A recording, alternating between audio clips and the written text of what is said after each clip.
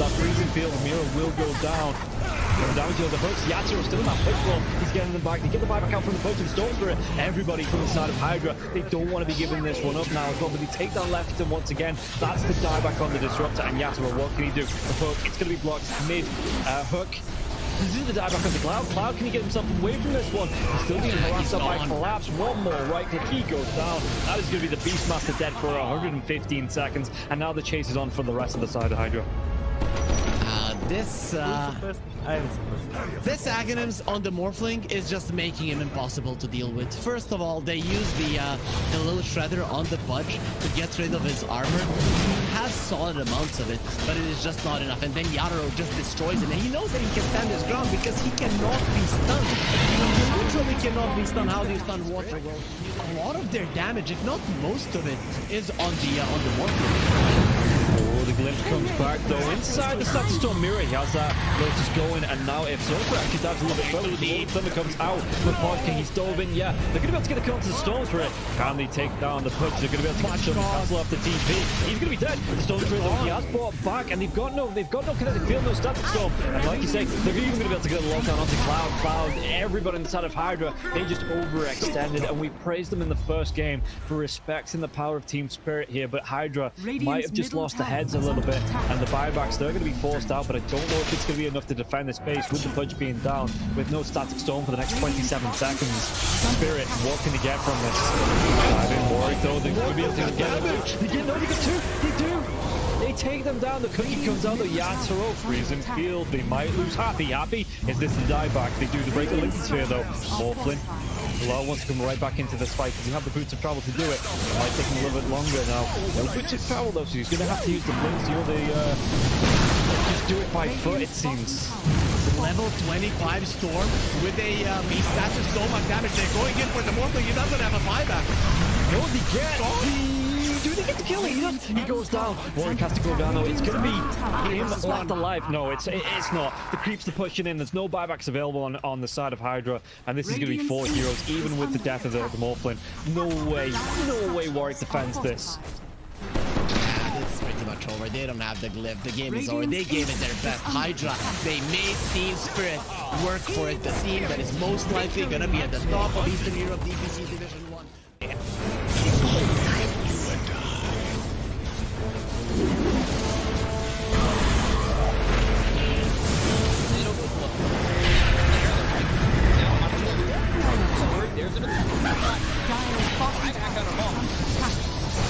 Radiant's middle barracks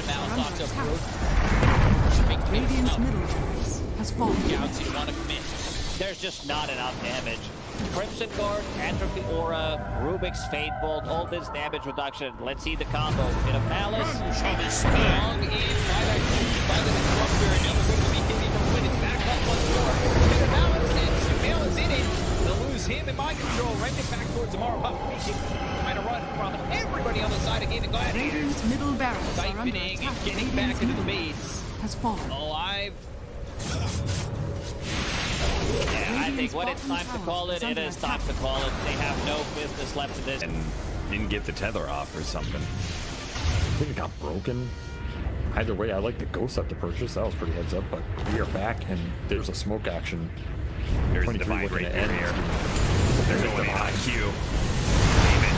There's the hit. Okay, get that hit off. 123. It's knocked. What damage? He's dead. Oh my god. Nothing. Jeez. Less than 10% of his health. I mean, I'm assuming that's just the game. That, yeah, 100%. There's no point in talking about the rest AU of it. picks it up. I shot him twice.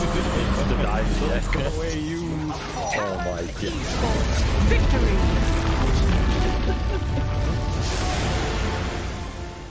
We finally get to see them have a little bit of lead, but they need to have good vision, good entry to engage. We're down up on high ground. Or Bulbica, Red Panda, this would be huge if we can find a Static Storm before the Tombstone. Not bad. Stun from Lulu. He's thrown now. There. Starting to drop down. I love TK control at the moment. He does manage to get that one away. And the Supernova down. TK barely surviving. And it's just going to be one down at his... Oh, White Album, the dodge, to hide away, the heal's coming in. Well, name. Hoping for a save, but the BKB is out, and they're going to jump onto him, who has to back away. We have lost White Album again, and now Mango in trouble. Who is going to drop? Aster, these fight so well, and they couldn't take down that Undying. And remember, it's ages, so they didn't really care about giving away. That's the bot. Big finish, profits.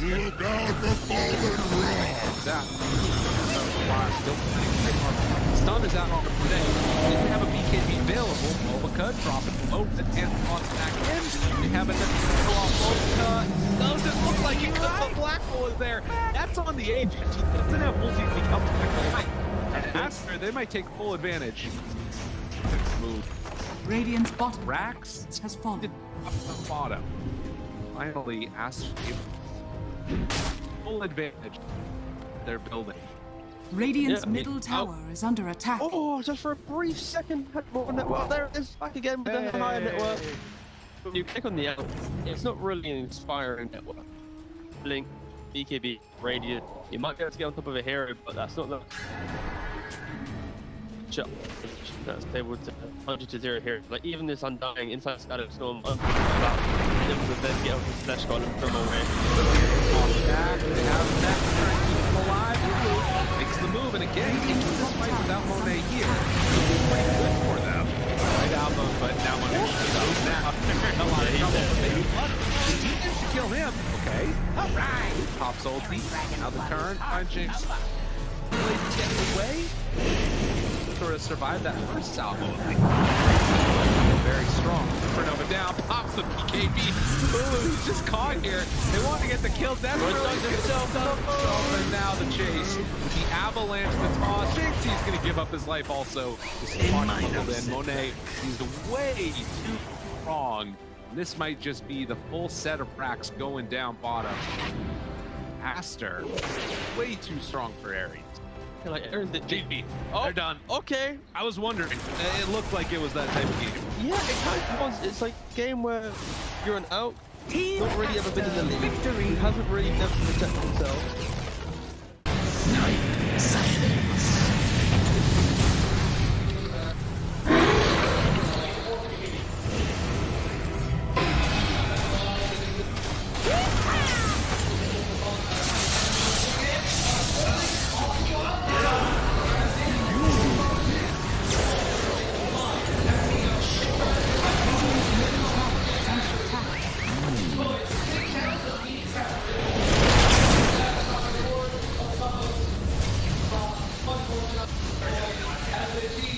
Radiant structures are fortified.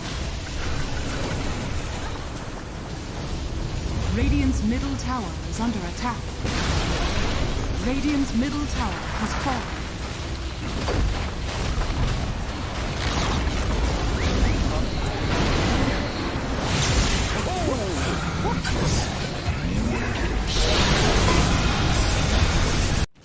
Boom.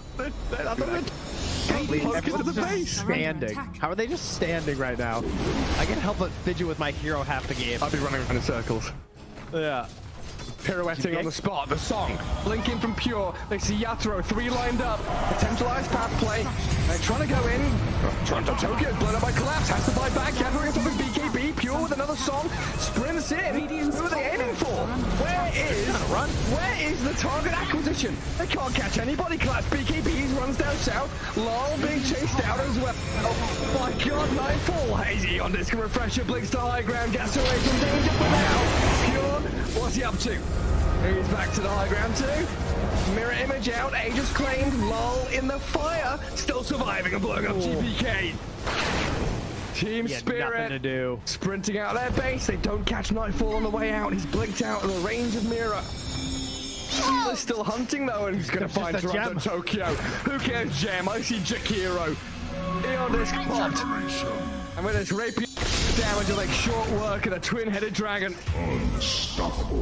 Laurel, the collapse waiting in the back line actually worked. He stormed out of the tree line and he just then started eviscerating the 2 supports with the help of Laurel. He completely jumped over. They dodged everything that Nagma was trying to set and prep there. And Yatoro was also just firing the cannon from the top there. Did the combined damage of Collapse and Laurel together. He is Who's that 11,000 monster? gold. Oh, pure. Lol. Oh, God. Nightfall's gonna get a bit of vision here with the Hawk. Imagine. Can they? Imagine. Will they? They have to do something kind of crazy. They're gonna be losing their base pretty soon. Lash has buyback. Radiant's Naga middle Beastmaster tower have is to under get attack. back to base to defend. Radiant's courier Drow has been Rangers up killed. here. Radiant's middle Tier 3 tower gone. has fallen. Barracks to follow. Radiant's There is no Bottom. buyback of collapse, is though. under That's a attack. big one. Radiant's middle barracks And has Mira. fallen. Radiant structures. Look at all the wolves. Look at all the summons. Vulnerable. Radiant's bottom Away from there. Help of the Glimmer Cave to jump in from Lol. Disruption self-save. Barracks taken out. Lol. Oh, tries to fight. Nightfall. He'll just pop, but he can't get any control of Lol. It's Lol. Puck is all over the place. Now they go into the GPK though. Aiming for the puck. They're going to find him at long last. They get him and the rapier's on the floor. He messed up the phase shift. He canceled it. Oh no. Did you see that? I'm not crazy, right? I don't know. Yeah, he phase shift and accidentally ended it. There's an Axe And then, Blessing recipe. There's a rapier. There's all sorts of stuff everywhere. Axe blessing recipe. What's that there? Okay. Not sure what the story on that one is. Meanwhile, Save, I think he had a refresher charge, right? Because Laurel dove him, he disrupts himself, and he tries to kill him again after it. Save just refreshes and then uses it again. How did they not got the rapier? Now there's Do they another just not care? DD. I don't think they care. Toronto Tokyo's going to take it, is he? Oh yes, the Jakiro with a rapier. Coming to feed it back to them, guys.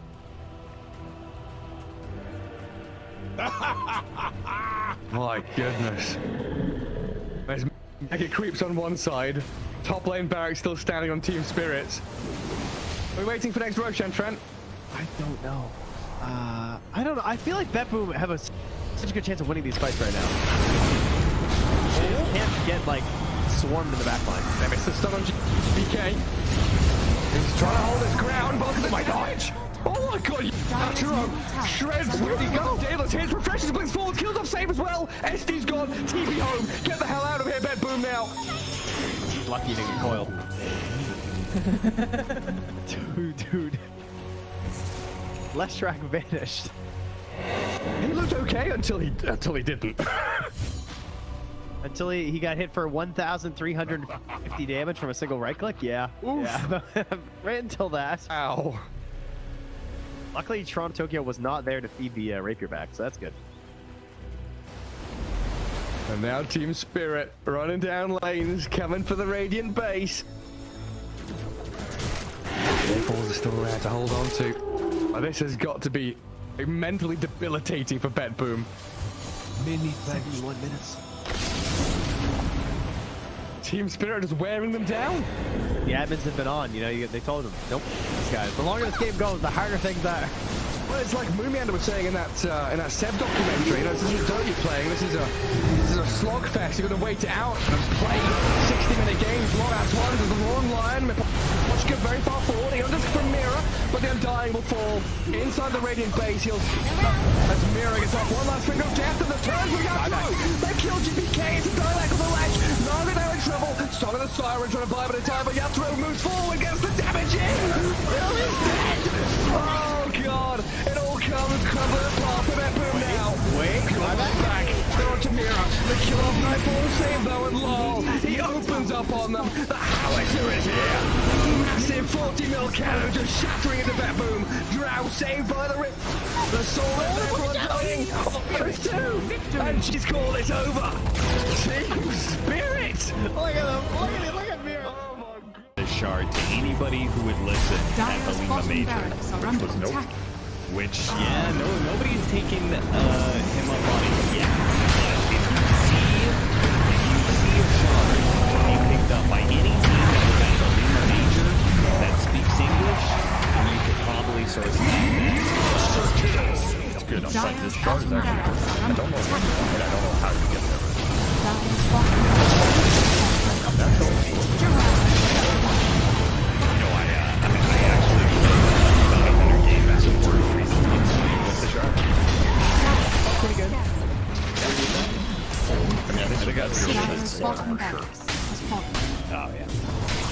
Slark with that shard is crazy. It's actually a broken strat. If Jolly doesn't use it still on top, he'd be taking that. Maybe that actually needs to get back. Shadow Walk his way back to the top. And then theoretically to 1,000 comments, but because I say it and nobody else doesn't believe it. I will say the other good thing about Bounty Hunter, but is we've got two different memes here. The Bounty Hunter shard, the Magnus Ags. He does have extremely high damage, and against probably has highest base armor, starting base armor in the game, which can make him really good at the laning phase for trading. Yeah, he's versatile. Terrible. Oh yeah.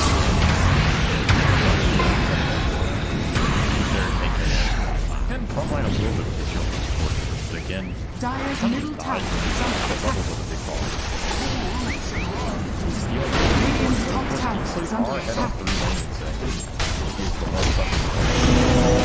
PSN FTX victory. Midas was being, so they have an inkling that this is going on, but they jump forward, find the Sun Spectre. The Doom is there, Force Staff, keeping him alive and on the other side of the fissure, but there's way too much damage, and the rundown is going to be there. MC is gone, GH is gone, and looking for more. 9 jumps back in, finds Kuro too, tries to get out of there, does not have a way to escape. Mar is completely under control, he too is gonna die. Buybacks are coming in. Amar realizes he can't do that kill with TP, but eyes on the prize. Thunder trying to close this one out, close this series out with a quick 2-0 as they set their sights now onto the tier 4 towers. There is a buyback still on Spectre, and no Doom available. The BKB is out though, and now the turn, the break, the finish. Amar dies a second time. MC on top of Snaking managed to find that kill. Sumail still controlled, does manage to get the blink back and away. MC, they're gonna go back in for more. They can't, but Sumail, just barely. Sumail got to be controlled. They got him there with the Gleipnir, and it's only MC left alive as Tundra start hitting these tier 4 towers. With this Unleash, with the damage coming through from the sidekick now as well. Watch Buckle though, it's actually going to be the Molten stealing that Pango form. They ain't doing anything about this because it's going to be hexed out. Could be having the damage to kill him off. It looks like this one's going to get low. The drag back now as well, but he's not going to be able to get the kill. In fact, he just drag him closer to him. Be able to clean up the side of one move. They have no cause now. Aintrad, the only one left alive in terms of cause. 3 heroes dead for the next at least 70 seconds. And this is going to be it. Yeah, Bedroom just come in. They're going to start to go up the base. Not even needing to go for Vegas here. As you can see, they just want to end it here and now. In fact, even diving into the bounce now as well, where the hook comes out. Moblin is going to be a good. He's got a Satanic. He's going to force that away. The Telekins to save from out from Bay. He's then really cocky on this Moblin, but it's paying off. And yeah, they're just going to be able to dive into the bounce once again. And the bouncing farm these heroes, cleaning it up. GG is going to be called after 45 minutes here. One move. They look great in game number 1. They look pretty good in game number 3 here as well. But Bedroom, they just had enough out of them in game number 2.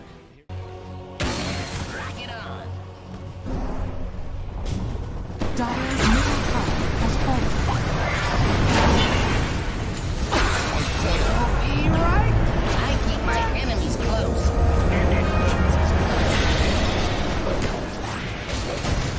I get mixed up in this.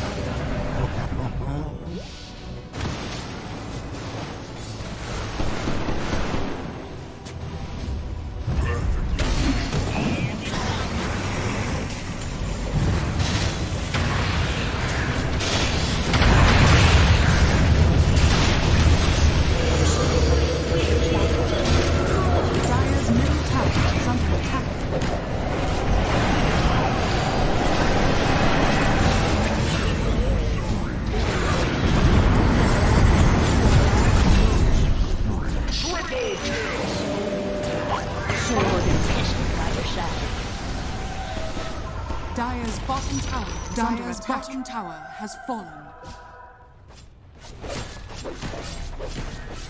Radiant victory. Away from enemy, it's like your not guys really just dying getting them because anything. They got themselves down.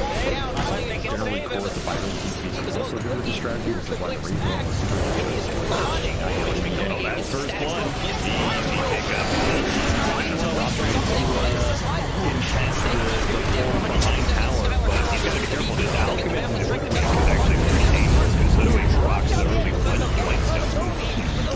you get more minus armor out of Acid Spray for a physical damage nuke of an unstable concoction. It's a deadly mixture. Somebody to come out. You're winning for lanes here for Kingsley. So Flash on him. Toss up into the air. They get a kill here on the Rubik. He's gonna find out once it goes in, but now it's gonna be careful. The throw in. No, they can't. Lots of damage. Look at that. Just not enough. Heroes don't have 5 actions. It's all it. They you're gonna have to play to defend the Nothing power. left in the tank. Yeah, won't finish him off. Lots of beyond godlike. They call GG. That's going to be 2-0 here for the side of Dream's not having a whole lot of fun with this. 10 stick charges, and he did manage to at least hit the Jingle stacks off of the Mountain Strike.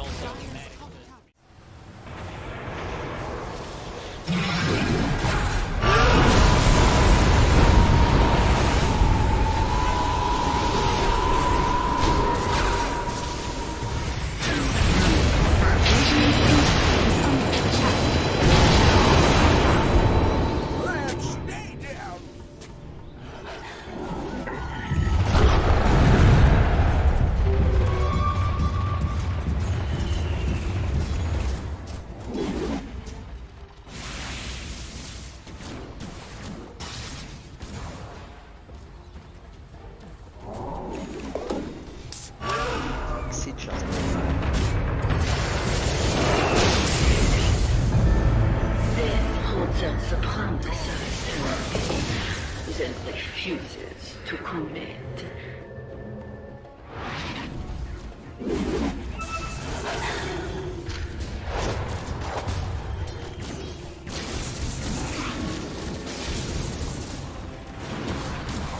Sanaba.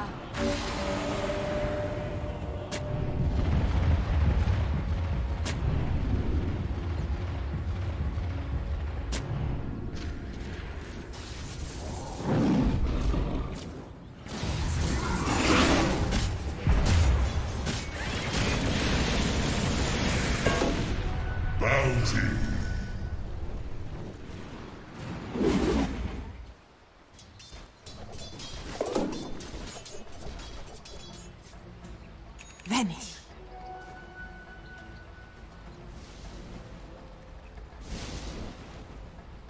Radiant are scanning.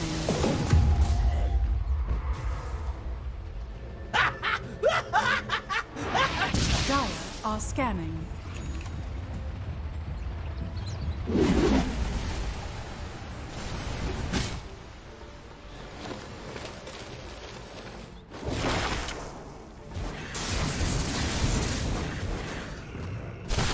Warriors of the wood. Radiant's courier has been killed.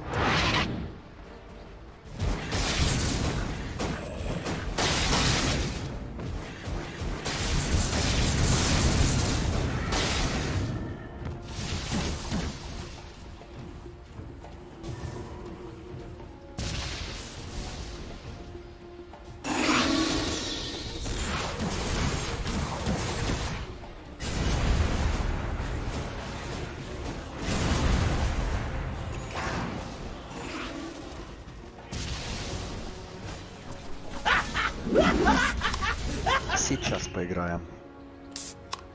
Сейчас поиграем.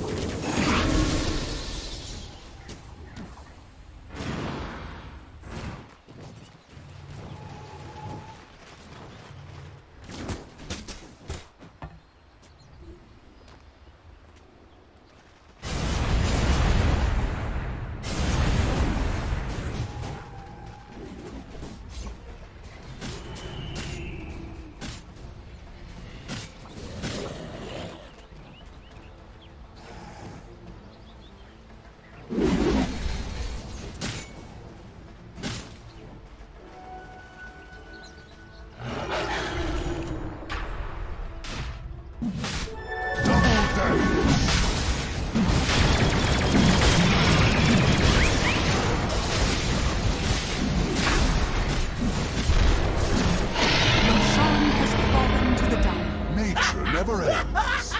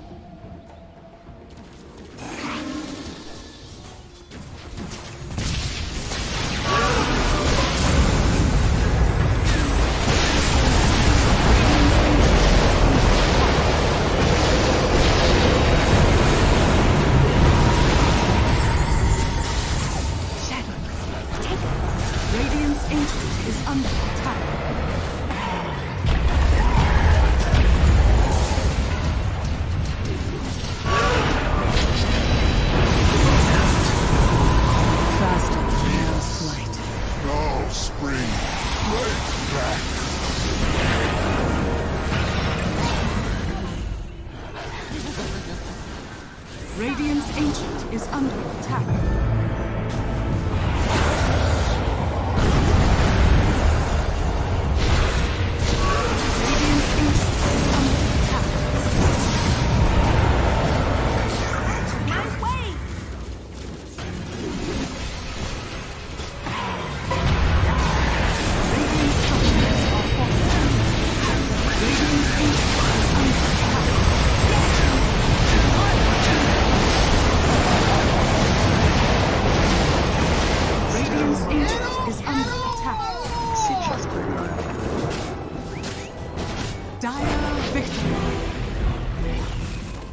Ultimately, this game kind of comes down to just who jumps who. There he goes. Save him. They have a save? Nothing. They've got the coil locking him down. They kick away the bear, but it's not good enough. Meanwhile, that 5 talent with the back lines getting demolished. John Well is going to be able to get away. The Snapfire couldn't quite finish him off. Let's see if they can force the buyback. Surely they will, but is Geek Slate going to be able to get a successful fight? The use of that buyback. One of these wolves is bigger than the other. Yeah, but it's not that big wolf you got to worry about. It's the little one. They're trying to force this punch by, but he is holding it. Discipline. Doesn't care about the racks. And I agree. What the hell do racks mean? It's out. Get the heck. Nice. Middle barracks. I mean, they need a kickback. I think he'll buy back once they get a kickback from The re-wolf. Get a pressure charge. Round 2. Might as well put it to use. Kill the top. Man, he died fast in that little interaction. Now the buyback goes out from Scan. They really want to push this, though. You want to go for this Ursa. They managed to get the scythe on him now.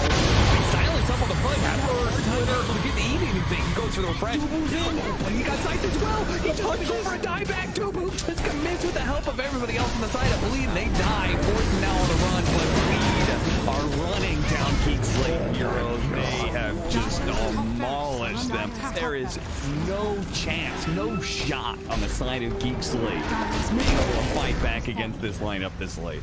We're not winning the late game man fight here. Then Dubu's taking it to Matt attacks me. He just runs in. Right here, where's the damage? Not getting it pushed in. They just drop it. Oh, look at that damage coming in from the Kisses. Well, the back line. Cox being assaulted. Cord's not going to let him get away. Then forced down. Forced them back into hell. What is this man fight? Satanic against all these heroes. It's happening. So alive, but eventually they Satanic at the BK can't get in. Oh, the snowball save. Maybe trying to pick him up. Okay, now they got him maybe with the orb. They can control him up. Enough force down. No way. Don't let force get away now. That's the end of the game. The Giants Ring gets him over this round. Finishes off the Nature's Prophet. Jackie's down. Finally died, but they haven't really gone through buybacks on the lead. They've got all their buybacks ready to go. So that is going to be it. Finally, DG is going to be called. So the time is, no matter who is playing the MP, in every single game, remaining. It happens once, twice, maybe 3 times. They always TP in a very unfortunate spot. Their teammates are just not there, and then they finally pop in, and they're surrounded by the entire enemy team. 3 seconds later, they get crushed. But luckily enough, we do have the draft starting right now, ladies and gentlemen. We'll be jumping in to see the heroes that are being chosen, and we get Hellraisers with the first ban. They're getting rid of the Baboka Enchantress to immediately try and counter it. 10 seconds remaining. So, Team ban Brood or ban NP? To ban. Dire team pick. Daki's also banned. Team Aster's turn to pick. Brood mama. Team Aster's turn to pick. Disruptor. Timber saw. Oh.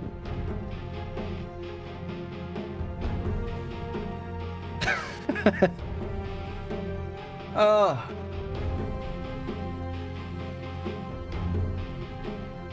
10 seconds remaining. Dire team ban.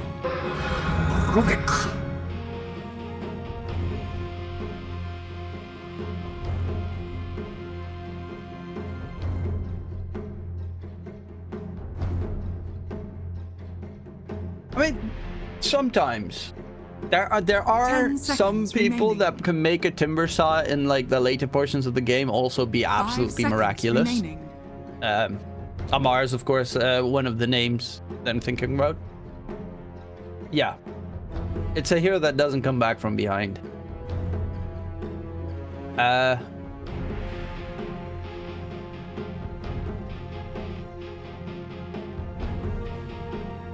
Team Aster's turn to ban. Dire team ban.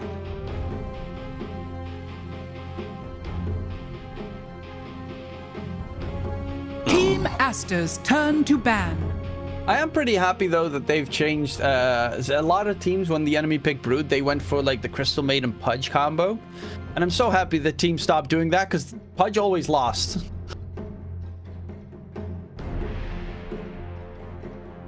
Dire team ban.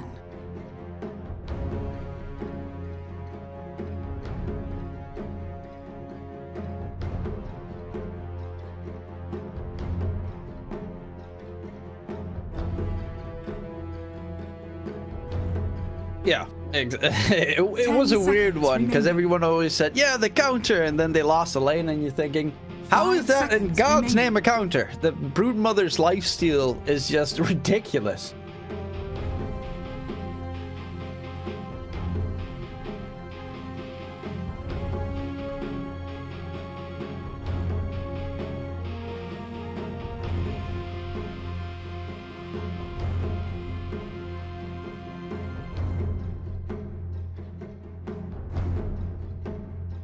Aster's turn to ban. Well, let's see. Batrider ban. I've seen so many people ban out Batriders, whereas I think the win rate on Batriders is really low right now.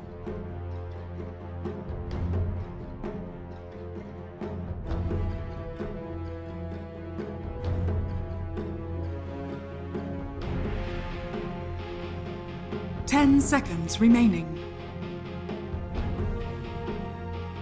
5 seconds remaining.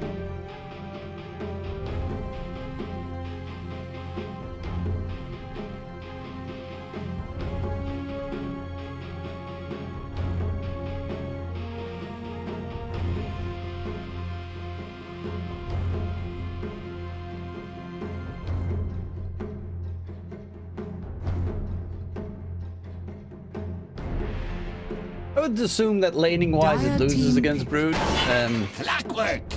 But I guess they might have something in mind, like a Storm Spirit or something, or yeah.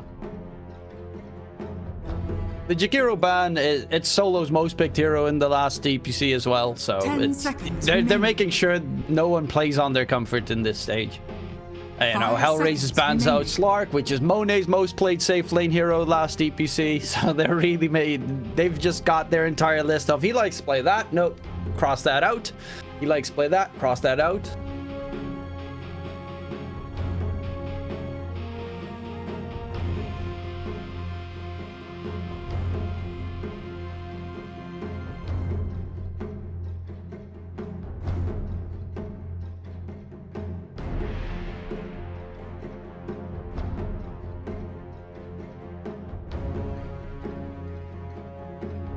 With the clock being picked up and knowing that Siamese Cat, of course, loves playing clock, do you think this is a disruptor for Baboka to lane with the Timbersaw?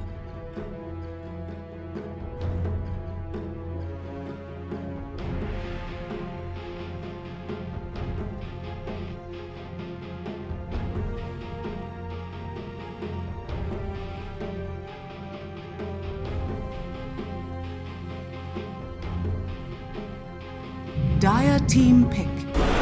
Dragon Knight. Ooh. Is that the Ramses DK though? Team Aster's turn to pick.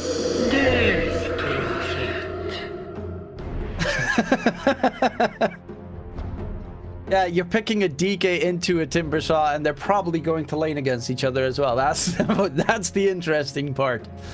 That's a lot of faith as well in the DK for remaining. HR. 5 seconds remaining.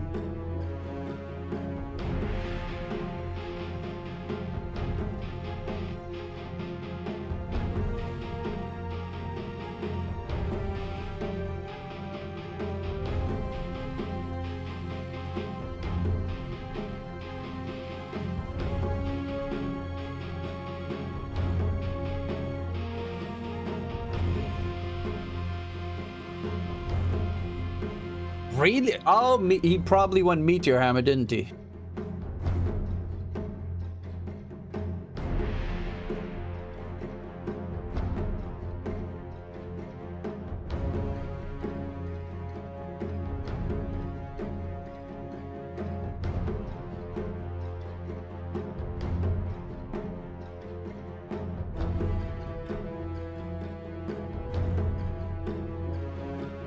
Well, that normally should not be the case.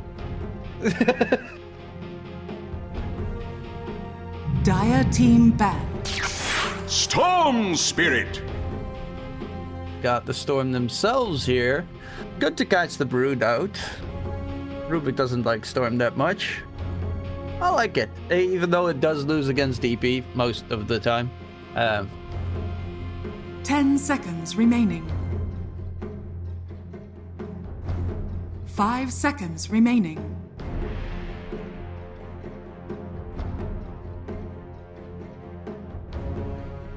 Team Aster's turn to ban.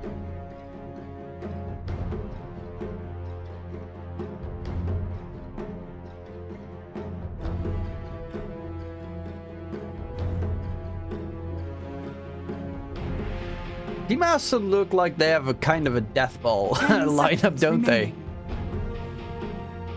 Yeah, it's DP mid, DK 5 safe. seconds So remaining.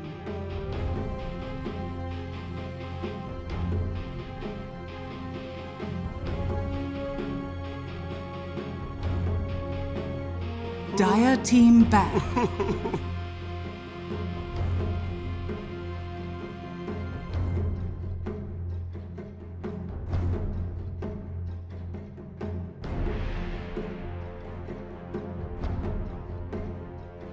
I mean, DK4 with the Meteor Hammer. Let's go. That's 10 seconds also remaining. 5 seconds remaining. I don't think it ever was good, but it's a possibility. I know. Actually, I know Solo has Team played Aster's turn DK5 to ban. a couple of times as well.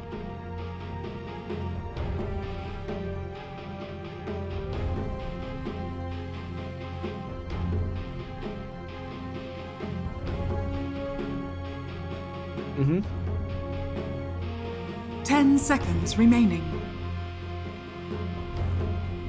Dire team pick.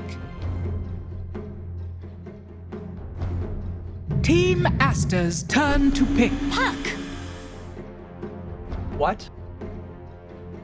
Safe lane Brood? I assume it's a DK5, maybe DP safe lane? I have absolutely no idea, but 10 seconds remaining. 5 seconds high remaining. MMR games though, Broodmother has been played in high MMR pubs recently, and I know Ramses in the past played Broodmother safe lane. I don't know if it's gonna happen now, but yeah, but DP5 was also a thing, so eh.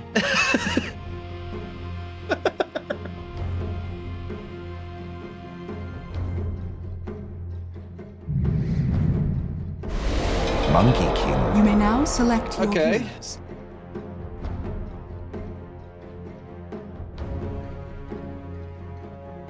DP5. Yep, DK safe lane, DP5.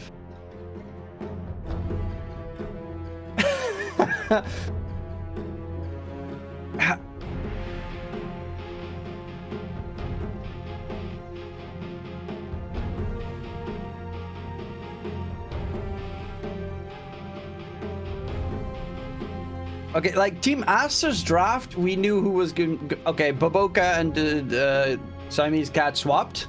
Yeah, we knew who was gonna play what, pretty much. Only the supports were a little bit questionable. Hellraisers, no freaking clue who was gonna play what in the end. And, well, Solo, DP. I mean, it does add push. It can survive in the lane pretty well. It's up against two melees, even though XSS has that mobility to it, so it's pretty A-okay.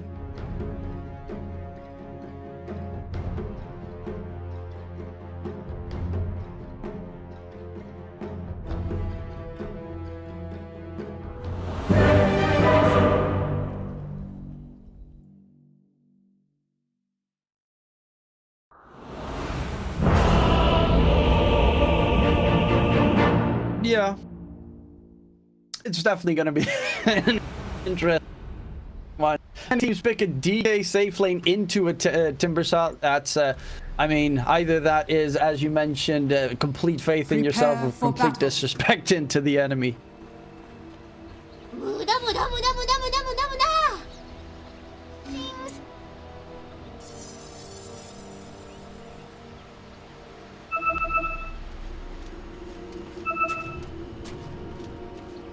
Oh, nice ward placement. He might have actually seen Kiyotaka place it. Yeah, he definitely saw Kiyotaka walk back after placing the Observer ward.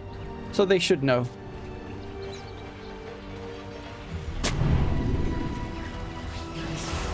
Unless you guessed it, you know.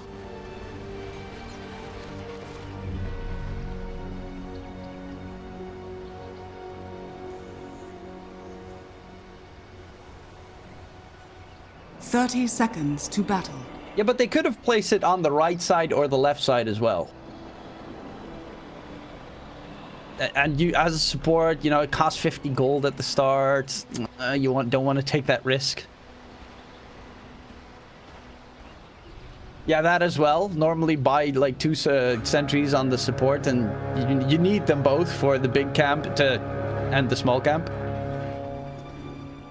The battle begins.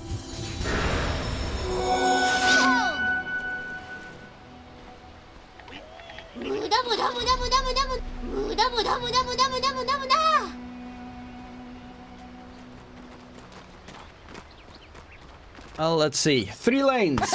And the big question, of course, as always, Winter, which lane is going to be the most interesting?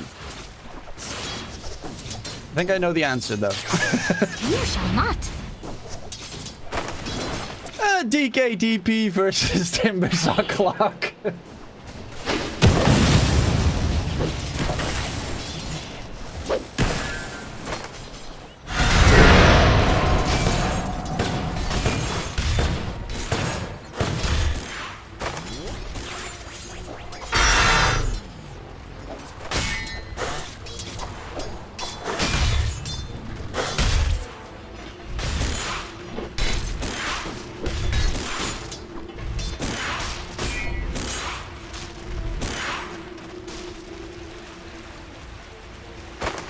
Does mean that Ramsey is going to get some free farm time, which is always a plus. Of course, this is a situation you go for if you kind of expect to struggle in the lane.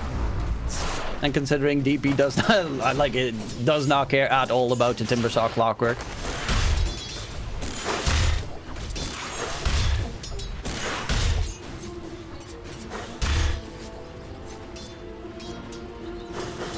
Yeah.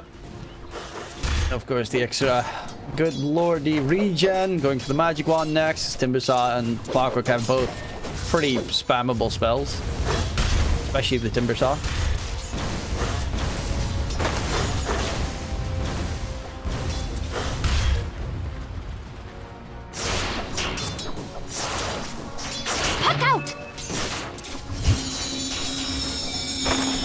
I mean, that is a lane where a lot of the time there is a terrible mistake, because one of them wants to kill the other, and then you're gonna have the fair fire fights.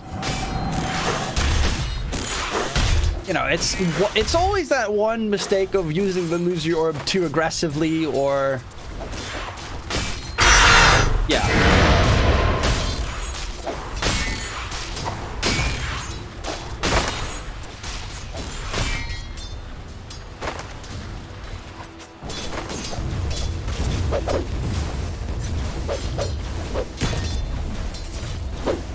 Support rotations from the supports could be, of course, very handy in this case, especially Disruptor.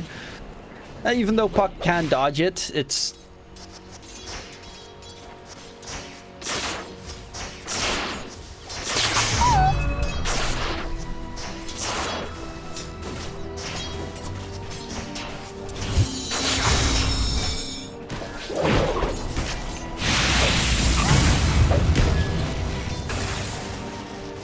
Solo and Boboka are just chasing after each other the entire time in the jungle. And yeah, they're just currently farming. No real aggression coming out. No kill threats just yet.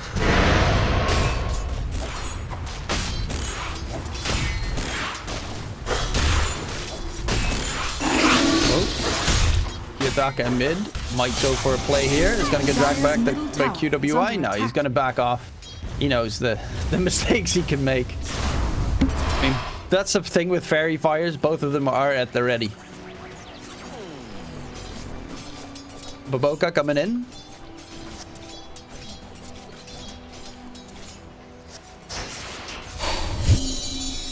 First blood. Behold! First blood. Well, today anyway. And he gets the water rune as well, but he's being chased into the Roche pit right now by Baboka. Oh. Yeah, but the bottle refill is there. Thank you very much for your suicide there. It was all, of course, planned that Antares would just die. Calculated. Glimpse. And on the strike, Monet, another kill. Okay, that's a good way to deal with the brute. That should help.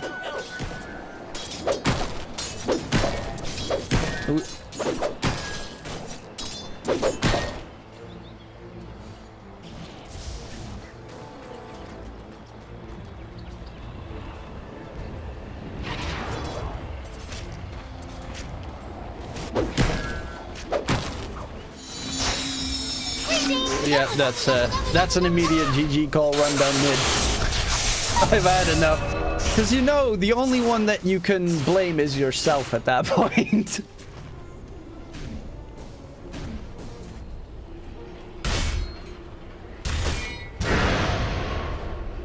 Yeah, why didn't you count perfectly to 4 right there? Dire's structures are fortified.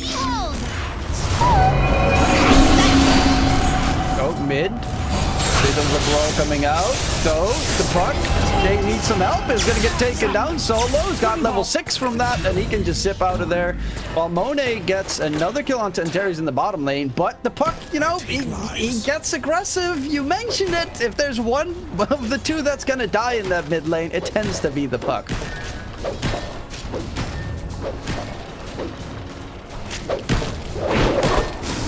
A gift of tons of battle.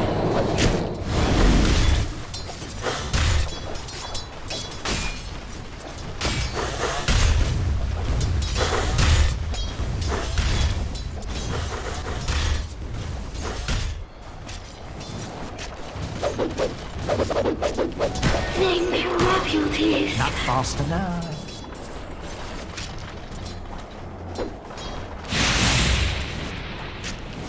Yeah. Would assume so. You know, Dream Coil, as you mentioned previously, very deadly for a lot of these Aster heroes.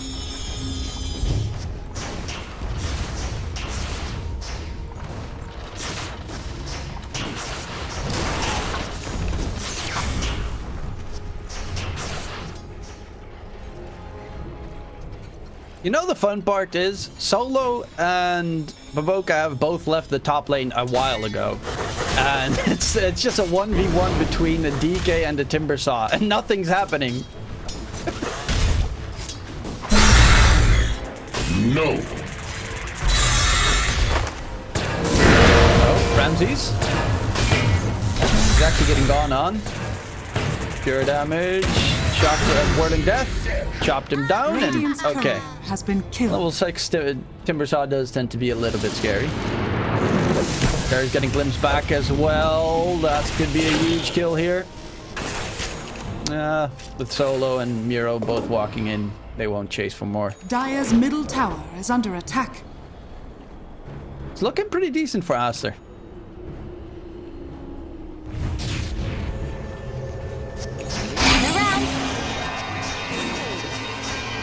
Denied. Yep, and Boca just stands there inside his cogs.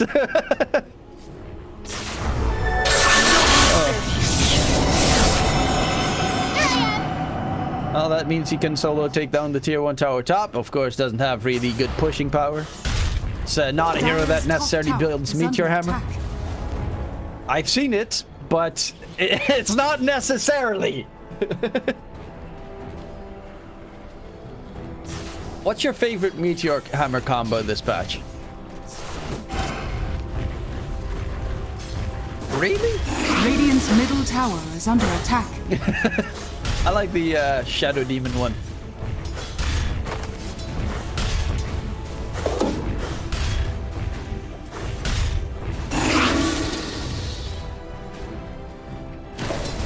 Night Star.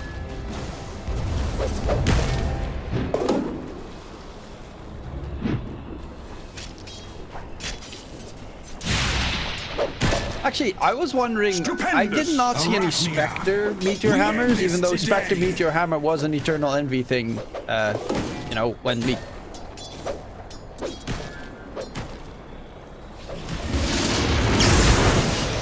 Oh, Terry's? Yeah, with the XWY rotation, there's not really much you can do. I take what I please.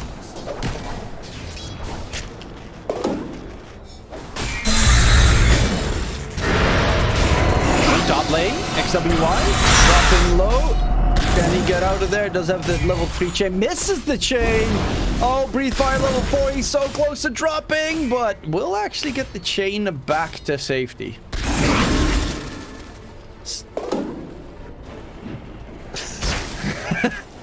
Flashbacks. Oh no.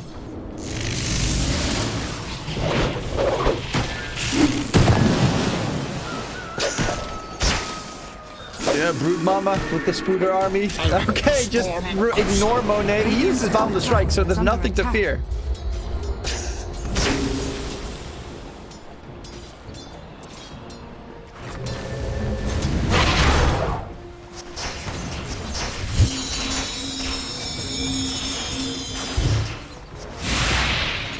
Yeah. Or you're thinking, okay, I'll glimpse you, and then the entire spider army keeps chasing you. That did nothing! It did nothing!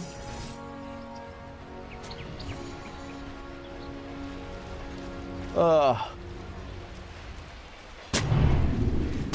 Dire's top tower is under attack. For me, it's always Bounty Hunter. There's nothing... No, but there's nothing that infuriates me as much as hearing the gold being stolen out of your inventory. Just that joink sound. It's the most infuriating as a support that I've ever encountered. Under attack. Dire's structures are fortified. I've been wanting Radiant's this. bottom tower is under attack. Dire's top tower is under Boka's attack. level 6. Dire's Misses the hook shot though. But yeah, that's a lot harder to miss. I'm over here. They defend the tier 1. It's very close to dying though. Radiant's middle tower is under attack. Get the Ags and then you can. Yeah. Then you can miss an electric vortex, indeed. Eventually he'll get it though. Ramsey's Radiance.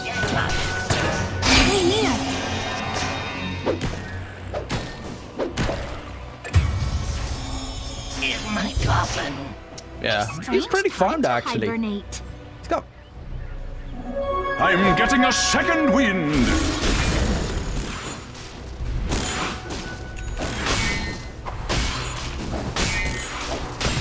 Dire's bottom tower is under attack. Yeah, if you get like the Manta plus Ags on DK, you know, with that insane slow.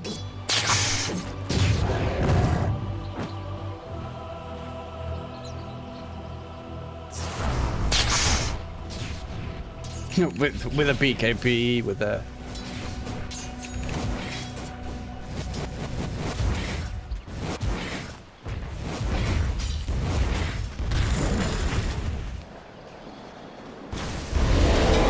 In the earlier portion of the game, you know, when Monkey has his Battle Fury, he's still super squishy.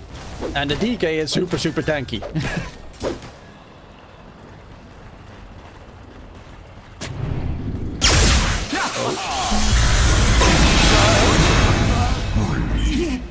Blown away. There's a nice kill. 9-2 currently for Aster, but net worth-wise is still very close, and that's because Ramsey's had such a freaking phenomenal game. Dire's bottom tower is under attack. Dire's structures are fortified. Radiant structures are fortified. Dire's bottom tower is under attack.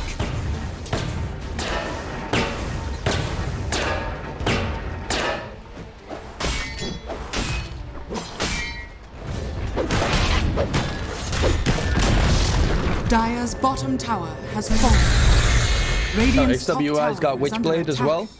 Both mid laners got Witchblade. Solo goes for the TP after being glimpsed. Statin is right there, but does give away that they have high ground vision, or at least vision in the area.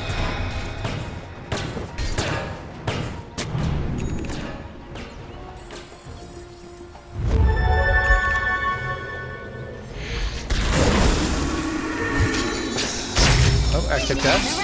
Bottom lane gets coiled with double damage puck with a Witchblade. Does do a lot of damage. Silence is there. It's taking quite some time. More rotations in, and Terry's is here. He's got the lift, but it's too far away. And XXS, can he get out to safety? They're chasing forever. No rotations coming in because they're fighting on the other side, taking down Ramses in the Great Dire's jungle. No! And he keeps 3 heroes distracted. They get a kill onto Ramses. This was really well done by Aster.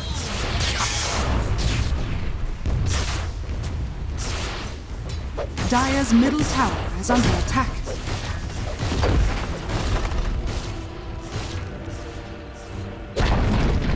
Dire's middle tower has fallen. Look how strong that Timber is. Such an amazing hero.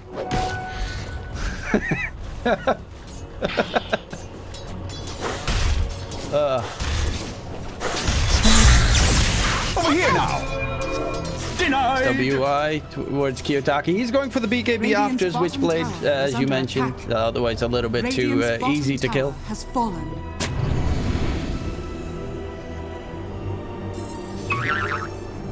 Gonna go for XXS again, seems. A prize.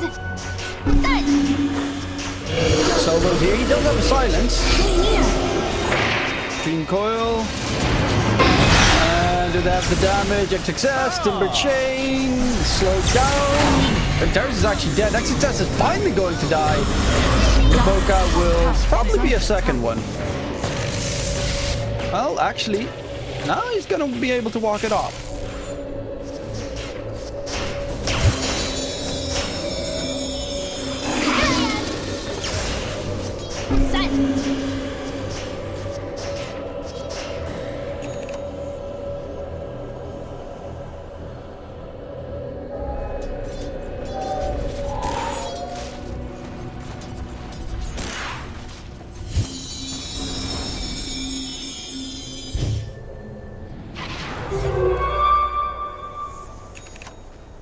Radiant's middle tower is under attack.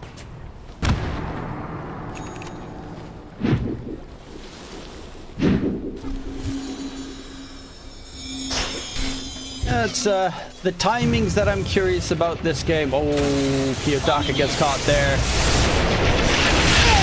Yeah. Transformation. One less enemy. Yep.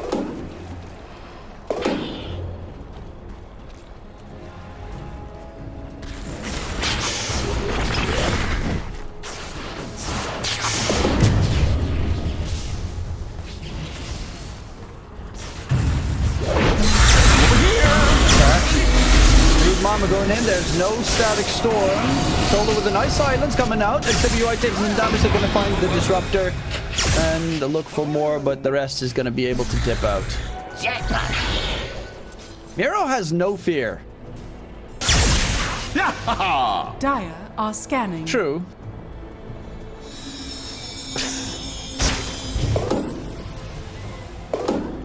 And he's on the other side of the map, very close to his BKB as well. Really good timings here for Monet.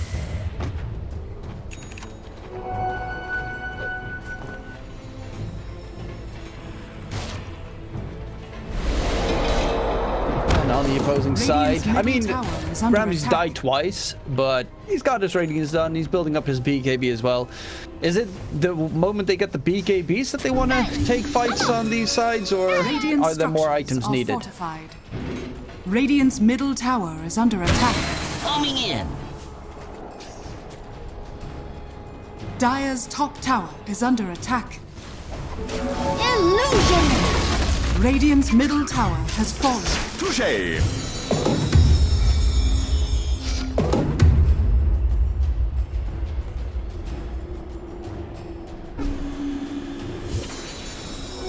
Thank you, my beauties. Worth-wise, it's still reasonably close. 4K ain't the biggest problem. The biggest net worth difference is Baboka has really farmed. He's got a full hood of Defiance on the Clockwork. Actually, a full pipe. He's got a full pipe on the Clockwork. Battery Assault does double damage to creeps.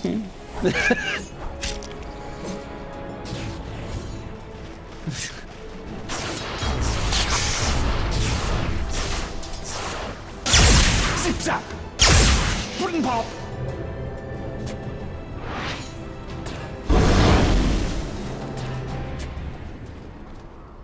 Well, he does have almost 50 more creep kills than the Rubik. I guess the problem for the Rubik is the fact that all three of his cores like farm everything on the map.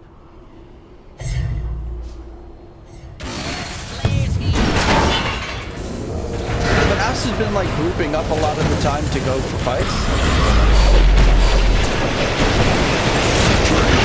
Not getting any help as well in that top lane. They Radiant's just... bottom tower is under attack. Dire's structures are fortified. Wukong's static jumping at the field. No one to help you out. Terry's almost gets blown up by XXS.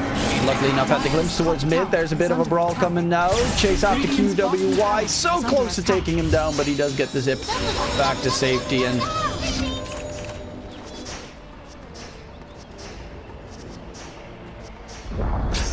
Dire's top tower has fallen.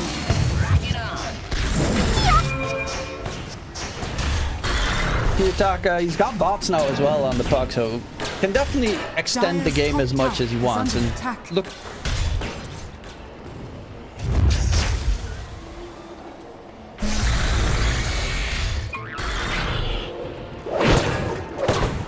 Monet is so far ahead.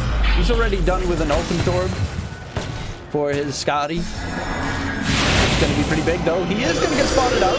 BKB's on cooldown. Going for the TP. Do they have a way to interrupt his TP? No, they do not.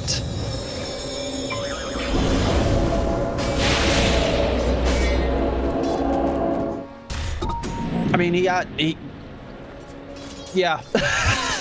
Just TP. That's full fake.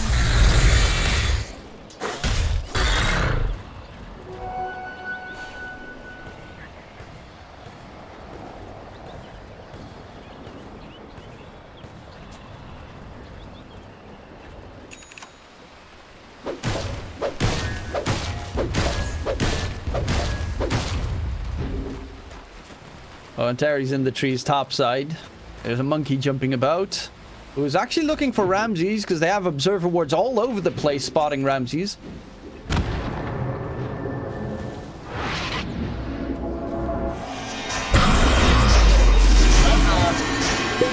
Mamuka does get spotted on the other side. Hook shots away to the creeps. And yeah, he's only died once. And he's been ganked like 4 times. He's only died once.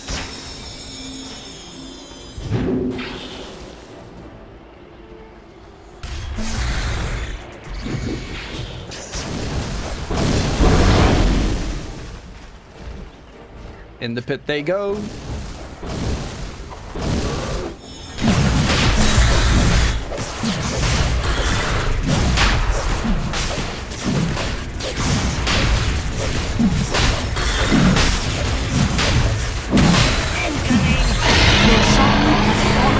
Well, the ages are on Monet. He's just going to continue farming his Scotty. Here I am.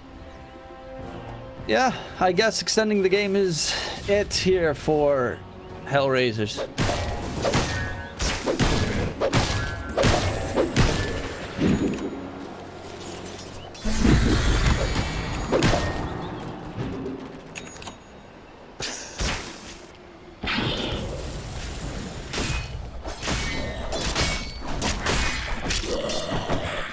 also might have some struggles with high ground pushing, though.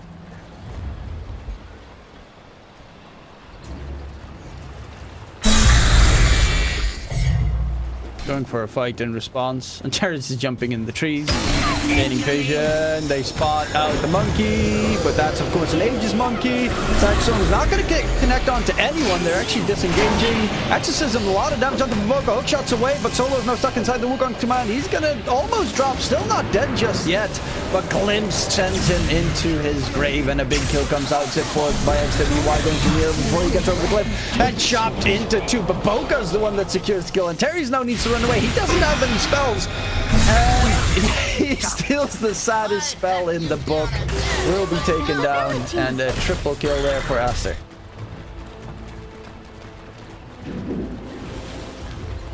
Dire's bottom tower is under attack.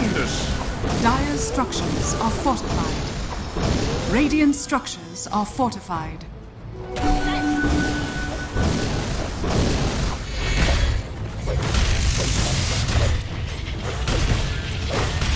Dire's bottom tower is under attack. Dire's bottom tower has fallen. You know what's really nice to see? That Timbersaw's second net worth.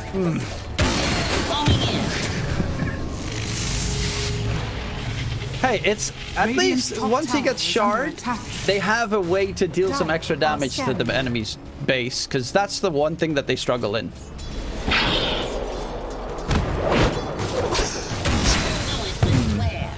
Yes.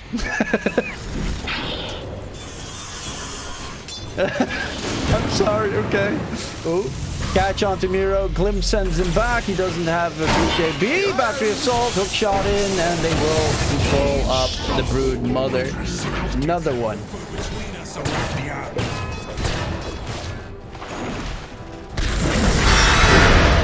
Radiant's top tower is under attack. Dire's bottom tower is under attack. Radiant's top tower is under attack. Dire's middle tower is under attack. Radiant's top tower has fallen. And the problem for them is that their high ground push is lacking on Aster. Radiant's top tower it's not the fastest. Dire's middle tower has fallen.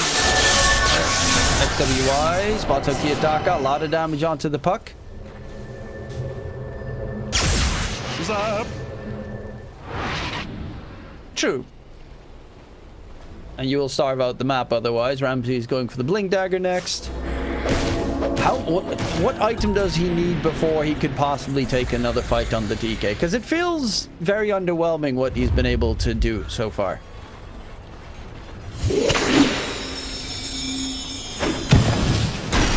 Oh, that boundless strike from Monet out of fog. Kiyotaka never saw it coming. Gets stunned up, and then immediately the sags from Kinetic Field. Yeah, Puck is not a hero that likes to build BKB most of the time, and he's queued it up right now. Dire's middle tower is under attack.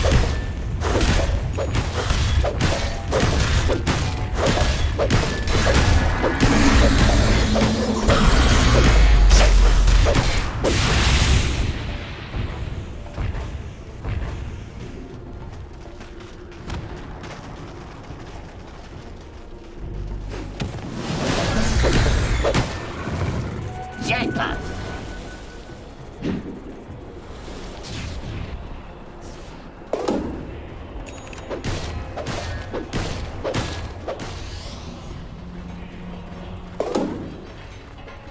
I love the Ags on Clockwork. He's building it right now.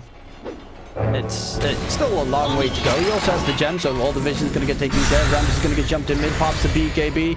Needs help, he's going to go for the TP out. Hook shot was already used, and Monet doesn't have the basher just yet.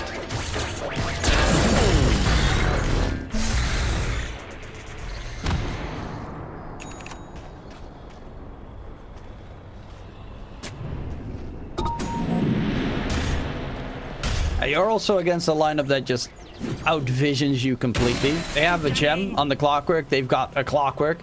Disruptor. Radiant's top tower is under attack.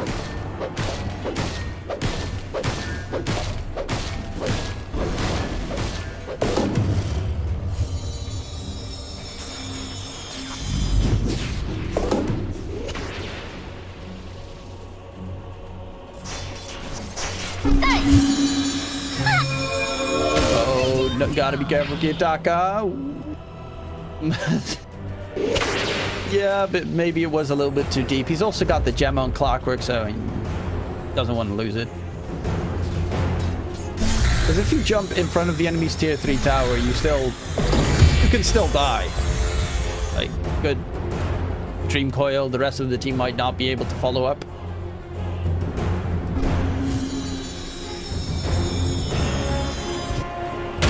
Incoming!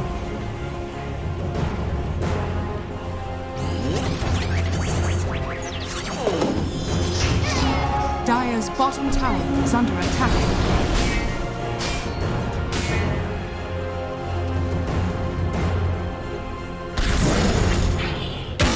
Rock it on! This is getting pretty scary. Smoke's broken. Incessant crunch, Silk going in. Catch on to Miro. Brood Mother's going to be controlled. No BKB on. The Brood is an easy kill. That's going to be all your sustain gone. Solo's going to be the next target. BKB by Exeter. Doesn't really care. Ramsey's just hits XWI. But what can you realistically do at this stage? Actually, XWI dropping pretty low. Gets Stream Coil in the process. No BKB on the Storm. He's very low, but gets the zip out. Not even going to falter there. And carries another one down. The only one alive is Kiyotaka. XWI dodges that move there with the tiniest sip of his life, and he's not even gonna fall on the Storm Spirit. My man is playing with fire, and he lives. 608 on that Storm.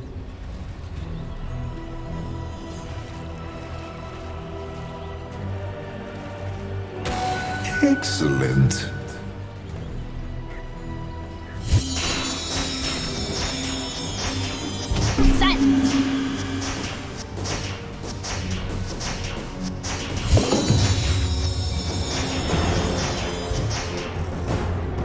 I mean, it is $1 million tournament, so there's a lot to play for here.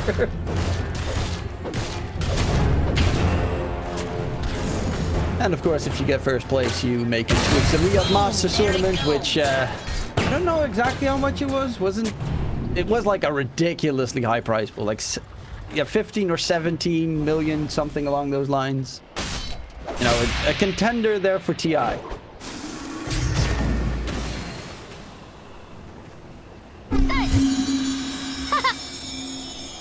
I mean, the $1 million tournaments are also not too bad. That are both qualifiers.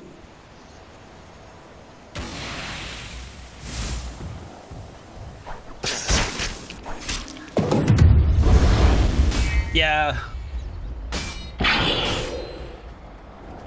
Yeah, it was kind of lacking with all the third-party tournaments just non-existent. There were no minors anymore. It felt a little bit lacking.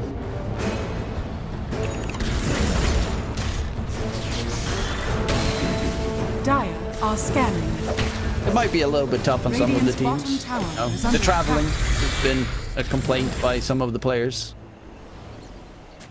That is true. That is very true. And they get to see the world. Wait, where were we? Oh yeah. Random, very quick death there. But it is a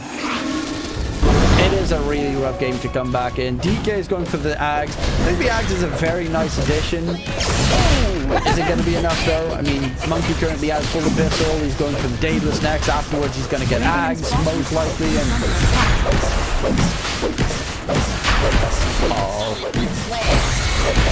And maybe, you know, make it 30 and give him tier 5 items. Your song has to the radio. I mean, with Ags, he already does the flying stuff, so I don't know. Yeah, you do become absolutely gigantic. It is really nice to see, especially if you've got the Mantis Cell as well. Miro, Brood in trouble, glimpse back, running the opposite direction. He's got the kinetic field cooldown reduction on Disruptor, so it's kind of stupid.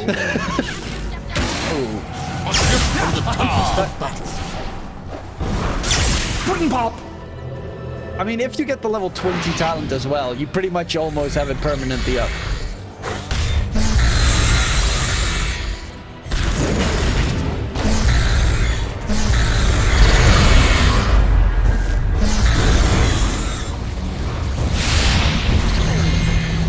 Dire's middle tower is under attack.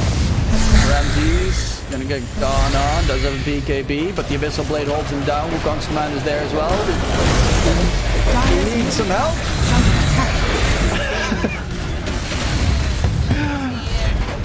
Oh, yeah, there's the GG call from Hellraisers. Aster just... I mean, they had the more obvious draft of the two, and they obviously handled it better this game. Even though I must say, Ramsey's did a really good job laning stage-wise.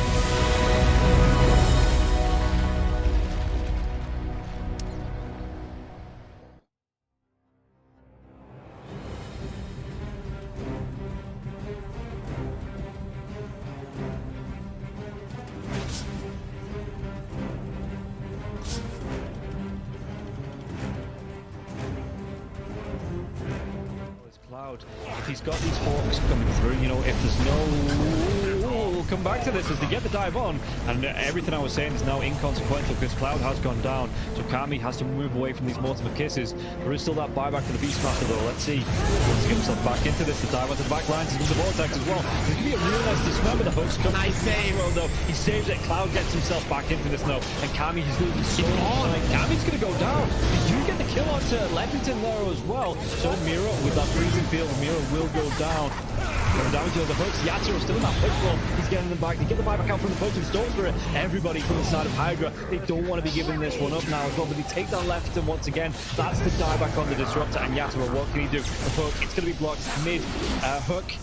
This is the dieback on the Cloud. Cloud, can he get himself away from this one? He's still being harassed up by Collapse. One more right click. He goes down. That is going to be the Beastmaster dead for 115 seconds, and now the chase is on from the rest of the side of Hydra. This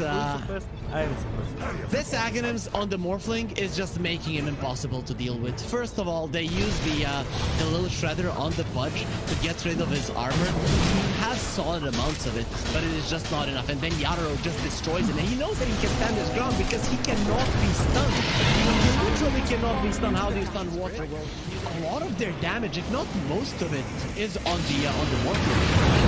Oh, the glimpse comes back though. Inside the Static Storm Mirror, he has that Lotus going, and now if Zofra actually dives a little bit further, the Thunder comes out. McPod, he's dove in, yeah. They're going to be able to get a kill onto the Storms for it. Can they take down the Pudge? They're going to be able to catch him, cancel off the TP.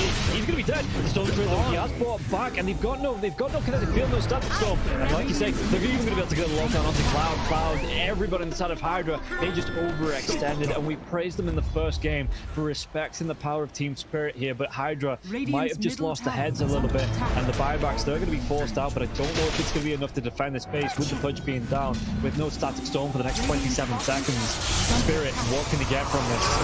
I've been worried though, they're going to be able to get it. They get two, they do!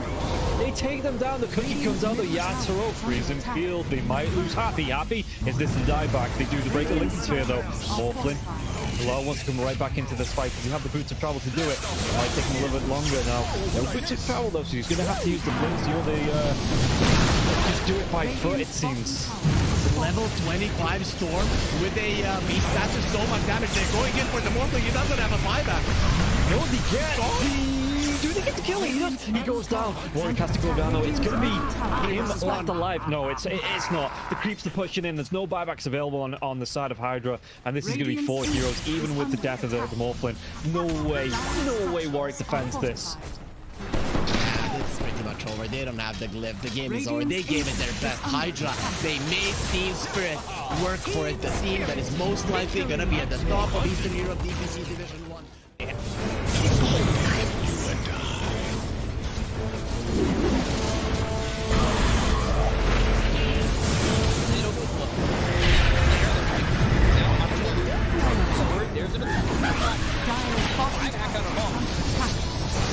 Radiant's middle barracks are under attack. Radiant's middle barracks has fallen. Yeah, you want to commit. There's just not enough damage.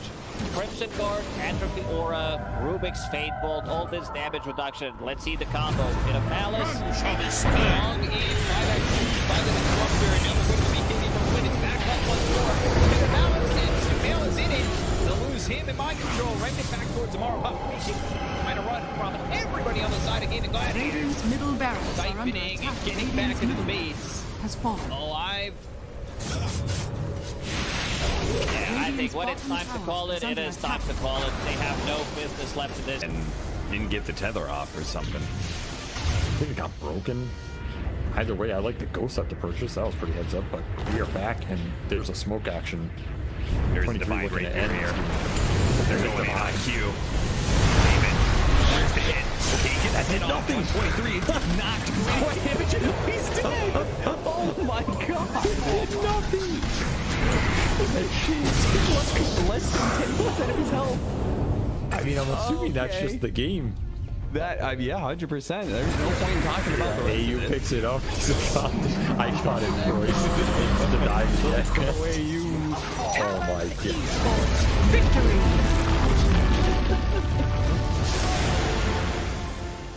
We finally get to see them have a little bit of lead, but they need to have good vision, good entry to engage. We're down up on high ground. Or Bobica, Red Panda. This would be huge if we can find it. Static Storm before the Tombstone. Not bad. Stone from Lulu. He's thrown now over the Bobica. There. Starting to drop down. I love TK control for the moment. He does manage to get that one away. And the Supernova down. TK barely surviving. And it's just going to be one down at his... Oh, White Album, the dodge, to hide away, the heal's coming in. They hoping for a save, but the PKB is out, and they're going to jump onto him. He has to back away. They have lost White Album again, and now Tango in trouble. Q is going to drop. Aster, these fight so well, and they quickly take down that Undying. And remember, it's ages, so they didn't really care about giving away. That's what. Big finish profits. Stun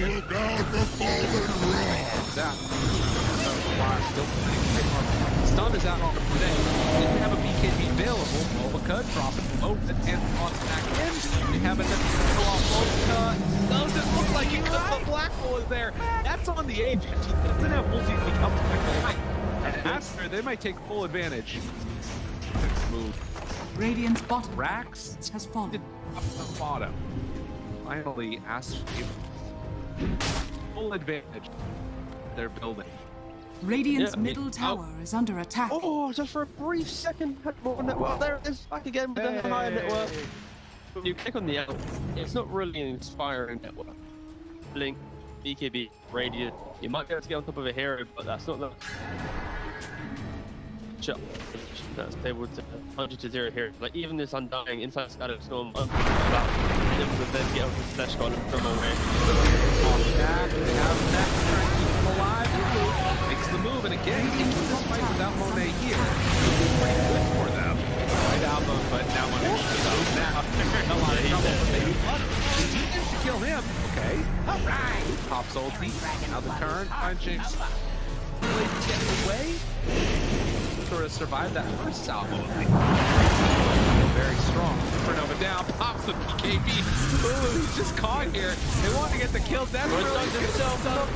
And now the chase. The avalanche, the toss. Thinks he's going to give up his life also. Then Monet is way too strong. This might just be the full set of racks going down bottom. Aster, way too strong for Ares. Like Aaron's the GP. Oh, they're done. Okay. I was wondering. It looked like it was that type of game. Yeah, it kind of was. It's like a game where you're an out. Not really ever been in the league. Victory. He hasn't really never protected himself.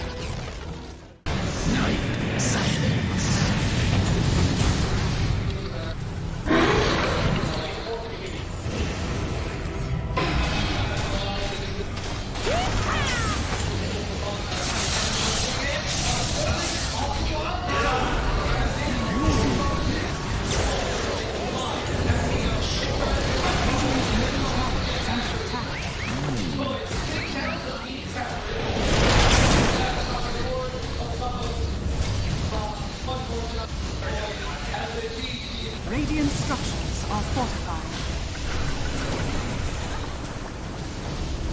Radiant's middle tower is under attack. Radiant's middle tower has fallen.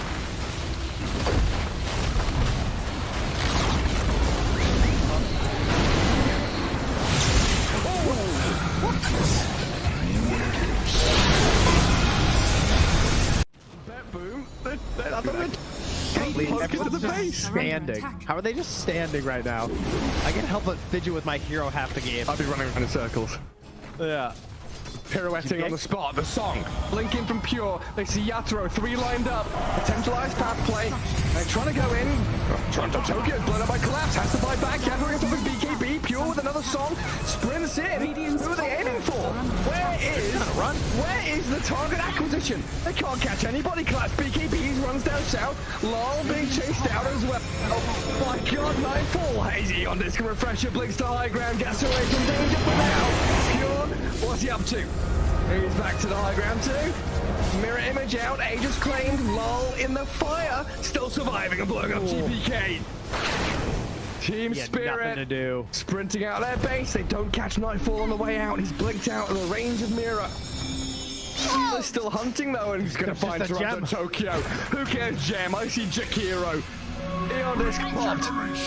And with this rapier damage, like short work and a twin-headed dragon. Unstoppable. Laurel, the collapse waiting in the back line actually worked. He stormed out of the tree line and he just then started eviscerating the 2 supports with the help of Laurel. He completely jumped over. They dodged everything that Nigma was trying to set and prep there. And Yatoro was also just firing the cannon from the top there. Did the combined damage of Collapse and Laurel together. He is a monster. Oh, Pure. Lol. Oh, God. Nightfall's gonna get a bit of vision here with the Hawk. Can they? Will they? They have to do something kind of crazy. They're gonna be losing their base pretty soon. Lash has buyback. Naga Beastmaster have to get back to base to defend. Drow Rangers up here. Tier 3 gone. Barracks to follow. There's no buyback to Collapse though. That's a big one. And Mira. Radiant structure. Look at all the wolves. Look at all the summons. Pretty vulnerable. Gets away from there. Help of the Glimmer Cave to jump in from Lol. Disruption self-save. Barracks taken out. Lol. Owen tries to fight. Nightfall. He'll just pop, but he can't get any control of Lol. It's Lol. Puck is all over the place. Now they're going with GPK though. Aiming for the puck. They're going to find him at long last. They get him and the rapier's on the floor. He messed up the phase shift. He canceled it. Oh no. Oh, you see that? I'm not crazy, right? I don't know. Yeah, he phase shift and accidentally ended it. There's an Axe Blessing recipe. There's a rapier. There's all sorts of stuff everywhere. An Axe Blessing recipe. What's that there? Okay. Not sure what the story on that one is. Meanwhile, Save, I think he had a refresher charge, right? Because Laurel dove him, he disrupts himself, and he tries to kill him again after it Save just refreshes, and then uses it again. How have they not got the rapier? That was another DD. I don't think they care. You know what Toronto Tokyo is going to take it, is he? Oh yes, the Jakiro with the rapier. Coming to feed it back to them, guys.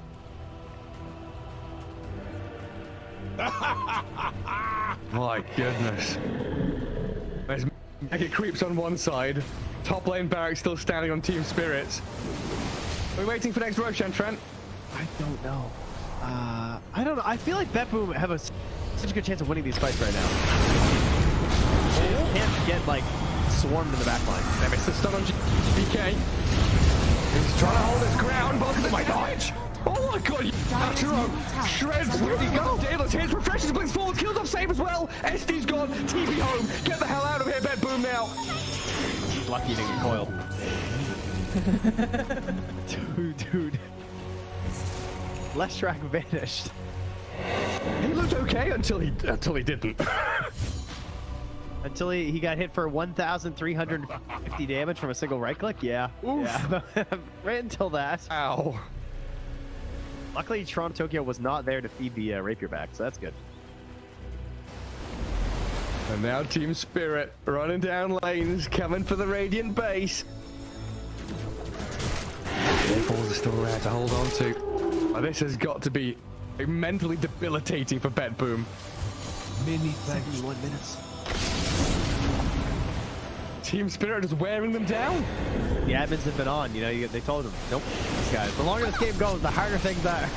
Well, it's like Moomiander was saying in that Seb documentary. You know, this isn't Dota you're playing. This is a slogfest. You're gonna wait it out and play 60-minute games, long-ass ones. There's a long line. Watch go very far forward. He'll just from Mira, but the Undying will fall inside the Radiant base. He'll as Mira gets off one last finger of death and the turns we got through. They kill GPK. It's a Dialect of the ledge. Naga now in trouble. Song of the Siren trying to buy him at a time, but Yatro moves forward, gets the damage in. Bill is dead. Oh god. It all comes crumbling apart for Bet Boom now. Wait, back. They're on to Mira. The kill off Nightfall save though, and lol. He opens up on them. The howitzer is here.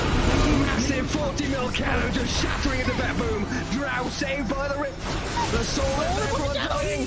There's two. And she's called it over. Team Spirit. Look at them. Look at Mira. Oh my god. The shard to anybody who would listen at the Lima Major.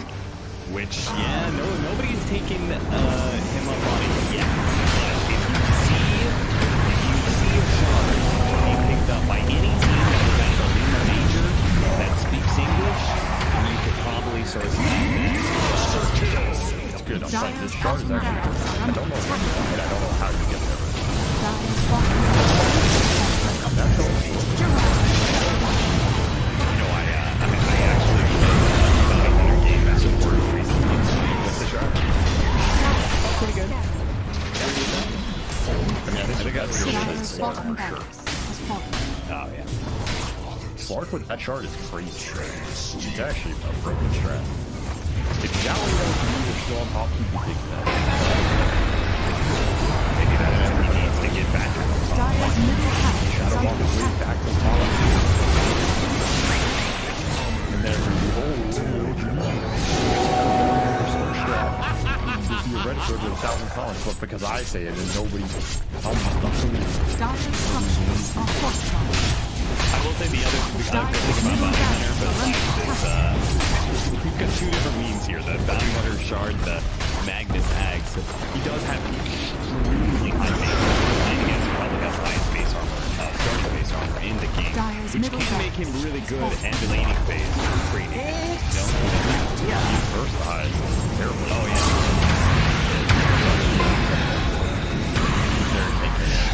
And frontline a little bit of the kill support, but again, Dire's middle tower is under the levels of the big fall.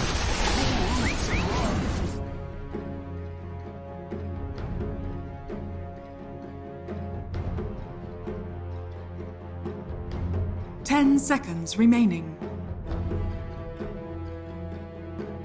5 seconds remaining.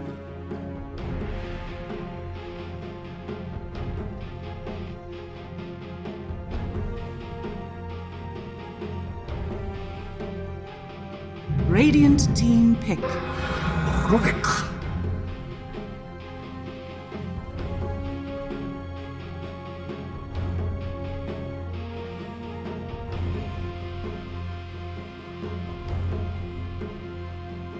Team Aster's turn to pick. I speak for the trees.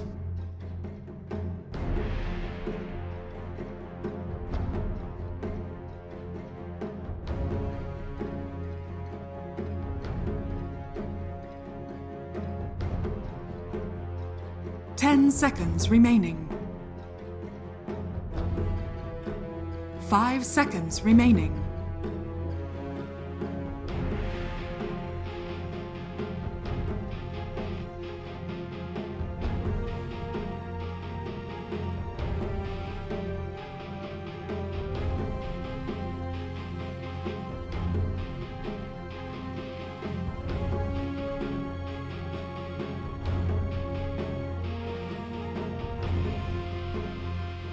Team Aster's turn to ban. Ripper.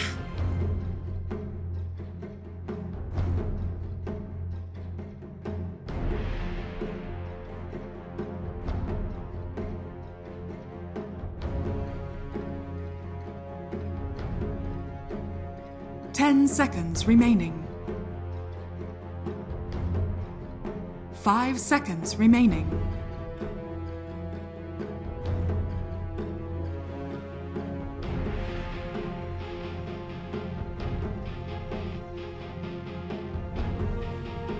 Ну что, друзья, пауза заканчивается, а значит, совсем скоро на наших экранах появятся вновь пики, вновь вторая карта Aster против X-Asher, и, наверное, после первой карты было достаточно много моментов, которые надо было проработать Ашером, что надо было немного исправить, так как я вновь акцентирую наше внимание на том, что еще на стадии пиков Ашеры очень сильно подзакинули свою игру, им было тяжело убивать Тимбра, им было тяжело поймать Шторма, который, кстати, к моменту, когда уже были готовы кое-как Ашер навязывать свою борьбу, он был готов много чего задоджить, плюс команда Aster была достаточно велика, и засейвить Шторма было не так уж тяжело. Можно вспомнить один из последних файтов, когда, по сути, МК просто прыгнул, поставил арену, и Шторм на стиках, если не ошибаюсь, он просто дважды выживал на 50 хитпоинтах, и Пак его не смог добить, не смогли ничего сделать.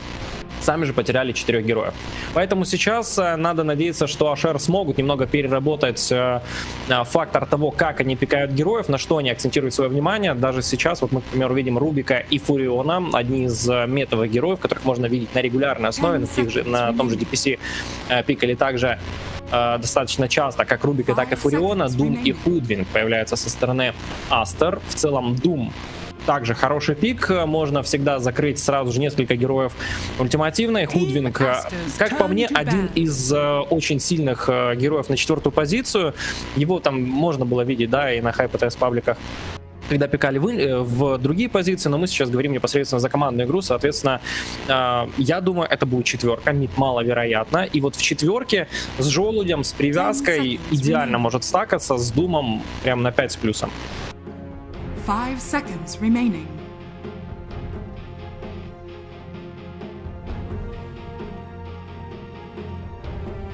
Решает убрать Ашер Шторма. Кстати, ну вот знаете, после предыдущей карты я бы, наверное, также поступил на их месте. И если, например, в предыдущей карте мы видели с вами пик Брудмазер от Ашер, и они достаточно были рады этому, то здесь возникают как раз-таки вопросики команде Ашер, так как после предыдущей карты они решили сами заблочить Брудмазер, ее не будет в этом пуле. Ну, соответственно, Астер. По банам также можно пройтись. Дизраптор, которого Тимастер в прошлой карте очень хорошо распикали, и реализация была на все 5 с плюсом. Тэтчис, Клокверк, который также для Бабоки залетал, и он очень много импакта вносил на 4-й позиции этим героем. Пак и Бэтрайдер, соответственно. Джакира для команды Ашер. 2 саппорта уже известны.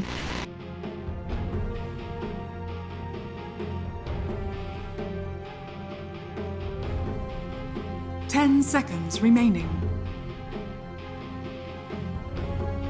5 seconds remaining. Team Aster's turn to pick. Ember Spirit.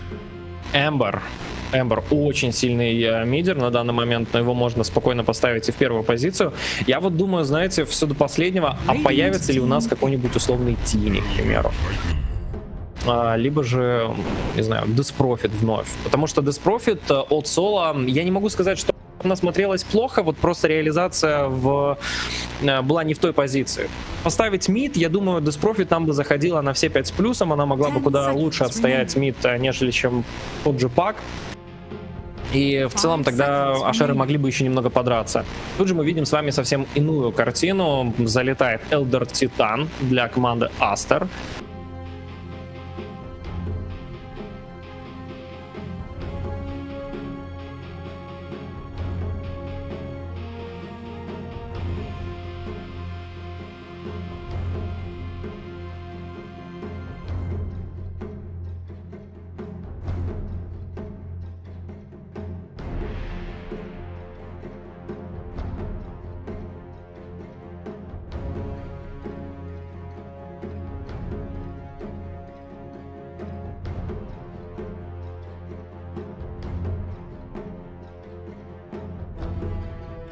And you're laning against a Rubik, which is a pretty weak laning hero most of the time. Like, his spells do kind of okay, but when it comes to right-clicking and Elder Titan chasing you down with the extra movement speed, it's kind of scary.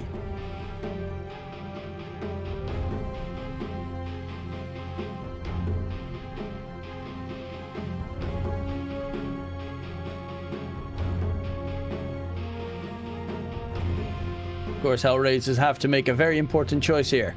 Are you gonna show you're safe in off lane or choose to go for the mid lane? You know what your mid lane matchup is gonna be. Most likely. Very likely. It could also be an Ember safe, but Eternal MV stopped playing, so... Team Aster's turn to ban. That shows me nothing.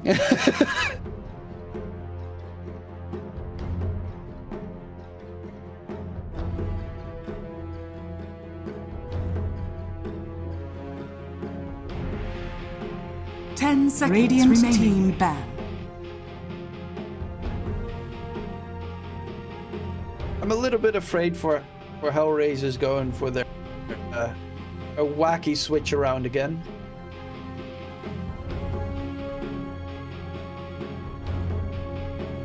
Ten seconds remaining. 5 seconds remaining. Especially if you get your siphons off somehow beforehand, then you just out-heal it and run to safety.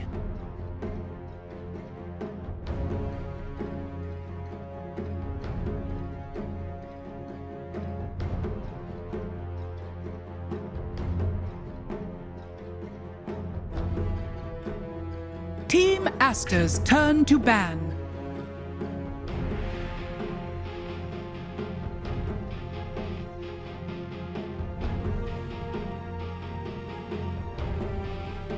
You said it previously. Would you go for a Spectre here?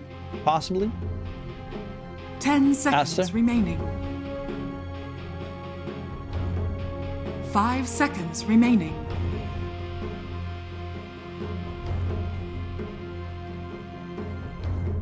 They are pretty squishy.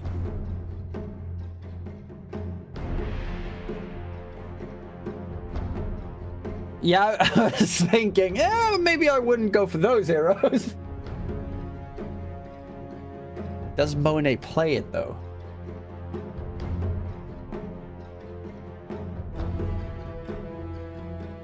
Could always just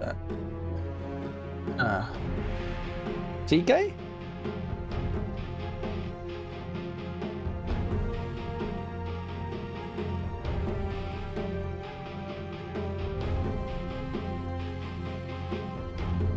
The armor reduction from Elder Titan as well with the aura could be pretty nice.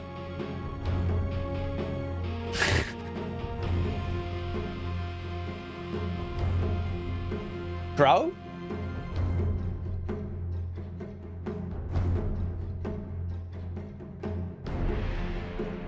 Radiant team ban.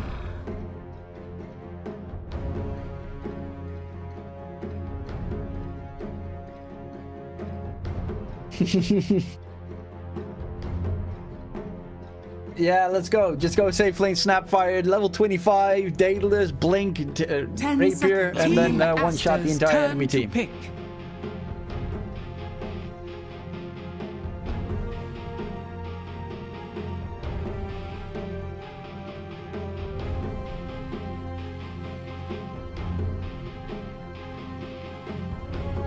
Yeah, it is all. You've got to have something to deal with the NP with his global TP shenanigans the entire time as well.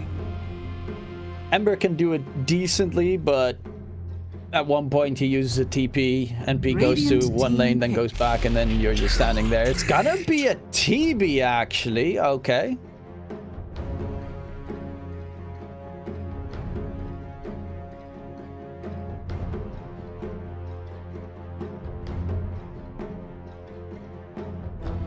Ten seconds remaining. 5 seconds remaining. Tinker! Choose your Oh my god! No! Oh, this is dangerous. Safe lane DP.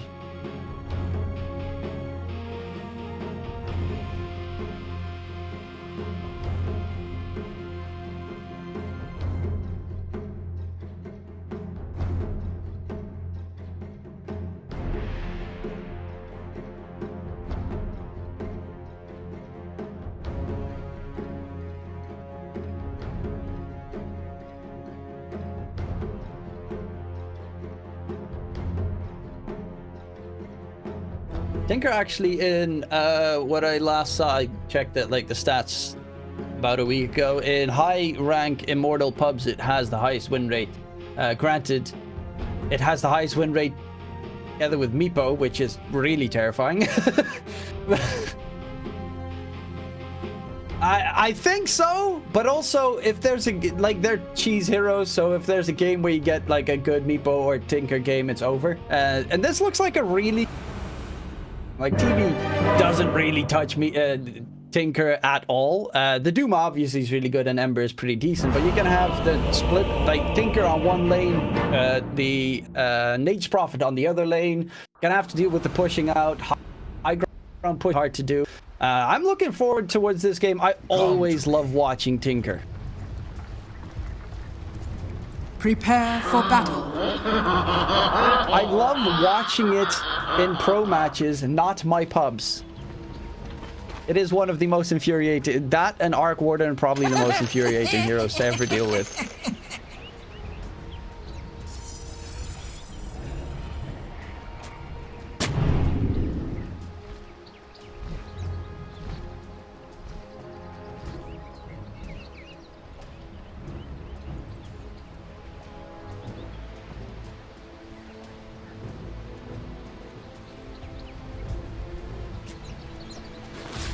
I guess maybe aware of rotations.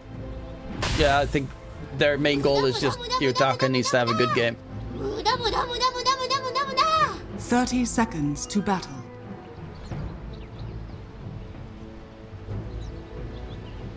Well, that just shows how important he is. I mean, they could have made it also a DP off lane and then a safe lane NP, but they chose to go for the DP safe lane instead. So, really, yep, it's a DP safe lane for Ramsey, so it's showing that they're really banking everything on. Let's go, Kiyotaka! Tinker! Win! Shivas and wreck them.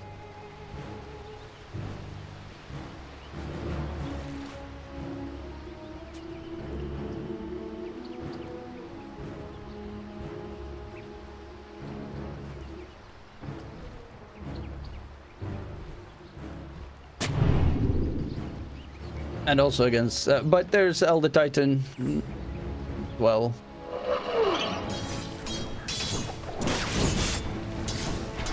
And he's gonna go for this. Oh, look at Antares. It's just, oh.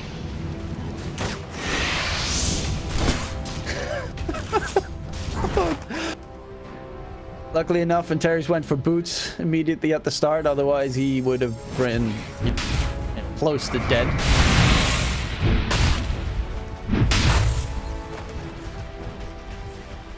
Antares has HP. What the? It's still sad.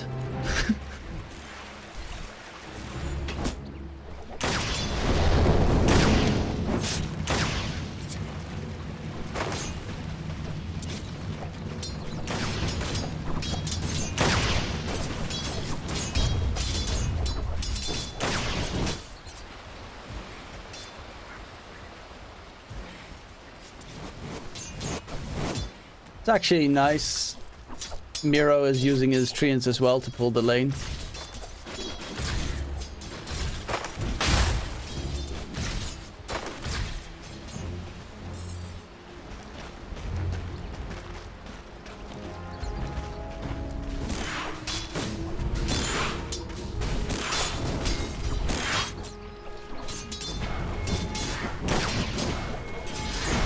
I love the fact that even at the last big Hellraisers keeps us anticipated on what their draft is going to be.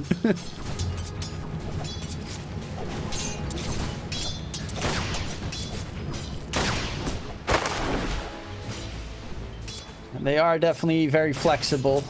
Currently, looking at these lanes, do you think we're going to have any action?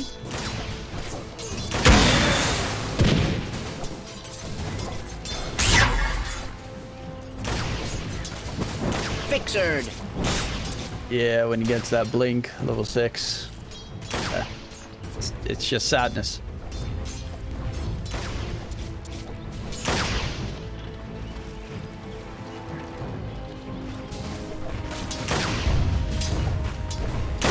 Yeah, he needs to get a full free lane for that, but he's actually doing a really good job on to QWI.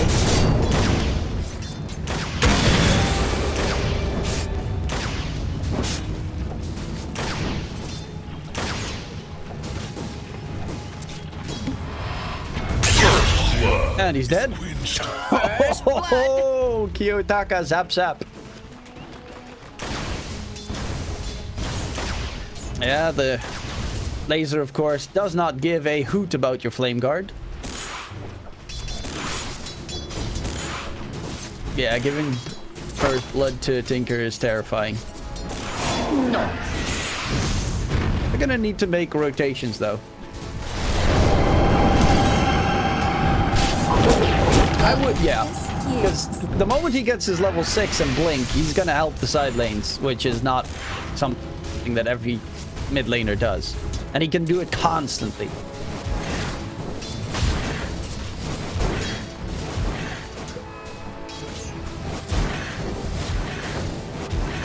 Baboka rotating towards mid. They're doing their best to make sure that he doesn't get bottle refills.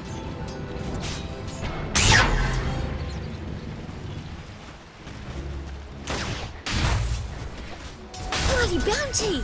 Well, it is Miro almost taken down there. ET charging at him.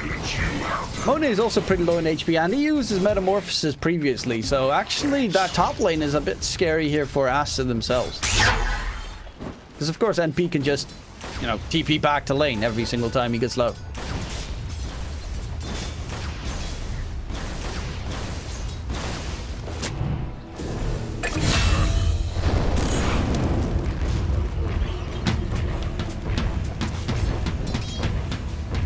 Radiant structures A little bit of a suicide play there from the ET, knowing that he needs to be there. This is ours. They're so aggressive in the bottom lane as well. Ramses and Solo. Trying to bully XXS and Baboka out of the lane.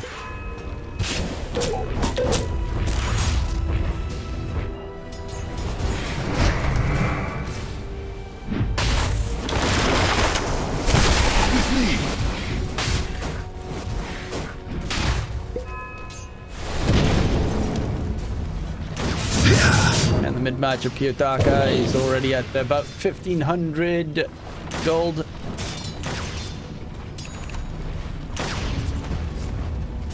It's gonna be a nice timing. And then, like, Terrorblade is one of the heroes that despises Tinker because it's just so much damage coming out from the hero, and Terrorblade has a pretty terrible health pool.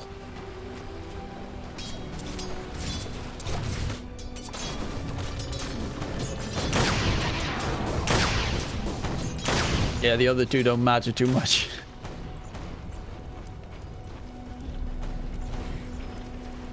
$2K net with lead already for the side of Hellraisers. XWI has recovered nicely, but right now he is taking some significant damage with that arcane room bottled up. Luckily enough, no arcane room for the Tinker, because that would have honestly meant hell coming forward. Meta pop top lane by Monet, missed stomp by the ET. How are they going to be able to rectify this? If you look at the net worth, top of it is Kiyotaka by a lot. And then Ramses right, 600 gold behind him, but still free for a bit as well.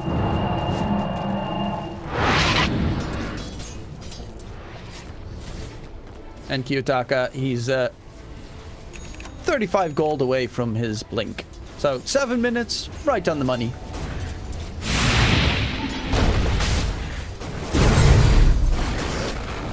Now that he has no meta especially, could of course go for a Sunder play. No, he spent all of his points, so he actually doesn't have Sunder.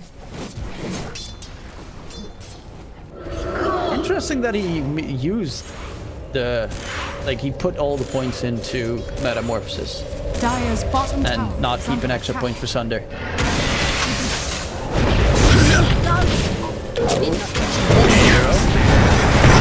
Ice Storm coming in. Ice path onto 2 though. Kiyotaka's also here. A lot of damage. Miro is still not dead just yet. He actually might run away. Baboka's going to get taken down on the side by Kiyotaka. He needs to TP back to base momentarily, but he actually wants that kill. And he zaps the second one. Kiyotaka with 2 kills. Ramses with 1. Exorcism used. Tier 1 tower bottom is under siege. The plus side is Kiyotaka doesn't have any mana, but they won't be able to hunt him down.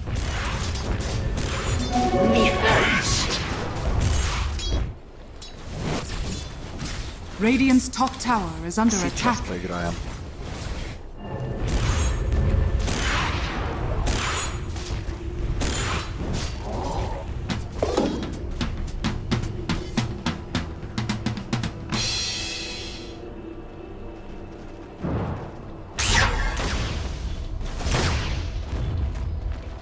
Yeah, his lane just was a disaster as well for XXS. They could not manage to win it.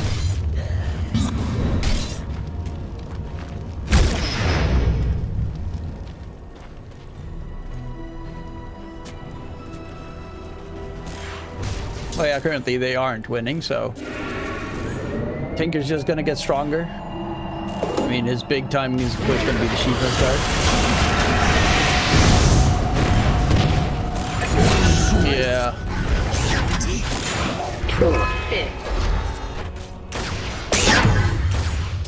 Dire's bottom tower is under attack.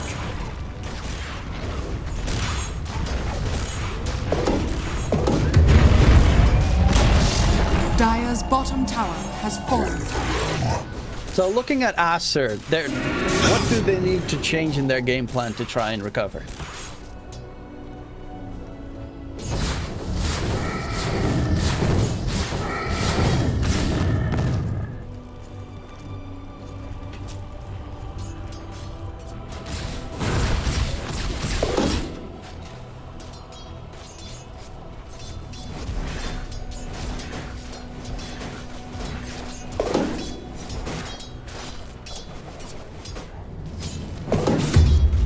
I believe in the ET carry.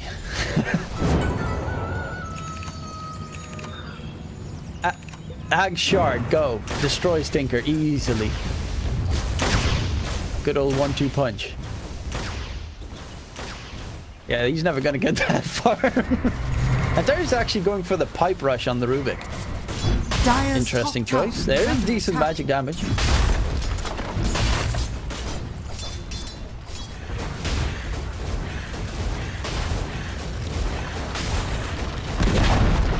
Dire's top tower has fallen.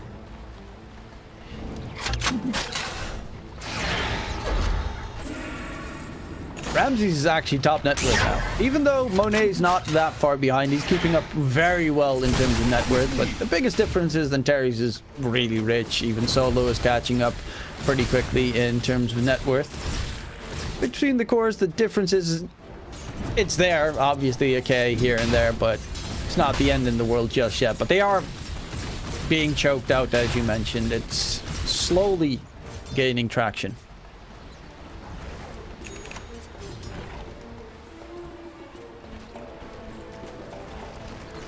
Radiant are scanning. Dire's middle tower is under attack. Towards mid. Push coming in. And they defend. I mean, Exorcism is available if they want, although catches out the ET. It's actually being blocked. ET is being blocked by one treant. Oh, yeah, that's the tier 1 tower towards mid secured. Tower has fallen.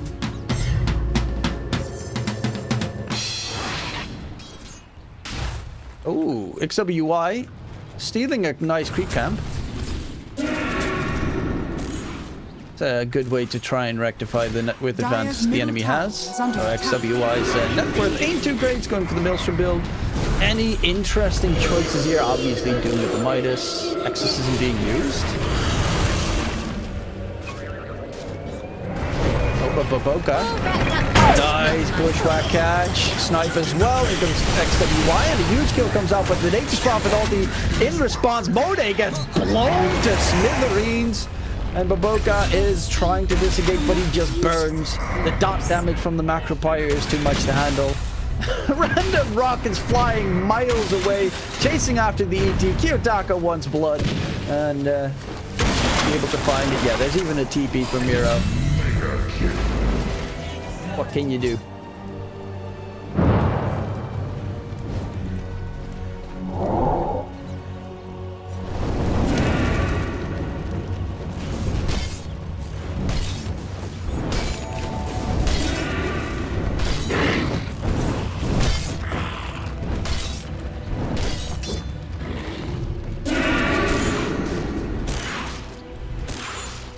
Exorcist does have his blink almost ready, so that could be nice to at least get the Doom.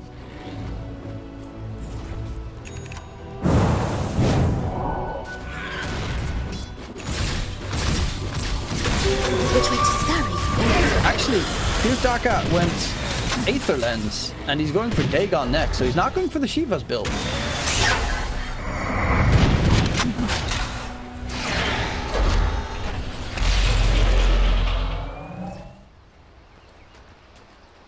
I mean, wouldn't Ags be better at that point then?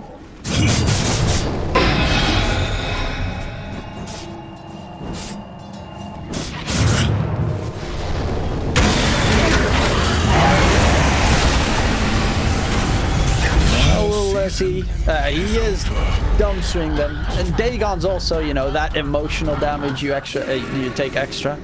Yeah, getting killed by Dagon hurts. Because the item is actually in a very bad spot.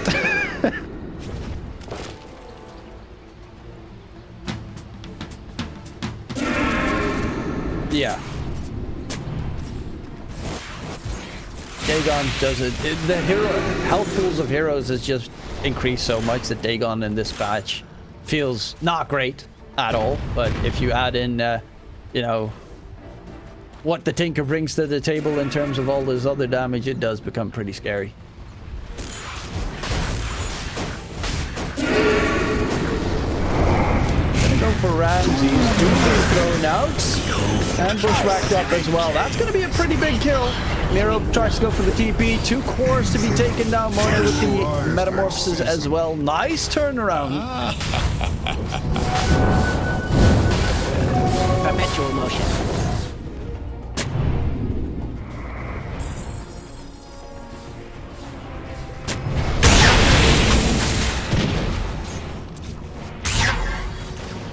And of course, Kiyotaka not anywhere in the vicinity to help.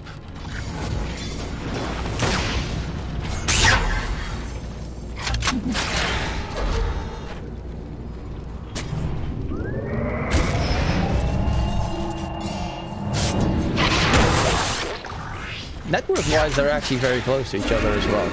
Winter, this might actually be a turnaround, possibly.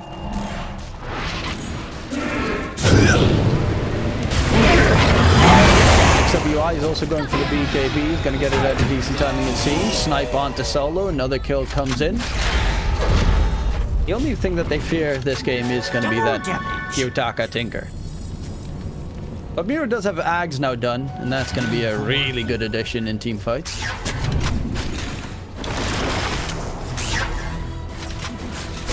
Warriors of the wood.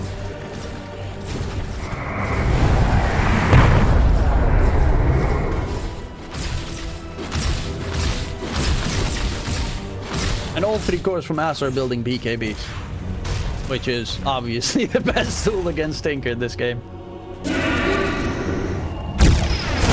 Boca, they have vision. He's gonna get rooted up. They know that they have vision there now, though.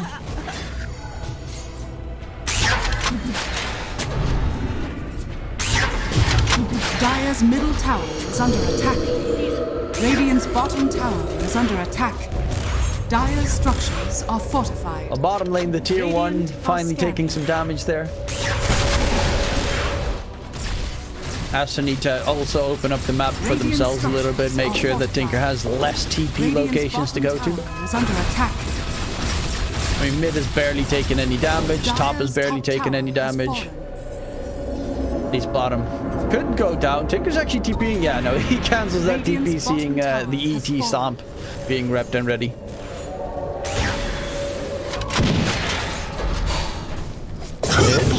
XWI. XWI needs to be a little bit careful there. Doesn't have his BKB just yet. But Doom's almost done with his own BKB. Monet's almost... Like, their BKBs are almost up on the side of Aster. And then they have a really scary team fight. Radiant's bottom tower is under attack.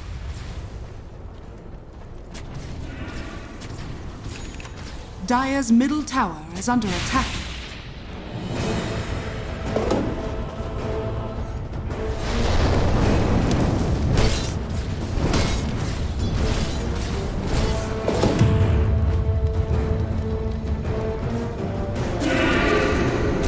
Yutaka has his Dagon now done. Monet is top net with... Let's see, Ramses, he's going for the Lotus Orb. I guess that's a good way to... Dire's top tower is under attack. You won't save the Tinker that way, but at least spell reflect. The Doom. And Sunder. And also the extra armor is always good against TB.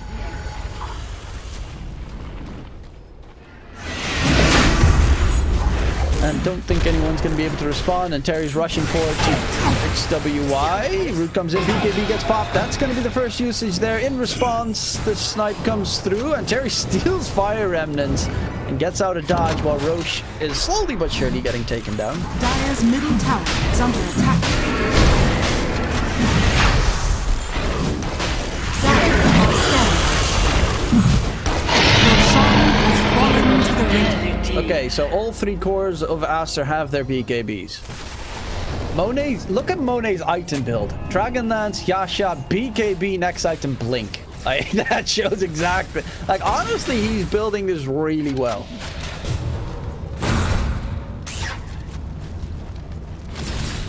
They know their opponent. They know exactly who their opponent is. Tinker needs to die, the rest can follow after.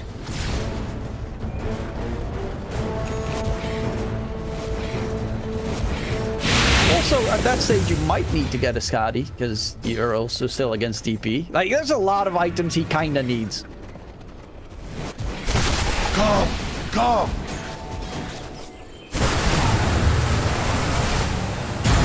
Dire's middle tower is Other under choices could there be? Baboka trying to run away, and Terry's chasing him down. But Baboka gets out of dodge. Still getting... significant amount of space to farm on. And I don't think Tinker has hit anyone with the Dagon just yet.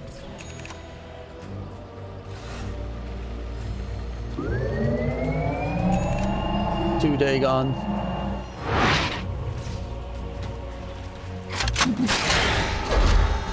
This is what I hate the most about Tinkers, by the way.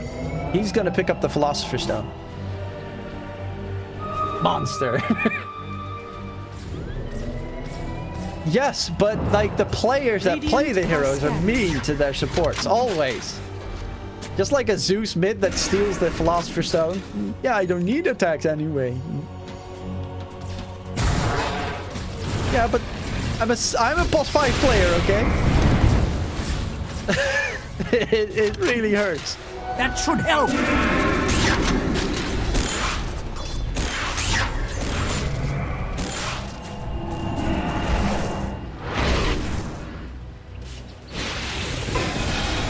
Then you get the, what's it called? Then you get Possessed Mask. Which always feels so great to have. Oh, there we have the Dagon Gaming. I'm rolling. Oh, Monet actually is going Skadi. Monet's not going Blink. No, that wouldn't be nice. Infinitely scaling Dagon is horrifying. I mean, currently, like, there are games where 20 minutes in the game, Storm Spirit's walking around with 2.5k HP. And then you build, like, a Dagon on one of your heroes, and you're like, oh, that does no damage. That does, like, a fifth of Storm's damage, plus, oh, with magic resistance and stuff, it does, like, 250. Yeah, but even max level, it does 800 damage. That, with magic resistance, would still only do, like, 500 damage. Yeah, but that's because he has a philosopher stone. Look, you see? It's making cracks in their own game plan. Actually, they don't even have a fail. Is under attack. Yeah, the big boy Philly is supposed to be a support item. Dire's middle tower has fallen.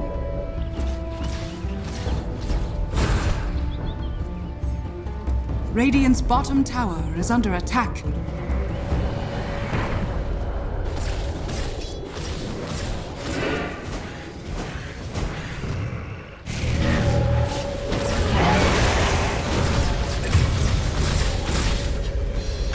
Well, at least it's a kill. And a macro bar used. Doom XXS is going for the full-on Octarine, it seems, next. More range, more catch. You know what's actually funny? I saw a video, I think it was on Reddit, and honestly, not gonna lie, didn't know it either. But it seems that you probably know that because you're a genius. Crits did not know that if you want to blink and you like press out of the blink cast range, you actually have a shorter blink than you otherwise would have. Yeah, that. It's weird that it is the case, but it's also surprising that Crit, who is renowned for Shaker, does not know that. Did not know that. Obviously, like, probably knew that from being Gold for Lightful. It also doesn't make sense. Like, oh yeah, you press max range, it doesn't work. Okay, Earth Splitter comes out. There's some nice damage, and Terry's is dropping low. They will find the Rubik here.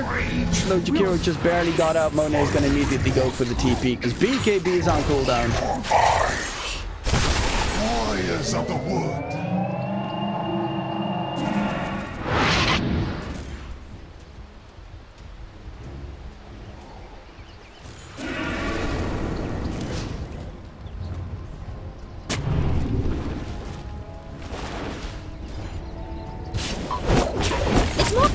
Monet, he's done with the Scotty. He almost has it done. Still a little bit off. Okay, there we have the big damage. But then BKBs comes out and he's just standing there like, oh, can't do stuff. I mean, you can blow up the supports.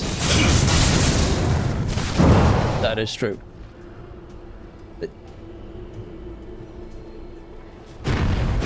Radiant are scanning.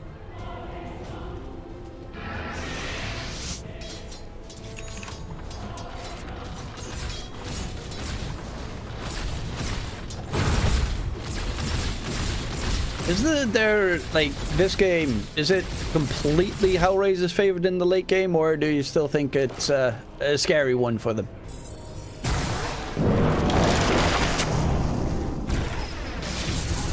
Radiant's bottom tower is under attack.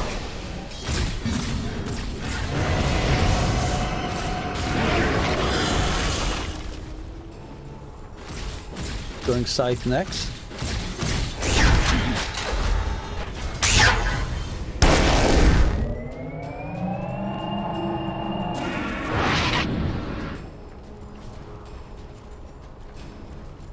There hasn't been a lot of action on the map. It's really commendable by Aster that they're dodging everything. Hey, the Tinker played really aggressively earlier. Oh? XWY? Why do you keep saying QWE? Oh wait, that's the team in Southeast Asia. The ex-Lilgun lineup. Solo gonna get caught, sniped up. Nice kill by Baboka. Radiant's bottom tower is under attack. Dire's top tower is under attack.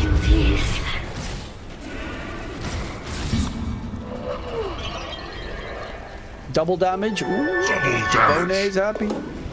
Roche, how long for the respawn? 2 minutes.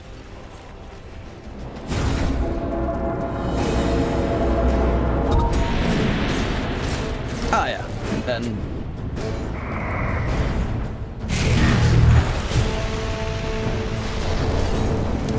Yeah, and then DP's in his exorcism and he runs all the way to Narnia.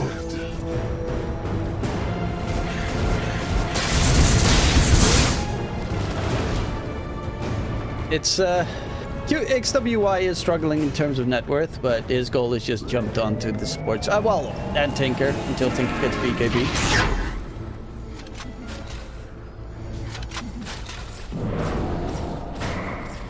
He's actually going Blink as well on Ember. They really hate Tinker. Trust me, I know how to handle Possibly. Hey.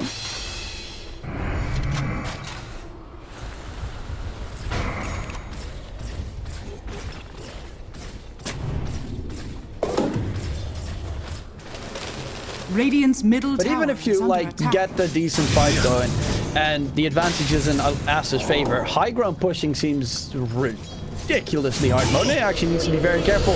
They're actually going in, but they don't even know Monet's right behind them. Doom comes out onto Ramsey, so Tinker's not going to be the target this time around. But that is a very problematic scenario there for Ramsey. He's going to get taken down. Tinkers are going to get used up. This is a big one. Kiyotaka controls that. Can they find the target? Monet is actually doomed in response because it got stolen, but he does not care whatsoever. Tinker has been destroyed. And they find two gigantic kills. Roche is up in 10 seconds. Solo is going to get caught out. Tinker buyback. Kiyotaka knows the BKBs are on cooldown. This is the time to start shredding his opponents. Miro got very low in the process. XXS, though, is going to be hunted down. And Kiyotaka has no BKBs, no problem. Easy cleanup. At Roche respawning, it should be able to get taken out. Kiyotaka, he's going in for blood.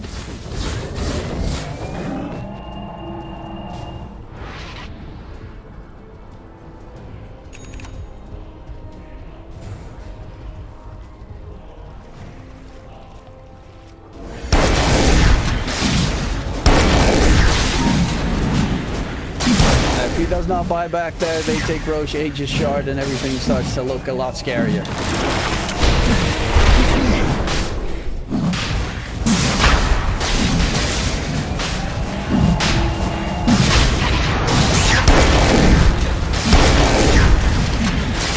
Roshan has fallen to the Radiant. Invisibility.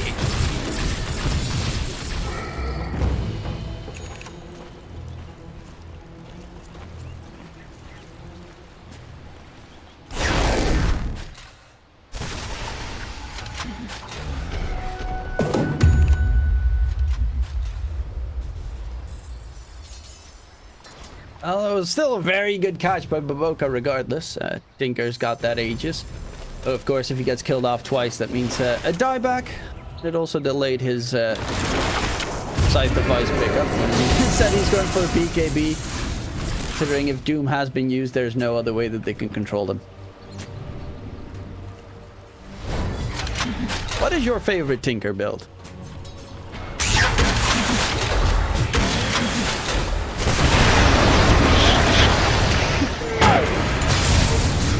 XXS wanting to get the Doom off, but now forced to pop the BKB. TP out of there, gets the TP back to safety. A little bit rough, that situation.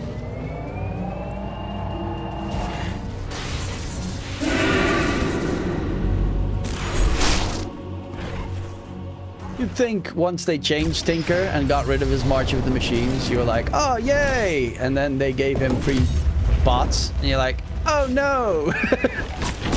What have you done?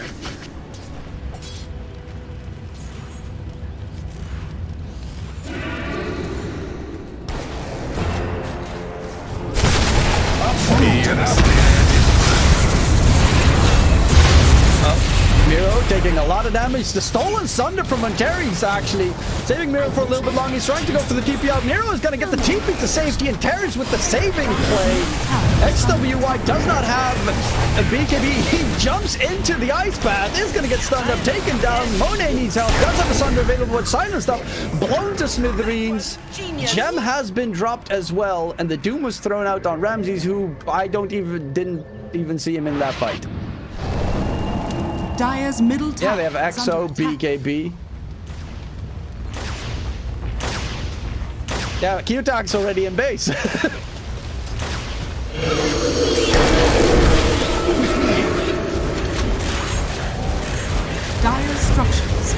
there's no meta, even if he would have a buyback available. No BKBs means a really unfortunate fight for Aster. Dire's middle barracks are under attack. Dire's structures are fortified.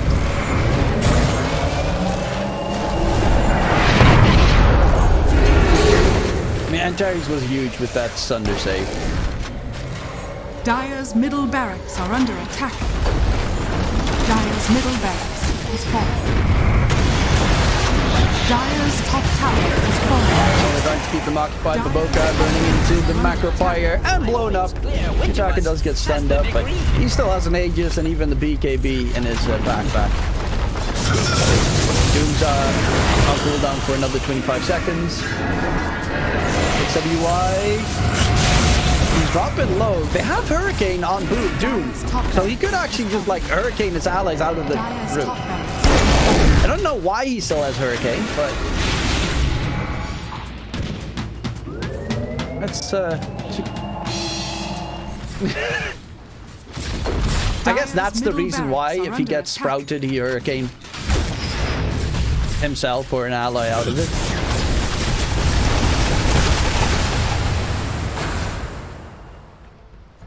No, Monet, instead of going for the Satanic, instead he's going to go for Daedalus. So hoping that he can just like...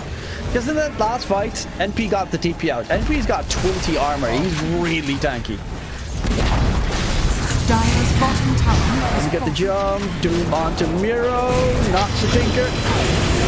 Miro's dropping low. Monet with the damage here onto Ramsey's coming through. But a nice save from Antares. They're going back in. Monet, no BKB.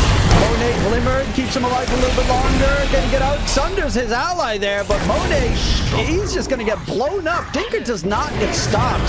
Kitaka is a monstrosity here. No buyback available for the TV, and yeah, that should probably be GG. Yeah, there we have it. The call comes in, and it's going to be a 1-1 tie between Hellraisers and Aster. Even though game 2 got, you know, it stayed a lot closer than initially expected.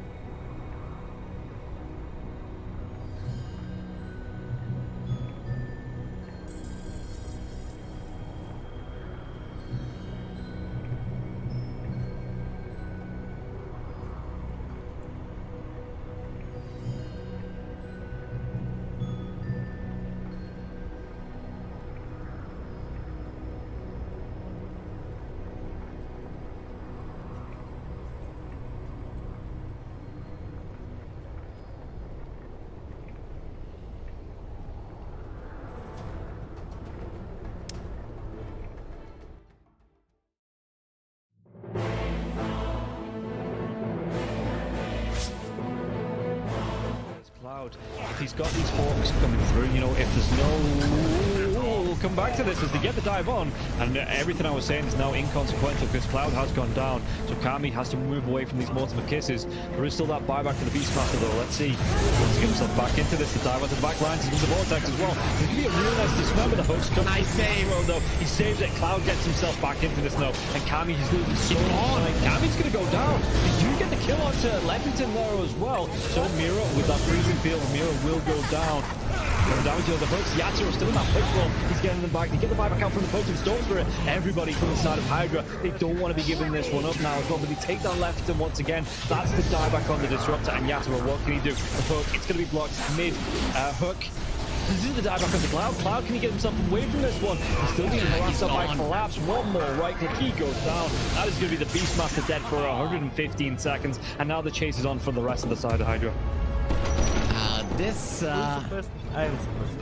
Aghanims on the Morphling is just making him impossible to deal with. First of all, they use the little shredder on the Budge to get rid of his armor. He has solid amounts of it, but it is just not enough. And then Yatiro just destroys it, and he knows that he can stand his ground because he cannot be stunned. He literally cannot be stunned. How do you stun water? Well, a lot of their damage, if not most of it, is on the Morphling. the glimpse comes back though. Inside the Static Storm mirror, he has that Lotus going, and now if Zofra actually dives a little bit further, the Thunder comes out. McPod King, he's dove in, yeah. They're going to be able to get the counter to the Storms for it. Can they take down the push? They're going to be able to catch up and cancel off the TP. He's going to be dead. The Storm Trader, though, he has brought back, and they've got no kinetic field, no Static Storm. And like you say, they're even going to be able to get a lockdown onto Cloud, everybody inside of Hydra. They just overextended, and we praised them in the first game for respecting the power of team spirit here, but Hydra might have just lost the heads a little bit, and the buybacks, they're going to be forced out, but I don't know if it's going to be enough to defend this base with the punch being down, with no Static Storm for the next 27 seconds. Spirit, what can they get from this? I've been worried though, they're going to be able to get damage. They get two, they do!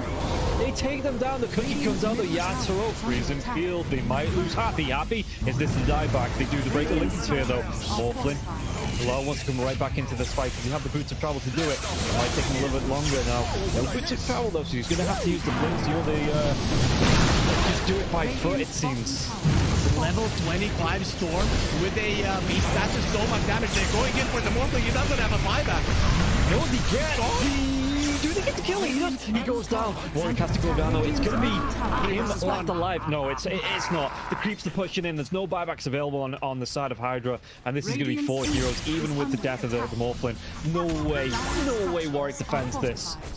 It's pretty much over. They don't have the glyph. The game is over. They gave it their best. Hydra, they made Team Spirit work for it. The team that is most likely going to be at the top of Eastern Europe DPC Division 1.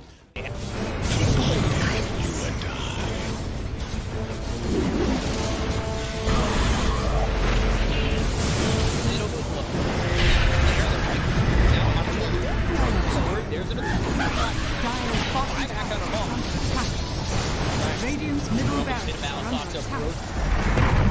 Radiant's middle barracks has fallen. Gouts, you want to commit. There's just not enough damage. Crimson Guard, Atrophy Aura, Rubik's Fate Bolt, all this damage reduction. Let's see the combo. Bit of Malice. Shall be strong in by that by the disruptor. Another one to be hitting the win. It's back up once more. Bit of Malice and Malice in it. They'll lose him in mind control. Right back towards tomorrow. Trying to run from everybody on the side of Gaimin Gladiators. Radiant's middle barracks are under Siphoning attack. and getting back into the base. Has fallen. Alive. Yeah, I think when it's time to call it, it is time to call it. They have no business left in this. And didn't get the tether off or something. I think it got broken. Either way, I like the ghost up to purchase. That was pretty heads up, but we are back and there's a smoke action. There's Divine right there. They're going in on Q. There's the hit. Okay, get that hit off. 123. It's knocked great damage and he's dead. Oh my god. Nothing. Less than 10% of his health. I mean, I'm assuming that's just the game. That, yeah, 100%. There's no point in talking about the AU picks it up. I got it, Royce. It's the dive yet. Away, you. Oh my goodness. Victory!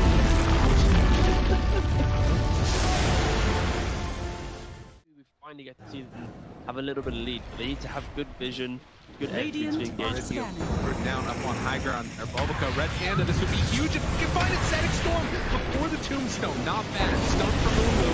He's thrown now over the Bulbica. There. Starting to drop down. I love TK control for the moment. He does manage to get that one away. And the Supernova down. TK barely surviving. And it's going to be one down as White Album, the dodge, to hide away, the heal's coming in. They hoping for a save, but the KB is out, and they're going to jump onto him. He has to back away. They have lost White Album again, and now Tango in trouble. Q is going to drop.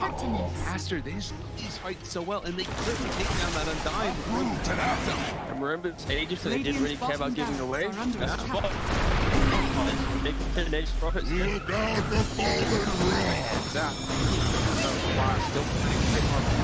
is out on the play. Didn't have a BKB available. Bulbica dropping low, the 10 toss back in. They have a Bulbica. Doesn't look like it because the black hole is there. That's on the edge. He doesn't have multi if he comes back to light. And Aster, they might take full advantage. Move. Radiant's bottom Rax has fallen. Up the bottom. Finally, Aster full advantage. They're building. Radiant's Yeah, middle tower is under attack. Oh, just for a brief second, had more network. There it is, back again with the higher network. When you click on the out, it's not really an inspiring network. Blink, BKB, Radiant. You might be able to get on top of a hero, but that's not the that's able to 100-0 here. Like even this Undying inside Shadow Storm, able to then get over the Slash Golem from away. They have that to try and keep him alive. Makes the move, and again, into this fight without Monet here. It's pretty good for them. Right album, but now Monet's out. Now they're in a lot of trouble, but maybe he needs to kill him. Okay. Alright. Pops ulti. Now the turn. Punching. Really getting away. Sort of survived that first salvo. Very strong. Supernova down, pops the BKB. Ooh, he's just caught here. They want to get the kill desperately. And now the chase. The avalanche, the toss. Thinks he's going to give up his life also. Monet, he's way too strong. This might just be the full set of racks going down bottom. Aster, way too strong for Ares. Like GP. Oh, they're done. Okay. I was wondering. It looked like it was that type of game. Yeah, it kind of was. It's like a game where you're an out, not really ever been in the league. He hasn't really never protected himself.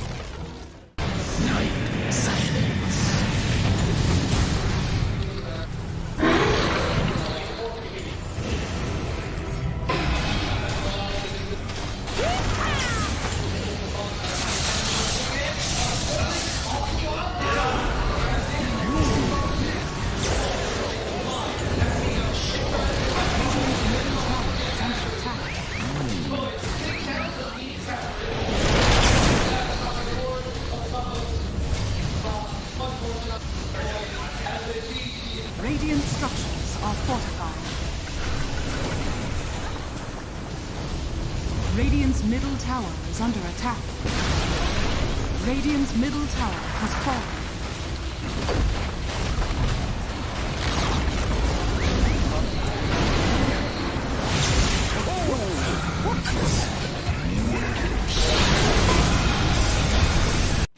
Boom. Standing. How are they just standing right now? I can't help but fidget with my hero half the game. I'll be running around in circles. Yeah. Pirouetting on the spot, the song. Blinking from Pure. They see Yatoro, 3 lined up. Potentialized path play. They're trying to go in. Toronto Tokyo is blown up by Collapse. Has to fight back. Yatoro gets off his BKB. Pure with another song. Sprints in. Who are they aiming for? Where is the target acquisition? They can't catch anybody. Collapse BKBs runs down south. Lol being chased out as well. Oh my god, Nightfall. Hazy on disc refresher. Blinks to high ground. Gets away from danger for now. Pure, what's he up to? He's back to the high ground too. Mirror image out, Aegis claimed, lol in the fire, still surviving and blowing up GPK. Team Spirit nothing to do. Sprinting out their base, they don't catch Nightfall on the way out, he's blinked out in the range of Mirror. They're still hunting though, and he's gonna find Toronto Tokyo. Who cares, Gem? I see Jakiro. Eon disc popped.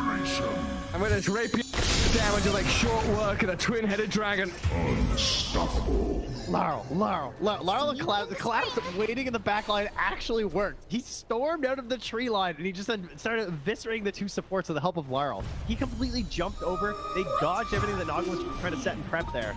And Yatoro was also just firing the cannon from the top there. Did the combined damage of Collapse and Laurel together. He is a monster. Oh, Pure. Lol. Oh, God. Nightfall's gonna get a bit of vision here with the Hawk.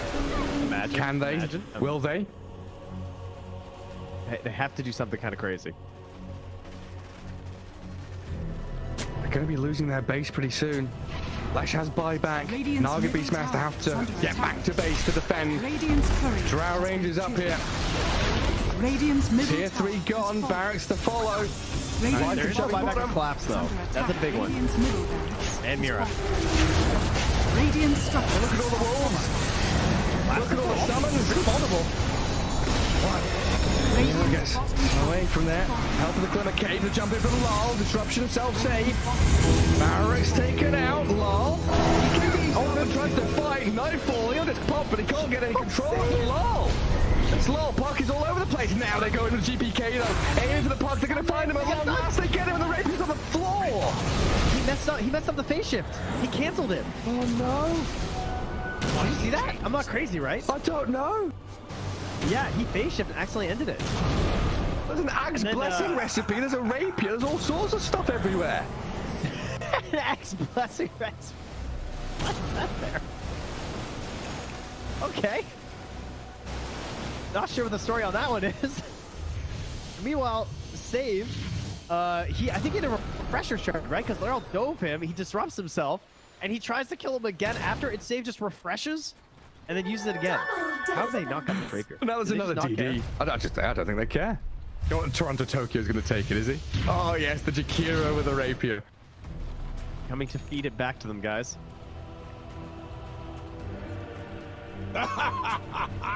My goodness. There's Mega Creeps on one side.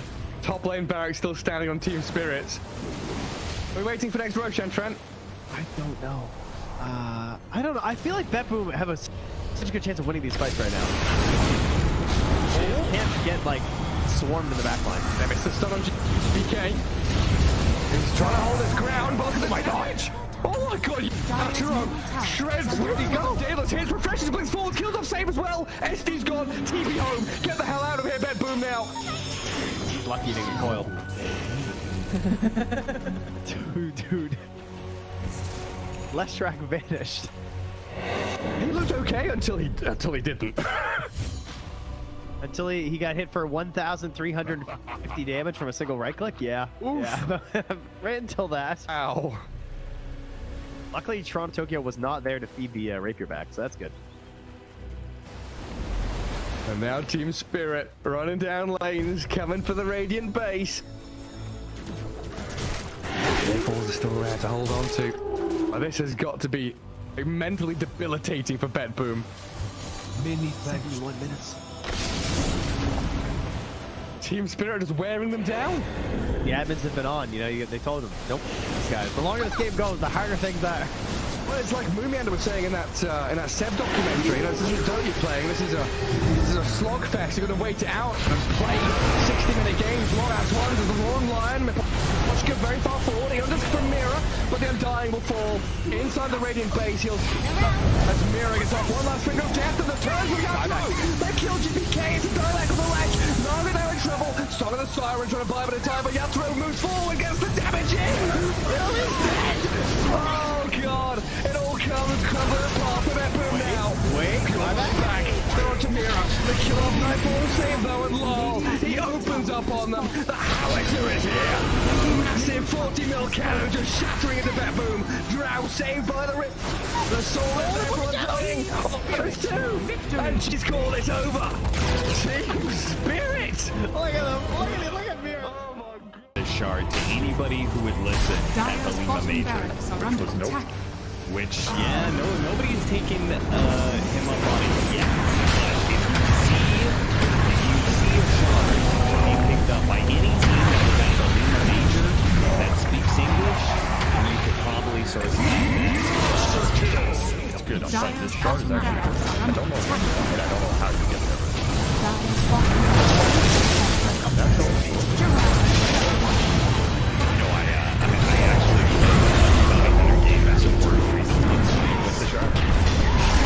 Pretty good.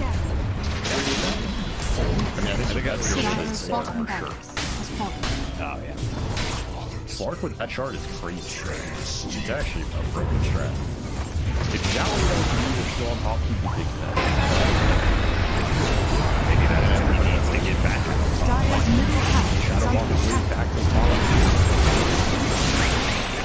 And then your Reddit server with 1,000 comments, but because I say it and nobody tells me I will say the other good thing about Bounty Hunter, but like, we've got two different memes here. The Bounty Hunter shard, the Magnus Axe. He does have extremely high damage. I guess he probably has the highest base armor, starting base armor in the game, which can make him really good at the laning phase for trading. yeah, he's versatile. Terrible. Oh yeah.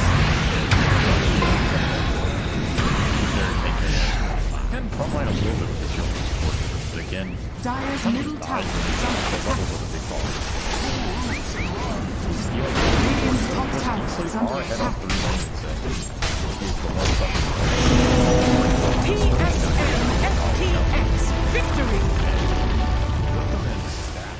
Midas was being, they have an inkling that this is going on, but they jump forward, find the Star Spectre. The Doom is there, Force Staff keeping him alive and on the other side of the fissure, but there's way too much damage, and the rundown is going to be there. MC is gone, GH is gone, and looking for more. 9 jumps back in, finds Kuro too, tries to get out of there, does not have a way to escape. Mar is completely under control. E2 is gonna die. Buybacks are coming in. Amar realizes he can't do that gift TP, but eyes on the prize. Thunder trying to close this one out, close this series out with a quick 2-0 as they set their sights now onto the tier 4 towers. There is a buyback still on Spectre, but no damage to BKB is out though, and now the turn, the break, the finish. Amar dies a second time. MC on top of staking managed to find that kill. Sumail still controlled, does manage to get the blink back and away. MC, they're gonna go back in for more. They can't, but Sumail, gets away just barely. Sumail got to be controlled. They got him there with the Gleipnir, and it's only MC left alive as Tundra start hitting these tier 4 towers. With this Unleash, with the damage coming through from the Psychic now as well. Watch Buckle though, it's actually going to be the Molten stealing that Pango form. And he doing anything about this because it's going to be hexed out. Could he have the damage to kill him off? It looks like this one's going to get low. The drive back now as well, but he's not going to be able to get the kill. In fact, he just drag him closer to him. Be able to clean up the side of one move. They have no cause now. Aintrad, the only one left alive in terms of cause. 3 heroes dead for the next at least 70 seconds. And this is going to be it. Yeah, Bedroom just come in. They're going to start to go up the base. Not even needing to go for Baggers here. As you can see, they just want to end it here and now. In fact, even diving into the bounce now as well. When the hook comes out, Molten is going to be a good. He's got a Satanic. He's going to force that away to tell him to save coming out from Dave. He's then really cocky on this Molten, but it's paying off, and yeah, they're just going to be able to dive into the bounty once again. And the bouncing farm these heroes, cleaning it up. GG is going to be called after 45 minutes here. One move. They look great in game number 1. They look pretty good in game number 3 here as well, but boom, they just had enough out of them in game number 2.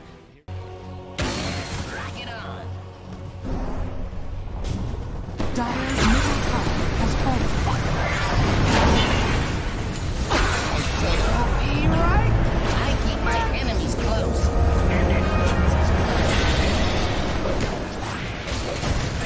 I get mixed up in this.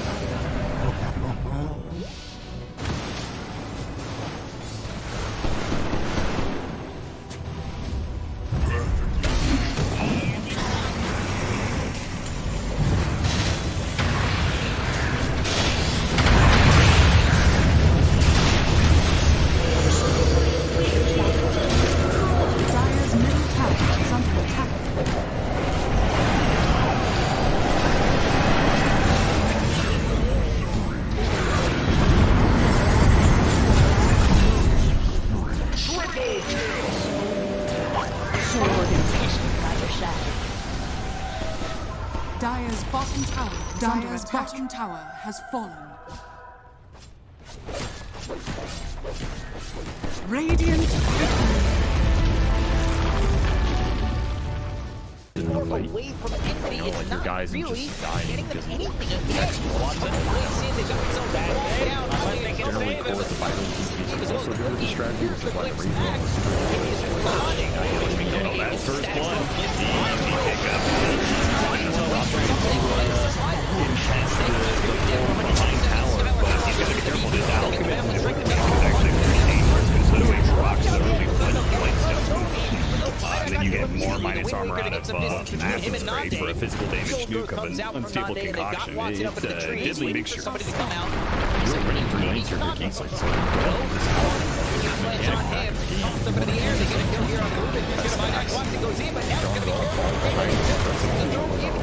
No, they can't! Look at that.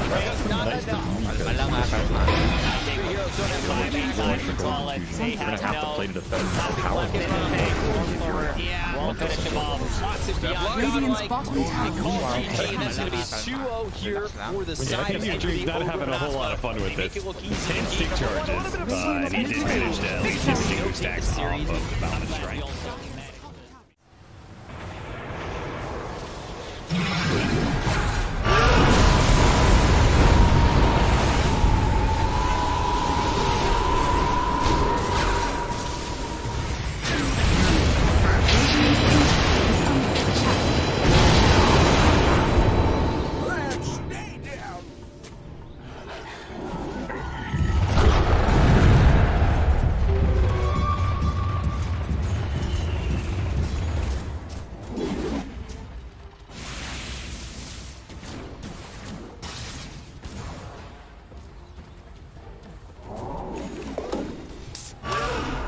сейчас поиграем.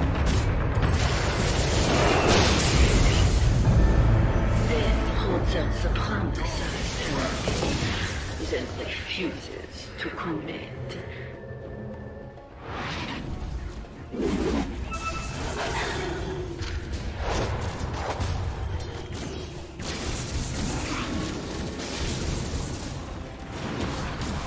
Sanaba.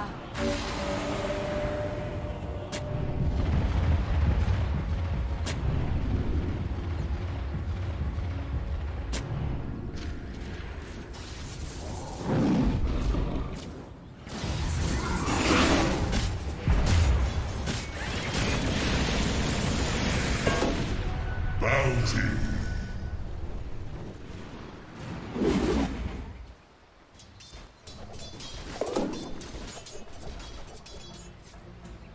Vanish.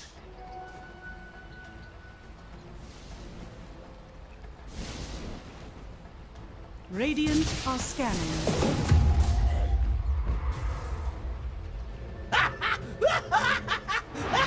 Dire are scanning.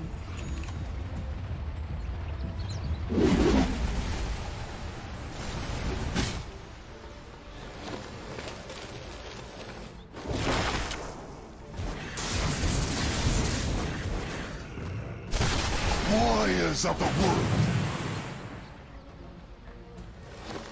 Radiant's courier has been killed.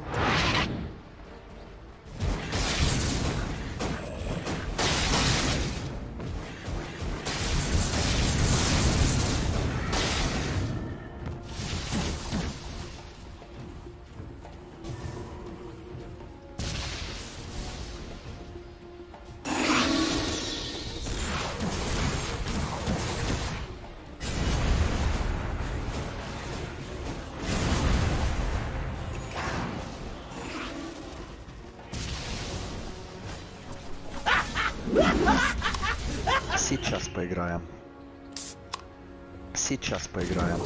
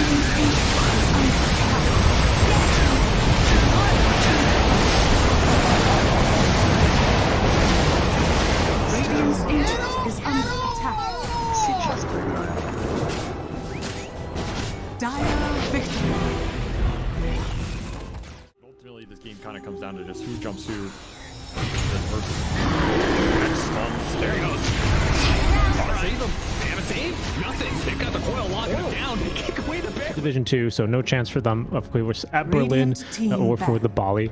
Excuse me, Major. So they have, once again, a very long road ahead to TI qualifiers, but they did get a little bit of luck for them after LGD were unable to attend. That's why they're here instead. So for LGD fans, unfortunately, this match is not LGD versus OG. It is instead Nigma Galaxy versus OG. So another Western European brawl. This one ought to be pretty exciting, though. Like I said, it's a big change for Nigma. Of course, no longer playing with Sumail. Yeah.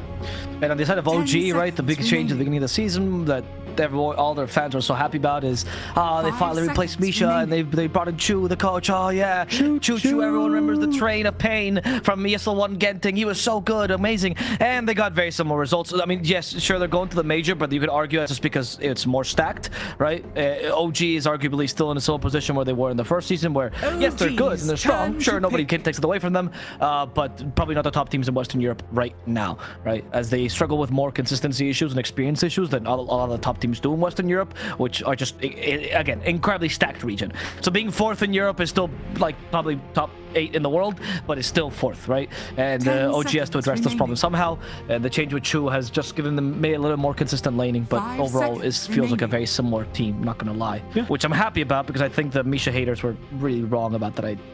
That's right. I agree. We'll see how this is going to end up going. Of course, for those Western European Dota fanatics, you'll know that their last matchup was about 2 weeks ago here towards the last. It was in the last week of Western European Div 1 for the Spring Tour. And we're not going to see a similar match straight up because that time Sumail played mid and safe lane, as in Amar went mid lane on Timbersaw in one game and then went mid lane as well, again, as a Razor. And Sumail played two very different heroes. Still very much win conditions, but just having to play around that early tempo that Amar likes to make. That's why I bring this up, right? I'm really excited. I think Sumail had, what was this tweet? I think he had a, I remember it was a picture or a tweet or something like that. He made some sort of social media post in general that was something like it kind of expressing disappointment. Yeah, something like that, right? Recently, and people like to really read into that kind of thing whenever one of our favorite personalities posts something after a long hiatus about what that could mean. But I think in general, obviously we know it means he's going to go to Beastcoast, right? Making waves. Yeah, it makes perfect sense. I mean, he was in an airplane, right? So people assumed airplane means leaving the team. That's what players do, right? People, they love to travel. I think that was the logic. I don't remember. I don't know. This team, I think Nigma is very hard to pin down as to what they think their identity is at any moment. And this already starts with the 2 picks. I mean, look, we've seen teams do this. So Dragon Knight early, it's Bleed, and they didn't do well this season. So this hero now is played in the offlane with this Meteor Hammer build. People are starting to run. It's okay. It's not the favorite of a lot of people, but it's okay. And I think some people are actually using it as an answer somewhat to Disruptor, because the lane Disruptor is pretty bad, or Disruptor's lane is really bad, and Disruptor doesn't really do much with Static Storm against Dragon Knight, right? Because either you have BKB and you're fine, or you don't have BKB and you're also mostly fine most of the time, unless they have overwhelming damage. So it's a pretty solid pick against support that lacks damage. Yeah, I'm wondering if Nigma were considering this Disruptor ban or not. They've banned it in their previous matchup versus someone like Entity, for example. Of course, that's a much different opponent. Fishman, it's a specialty. But generally, their opening tends to be the Beastmaster into this kind of Disruptor is what they've played in the past. Again, with a different core. So, but the DK opening is still one that they've been toying around with. They do generally like to just pick a lane in their opening duo for the most part. I see a lot of like Beastmaster, Shadow Demon, Snapfire, Shadow Demon, Beastmaster, Disruptor. Like they have this opening basically for 6-7 especially that they really like sticking with. Right. Not one of the 2 supports kind of teams. No, not very much. They really like getting an offlaner in early, from what I see. Or sometimes a Mars hero. But again, this is going to change, right? No, go for one of the better heroes to deal with the DK offlane, which is the Slark, also your Agi favorite for sure. Your Agi, of course, likes to take it away. That's why he played more offlane as well. Of course. 10 seconds. And I mean, this hero is really solid against like long single targeted stuns. They're also easy to dodge because DK jumps onto you, activate Dark Pact. He has very little range. It's kind of hard for him to play around that, whereas longer range stuns is easier to bait out the Dark Pact and try to stun him afterwards, like say Roar. There's actually more counterplay with that, but DK struggled a lot with this because you're kind of an initiator. And the lane obviously is difficult because the Essence Shift, though DK's extra armor tends to allow him to live. Not that big a deal. Yeah, it just ends up being a really annoying lane for the DK. And potentially deadly, right? When paired with a disruptor, given that you have way more catch, it means you get a lot more auto attacks, and your essence starts to stack up and mean a little bit more in the laning stage when you're kind of just skirmishing with that ability at level 1. Wonder if we're going to end up seeing the Acceptor build. Does have a lot of powerful uses against some of the more mobile heroes that you end up seeing these days, like that Ember Spirit. You know, that's double pounce build ends up being a really big thorn in the side. I also want to point out very quickly that OG are playing in a couple of other one other third-party tournament right now. I should specify. They're playing in the Pinnacle Cup right now. Yeah, that one. Yep. And they actually had a very similar draft here already, where they 8th picked a Slark into a Beastmaster Rubik. So kind of interesting. Something that maybe was on the back of their mind. They ended up winning that game. I wonder if they're maybe thinking this game is going to head down into a similar direction for them. Just recent favorite hero for your Agi, of course. He's always been really good on the... I think he excels in these heroes that really play on the limit. Or okay. I know there's moments and there's lots of clips of him, but I do think when you think of Yuragi, you don't think of the, I guess, more traditional... I don't know. I don't really think of the Svens and stuff like that, the Wraith Kings or Lifestealers, where it's all about positioning. I think much more of the Morphlings, the Slarks, and these heroes that play on the knife's edge and really get away with a lot. Have a lot of win potential. Of course, when you have someone like BZM in your team, the fact that you don't have to be so win conditioned takes off a lot of off your shoulders. So I think he's allowed to go for these scarier, riskier heroes, which have a really large impact, but have been sink or swim traditionally for OG. His best zoomer mid heroes, right?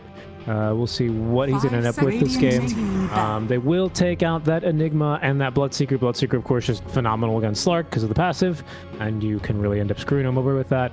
Marcy Bandit, I wonder if... I don't know. Anytime I always see a Slark picked, and then obviously the Bloodseeker banned out, I'm always wondering if you're considering just picking up something like the Pangolier, just because it is kind of a value ban, right? For 2 of your heroes. Not the biggest BZM hero. Pango against Slark could be a little bit tough. Because you can't Rolling Thunder before the fight, right? So you have to Rolling Thunder before the fight and blink in, because otherwise he pounces you and we have to roll up into Rolling Thunder, which is a hassle. But I do think it's a very good Pango game. Would you do it on 15 though? I don't know. If I was OG, I would steal it actually. That's what I was thinking for OG, to be honest. But looking through BZM's recent games, it's not really something he's been keen on picking. Lots of like more flashy heroes in general, I would say. More just in case. Well, I mean, I think it made sense, right? I was kind of eyeing it for OG here, but I don't know. Just we're in a very Pango-rich meta right now, so anything that you end up doing that just brings more value to this hero, I think it's just dangerous. You have a nice dual core timing there, I want to say, between the Slark and Pango, with like Diffusal and then first item on Slark can very easily join a fight. It could have been bad. Heads up ban from Nigma. You kind of want the vision here now for Nigma here. Obviously it's a support because 15, but you also kind of need stuns. Like against Slark, if the Enchantress wasn't here, the Undying tends to be pretty solid because you don't want to hit the Tombstone in the middle of the fight. It gets vision of the Slark. Blah, blah. Clockwork. Okay, he is vision and stuns. He's kind of like a little bit of both. Not great at it either. Oh. But I think his vision's just fine. His vision's just fine. And what he does do is make taking Roche against this kind of a lineup super annoying. Just, you know, kind of listing the benefits from this guy. Mixed damage ultimate as well is super valuable, especially for how long of a reach it has. And you have some pretty good setup, honestly, with it. You've also enabled the hero because you've already picked up his biggest counter, honestly. The Enchantress, who just completely decimates, and not even decimates, just ruins his laning stage with that Dispel. Okay, so OG are really liking this one draft that they picked. They played versus a team called YNT in Multivibes with a win. They went tied, and then they also 16-17 as well. Ended up going with a Willow. I'm wondering if they're going to just repeat it here. They will. Okay. Alright, a couple of specials as well. I do love Tiger Willow as well. That used to be a classic one back when he was on Liquid, right? The massive defense with him with Boxy. Usually they like clicking with combos. Is there much of a combo to the Tide Willow in the lane? It just feels like a bunch of... Like, they're all good heroes. Right, but I don't really see much of the synergy between. I think like Gush slow 5 into seconds remaining. I don't know, into Bramble hits. Maze. Like it's not crazy, right? It is lots of magic damage against an Aster, right? Who is going to kind of struggle to do a lot here. I also believe it's going to do pretty well against the creep, right? Because it's kind of hard to make sure those creeps around because they have a really awkward turn rate and the move speed is awful. So it can reduce the efficiency of taking a creep in lane. Morphling. Okay. Nigma opts for the Morphling. Very strong Slark counter these days, right? Because Slark doesn't like... Slark requires attack speed, and Morphling definitely goes to Ags in this matchup. And all of a sudden, Slark has nothing. And the question is, do I go Moonshard in the Slark, which feels bad? Because this hero already suffers from a lot of issues with, I need items, I need items, I need items. Yeah. And also, the other option, which is Link, is just not great, honestly, no, you're on right. Slark. It doesn't feel good, and it's not the best Linken's game either. I mean, you got Dragon Tail and Adaptive Strikes already before you even consider that morph with the Ags. The Enchant is another one, very true. I will say slightly risky, right? Picking this Morphling into the Disruptor. I believe you do have a really nice timing against this Morphling very naturally, because Morph at the same time, it's not a hero that really wants to rush that BKB super early, especially when you have like a DK and one more mid lane fighter, very likely out from Nigma, to kind of be your early game fight, and you just kind of come in as cleanup duty. But the late game is very favorable for the Morphling, as you say. Definitely needs his items. Just wanted to point out there is a really nice timing here against him. Yeah, I mean, I would say Slark can take advantage of that too, right? Because if you can go for Diffusal Blade, I think in this matchup is still worth it, actually, or even an early Ags in some situations, just rush it, right? It is a nuisance for the Morphling, and Slark can win in these longer fights, which Morphling sometimes excels in. You can still go back to really old build of Slark as a 4th, 5th item, obviously a Scotty, which is always great against Morphling, right? But these days you pick it up quite later, which is why it's not that good. Yeah. Let's see what OG pick. I mean, if they pick something for BZM that can move the game with the Tide and Slark early, this could be a possibility. I'm thinking they banned 2 of his more recent favorites, being the Zeus and the Invoker. I really like the Invoker for him this game. A Quas Exort for some more minus armor alongside Gush for some global presence. Really up your kill potential in that top lane as well. Or sorry, that bottom lane for Dire between the Tide Willow. That strikes me as a really strong combo here, but don't think we'll get to see that. You kind of need damage, which is your problem. Like, you really just need magical damage, and they banned the Puck as well, another damage hero, right? Ember is kind of in between, and it could be a pick here. It's very solid, very stable. I would normally lean towards Void Spear because he actually offers more damage early, but the hero sucks, so that's why it's not really an option. You could even consider Storm. Storm's a pick. Slightly scary into DK, right? But yes, Storm could work. Yeah, the only other one I'm thinking is maybe, I don't know, but Ember's just not enough damage early. But Tinker! Oh, okay, Tinker. that's damage. That's damage. There we go. BZM Tinker, best zoomer mid. Of course he plays Tinker. That is very exciting. It's a good Tinker game. This hero's kind of broken right now, honestly. Low key. Low key, really. We've seen. Because, well, okay, we'll see this last pick. Okay, this is pretty bad again. This is pretty good against Tinker. They're picking the DK mid then, I presume. Yep. Well, so Male's the mid laner now, right? Mm-hmm. I would assume so, yeah. Miracle back on the Morph lane. I don't think Morph wants to lane against the mid lane Tinker. That just seems like you get lasered and miss all your last hits. Exactly. Impossible matchup. Yeah, so Tinker right now is, I don't know if you guys seen the build, but it's quite common in high-level pubs. Essentially, you go for, you skip booties, you go Blink, like naked Blink. It's usually get like 7-8 minute Blink. It's actually kind of impressive with a laser spam. And then you go for the Shivas, and there's like Shivas BKB sometimes. I've even seen Shiva Sky and Sanj in some Tinkers. So it's a very different style of Tinker to what you're used to. And then eventually the Strength Blink. That depends on your... It kind of depends on your game.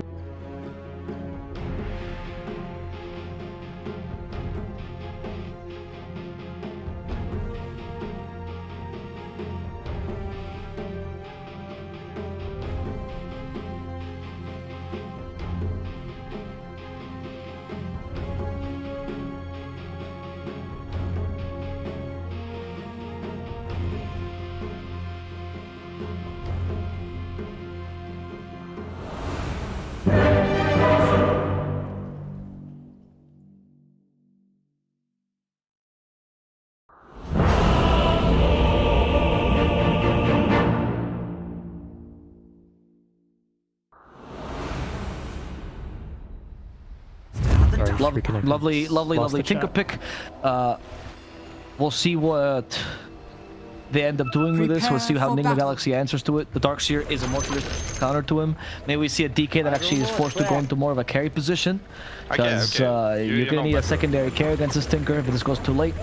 Maybe you see the Manta style BKB Ags kind of build that we saw on Skitter. And it's a phenomenal game for that, right? I think you're already incentivized to do that. I think this this DK, even though it's a DK, he's going to want to move the game forward because he's going to be their tower hitter early. And he does really a lot of work in that respect here versus this kind of a team. The danger for him is mostly going to be trying to get out cleanly versus a Willow, versus a Disruptor, and versus a Tinker. Like, not to mention with a freaking Tidehunter standing out in front of the tower defending the darn thing. This is not an OG lineup that is going to very easily give away its objectives, right? It's going to fight till the very bitter end. They've got really great ultis around it, and they synergize quite nice. 30 seconds to battle. A couple of my small favorite ones actually are just Thunderstrike, which gives vision for Tinker to continue spamming. You know, rockets, like even these kind of small things, the rockets, yes, are really quite powerful in these kinds of games. You know, lots of vision for Yuragi to know when he can join the fights, from which angles, stuff like that. Fun game here. We'll see if Sumail is going to end up getting caught here. Oh, this would be a really solid first kill. It's a hard one though. You can just go Dragon's one. It's kind of taking care of now. There's the gush. Sumail takes great fire instead to reduce the damage. But Sumail is going to die regardless. Wow. It's a BZM. GH. That is a really bad start. They even get a second kill onto GH. Okay, this is looking terrible. You just gave the enemy Tinker the first blood, and you're a DK as well. Yep. And you gave your Agi to your Agi, already at 2 permanent stacks coming to the lane. Did take Essence just level 1, but, you know, against... oh, actually, they've swapped it up here. So, we'll see how that works out for him. Essence shift 1 against the Darkseer. Yeah, I mean, that seems fun. Yep. He's a melee hero after all. I mean, this lane kind of sucks for Slark. Because you do nothing, you have no interaction with Darkseer's Irish Shells at all, so... I think you just kind of survive. Yeah, happy to get the earlier first blood there as well on the Tinker. Early bottle for him. Yeah, he can afford to go for the bottles. Yeah, early bottle coming out already. Whoa. That was weird. Okay. Okay, that was his own teammate. It's all good. It's all good. yeah. Yuragi's like, why are you pausing, DM? All right. I'm taking a look here. I do think what Nigma can be really annoying with is they can go ahead and easily at that get into this enemy triangle.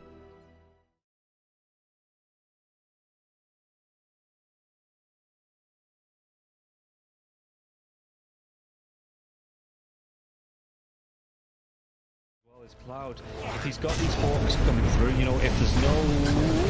we'll come back to this as they get the dive on, and everything I was saying is now inconsequential because Cloud has gone down, so Kami has to move away from these multiple kisses. There is still that buyback for the Beastmaster though. Let's see. He wants to get himself back into this, the dive onto the back lines, he's the vortex as well. There's going to be a real nice dismember. The hooks come. Nice save though. He saves it. Cloud gets himself back into this now, and Kami, he's losing so much. Kami's going to go down. They do get the kill onto Leppington there as well. So Mira with that freezing field, Mira will go down.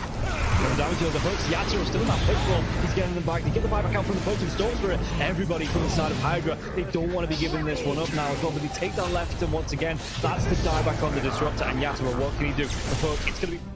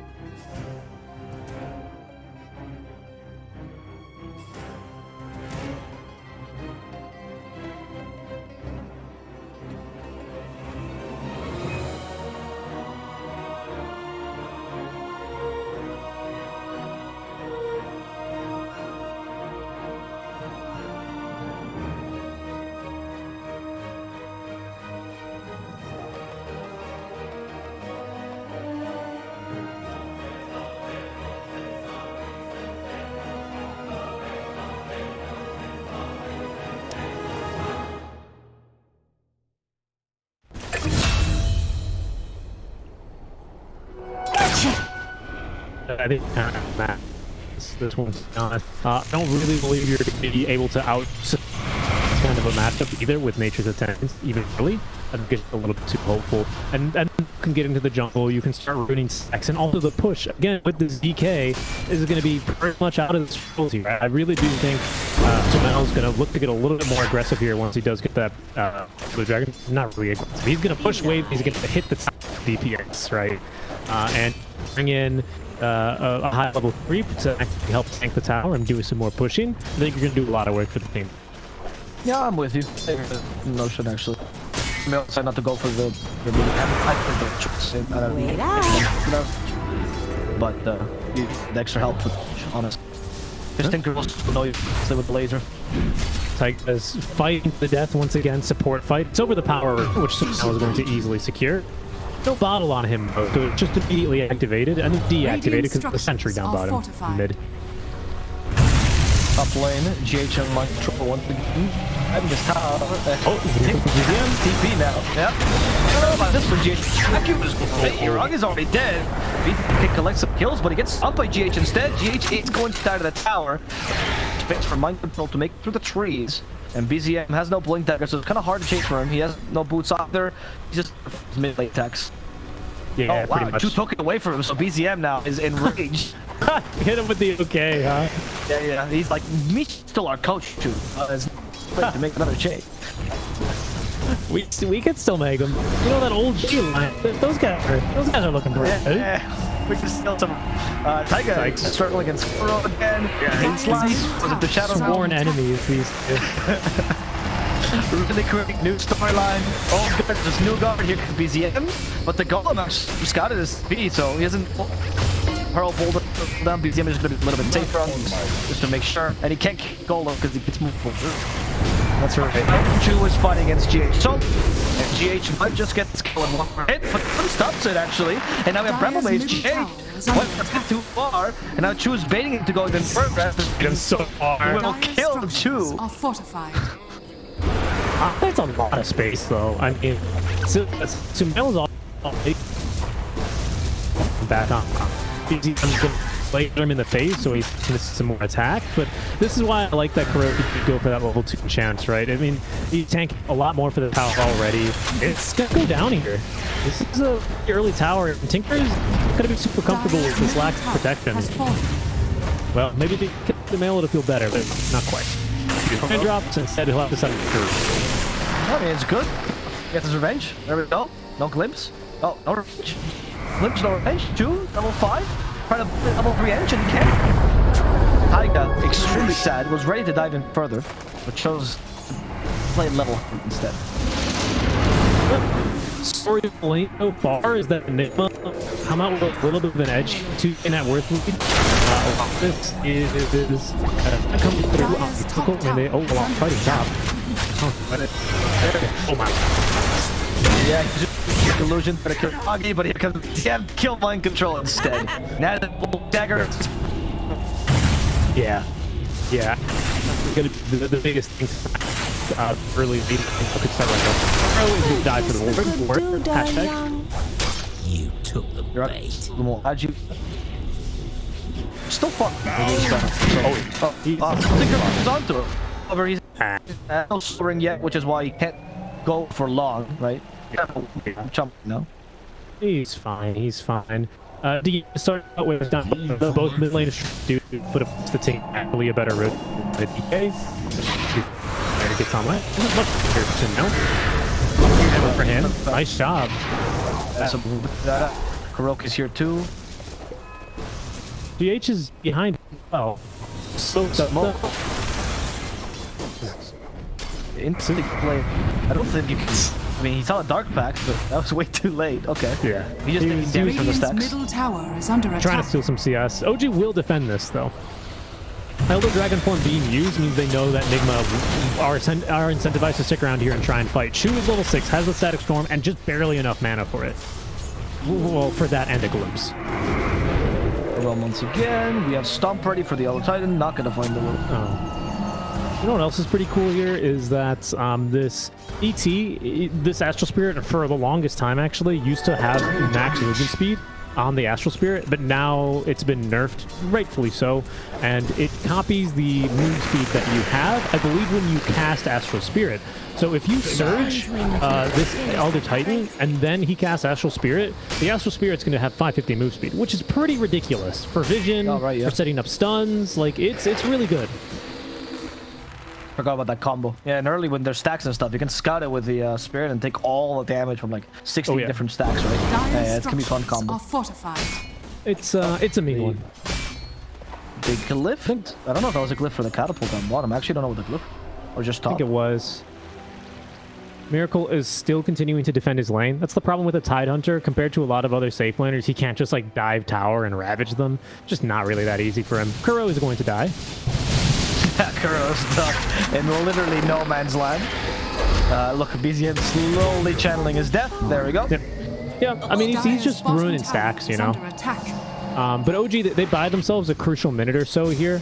While Sumail is waiting for his Elder Dragon form to come off cooldown. He also now has Blink Dagger, so I do expect them to make some sort of move here as soon as Kuro respawns. Maybe try and bait in the Tinker or something like that, and try and catch him out with the DK Blink reveal. That'd be a pretty major kill for them. Probably would result in an objective as well if you want to try and force the issue, likely top lane here.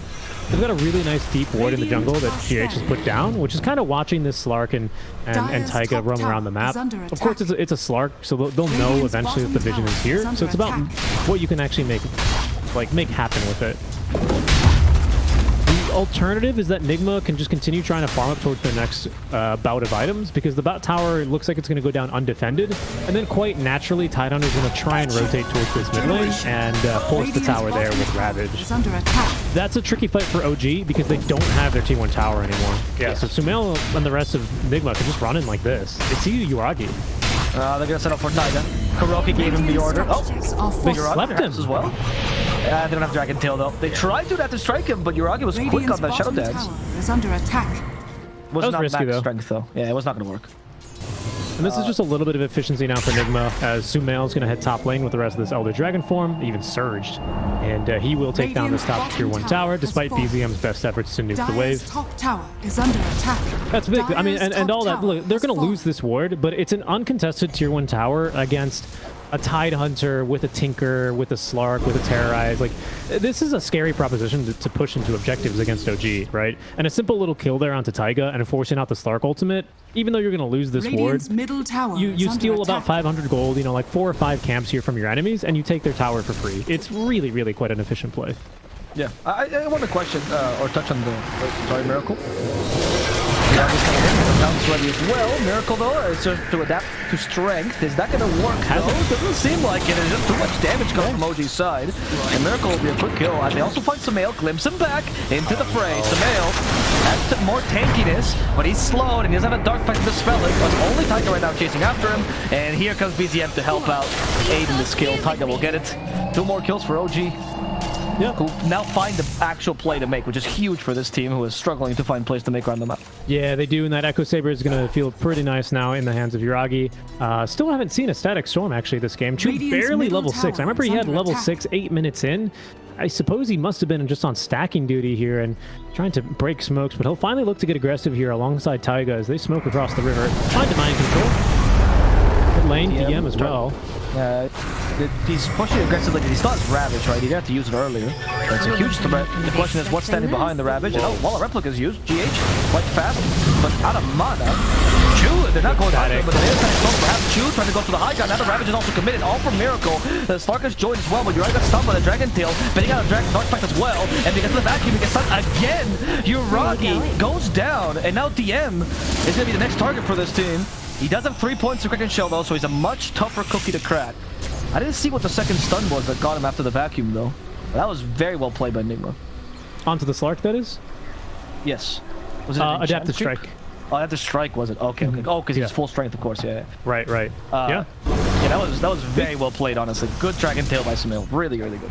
Yeah, and a big kill, honestly. And just a big fight from Nigma, who are going to just fight basically off the strength of that Pipe of Insight. Kind of a scary moment there for the Morphling, who is kind of caught mostly agi inside of that Static Storm, especially once he's ravaged, but finds lots of, he's safely comforted by that Pipe barrier. First item here is now Nigma once again hope to get a bit aggressive inside the enemy jungle. Mind Control will connect and find Taiga. Gonna kill him, though. Yes, Shadow Realm. The question is, are there reinforcements coming by? And it seems like they were. They glimpsed back some mail, so it's more of a defensive reinforcement, as DM is still trying to do the same thing mid, but this time without Ravage, so not as threatening this Tidehunter. No. Farming his way up towards that Blink Dagger, however, on this Tidehunter, so he is going to be a little bit more about that team fight ultimate, that counter initiation, maybe a little bit more initiation as well here. That'll be something interesting to see out from him.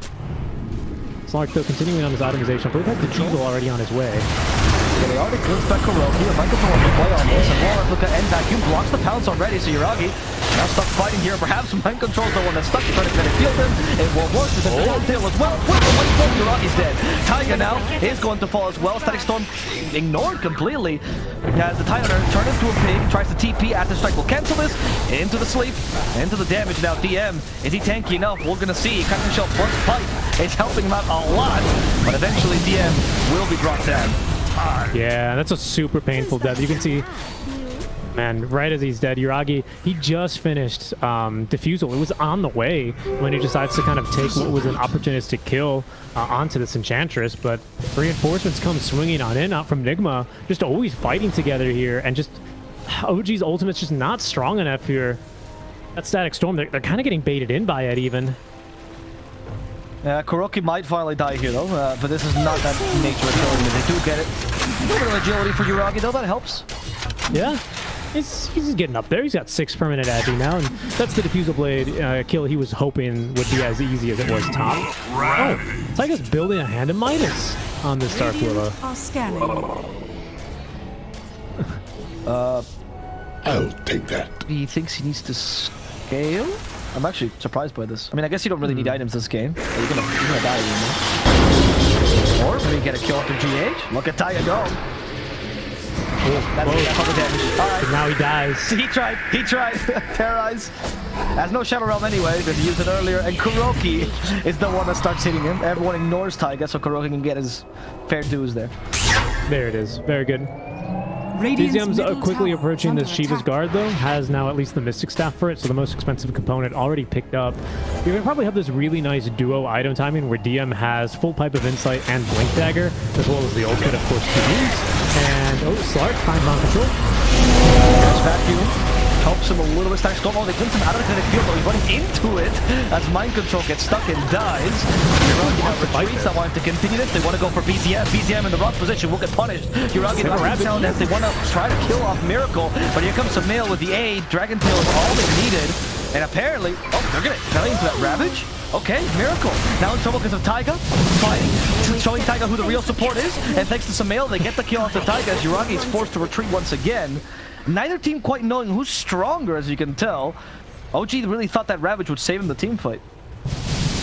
They did, and it gets Yuragi out safely at least, as he does build up towards his next item, which is going to be that Ag Scepter. Like I was saying, he's not going to quite have that as the same time that BZM has Shivas and that this Blink is out, but it'll be a pretty nice triple item timing. Not quite as in lockstep as they wanted. Big fight there, though. And again, Nigma just kind of bringing the numbers. Kuro just walking through that fight casually, has no regard for his life. Does actually end up kind of scaring everyone away and driving a little bit of a wedge in there. Just his positioning so awkward, and he's just being like such a it's just a nuisance really on this Ench, like throwing creeps at them, doing a pretty good amount of damage as well. Building to scale, right? Has this power treads going next for the 4-staff into the full Hurricane Pike. So, you know, it's not quite as greedy as this Midas perhaps on Taiga, but these are two heroes that eventually will start doing things if the game does go late enough. Need to see. Another smoke now from Nigma Galaxy. There's no Elder Dragon form though, so they gotta land a melee stun. DM. Once again, he's the hardest kill by a long shot. I expected the pipe already, but there's There's just so many stuns. DM can barely move. He's gonna have to be in the face of danger. And the start cancels it. He turns into a pig and walks away. DM is done with this. However, Taiga and Yuragi show themselves for this. They glimpse back one of the heroes so Taiga can save. Nope. So Taiga can die. Taiga can die to the vacuum instead. Maybe just they've been doing such a great job at just being like, oh, do you think this is your jungle? You are wrong. This is our jungle. Nice shot calling immediately into Roche as 5. And I don't think without a Terrorize they can actually contest this. No Ravage either. Even if you have this Blink Dagger, it's not up for another 30 seconds. Nigma, they force the Ravage up top lane. They immediately smoke back in. Even without all the Dragon Form, they take down the Roche. Great shot calling from them. Really impressive. Yes, honestly. They look on fire. And OG a little bit lost this game because they just don't have enough. You talked about the Tide and the issue of the playmaking potential, right? But you have to wait for them to initiate onto you and hope your Ravage gets you something good. But there's just not much else you can do. And there is a little bit of anti-synergy, it seems like, with Disruptor's playstyle and the Tide Hunters. That's right. I would also say that OG, they have plays to make. Now they've got Shiva's up, right? This Blink Ravage is ready to go. And they can really look to maximize the pain on these kinds of two items. It just has felt like we'll see if that changes. I expect it will now with these big items, but it seems like Nigma have just been really bringing a pace of play that OG have not been really prepared to deal with, you know? We'll see if that changes now, though, as they finally really contest this tier 1 tower mid. I think she was a big point for him. And this is now what allows the Tinker to just blink Shivas, and actually have some area damage, farms faster, shoves faster. This would be what you traditionally would say the hero's actually online. Feels good moment though. OG, they're forced to TP back because Miracle was solo sieging a tier 2 top lane. They're gonna lose Taiga once again. They actually Earth Splitter him. Fair enough, whatever, everything for Taiga, it's all worth it. As Miracle also farms dangerously close to the enemy, but he knows they can't kill him, which is why he's doing this right now. Really brave of him, right? You still are playing into this static storm. Like, could just kind of get caught out relatively easily. This Blink Ravage as well, but just confident. I mean, at least with Aegis, right? You likely live through the second kill attempt. At least other than that, or you question where the hell your team is. For now, though. Yeah, right. Everyone else doing like a really good job. Sumail now with his own BKB online. Let's whip the Blink there up to the high ground, but he's not really in any danger. Oh. Fail, they glimpse him back. Nice Good stun. They can initiate on this. Dragon Tail already got off the start stunned and dead. Static Storm didn't seem to matter as a miracle. Actively shifted before he went into the storm. This man was prepared for everything, and now Chu will have to pay for this. He's been slowed. Kinetic Field won't help him. And Nigma will get yet another kill. That's super big for them, right? 2 big kills. One there onto the Sark is massive, and it's this ET hero in games like this feels so good because when you do land an Echo Stomp, it's like, okay, let's take our time, let's all think about it, process this information because we've just slept 2 heroes. No one wake them up. You know, you have that level of coordination, and then the initiation's beautiful, right? Sumail BKBs because he knows the Static Storm is going to be incoming as soon as he does wake them up, and just lands the stun initially. No chance for Slark to get off the Dark Pact or anything. The chain stun from there is perfect, and they just managed to kill him even without any active items or abilities. Really impressive game from GH. And that's the thing about this ET, right? Like, he's so sink or swim. Like, either he lands those kinds of Echo Stomps and you look like a hero, or you miss Echo Stomps and then just nothing happens. So that's just kind of nice, right? You're not really super excited. Is he? He dies. No, he's dead. Yeah. He's dead, there we go. But the fact that he took 1 Ancient, honestly, Kuro realizes he's Enchanters, right? All you do is you kind of die for your team right now. That's your best role, so I think this is a fine play to make, actually. Radiant are scanning. Yeah, agreed. He's playing pretty phenomenal so far. I don't think he has any reason to be too upset with his game.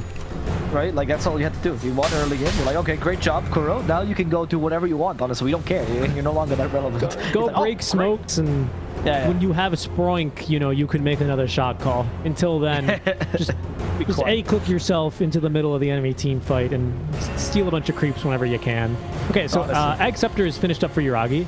He's done the little disassemble trick with the Echo Saber. I do wonder if he's going to feel the need to rebuild the Echo. I see a lot of Slarks do tend to go back for it after BKB, but we'll see how he feels. Miracle's going to say hello to him. Miracle's just running at him, actually. He's stalking him, huh?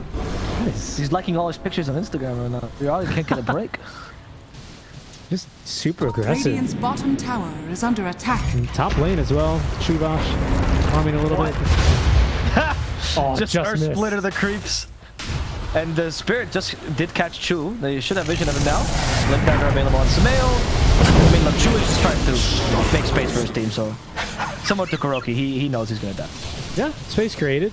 Taiga as well has the Midas fully completed, and he's gotten a couple of transmutes off already going into the Blink Dagger. Could have a pretty significant amount of impact as well in these team fights if he can actually get into a position where he's not immediately killed at the start of every fight, and he can actually get off a Terrorize. Kind of an ability that can really mess with like these surge kind of and move speed heroes, you know, because of just how fast they end up running away from the fight and just removing themselves. It's not your traditional sort of like relocation, like a Tusk kick or, you know, Pudge Hook or Magnus, those kinds of abilities, but in a way it can be just as impactful here. OG, they're trying to take a fight here. Aegis has expired, but in the Galaxy they still feel like they have the advantage here. 8-second BKB here for Sumail, holding on to his Elder Dragon form. All the ultis ready to go. Just about finding the right target here. Yeah, and of course you want to wait till Slark uses Dark Pact to farm, right, to actually initiate on him if you're going to go for him. So that's something Sumail's been very patient about this whole game. Oh, I don't see him. He's hiding behind these trees. Oh, but DM is not the target. Sumail? It's like, okay, fine, I'll go for whatever's behind him. Oh, Taiga! Something die, Sumail. Mighty Force at the BKB, he's gonna go for 2 instead. this frustrating endeavor of not dying, not dying. Yeah, Force Touch though, good save them. Oh, he got ravaged. Oh, he still has the Force Touch, however. He's feared. Kuro's still alive. Go Force to himself. No, the fear lasted too long. Kuro finally falls, and the Curse Crown will stop Sumail as well. That's Miracle. Turn to Slark. He has his balance. I think no BKB from behind. BZM finally joins the fray. He's going to try to cover DM's escape, but DM Earth Splitter is not tanky enough. He's going to die to the Earth Splitter, and BZM could not get into the middle of the fight. And it went his BKB for this. My mistake. Mage Slayer is going to be the item of choice for this. Like, I always forget about this build-up. It feels super good to have all that amount of magic resist when you're also quite elusive with that second pounce charge. So, you know, you land that onto mainly your Morphling, your Darkseer, you know, you're significantly reducing their damage outputs in these fights. Once again, Nigma, though, they're just taking these fights just slightly better calculated, man. These Guardian Greaves, that Pipe Aura, a Kuroki just running in and just basically aggroing the entire enemy team such that they really only kill him and then immediately lose the fight after. Like, just every time. I don't know how he does it. 2, 8, and 6. The same kill score on Enchantresses in my games, and yet I'm getting pinged. And he's a hero? Well, you should re-chat. Sumail, he has BKB in 7 seconds, but he can't get it off because he's going to die before that. Goodbye, Sumail. Finally, BZM is online. Catches Mind Control 2, who runs into a Bramble. Now, sometimes a little bit too much movement speed can be detrimental. Pickoffs there for OG here. They have struck a nerve here, I want to say, on the side of Nigma. Even with, especially without their ulti, these are big kills. Roshan's up in 30 seconds, so this allows OG to try and set up here quite nicely for this second Roche contest. Teams are going to be having their eyes on this Aegis. Lots of map control here.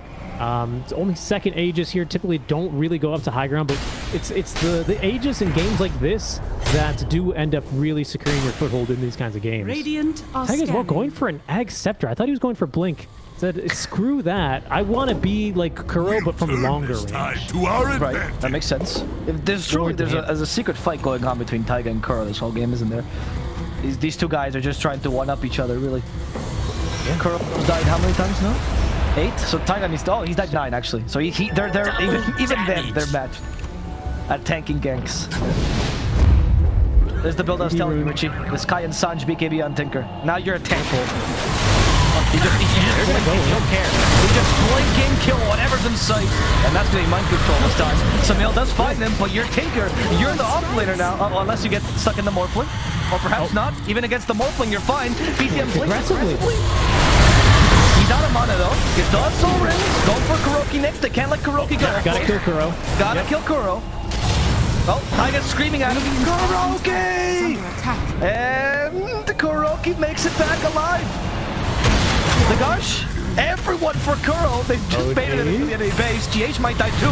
BZM has full mana now, and he wants to use it to kill off his Elder Titan. With a laser, he'll get the job done. Okay, this is insane. Once again, the closer that OG get to the enemy's fountain, the stronger they fight. Taking a fight that honestly, I mean, look, they are just running down Nigma Galaxy right now, but diving behind the tier 2 tower. Sumail thinks he's got a safe TP, and Miracle might be dead here too. Oh no, Miracle. The Shivas is making it harder for him to attribute shift, but he's actually not even starting BKB instead. He has to. And he'll be safe with this. Could have been scary. They figure it out, guys. The BZM is amazing. What if you make everyone BZM? You just need to TP on them. There you go. That's a solution. OG's back to winning majors. They're back. They're back. I want to rev up the popcorn machines. Another True Sight major winning documentary coming your way. Some great content. It's time for BZM. It's time for BZM, yes. Bottom tower has fallen. Let him go, dude. Just like that. They are in the control of this game. BZM, he points up to your high ground. Thank you very much. I'm telling you, Stinker's too tanky. It doesn't matter if you vacuum. He's just Shiva-edging in place now. Of course I have it. No, As it's a good. BKB. It's good. What you do is you charge the Shivas. Like, seriously, that's a technique. You charge the Shivas, and then you blink forward, right? And they all hit at the same time. Because that's how Shivas works. It blinks with you. So that's actually how you're supposed to play a Tinker. It's like a new March of the Machines. It's pretty stupid. Oh, God. Yeah. That's why he's doing it sometimes, that he, like, goes in one place that's safe, and then he just blinks away, right? Yeah, that's why. Yeah. Okay, OG smoking across the map here. Nigma in a pretty good position to break this smoke, and he's, you do hear the audio cue for hitting heroes with Aster Spirit. So GH does a great job scouting this one. Yuragi's forced to use that shot. That's pretty early in the team fight. The sport is intent of the team fight, however. Oh, wow. Yuragi doesn't care. He just jumps GH because he knows BZM will cover his back. They look out to it. They don't feel like they can even leave the base anymore. They might not even be safe in the base, Avo. Well, this Tinker's so aggressive. Kuroki, he's trying to run in every direction, but that circle's not letting him get away. They're just too tanky. Like, I don't know how you initiate onto this team anymore. Like, what do you do? This Tinker, he's got BKB, Kaya Sanj, the Slark, of course, has 2 pounces, the Shadow Dance, and the Depth Shroud to save anyone else who you might catch. DM is going to wake up even if you stun him 3 times thanks to his passive. He's also got Tendrils of the Deep, so he doesn't even necessarily need to ravage you to find some little bit of chain stun. It's scary. They need like a ginormous vac wall into some wombo combo team fight here. Sumail has Ag Scepter, that's something, but he does not yet have that 4th level dragon because he's only level 17, right? So it only takes you 1 level up, which for him is going to be the blue dragon. It's better than nothing, but he does need that, unrestricted vision, flying, and the magic of this year would be huge for him. He's not going to have time though. They're going to be forced into this fight. Well, I mean, OG is retreating for the Roche Pit. They don't want to fight into this yet. However, Sumail already went in, turned to the blue dragon like you commented, and Taiga will die as a result. And look at Miracle, that's turning to the circle, and his Ag's ready, and he's ready to compete. They have the damage to cover BZM, BZM's still scary. Ravage didn't hit a single thing there. That's a big commitment. A buyback as well out from Taiga. Roche is so low. BKB's out from Nigma. OG, they're going to move into the pit. I don't know if Nigma can afford to let this go, though. He's still a Willow. Wants to go for Yuragi. DM gets him with his ability. Here goes BZM as well. Calling on damage. Here hits. Here with the vacuum. That combination will help Nigma take over this fight now as Yuragi's forced to use the death trap to cover his teammates. They're going for Taiga instead. BZM gets away for now. A beast on target. They're concentrating on everyone else because they are actually less tanky. But they are much more mobile. It's going to go for Nigma. They defend very well with that adds on Miracle making the difference here. Yeah. The Ags on Miracle, I mean, he just absolutely murdered Taiga. Now Taiga, I mean, it feels so bad. You're playing this Dark Willow, you buy a Midas, you know, it's like growing up, you've got a picture of your Ag Scepter on the wall, you know? And all of a sudden, this guy comes in, destroys you in the lunchroom, slams your lunch on the ground, and just kills you with your own Ag Scepter. Yeah, maybe that's my lunchroom. Maybe that's the strat. Maybe instead of trying to just get Yuragi for ruining his attack speed, you take the freaking Willow. I mean, you steal the Spell Amp as well, let's not forget, right? Right. So you're even doing even more damage on that thing. I never thought we'd cast the game with a Spell Amp, but the Morphags would actually be relevant, but you're right, this might be the one time. It's not bad. Oh my goodness. Okay, get BZM covering him.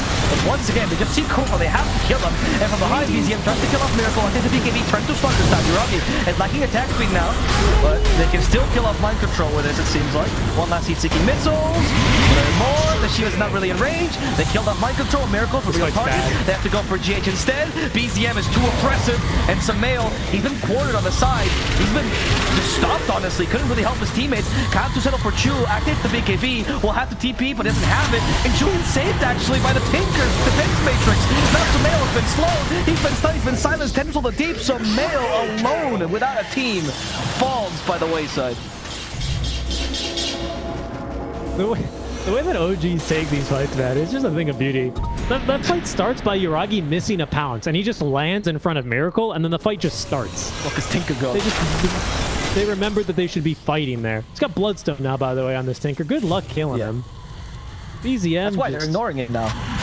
The APM on this man, he's really turning into a machine here. The march of the machine is his fingers on the keyboard now. The real march. BZM used to be a Tinker, sorry, a pianist in another life, right? Right, yes. Pianist. Before that gets clipped and shipped. The music composer. Musician. All Roaring Blink is finished now. So if you're questioning how tanky this thing can get, we're just gonna see another level for him now. There we go. He has bought out for this, 600 HP. He's bought out for this into a Morphling Aegis. Now I should say Nigma is now feeling the pressure. They both bought out for a volley of their items here. Miracle now does get the full Hurricane Pike delivered. Now Kuro has Hurricane Pike as well. They're Hurricane Pike brothers. Samael, he's actually trying to get this Max Style online as soon as possible. Risky buyouts here, Avo. These fights are violent. Aegis does not really keep you truly safe here if you're Miracle. If you BKB on your first one, there's going to be a status storm ready for you. Yeah, Uragi. This time there was no BZM helping him out. He beat off Lincoln instead. But they did not morph him. They broke it with something else. I think it was perhaps Enchanter, likely in a strike, I believe. Okay. Yeah. Oh, no, it was probably Hurricane Pike now that I look at the inventory. So Hurricane Pike to break the Lincoln Sphere that Uragi now has. That's going to be crucial in these next couple of fights, right? I mean, we've seen the damage that you can really do if you steal Willow form. It's not bad, right? But removing Slark out of these fights, at least, you know, removing all that attack speed from him when this is a hero that desperately needs attack speed. He's got a whole passive built for it. You know, it does give you a huge leg up in these fights. Not to mention, of course, the pounces that you can have for the range, especially at trying to catch this blasted Tinker. Smoke from Nigma. Let's see, they revealed, I mean, they know someone's nearby, but of course it's not the end. No one, the end. Oh, we'll have to settle for him, apparently? No? They're gonna go for this upper understand, that's what the end is a hard to kill, and you never know when Tinker's gonna TP. It's an important kill too on this Disruptor, man. Once these BKBs run out, hold on. Uragi? Radiant's bottom tower is under attack. No more pounces. I think he's away. GH, we'll scout him. Can't stop him in time. And Taiga as well is going to be able to escape.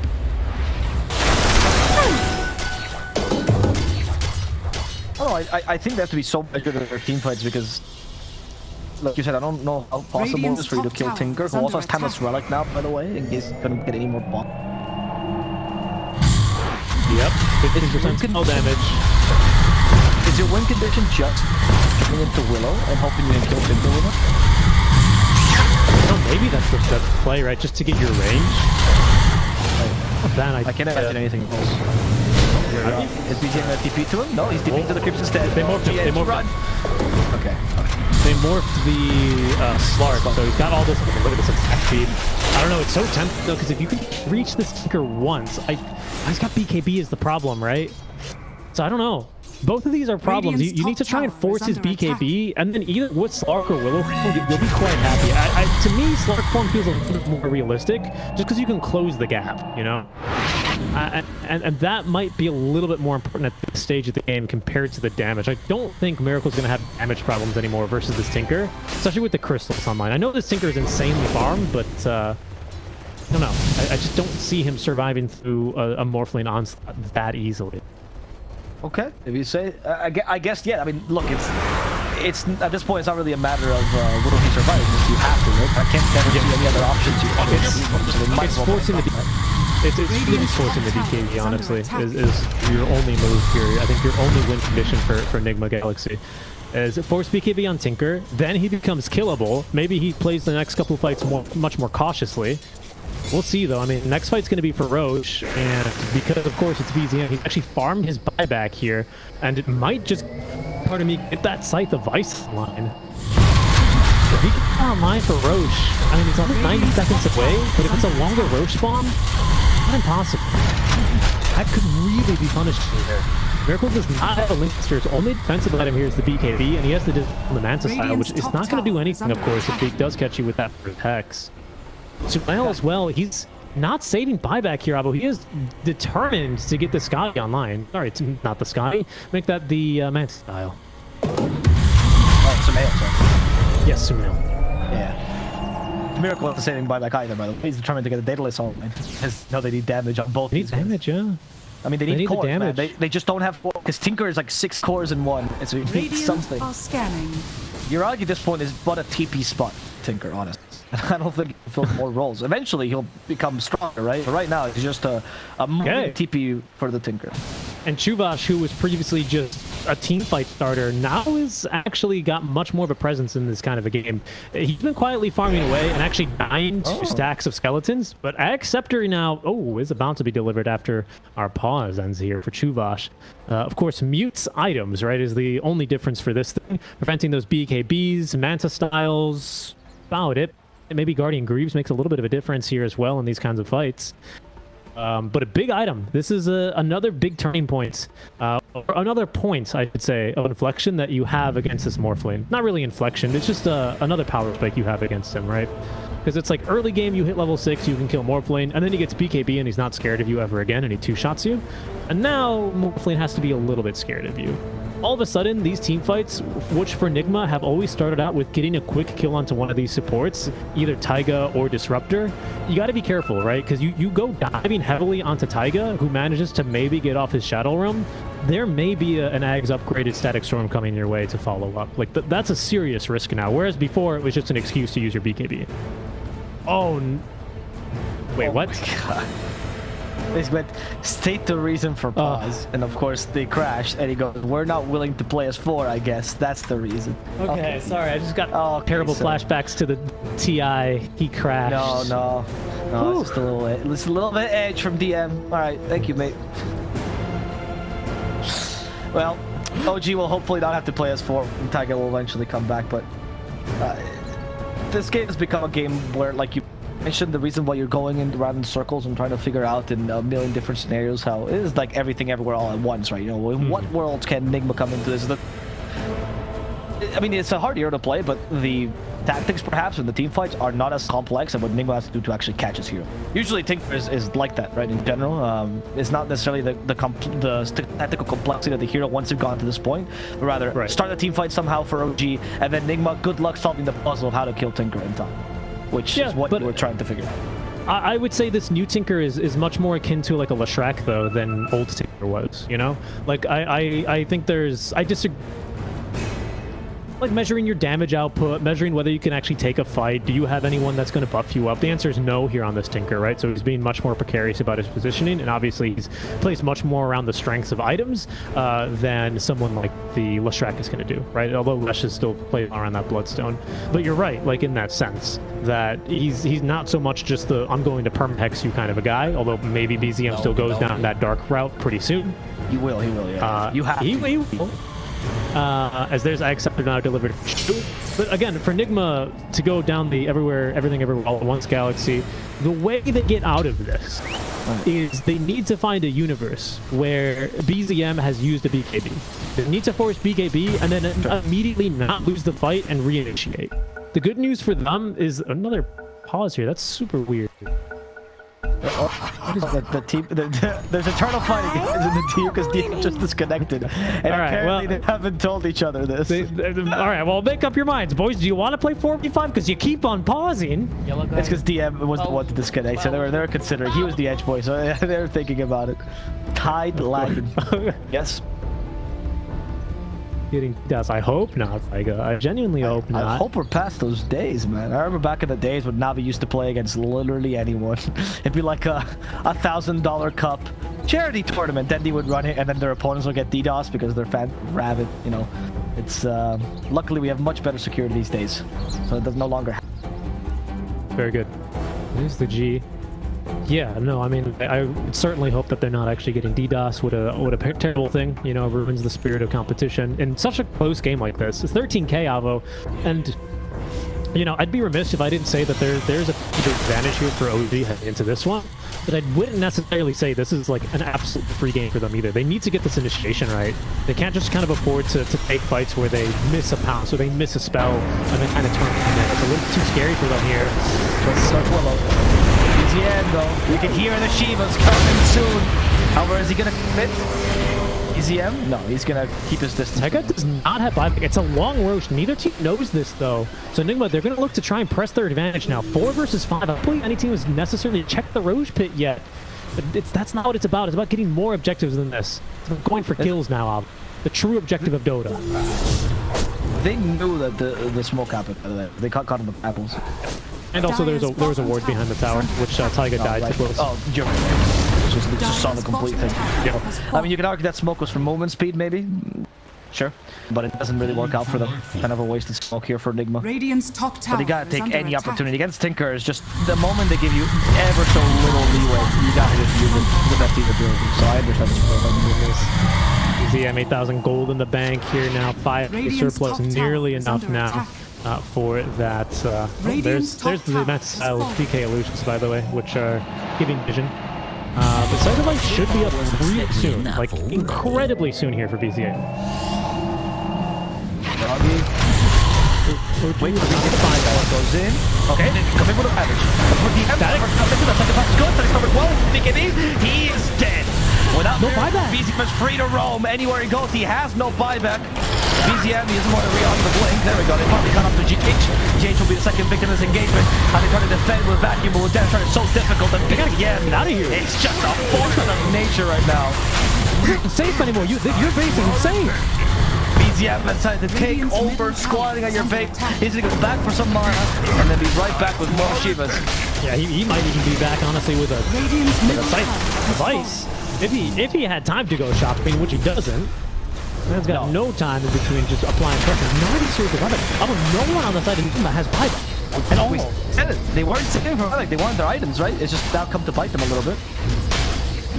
How much, right? The push is still fine.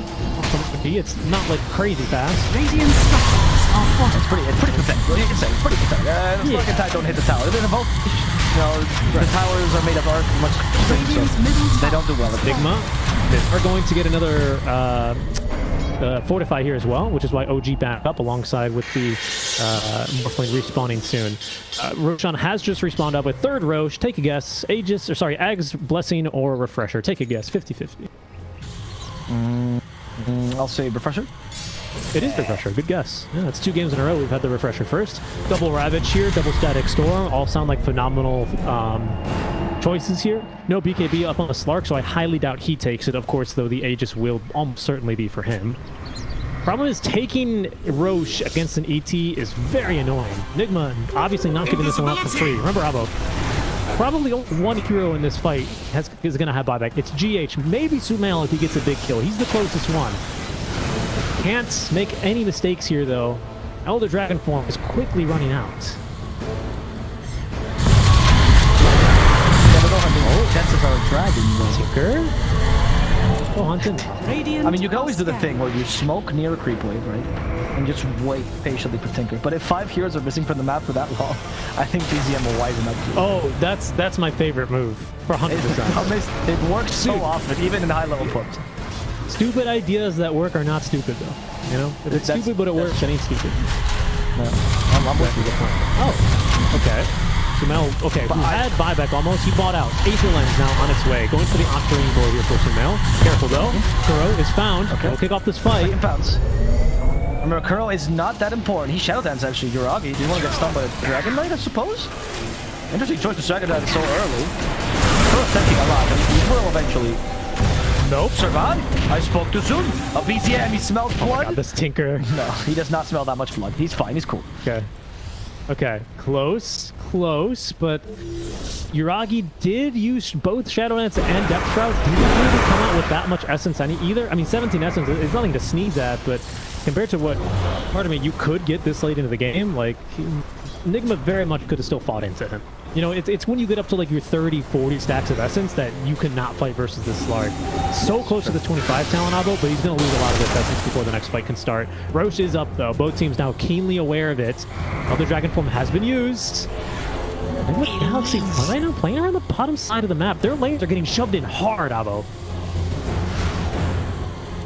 Yeah, I mean, what do you do against a Tinker, dude? Again, it's got to be the smoke play at this point. You just can't. He's going to out-shove you every time. You have nobody with travels either in your team that can shove the waves, right? You don't have a great lane shove to begin with. You like Iron Shield 2 creeps, so you go, yes, there's my contribution, and that's hopefully what keeps the Tinker away. They're hunting, though. Nigma have been off the map for quite some time. They're finally going to show an illusion they're conditioning here. them. Cutting bottom and mid. But look at this, like this is one of the biggest creep waves I've ever seen in the top lane. It's pushing with 2 wagons, just being reinforced now. They're gonna have to go back and deal with this soon. And they're also, Roche has just been started up as well. OG, it's only a matter of time before they take it, but they're also not super confident just fighting in the pit. Yuraga's about to reveal himself. We saw the Iron Shell there. Dire's curry has been This is tense, this is a big one. Taiga, he lost his Lincolns. They can continue to steal his form. And he doesn't have buyback. Going in? They're going for GH. Yuragi. Big Rat. Like the M from the back gets a good big rabbit with the thunderstorm as well. Miracle though, need actually chip in time. Twice as long as he should. There's the constant BKB Tinker Hex. Doesn't matter. It's impossible to stop this man. And that's going to be another kill from Miracle, who honestly with fingers, but it doesn't matter against BZM, who's hunting the Dragon too. Shiva's eventually will get vision of Sameo. There you go, he got it. First hex. Oh, no. We turn the song and dance all over again. Where are the reinforcements though? Sameo activates the BKB and just tries to TP away. I mean, honestly, a scary moment for him. And yeah, Morphling does manage to use the shard there. Of course, before the static storm hits, even though he's stunned, right? The shard allows Morphling to attribute shift while stunned. So he does manage to get the strength gain on. It just doesn't matter, like you say. It's just way too much damage. And then the static storm prevents him from using any mobility spells. And he's kind of just, or of course, any items. And he's kind of just minced to meat there inside of that static storm. OG, though, they end up taking the fight so far away, but the next objective, even though this road is almost certainly theirs easily, it's, they're not immediately going to be able to put the high ground here. They're not going to be able to force any buybacks here, unless Miracle really thinks they can contest this road, which doesn't seem to be the case. They're going to have to let this one go, and we might have double come into a more...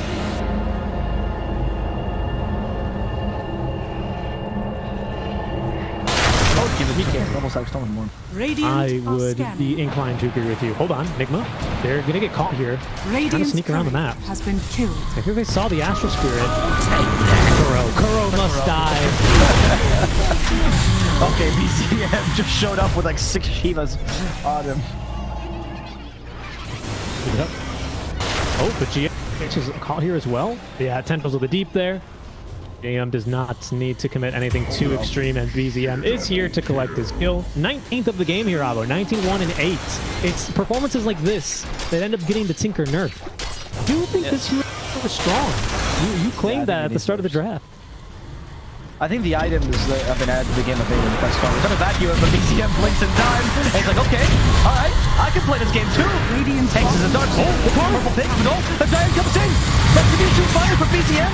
Activates the BKB, but the damage is going to get through him.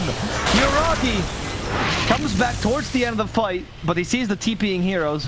And sorry for the bias, but there's nothing nothing makes me happier than watching a Tinker finally die. This had to happen this game. Hex there for DM2. So now we have a secondary Hex in case Tinker is not available. And now BZM will think twice about going in and 1v5ing the whole team. Yep. Invisibility. We'll see what else Nigma Galaxy have up their sleeves. So this kill on Tinker, I mean, he still has buyback, right? So it's not over yet. Oh, OG is actually good. Try going. Oh, they caught him. I don't know about this OG. He's going to get buyback. Oh, they're playing with the Ravage. That's going to work for now. And the sludge as well. They're bringing down Sumail slowly but steadily. With attempt to the deep. Also catching Kuroki from behind. MC trying to finish off Chu. But MC just got stunned on the curse ground, which will sentence him to death. OG was actually right about this. Even with a Tinker, they're strong. And they just proved it. Kuroki is the next target now. We have a Hex on DM. Miracle though, he finds him. The Hex though was on the Lincolns. Now Miracle's fighting head on against Stark. He steals the pounce, and that allows him to retreat in time. Kuro must not be die. that lucky. Limbs will not bring Miracle back either, but Uragi wants to play even more aggressively. Miracle, the sword, he's out of pounce. Big one. Uragi saw the death trap by the way to cover him, so he's most likely not going to die just yet. And Uragi's concentrating instead of the Enchanters. Miracle with the counter initiation for Taiga. Taiga eats the cheese. Taiga goes to the Shadow Realm. DM is still sleeping, so he can't help it. DM now finally wakes up. Miracle activated the A.K.A, preventing some damage from Taiga, who's just running around with that Shadow Realm trying to draw attention. And that he will, as he still survives this whole onslaught. And BCM is back. The terror to Tinker. They had a moment of reprieve, but he is back with some damage, and he gets the Hex up from the L Titan. They can't continue the stun lock, so BCM will get away for now, and they'll continue hitting the Drax finally. Yep. Okay, buyback on these heroes for Nigma Galaxy, but BZM with some insane patience there, probably taking some time to rest his poor finger. Maybe needed to replace the keyboard with how much he's pressed his refresh key here. But back in this game now, and once again, just still such a threat. Nigma, they're unable to really get too much, unable to capitalize. His OG still happy to fight, still down one hero, of course. Tinker with the built-in BOTs now, right? Instantly that can these fights, essentially. My goodness, these damage is going to be too immense. Okay, so 2 lanes definitely gone. Will OG push for the 3rd? Will Nigma fight for the 2nd? Are my questions. Radiant's top tower is full. Nigma doesn't seem like they're keen on fighting for the 2nd. I don't think you want to. There's 52 stacks of essence right now on Slard. It's 200 Agi, man.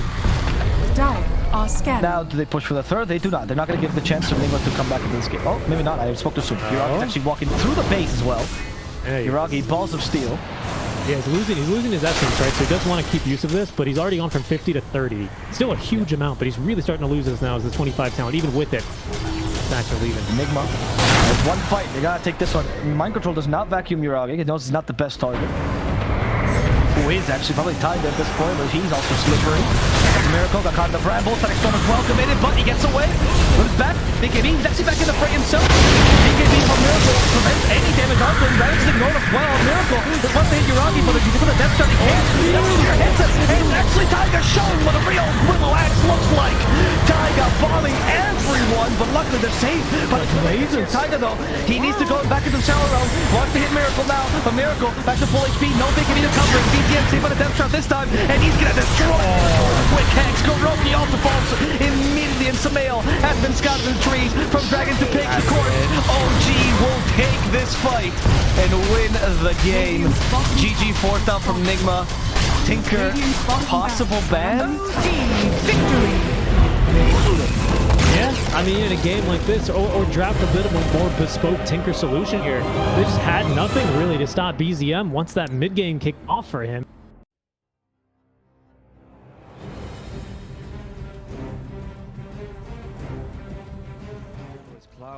If he's got these hawks coming through, you know, if there's no... we'll come back to this as they get the dive on, and everything I was saying is now inconsequential because Cloud has gone down, so Kami has to move away from these Mortimer Kisses. There is still that buyback to the Beastmaster though. Let's see. He wants to get himself back into this. The dive on the back lines, he's in the Vortex as well.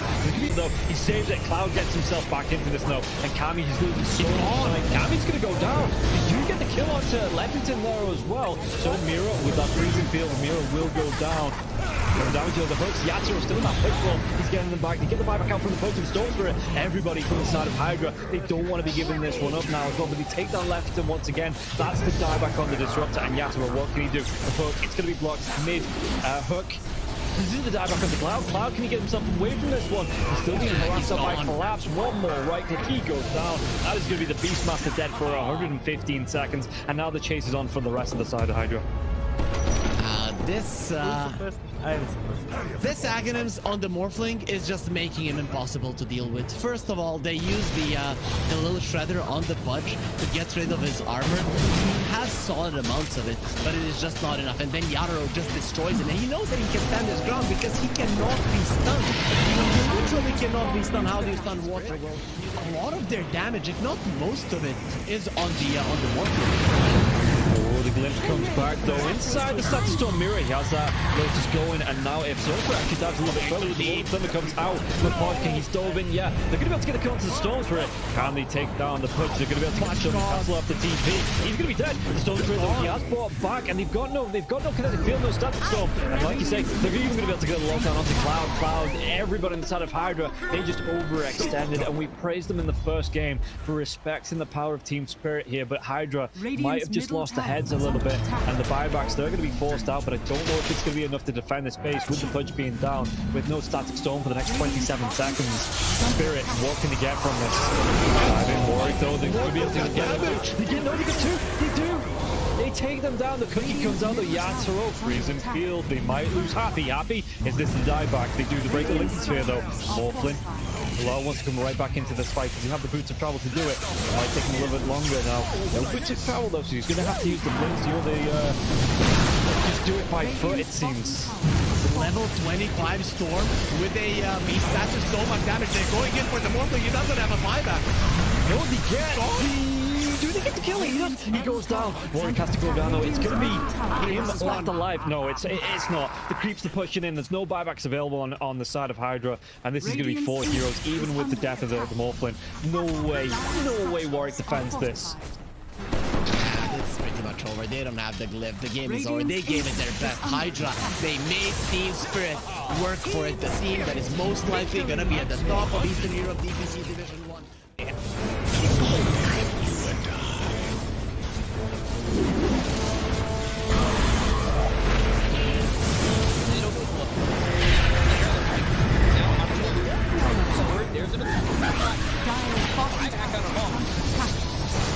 Radiant's middle barracks are under attack.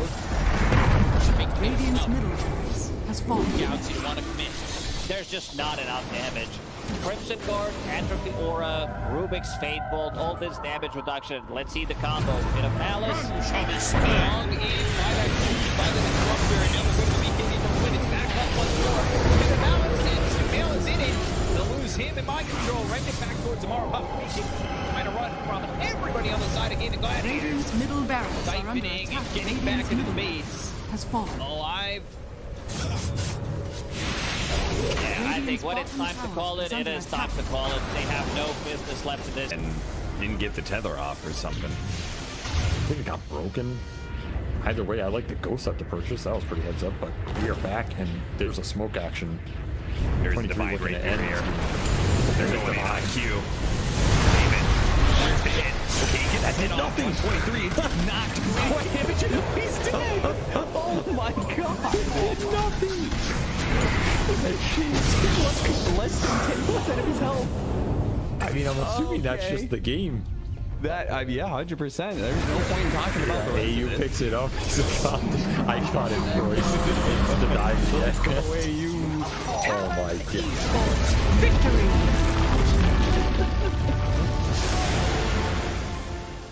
We finally get to see them have a little bit of lead, but they need to have good vision, good entry to engage. We're down up on high ground. Our Bulbica, Red Panda, this would be huge if we can find a Static Storm before the Tombstone. Not bad. Stone from Lulu. He's thrown now over the there. Starting to drop down. I love TK control for the moment. He does manage to get that one away. And the Supernova down. TK barely surviving. And it's just going to be one down at his White Album. It's a dodge. It's a hideaway. The heal's coming in. They hoping for a save, but the PKB is out, and they're going to jump onto him. He has to back away. We have lost White Album again, and now Tango in trouble. Q is going to drop. Aster, these fight so well, and they couldn't take down that Undying before the Tombstone. And remember, it's ages, so they didn't really care about giving away. Big percentage profits.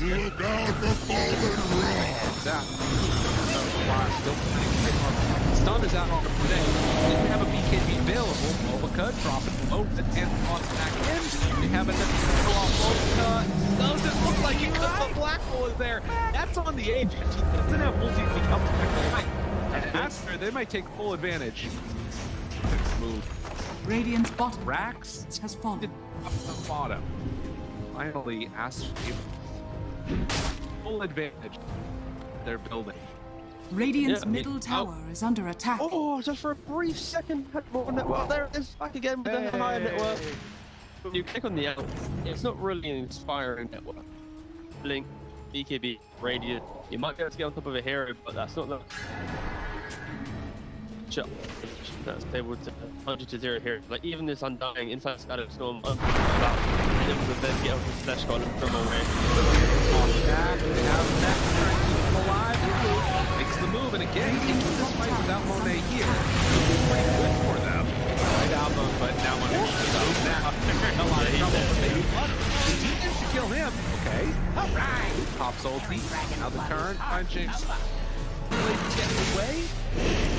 Sort of survived that first salvo. Very strong. Supernova down, pops the BKB. Ooh, he's just caught here. They want to get the kill. That's really himself up. And now the chase. With the avalanche, the toss. Thinks he's going to give up his life also. This Monet, he's way too strong. This might just be the full set of racks going down bottom. Aster, way too strong for Ares. Like Aaron did GP. Oh, they're done. Okay. I was wondering. It looked like it was that type of game. Yeah, it kind of was. It's like a game where you're an out, not really ever been in the league, victory hasn't really never protected himself.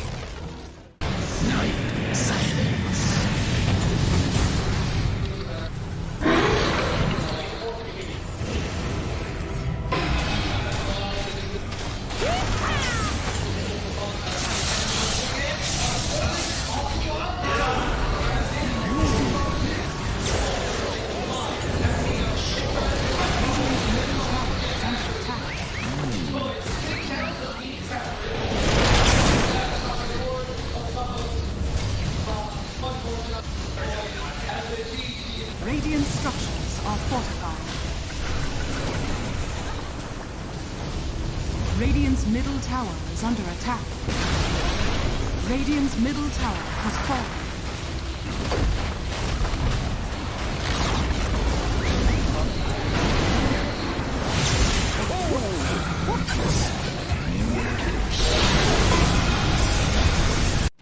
Boom. Everyone's just standing. How are they just standing right now? I can't help but fidget with my hero half the game. I'll be running around in circles.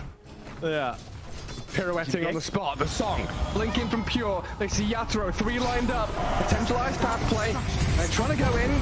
Toronto Tokyo blown up by Collapse. Has to fight back. Yatoro gets off with BKB. Pure with another song. Sprints in. Who are they aiming for? Where is the target acquisition? They can't catch anybody. Collapse BKBs runs down south. Lol being chased out as well. Oh my god, Nightfall. Hazy on disc refresher. Blinks to high ground. Gets away from danger for now. Pure, what's he up to? He's back to the high ground too. Mirror image out, Aegis claimed, lol in the fire, still surviving and blowing up GPK. Team Spirit, nothing to do. Sprinting out their base, they don't catch Nightfall on the way out, he's blinked out of the range of Mirror. They're still hunting though, and he's going to find Toronto Tokyo. Who cares, Gem? I see Jakiro. Eon disc popped. And with his rapier damage of like short work and a twin-headed dragon. Unstoppable. Laurel, the collapse waiting in the back line actually worked. He stormed out of the tree line and he just then started eviscerating the 2 supports with the help of Laurel. He completely jumped over. They dodged everything that Nagma was trying to set and prep there. And Yatoro was also just firing the cannon from the top there. Did the combined damage of Collapse and Laurel together. He is a monster. Oh, Pure. Lol. Oh, God. Nightfall's gonna get a bit of vision here with the Hawk. Imagine. Can they? Imagine. Will they? They have to do something kind of crazy. They're gonna be losing their base pretty soon. Lash has buyback. Naga Beastmaster have to get back to base to defend. Drow Rangers up here. Radiant's middle Tier 3 gone, barracks to follow. Right, there is no buyback of collapse though. That's a big one. Radiant's middle barracks. And Mira. Radiant structures. Look at all the wolves. Look at all the summons. It's vulnerable. Mira gets away from there. Help of the Glimmer Cave to jump in from Lol. Disruption of self-save. Barracks taken out. Lol. Ultimate tries to fight. Nightfall. He'll just pop, but he can't get any control of Lol. It's Lol. Puck is all over the place. Now they go into the GPK though. Aiming for the puck. They're going to find him at long last. They get him and the rapier's on the floor. He messed up the phase shift. He canceled it. Oh no. Did you see that? I'm not crazy, right? I don't know. Yeah, he phase shift and accidentally ended it. There's an Axe Blessing recipe. There's a rapier. There's all sorts of stuff everywhere. An Axe Blessing recipe. What's that there? Okay. Not sure what the story on that one is. Meanwhile, Save, I think he had a refresher charge, right? Because Laryl dove him, he disrupts himself, and he tries to kill him again after it Save just refreshes and then uses it again. How have they not got the Rapier? Now there's another DD. I don't think they care. You know what Toronto Tokyo's going to take it, is he? Oh yes, the Jakiro with a Rapier. Coming to feed it back to them, guys.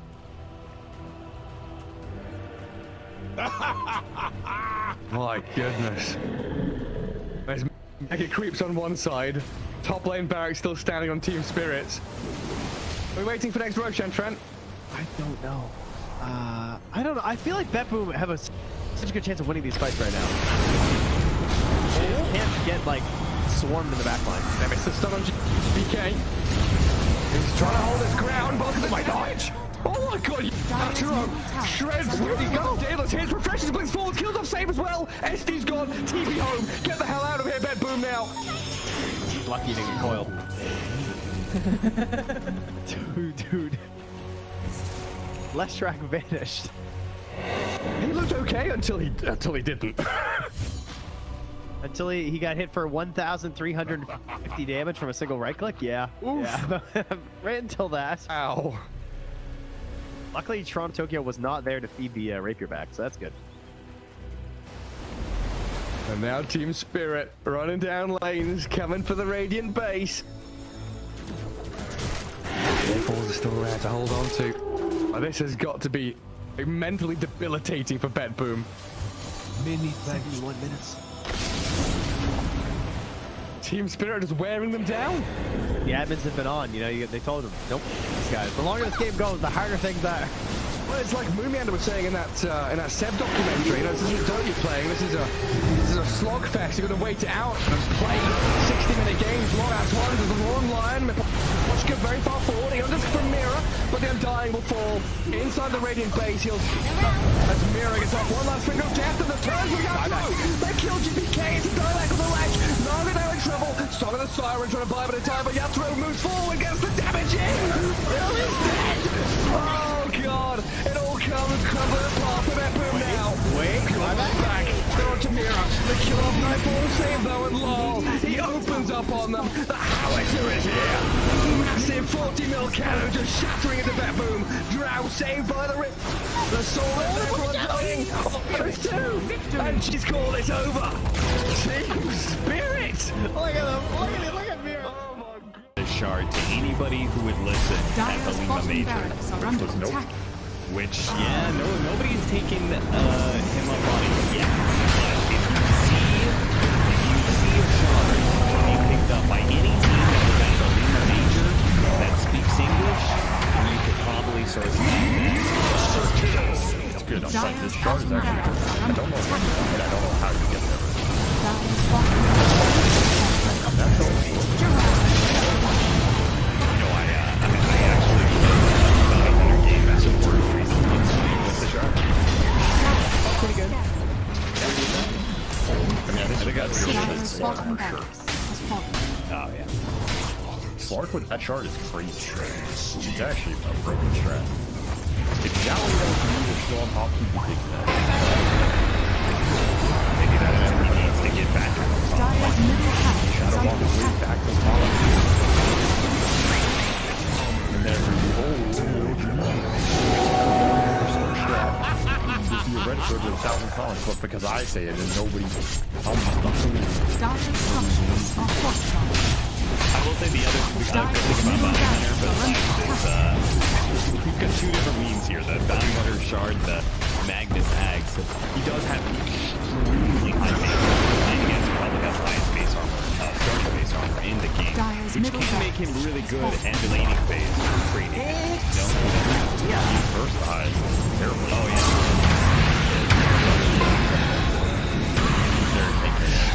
And frontline a little bit with the shield support, but again, Dire's middle tower is under attack. Radiant's top tower is under attack. PSN FTX victory! Midas was being, they have an inkling that this is going on, but they jump forward, find the Star Spectre. The Doom is there for Staff, keeping him alive and on the other side of the fissure, but there's way too much damage. And Going to see it. It'll be much later on. I think Nigma are going to have, you know, they'll have it in the back of their mind, but nothing too crazy. It's a curious move, right? If they have first pick, I wonder if they're thinking about this disruptor, because they didn't get their hands on the Rubik last time, and oh boy, would their game have been way easier if they had a Rubik of an Ench in some of those mid to late game team fights. Of course, then you don't have the Ench for the early game, right? So it's a completely different game, but the very common solution. So Disruptor, are we going to see it here? First phase for now. OG's turn to pick. Disruptor! Yes. Okay, good. It's the strongest support right now, right? I feel like it fulfills anything, and any draft works well with it, right? The only thing that sometimes Disruptor lineups lack is damage, which is why OG very cleverly went for the Tinker's last pick, right? Like, needed that pick to make sure. But besides that, I think it's pretty solid. 10 seconds remaining. Yeah, definitely agreed. I wonder if this is going to be the new, you know, Disruptor Tinker, gives you everything thing for Nigma here. Don't know if we're going to quite see the Tinker. I mean, Samel certainly can play, right? I know he's older, but that's not a big deal. Samel's still Beastmaster. Okay.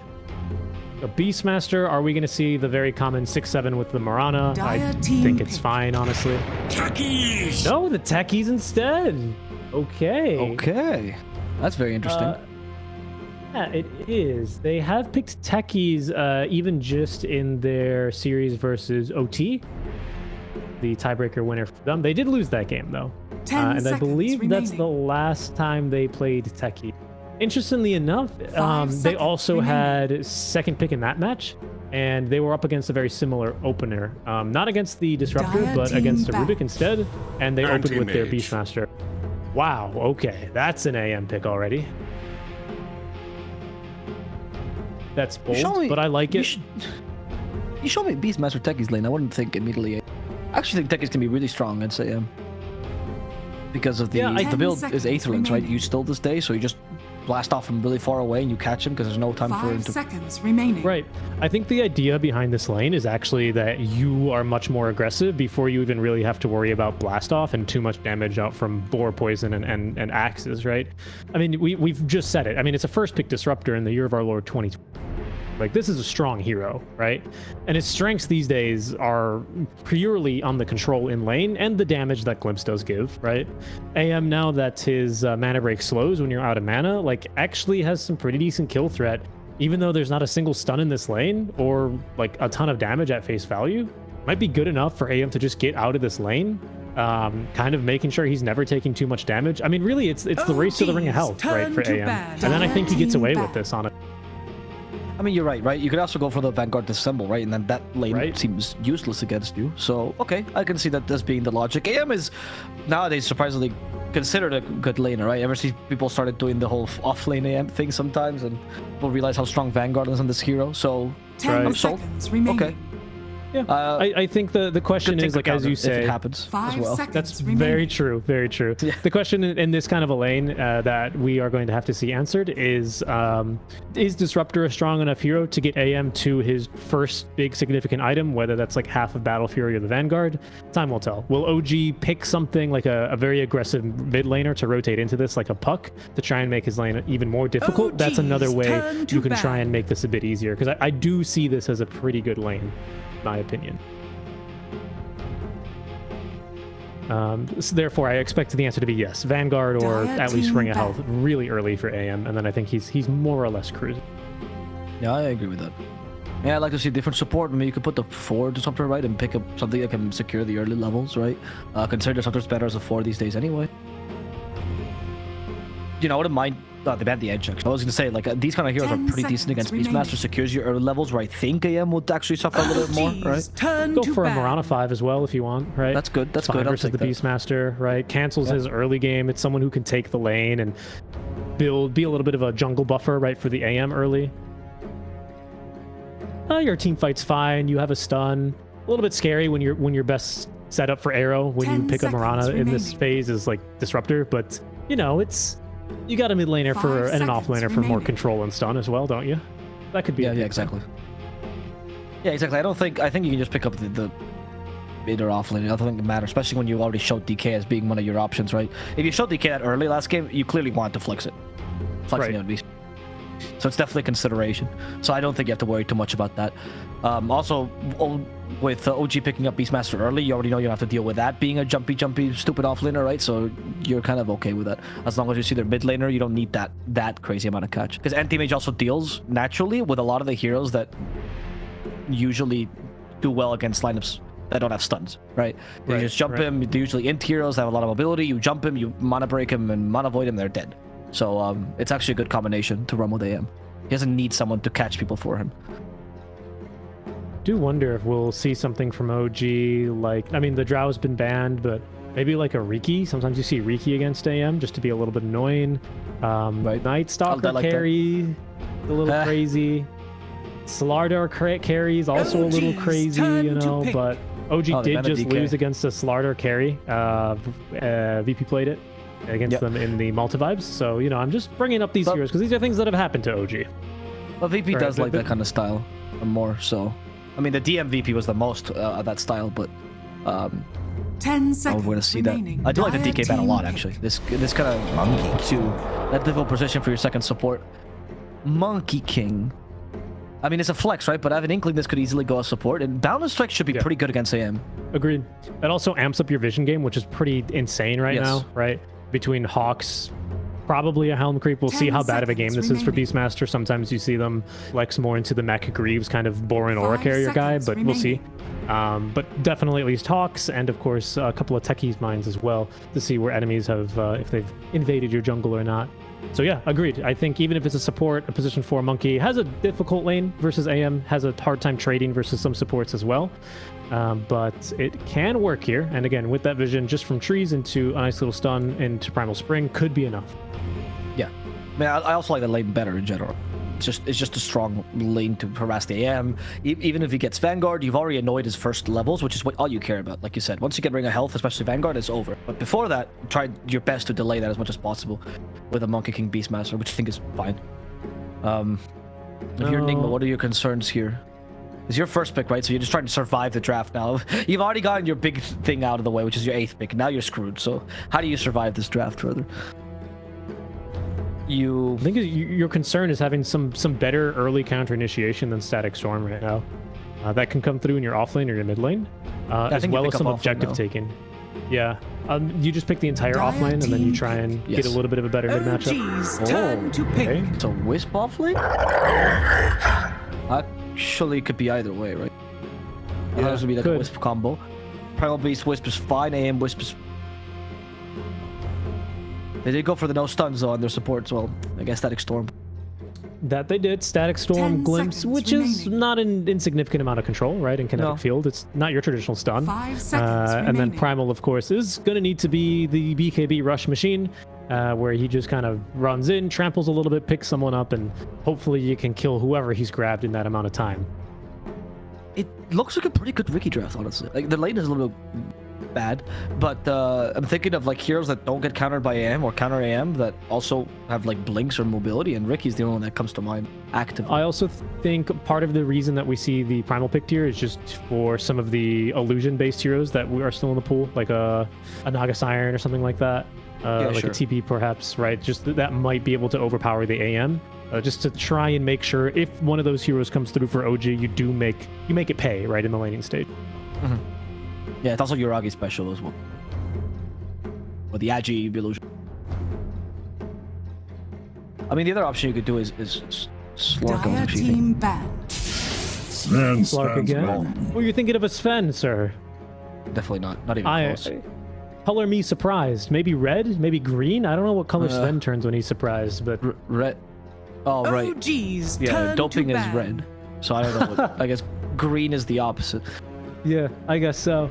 That's a surprising pick for me, but overwhelming physical damage, right? Can be key towards taking him down. A stun as well in this lane versus a primal beast. You are phenomenal at killing a wisp as well if you can get on top of him. Does mean that this Monkey King is extremely likely to be a support, however.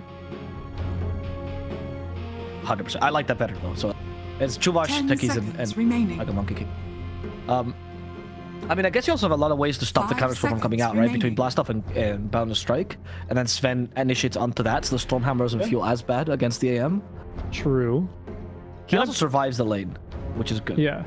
And am I wrong, but doesn't it work like Lotus Orb where you reflect the spell, but because it's an AoE stun around Stormhammer, you still get stunned? Am I wrong about that on AM counterspell? I actually didn't think that it was... I thought that people around you got stunned. Oh, okay. I'm actually not sure. Are you making me dumb? I'm sure we'll see that interaction play out quite soon. But I believe there may be a little bit of counterplay there. Even if you do reflect it, which is bad news, like you said, you at least stun people. Or 5 seconds. Storm Spirit banned out. That's what I was thinking. I was thinking of a lot of mobility heroes, kind of for both teams. The setup from OG is slightly difficult here, which is why the Storm might have looked a little bit tempting. Really think you're gonna live too long if you pick some sort of just fight me hero. Nor do I think you have the space and time. As much as I'd love to see another Sumail SF, I don't think we'll see that. No, 10 100% seconds remaining. I'm actually... Oh, Puck is banned too. 5 Puck seconds. is Once again, you go remaining. back to Ember's okay, right? Yeah. Ember's fine. The roar is scary. The silence. Pango, but the roar is a problem. OG's we'll turn to pick. Pango's pretty good. Spirit. Okay, they'll go with the Ember. I like it. Yeah, Ember's fine, but it's not the greatest thing ever. It just has more consistent matchups. Like, Ember doesn't tend to lose lane, so now you pick up something... Like, there's no mid laner that OG can pick up that really destroys Ember unless they go Huskar. Remaining. You're right. Will they go 5 Huskar? seconds remaining. No. The two teams that most recently had Amara on them. It's crazy how we're like, yeah, they're not gonna pick Huskar. No way. Confused OG and confused Nigma fans be like, what? Well, when it was Huskar picked, didn't Amar take over the mid lane because he would just demand it because he's the best Huskar player in the world? Templar Assassin. Now Select your heroes. It used to be a very one-sided matchup, this TA versus Ember. I think now is just fine. I don't actually think it's that TA. And I think a big reason why BZM picks this as well is you already have a lot of physical damage that you're basically doing. You have almost no magic damage, so that's a slight concern here for the side of OG is you haven't really mixed your damage well at all. However, this TA Shard is super good this game. That AoE silence, right, against a Primal Ember AM, against a Wisp as well, potentially, you know, can be really detrimental in these team fights. So I do think this is going to be... It's very much a duo core. I do wonder who is going to end up being the win condition. Probably the Sven, I would have to guess, just because, yeah, I don't think you can run a safe lane Sven and just go for like this Ags, Shard, and Auras kind of build. I just don't think that's justifiable on him. So I do expect to see BZM be pretty active early on here. It's going to be a bit difficult, honestly, for Nigma to fight into. Yeah, I'm assuming Blink first on BZM. Play around him for the first. And then by that time, Miracle's online, and you're hoping the Sven versus the AM matchup is beneficial to Sven, which it is most of the time, but it's not a given either way, right? Because you still have to catch the AM, you don't want to get kited. That's why I think they picked so many stuns, though. They actually have a ridiculous amount of stuns. They do. Or stun silences, whatever, right? Their AoE is slightly lacking, which is, I think, my biggest concern here for the side of OG. I think you jump any individual target as OG, and like almost certainly you're gonna kill them. Like anyone on this team dies to a combo from level 1 to level 25. I think no one can withstand it. But I do think when it comes to like a broader AoE kind of a team fight, it's a little bit more skill based here for OG. They've given themselves some pretty powerful tools, you know. I imagine at some point we're going to get this Techie Shard online. You're going to be looking to line up your Cleaves on the TA, of course, and the Sven both. Seeing if you can catch a couple more heroes in the Roar to relocate them. But like, it is a lot easier probably to play Nigma's draft here when it comes down to team fights. And that's not really saying too much either, because they really only have the Disruptor as far as their team fight goes, and the global repositioning as well of this GH Wisp, right? I guess you consider team fights like that. Like, how much AoE can I do? I agree, but I feel like OG's the kind of lineup that kill one hero, move to next, kill one hero, move to next, right? Yeah, and I guess against an AM kind of a lineup, maybe that's good enough, right? Okay. Oh, I got Stormhammer level 1. All right, and then 2 boards. Already summoned by DM. They tried to destabilize this with an onslaught. Is that going to be enough to save Kuroki? Apparently it was not. Chu gets it with an auto attack of all things. That's right. This hero no longer has like 35 base damage. Does damage now, and he gets the kill despite the tier 2 tower. Look at his stats, by the way. Sorry? 52 damage, 6 armor. This hero he trades, man. He trades now. He does, especially when you start off with +5 stats. Not bad at all. Right, of course, it also helps from the iron circling. But still, I think he understands the point. Like, his range has always been insane, so it's always a great thing for trading. And now you actually have decent base stats to play off. I mean, okay-ish. Acceptable for it. Yes, I think this hero is flying under the radar. I think this hero is very strong under the laner. Flying under the radar, that's quite a thing. Techies and Tinker, huh? You just love these terrible heroes, don't you? For the pub meta. I'm a bad person. What next? Look, you like Pangle? You like what else do you like, huh? Meatball? Warden. You wish we saw more Lone Druid? Yes, actually, I'm a big Lone Druid fan. I also want to see more Warden. I think the hero needs to get buffed, actually. Yeah. What's that? More nerfs are coming, Ice Frog, you say? By the way, top lane, Taiga's already suffering here. That was really well played. The GH body block plus the Miracle Mana Break slow, and now DM is like, okay, I can body block too. I can body block too. Stop. My Monkey King was supposed to get away with this lane, and instead he's just being destroyed. This is the property about AM you were talking about, that he's now a lane dominator. Yeah, he is. Low-key, if you can literally get away and survive, if it's not too greedy to go for a mana break level 1 on this hero, you're gonna have a phenomenal start. It's really weird, like how much of a powerhouse this guy is at level 1, right? From there, we can have a different discussion once he's starting getting hit by axes and his blink is being canceled, but there's more problems there, right? But at level 1, man, ooh, you really can bring the pain. Yeah, and is that moment between... Sorry, go ahead. I was gonna say, nothing is worse than being a support and literally having 0 mana. Like, and no regen as well. 1.1 mana regen per second here. Taiga has to wait a whole minute and a half until he can cast Boundless Strike again. Like, I know he's got Mango, right? But, like, all AM did was right-clicking. What are you doing? What are you doing in this lane now? You know, your life's so sad. Well, you want to go Boundless Strike. Sorry, Jingle Mastery. That's what Taiga went for. But now he's like, oh no. Why is AM helping the support? This is not supposed to happen. This never happens to me. DM? Question mark? DM? Taiga, though, starts one more stack. He has Mango. Perhaps he can Boundless Strike. No. He's not going to use it. There we go. The final Boundless Strike. Trying to use the tree to prevent some damage. Not going to work as DM fights Miracle back. But DM is also out of mana. Frustrated. They leave. Miracle will win again. Dude, this Wisp lane, this is not like the... Oh, he's going in again? Yeah, now DM is slowed as well by this annoying mana break, and DM can no longer summon boards. He hasn't even gone for a single point in axes, man. This is back to the old Beastmaster. Don't you dare even axe him about his axes, okay? AM will kill you for that. I mean, he's not even gonna try to go Soul Ring sometimes, which you do against AM. He just goes, alright, I'm just gonna boars and pray that AM stops touching me. Boars and mangoes. This lane is brutal, isn't it? This bonus attack speed from Wisp, that little bit of movement speed bonus you get alongside the already mobile hero you are with ability to blink dagger. He's put 2 points in the mana break. This man, he's going for kills here. It's down, and actually in the mid lane. It's Sumail. Yeah, it's a solo kill on BZM. Uses the Mind for Vision, but does not get Kuroki with it. But you're right, solo kill from Sumail. I was very surprised by this. I knew the TA matchup was no longer TA favored, but I mean, come on. Got surprised by the point in Searing Chains, honestly. What did him in? Yes, that's fair. Embers these days always max the sleight of fist, even when going for flame guard. You know the case. Top lane, another fight from Miracle. This time Taiga feels more confident. He's down the strike, and that's gonna be a lot of damage. How much healing does Io bring to the table? Apparently enough to get Miracle a kill. Nope. Oh, Taiga surprises with the Fairy Fire. Look, it's not just mana items that he bought, it's a bunch of Fairy Fires to survive. That's right. You know how long GH was tethered to that range creep, by the way, for? Did you notice that? I don't know if he just tethered out. I honestly, it slipped my mind there. Sumail and BZM, though, back to sparring. Sumail off to a phenomenal start. This can get ugly real quick, right? Because if an Ember gets a level advantage and he has a support that can rotate mid for him to help him with rune control, like, it'll be like watching a Gaimin Gladiators back in Lima. Like, just Quinn just dominating for the first 12 minutes of the game. That's going to feel very painful. Now, again, OG, they do very well in this kind of a lineup against, like, one singular hero that's super strong, so they still might be able to deal with it, but I imagine Nigma Galaxy are going to be looking to fight around Sumail here early on, and just letting the AM get his farm on. Oh, Searing Chain's hit. No way.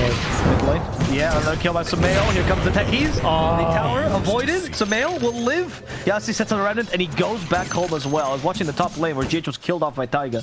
So at least they're making up this lane. But this mid lane is a wash here for... Did you see that? Even Chuvash tipped him. He was playing out of his mind.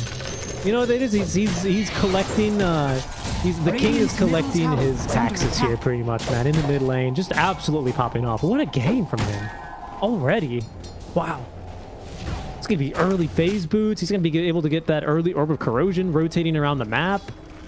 Yes. This is going to get painful for OG at this rate. Miracle is now finding himself at this awkward point where you go, oh, he has Helmet of the Iron Will. I don't do any damage to him. Yeah, I can't win this fight anymore. Didn't go for the Vanguard just yet, went for the double Wraith Band to be more aggressive, and that's not paying off.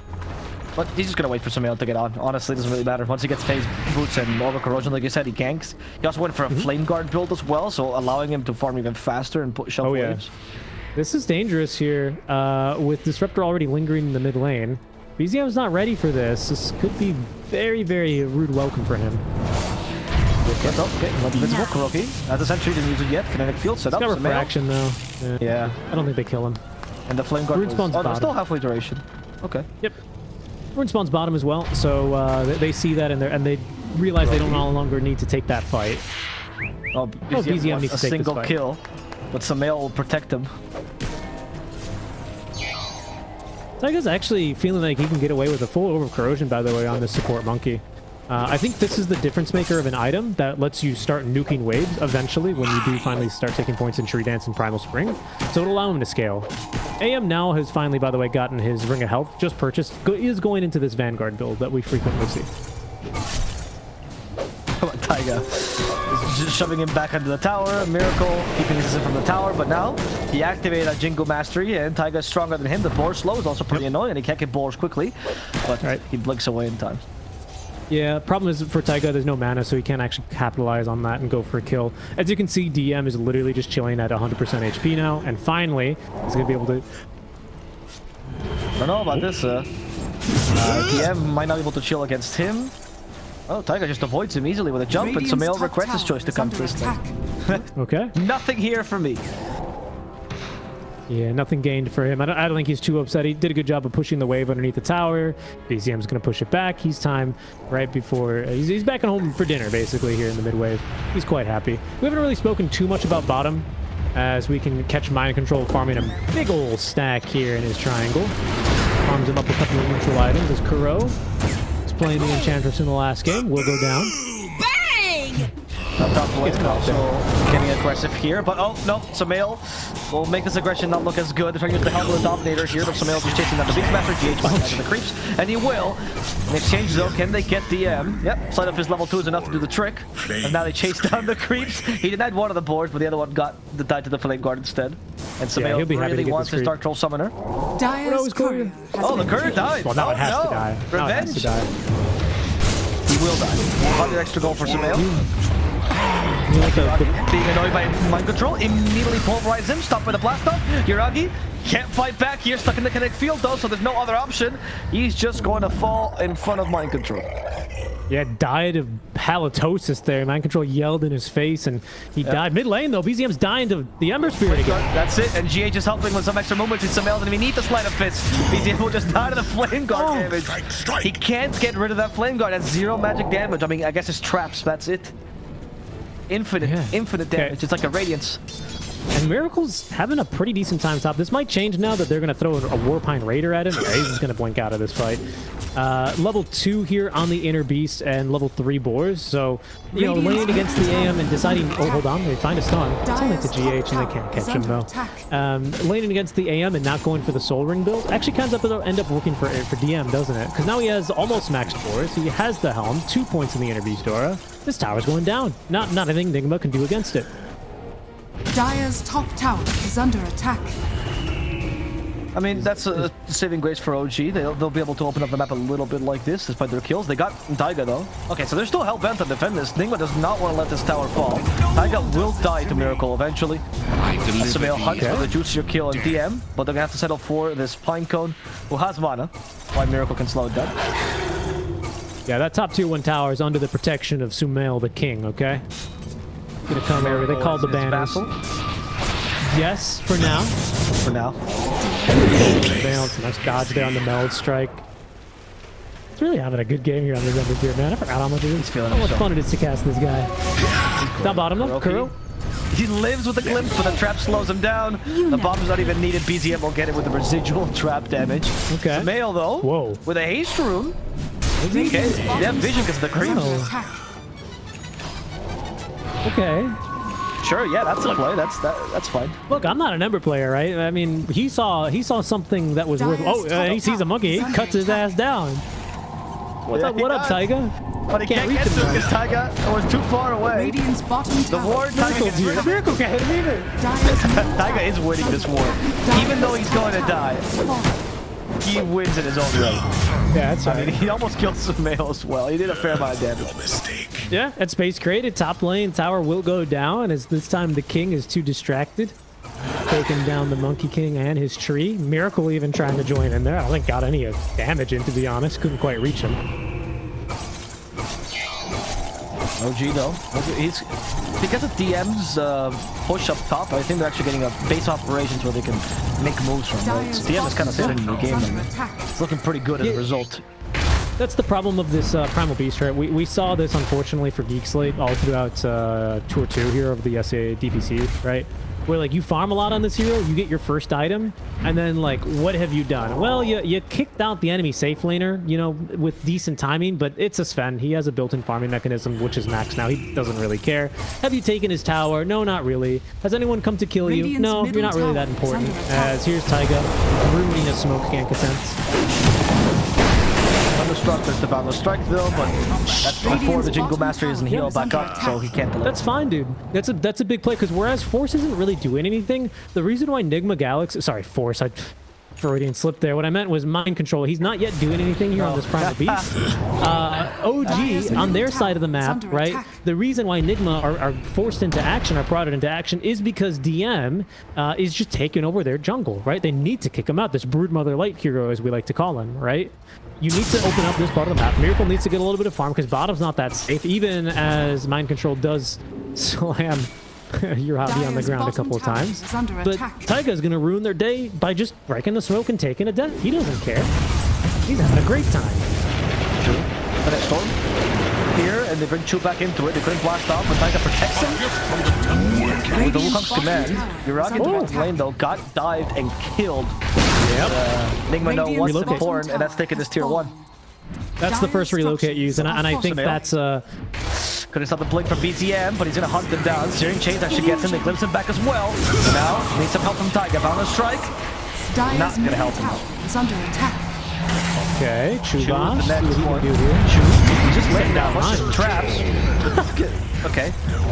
I guess that was a fine finish. He laid down a grenade and then jumped on top of it there as he went down, sacrificing himself for the team. Incubating his egg there. They're just no, yeah, exactly. Quick note on the kill down bottom. It was the first usage of a relocate that I believe we've seen here, and that'll just serve as a reminder to Yuragi to be a little bit careful, right, when he does see one of these enemy heroes around that can actually lock him down. being this Primal Beast. Mind Control with a very opportunistic kill there, calls in the reinforcements, and they easily have a kill, even if they do end up losing a hero or two in their own jungle. Tower, though, mid lane is... Oh, hold on. Oh, initiation with Primal Roar, but they need something else. There we go. The damage is here from BZM, and that will kill off Sumail. Finally, revenge as GH has been slowed down. He's the next target. They're going to stop him on the creep, but they don't need it. They're just going to overwhelm him with numbers and take the tier 1 as well. Not the back of DM. OG has managed to survive this early game. So far, so good. Nigma Galaxy coming out of their lanes here. They're going to be hurting after that one as they do lose Sumail on top of that tier 1 tower. So the map starting to shrink a little bit, and now they're going to be a little bit more under the gun as they try and even up map pressure here and take a tier 1 tower. You can see now, again, I mean, I love talking about vision, but it's just crazy here. You have TA traps, you have Techie's Mind, you have boars, you have hawks. What else do you have? You have Monkey King jumping around in the trees, right? As they do cut him down again down bottom, by the way. Taiga is dying. Yeah, he's gonna die. And will die. Controlling joins in. He'll start with BK, but in the middle lane. River, though, they're fighting. So the team fight's happening. Yes, GH has been left alone. Has no partner to call his own. And now he's gonna be killed by Uriah. He comes in with God's strength. Rooted though, so that Nigma can escape. BZM already has a blink dagger. Blink forward if she wants to, but choice is not to go for Kuroki. Instead, Roche seems much more succulent. Dyer's top tower. GH is left alone. No partner to tether to his own. Beep, boop. Not even any soup. I didn't mean to do that. I just had to match with it. It's like, oh, you're a poet, you don't even know. Any soup.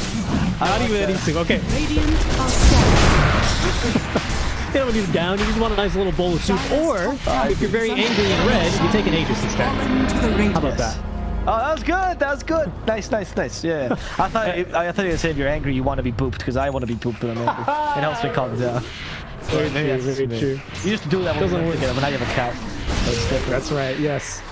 And now Winter's upset I don't do it to him anymore. Yeah, exactly. BKB's up on Mind Control. This is the timing that supposedly Nigma has been playing around for a while, because Mind Control has been AFK farming this whole time. Yep. Just trying to finish this item. And it's a big item, but I think this is the problem and why we don't see too much Primal Beast as he bulldozes through the trees, just mixing the Monkey King. I think the problem is, like, you tend to get this item around this time. It's just fine. But OG with a nice stroke of draft work here, and they pick a lineup that is phenomenal at taking and forcing objectives, including Roche, right? So now they have this Aegis, and even though BZM doesn't yet have a BKB, now he doesn't need to go for a BKB, by the way. This is a lovely, again, another lovely bit of draft work from this lineup, right? Because again, Sven is the super hard carry, and now he's also building early. I love this build from Uraga. He's going for a blink, but let me focus back on BZM real quick. Sorry, he's going for an early Desto, right? So his objective taking alongside Inner Beast, alongside Helm 2. Oh God, it's overwhelming. Someone get a Crimson Guard for these buildings. I mean. It's what you always build in the TA mid, right? But the timings on Blink Dagger and Desolator are just kind of crazy good this game. When you already have a Sven farming, you didn't have that much map, and you had a pretty poor early game because Ember destroyed you mid.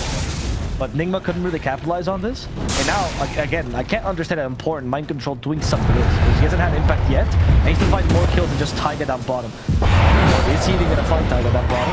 He should. He should. Yeah, pulverize him get him and kill. Yeah, that's a good kill. Kuro running at enemies like he's a Spartan or something. Oh, he didn't set up static storm, and BZM will just blink out, ignoring the thunder strike. He's just running at BZM, like, holy moly. Yeah, no fear in Kuro's eyes. He's already met death far too many times. I think he probably died more in all his history of Dota than some players have played matches. That's probably not that hard of a metric now that I think about it, but probably still very true and should mean something in the case of Kuro. Like, it just died only in competitive and people have played Dota all around him. Oh, I got you. Yeah, well, you know what they say. I fear not the man that has practiced one thing 10... What was the saying? Where I fear the man that has died 10,000 times. Yeah, exactly. Times. Exactly. He's clearly immortal, and that's something that's fucked up. That shouldn't happen. He is. He's still playing Dota after all these years. And he dies on these heroes. They pick him his Ench, and he's like, oh boy, I can't wait to die 8 times once the TA gets one item. It's especially for a man that plays support for that long. Yeah. As they find BZM now.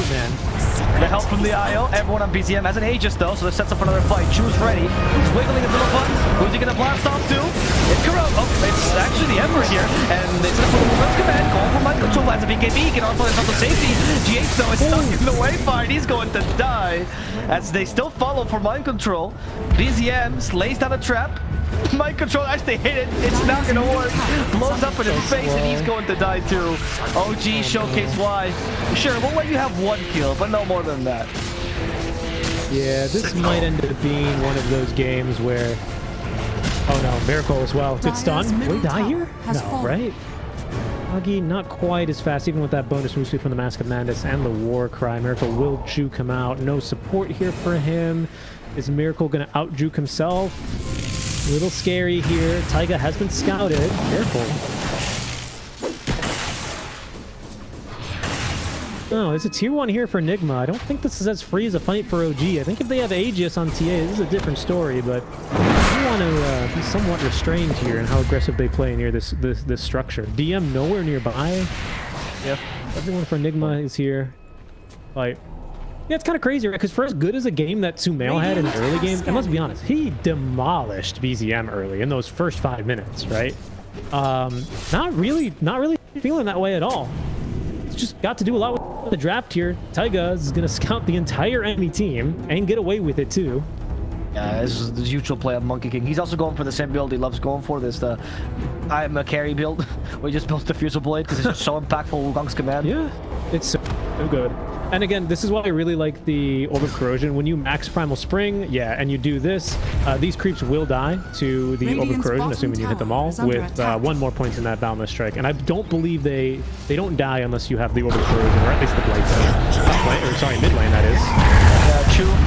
Is going to go down to his pulverize. It's up there. Field. Chu. We're going to blast off. Can't blast off. Okay, but does a lot of damage. Why was he so tanky? All he had is cloak and magic wand. I felt like they were... Reactive taser is pretty annoying. You can't really see it because disarms are kind of like it surprises you because you're not used to this ability, but it's happened many times. You're like, nobody's hitting the techies even though it looks like they're all on top of the tech. You do have to be a little bit careful here about losing too many heroes, because you can see what it allows Nigma Galaxy to do is to rotate back through the jungle, clear mines, try and clear traps and whatnot, right? And just make the game a little bit harder to play for OG. Oh, they're reloading. Down bottom. Yeah, they got fighting. I mean, they didn't really need it, honestly. But Dino on Dino action top lane.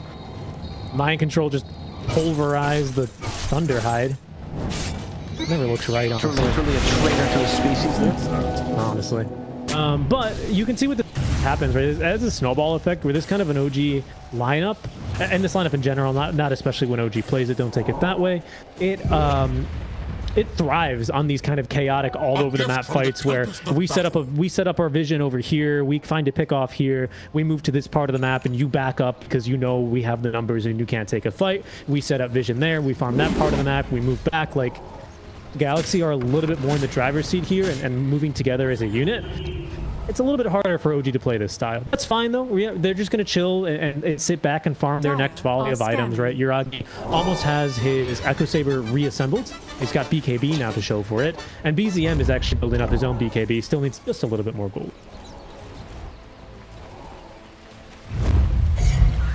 Oh, the smoke on this, huh? Obviously revealed by mind control. He has a BKB though, and he actually probably roars mind control. But it's on the Sven. Mind control inside the TA. There's the Wukong command set up as well, so Sumail has nowhere to run. He's also going to die. Invisibility. Taiga slowing down GH, forcing this TP from him, and that'll at least succeed. But Nigma lost 2 very important cores here. And Uragi might even find a support as well, and lay down a trap, and that will not even be needed. Uragi had him dead to rights regardless. Yeah, I mean, Uragi's just doing way too much damage here already. That stun, silence, reactive taser, boundless strike, perfectly catching Sumail as well. It's gotta be so frustrating because he got off quite an excellent Heaven's Halberd, but there's just not a knife team fight in the tank right now for Nigma Galaxy. OG, like, they've hit their couple of items. The net worth lead is quote-unquote only 6K, and I know AM is literally not showing up to these fights, but I just don't know how much would change, honestly, although if he was. I think he's doing the right thing by farming up his items. We'll see if he actually can catch Taiga. He's seen him. Yeah, definitely. Or Taiga's seen Miracle. Maybe he's just be like, hey, if you farm here, I will be stalking you the whole time.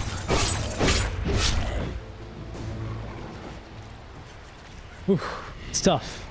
It's a tough game for Nigma. They're not out of it yet, though. This next Roche here, it's a short Roche timer. Is a Basher now online for the anti-mage? Yeah, he's getting Have his time. Static Storm ready. BKBs. That's a second BKB now for OG. The third make that actually. I forgot DM just revealed one in that last fight. I mean, can we? I do want to touch on the point that like they technically are not out of the game. You're right, and they still have timings to run. But because the TA exists in this game, it's so much harder for the AM to solo carry because you are dealing with 2 cores versus your 1. Sure, Sumail will eventually get online, but he's just not as strong as a TA. And this all happens because your offlaner kind of just AFK for a while. Like, he didn't play on the timing at all. I was very surprised with Primal Beast just being kind of not relevant. It feels so bad, right? Because again, like when you get that, you're right, but by the time you have this item, you have 4 staff. No one can stop me, guys. BZM's like, I don't care, I have Aegis, I have Death, so I'll kill you when I revive. Like, it's just, I feel like that's why we don't see this hero. Same thing about Mars, you know? It just takes him a while to farm up that item. He's not really like a core, doesn't really scale that nice little late game. Oh no, we're fighting already. There's a DD run on BZM. Get out of here, boys. They're gonna fight GH perhaps when the battle starts. He's blasted off! And this is the shard. He's stunned now, stopping the tether. What a flashy little bit of play there from Shuvash. I don't know if he meant to do it. I'm going to give him the benefit of the doubt. He meant to do it, Avo. Sure. Let's go with that. I mean, look, that's what I mean. I feel like the Primal Beast, though, we've seen it in some games where he dominates. He's up against Nagasiren, stomps the lane, and then proceeds to do a lot from there. I mean, Shopify Rebellion, Abid almost solo carried a game with Primal Beast. Right. So it can happen. I just don't know if this passive gameplay is the like if there's a later peak that we don't tend to observe that they're gunning for. Because this happened in SCA a lot of times. And by the way, was surprised by it too. Roach died. It died in like 2 seconds. BZM has taken the shard and the Aegis. Yeah, no, I mean, I hear where you're coming from. Maybe that could be the case, right? I just believe that the reason why like Shopify Rebellion tends to play this mid lane is because with a level advantage, especially, this guy's a lane dominator. To me, he's a little bit different than a Viper, right? He's not green, he doesn't fly, he doesn't spit, but he's very similar in playstyle, right? Like you want to ruin someone's game as this hero, and then use your experience advantage because these spells are pretty bonkers. Like Trample is still ridiculous, right?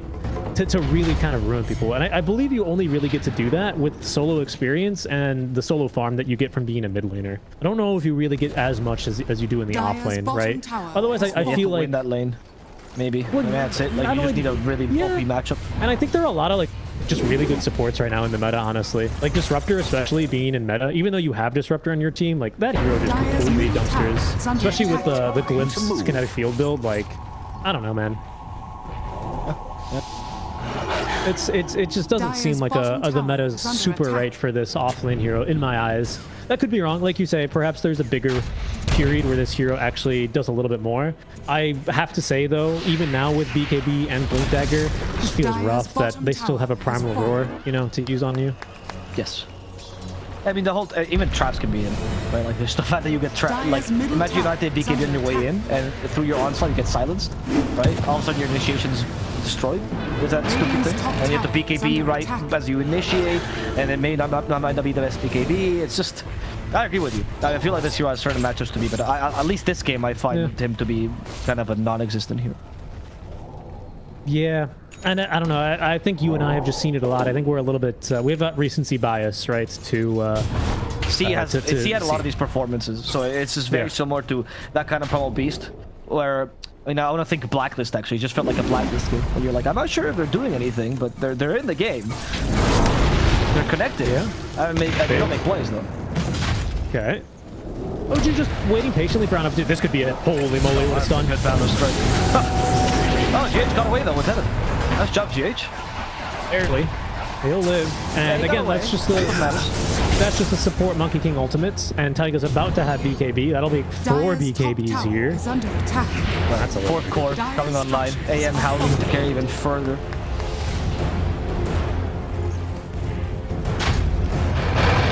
It's OG. They're setting up to take the base here. Aegis online. I think they're stomping around. They didn't even hit the creep wave there. Okay. The miracle's here. BZN. And then time to activate the BK. There we go. but no, it doesn't matter. Miracle will die regardless. They're going to say Michael Control instead with a relocate, but that is not the right target. Your win condition's gone, and GH will still return. Hopefully without mind control. Okay, that's good. At least only GH will return. No, but that onslauht's not going to work. Mind control also gets wrecked. Hit by the Disruptor was just watching this from the sidelines. I mean, it's just done. I hate to say it, I think this game's just over. They'll recover the gem, but gee, they're going to play it disciplined here again. Early on in the group stage, you take these guaranteed wins, you know, you don't mess around. If they were going to cover the creep wave, they can get megas already. Bot lane is available for the taking here. The tier 2s are all gone. Radiant structures are fortified. BZM still has Aegis Apple for another 80 seconds. Are under attack. It just feels about impossible here. There's an Abyssal as well on this AM, but someone, and there's just 4 stuns coming your way. 5 now with the Centaur Conquer. Mr. Stomp's joined the war. Yeah. I don't know what you hope to do. Dire's bottom hope to... Okay, he's already dead, so there's no more hope. Like that. There he is. Oh, he has Static Storm now. Maybe Microtron can do something. Onslaught into the Gun Command. Difficult. Triple Gun Command. Also the Blaster. Miracle though. Edge fighting in, but Static Storm as well. Perhaps the health defense. BKB. Impossible. They're ignoring the Disruptor completely. And Miracle, he's just trying to get in. He finally got a chance here, but Garoki's disintegrated right in front of him. Now the TA starts hitting. The IO works against Miracle as Nigma Galaxy will lose the game. I mean, the one last Rax is the game, 100%. Sumail trying to do his best. You're cutting the waves. Okay, they have Boundless Strike. They don't have any stuns. Has Ghost Scepter as well. The Blast Up will still catch him. Then Stormhammer 2, and there's Sumail being dead as the GG is called. Nigma gave up on this game. It was an absolute stomp for OG. Yeah, it was. Despite Sumail's best efforts, you know, again, I really have to put some respect on the King's name. Really came out of the gate swinging. Just wasn't going to be enough on this Ember Spear, you know. Your impact's going to be a bit limited. You can't really challenge for objectives. You didn't really have someone to challenge for objectives at all on the side of Nigma Galaxy.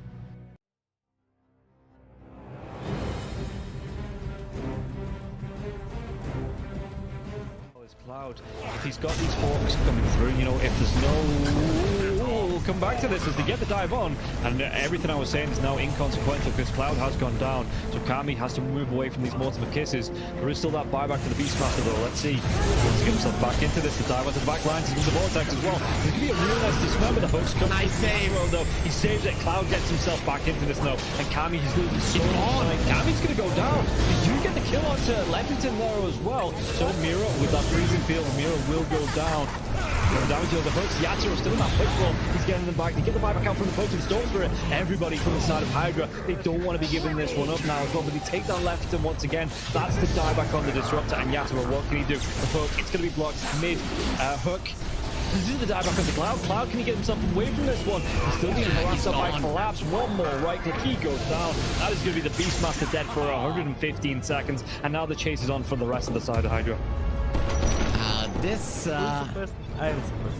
Aghanims on the Morphling is just making him impossible to deal with. First of all, they use the little shredder on the Budge to get rid of his armor. He has solid amounts of it, but it is just not enough. And then Yatoro just destroys him, and he knows that he can stand his ground because he cannot be stunned. He literally cannot be stunned. How do you stun water? Well, a lot of their damage, if not most of it, is on the Morphling. Oh, the glimpse comes back though. Inside the Static Storm Mirror, he has that Lotus going, and now if Zofra actually dives a little bit further, the Thunder comes out with Podking. He's dove in, yeah. They're going to be able to get the kill onto the Storms for it. Can they take down the push? They're going to be able to match up and cancel off the TP.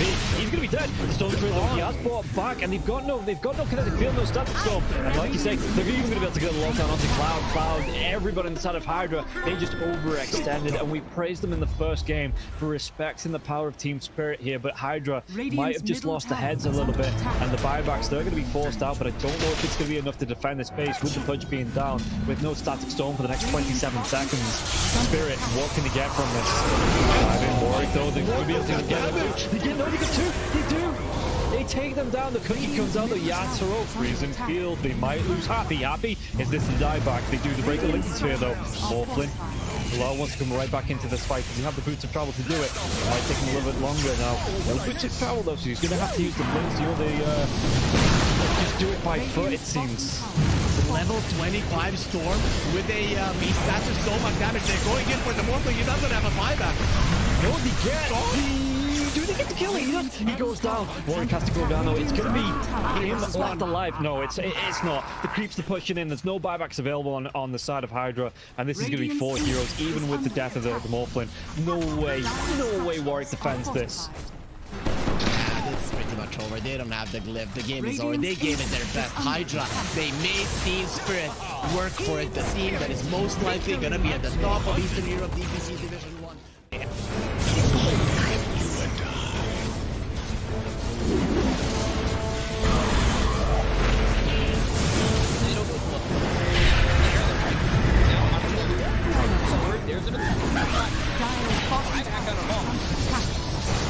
Radiant's middle barracks are under attack. Radiant's middle barracks has fallen. There's just not enough damage. Crimson Guard, Atrophy Aura, Rubik's Fate Bolt, all this damage reduction. Let's see the combo. Bit of Malice. Strong in by that Disruptor, and now we're going to be getting the winning back up once more. Bit of Malice, and Sumail is in it. They'll lose him in mind control. Right back towards Amara. Trying to run from everybody on the side of Gaimin Gladiators. Radiant's middle barracks are under Siphoning attack. and getting back into the base. Has fallen. Alive. Yeah, I think when it's time to call it, it is time to call it. They have no business left in this. And didn't get the tether off or something. I think it got broken. Either way, I like the ghost up to purchase. That was pretty heads up, but we are back and there's a smoke action. There's the divine right there. They're going in on Q. There's the hit.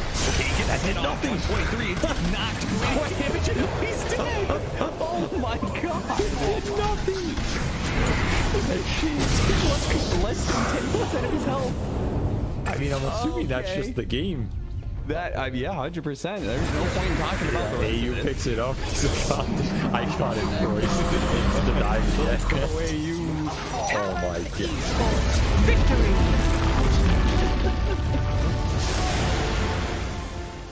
We finally get to see them have a little bit of lead, but they need to have good vision, good entry to engage. We're down up on high ground. Or Bobica, Red Panda, this would be huge if we can find it. Static Storm before the Tombstone. Not bad. Stun from Lulu. He's thrown now. There. Starting to drop down. I love TK control for the moment. He does manage to get that one away. And the Supernova down. TK barely surviving. And it's just going to take one down as White Album to dodge, to hide away. The heal's coming in. So they hoping for a save, but the BKB is out, and they're going to jump onto him. So he has to back away. They have lost White Album again, and now Tango in trouble. Q is going to drop. Aster, these fight so well, and they quickly take down that Undying. And remember, it's ages, so they didn't really care about giving away. That's what. Big finish profits. You got the Stun is out on the today. Didn't have a BKB available. Bobica dropping low. The 10th on back in. They have it off Bobica. Doesn't look like he took the black hole is there. That's on the agent. He doesn't have multi to become back. And Aster, they might take full advantage. Move. Radiant's bottom Rax has fallen. Up the bottom. Finally, Aster full advantage. They're building. Radiant's middle tower is under attack. Oh, just for a brief second, had more network. There it is, back again with the higher network. When you click on the L, it's not really an inspiring network. Blink, BKB, Radiant. You might be able to get on top of a hero, but that's not the shot. That's able to 100-0 here. Like even this Undying inside Static Storm, about able to then get up the slash column from away. Back, they have that keep him alive. Makes the move, and again, into this fight without Monet here. It's pretty good for them. Right album, but now Monet is out now. A lot of trouble. He managed to kill him. Okay. Alright. Pops ulti. Now the turn. Find Jinx. Getting away. Sort of survived that first salvo. Very strong. Supernova down. Pops the BKB. Lulu, he's just caught here. They want to get the kill. That's really himself up. And now the chase. The avalanche, the toss. Thinks he's going to give up his life also. This spot bundled in. Monet is way too strong. This might just be the full set of racks going down bottom. Aster, way too strong for Ares. Can I earn the GP. Oh, They're done. Okay. I was wondering. It looked like it was that type of game. Yeah, it kind of was. It's like a game where you're an out. Not really ever been in the league. Victory. He hasn't really never protected himself.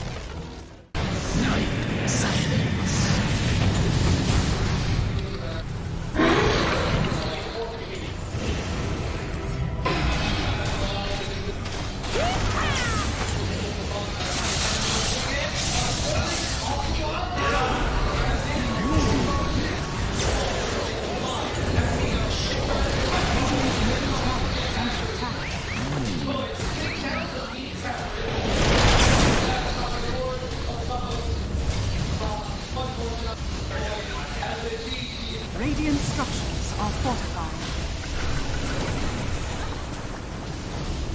Radiant's middle tower is under attack. Radiant's middle tower has fallen.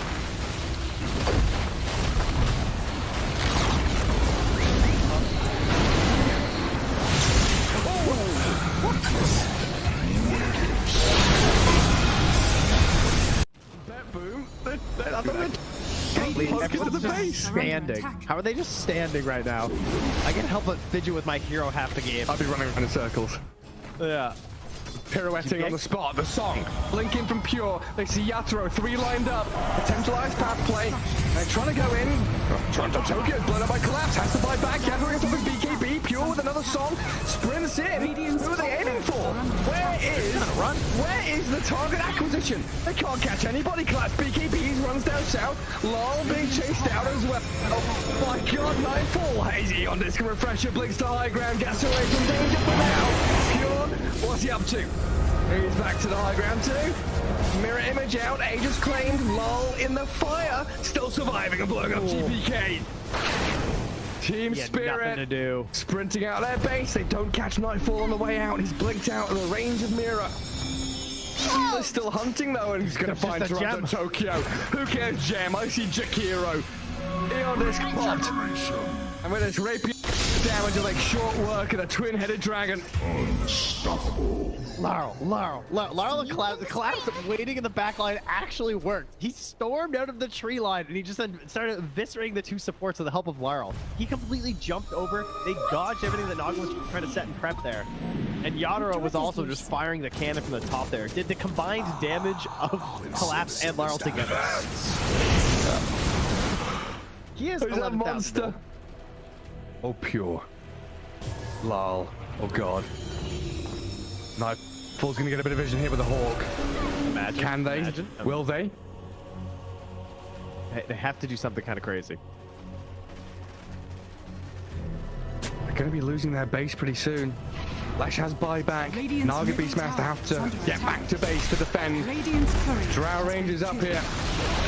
Tier 3 gone. Barracks to follow. There's no buyback or collapse though. That's a big one.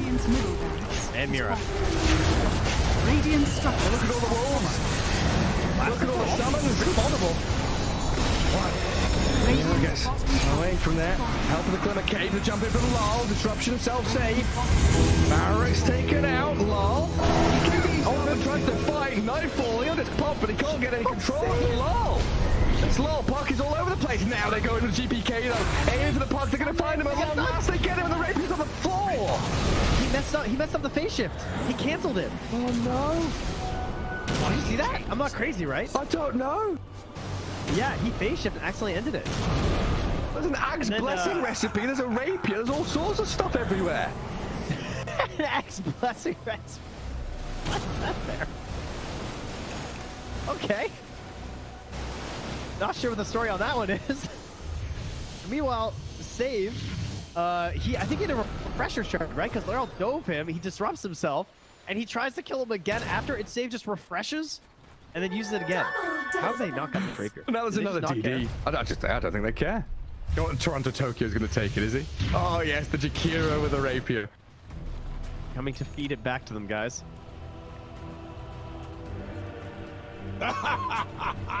My goodness. There's Mega Creeps on one side. Top lane Barracks still standing on Team Spirits. We're waiting for next Roshan, Trent. I don't know. I don't know. I feel like BetBoom have such a good chance of winning these fights right now. They can't get, like, swarmed in the back line. They missed the stun on BK. He's trying to hold his ground, but look at my dodge! Oh my god, Arturo shreds where he goes. Daedalus hits, refreshes, blinks forward, kills off save as well. SD's gone, TP home. Get the hell out of here, BetBoom now. He's lucky to get coiled. Dude. Leshrac vanished. He looked okay until he didn't. Until he got hit for 1,350 damage from a single right click? Yeah. Oof. Yeah. Right until that. Ow. Luckily, Toronto Tokyo was not there to feed the rapier back, so that's good. And now Team Spirit running down lanes, coming for the Radiant base. Balls are still there to hold on to. This has got to be mentally debilitating for BetBoom. Mini 71 minutes. Team Spirit is wearing them down. The admins have been on, you know, they told them, nope, these guys. The longer this game goes, the harder things are. Well, it's like Moomiander was saying in that Seb documentary. You know, this isn't Dota you're playing. This is a slogfest. You're gonna wait it out and play 60-minute games. Long ass one. There's a long line. Watch go very far forward. He'll just from Mira, but the Undying will fall inside the Radiant base. He'll as Mira gets off one last finger of death and the turns we got through. They killed GPK. It's a Dialect on the ledge. Naga now in trouble. Song of the Siren trying to buy a bit of time, but Yathro moves forward, gets the damage in. Bill is dead. Oh god. It all comes crumbling apart for BetBoom now. Wait, back. They're on to Mira. They kill off Nightfall, save though, and lol. He opens up on them. The howitzer is here. Massive 40 mil cannon just shattering into BetBoom. Drow saved by the rip. The soul is there for dying. There's two. And she's called it over. Team Spirit. Look at him. Look at Mira. Oh my god. The shard to anybody who would listen at the Lima Major, which was nope. Which, yeah, nobody's taking him up on it yet. But if you see a shard being picked up by any team that was at the Lima Major that speaks English, then you could probably start seeing that. It's good. I'm like, this shard is actually good. I don't know where, but I don't know how to get there.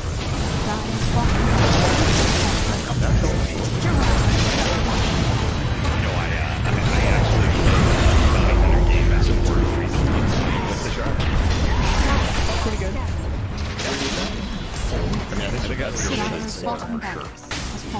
Oh yeah. Slark with that shard is crazy. It's actually a broken strat. If Galileo is still on top, he can take that. Maybe that he needs to get back to the top. Shadow Walk is way back to the top. And if you read it with 1,000 comments, but because I say it and nobody tells me stuff to me. I will say the other thing about Bounty Hunter, but like we've got two different memes here. The Bounty Hunter shard, the Magnus Ags. He does have extremely high base. I guess he probably has highest base armor, starting base armor in the game, which can make him really good at the laning phase for trading. Yeah. He's versatile. Terrible. Oh yeah. And frontline a little bit of the shield support, but again, Dire's middle tower is under attack. Radiant's top tower is under attack. PSN FTX victory! Midas was being, they have an inkling that this is going on, but they jump forward, find the Star Spectre. The Doom is there, Force Staff, keeping him alive and on the other side of the fissure, but there's way too much damage, and the rundown is going to be there. MC is gone, GH is gone, and looking for more. 9 jumps back in, finds Kuro too, tries to get out of there, does not have a way to escape. Bar is completely under control, he too is gonna die. The buybacks are coming coming in. Amar realizes he can't do that gift TP, but eyes on the prize. Thunder trying to close this one out, close this series out with a quick 2-0 as they set their sights now onto the tier 4 towers. There is a buyback still on Spectre, and no damage to BKB is out though, and now the turn, the break, the finish. Amar dies a second time. MC on top of staking managed to find that kill. Sumail still controlled, does manage to get the blink back and away. MC, they're gonna go back in for more. The Wolf can't, but Sumail, gets away just barely. Sumail got be controlled. They got him there with the Gleipnir, and it's only MC left alive as Tundra start hitting these tier 4 towers. With this unleash, with the damage coming through from the sidekick now as well. Watch Buckle though, it's actually going to be the Morphin stealing that Pango form. They ain't doing anything about this because it's going to be hexed out. Could be having the damage to kill him off. It looks like this one's going to get low. The drive back now as well, but he's not going to be able to get the kill. In fact, they just drag him closer to him. Be able to clean up the side of one move. They have no cause now. Aincrad, the only one left alive in terms of cause. 3 heroes dead for the next at least 70 seconds. And this is going to be it. Yeah, Bedroom just come in. They're going to start to go up the base. Not even needing to go for Baggers here. As you can see, they just want to end it here and now. In fact, even diving into the bounce now as well, where the hook comes out. Morphin is this going to be a good? He's got a Satanic. He's going to force that away to tell him to save coming out from Faye. He's been really cocky on this Morphin, but it's paying off, and yeah, they're just going to be able to dive into the fountain once again. And the fountain farm these heroes, cleaning it up. GG is going to be called after 45 minutes here. One move. They look great in game number 1. They look pretty good in game number 3 here as well, but Bedroom, they just had enough out of them in game number 2.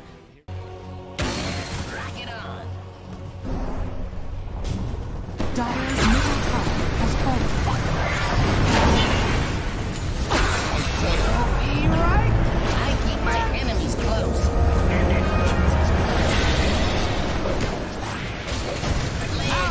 Mixed up business.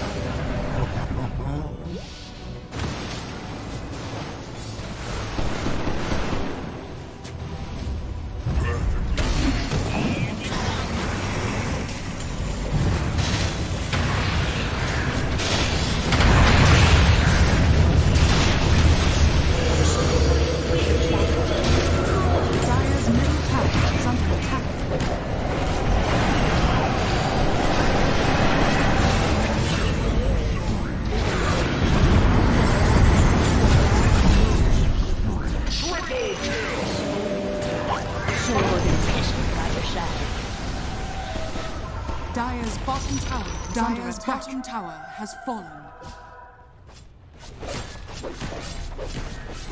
Radiant away from Envy, it's not guys really just dying getting them because anything. Watson, they got so bad. Down, I think they can save him. It's also doing the strategy of like That's first blood.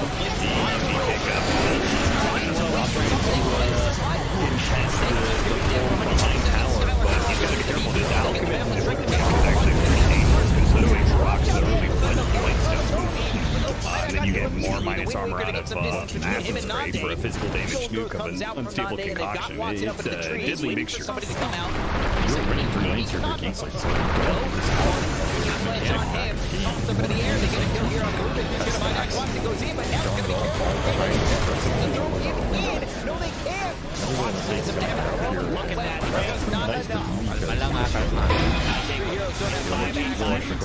You're gonna have to play to defend power.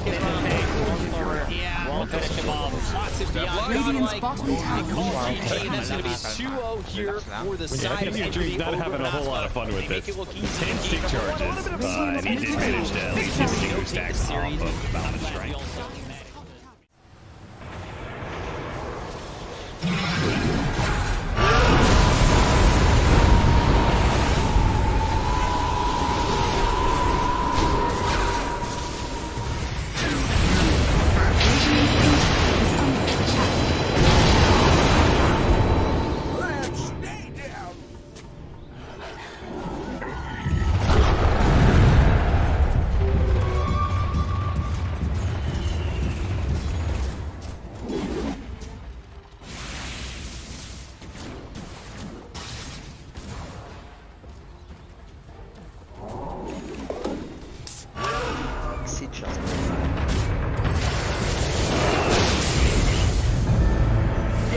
thought that supremacy then refuses to commit.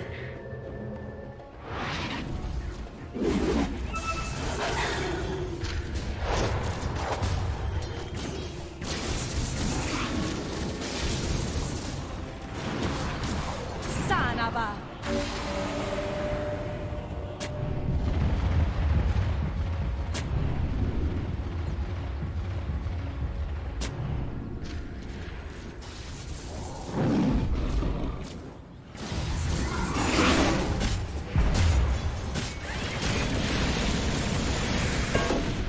Bounty.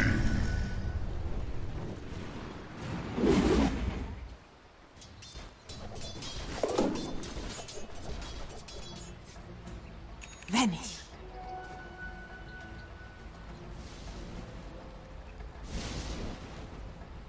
Radiant are scanning.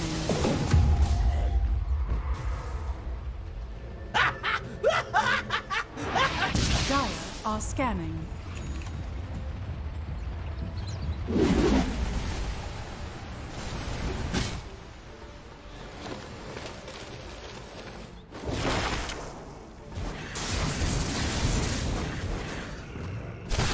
Warriors of the wood. Radiant's courier has been killed.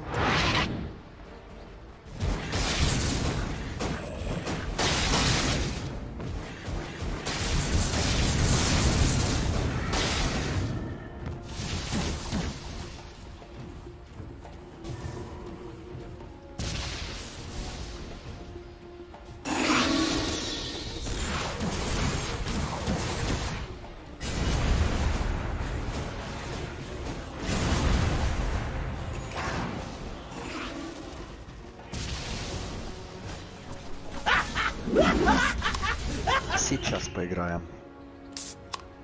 Сейчас поиграем.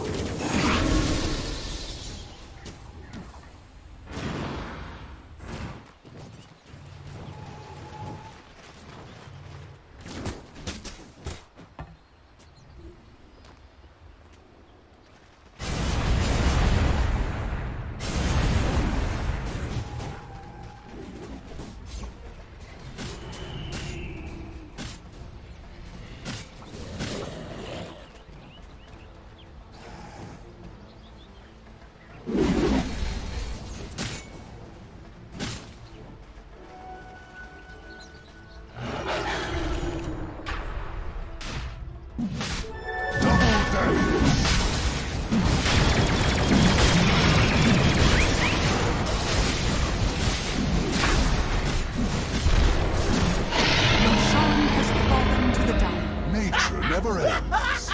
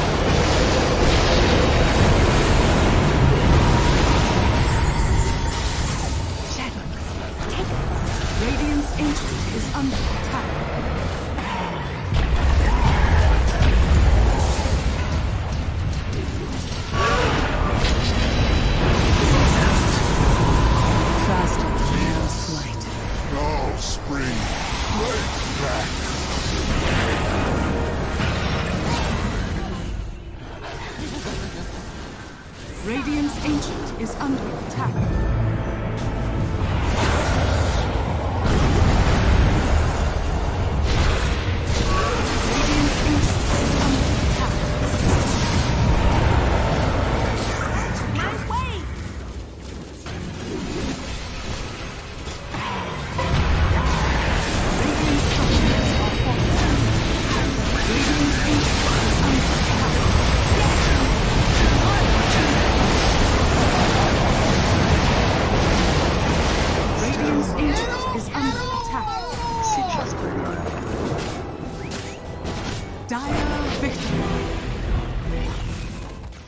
ultimately this game kind of comes down to just who jumps who. There he goes. Save him. They haven't saved? Nothing. They've got the coil locking him down. They kick away the bear, but it's not good enough. Meanwhile, that 5 talent with the back lines getting demolished. John Well is going to be able to get away. The Stampfire couldn't quite finish him off. Let's see if they can force the buyback. Surely they will, but is Geek Slate going to be able to get a successful fight? The use of that buyback. One of these wolves is bigger than the other. Yeah, but it's not that big wolf you got to worry about. It's the little one. They're trying to force this punch by, but he is holding it. Discipline. Doesn't care about the racks. And I agree. What the hell do racks mean? It's out. Get the heck. Nice. I mean, they need a kickback. I think he'll buy back once they get a kickback from the re-wolf. Need a pressure charge. Round 2. As well put into use. Kill the top. And he died fast in that little interaction. Now the buyback goes out from Scam. They really want to push this though. You want to go for this Ursa. They managed to get the scythe on him now. He silenced up on the front. Able to get to eat anything. He goes for the refresh. Dubu's in. But he got scythed as well. He touched over a dieback. Dubu just commits with the help of everybody else on the side. I believe they die. Forced now on the run. But Bleed are running down Geek Slate heroes. They have just demolished them. There is no chance, no shot on the side of Geek Slate to be able to fight back against this lineup this late. We're not winning the late game man fight here. Then Dubu's taking it to Mad attacks me. He just runs in. Right here, where's the damage? Not getting it pushed in. They just drop it. Oh, look at that damage coming in from the kisses. Well, the back line. Cox being assaulted. Cord's not going to let him get away. Getting forced down. Forced them back into hell. What is this man fight? Satanic against all these heroes. It's happening. It's so alive, but eventually they Satanic at the BK can't get in. Gold is almost safe. Maybe trying to pick him up. Okay, now they got him maybe with the orb. They can control him up. Another force down. No way. Don't let Force get away now. This is the end of the game. The Giants Ring gets him over this round. Finishes off the Nature's Prophet. Chinese now finally died, but they haven't really gone through buybacks off the lead. They've got all their buybacks ready to go, so that is going to be it. Finally, GG is going to be called, and Bleed get their first series win here in the CD. Really do not want to give this one up, but they may just have to here. Oh, there's 3 man. It's over. It's all over. Just show them mercy. Throw the towel. Just stop giving this man highlights. It's too much for one day.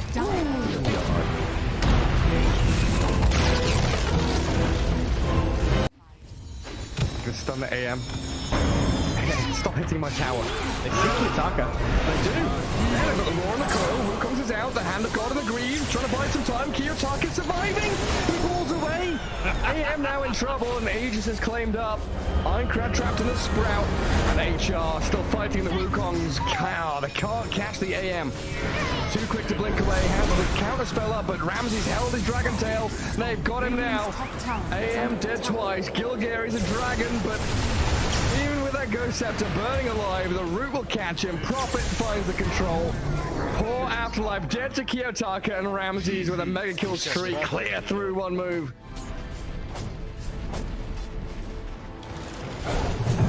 Just not sure. I think that might be it, Gary. Yeah, even with a triple buyback. Yeah, Puck, Rubik, Beastmaster, there's the third one. No AM for 30 seconds. The building's a forfeit. Enchantress lift up and drag away from Rubik. Saves her for the meantime. That's like Kiyotaka's clear to have a little bit of fun now at this point. It's go time. Do what you want. We got 32-minute tumbler toy. Yeah, okay. Yeah, good, great item, by the way. that thing is busted now. If there's any item I agree has to be like removed from the game, we do need a new cycle of neutral items. Oh, well, no fight with fire, they say. I'll just go fight with an arcane rune instead. Have fun with mega creeps. Yep.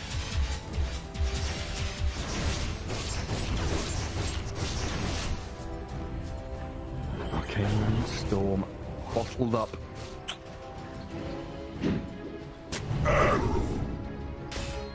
I mean, they did make a hell of a comeback last game. You know, what is 0% even? But is that what it is? Oh, yeah, you're right. It is a 0 currently. You ban it all away. Well, try 1v5. Okay, Ramses has arrived. Bring everybody in. Jump on the side. There's Kiyotaka finding Rubik dead. Puck gone. No buybacks available. That's the end of game 3 in this series. Anti-Mage pummeled down, and GG is called. Hellraisers will take things in the end. A very close one though. Series overall. I think one move. Very gonna be proud of themselves the past couple of series. Because he's doing so much damage. But yeah, overwhelming makes more sense because you have a ton of strength. Yeah, and coming through here now as well. I mean, Kami, he's going to be coming forwards. You see Happy in the river as well. Shigetsu throws himself in the south cliff easy. He's away from this fight and just he needs to wait for them to come back and pull that. He gets 2 kills. He's right down both supports. Trying to go for even more Melduel. He's got that BKB going, but they're looking for the fight. And Malik trying to get himself away from this one. The Chain Frost bounces around, but Malik, can he get himself out? He's going to be polarized. Manifold comes through. Lefington, he's surviving through all this. Shigetsu, he's losing all his teammates. He gets dragged back in. He's going to get killed off. High ground miss, you're not gonna be all that lucky. There was one high ground miss there from Happy, and the second one does get on top of Melduel. Yeah, at this point in the game, you just can't do anything. That was an Aghanim Scepter reveal from the Disruptor. The thing is, you just get it on the CK, and you can literally see what Hydra are doing in this one. They are running in with heroes. They don't care about the Mana Void, and then once the Mana Void is used, War can do whatever the hell he wants. And Anti-Mage, you don't really want to commit wholeheartedly, but at some point you see that your teammates are dying, and you have to, and then at that point it's just game over. So the way that Hydra are approaching these fights, you can see that Navi at this point, at least in a straight up 5 vs 5, they've got no shot. No, and it was kind of rough that the Anti-Mage, he was clicking himself to try and get a D-ward, or see where the dive vision was, and for about 2 or 3 seconds he just had to watch his teammates die. By the time he gets into this fight, both of the supports were already dead. Oh, let's see, Daniel, he does get his ulti onto the storm. He's dead.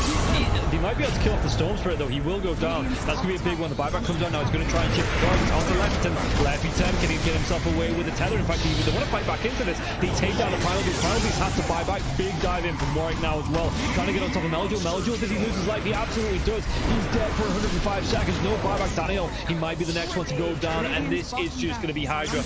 After having such a slow start, and Navi looking so good coming into this game, Hydra are just absolutely cleaning up in these fights. They take down the Anti-Mage low. Can he get the kill into the Primal Beast once again? Malik, he's caught out. He's not going to be able to get himself up to the fountain. It's 3 heroes dead on the side of Navi, and it's just looking like Hydra looking to take over the base. GG's a call, and this is going to be a 2-0 series here for Hydra. 2 games in a row, Hydra played the same way. I think from start to finish, they never felt. Camera, he's having too good of a time. Don't look for BKB, that's a bit of the good clips with who we need rage. This is the last ditch effort trying to get the shield. Pull back one step. He's got nowhere to go for the game. Get the kill on the DK, the Pound of War is on the Emperor. He's already called GG in the lane. He's not going to smiles damage out now. It's the LG takes the 2 over Aster. Every 3 minutes on the team white. And he's clear the 2 over. You gotta send TSGL to DK a little late. I know that they're playing against.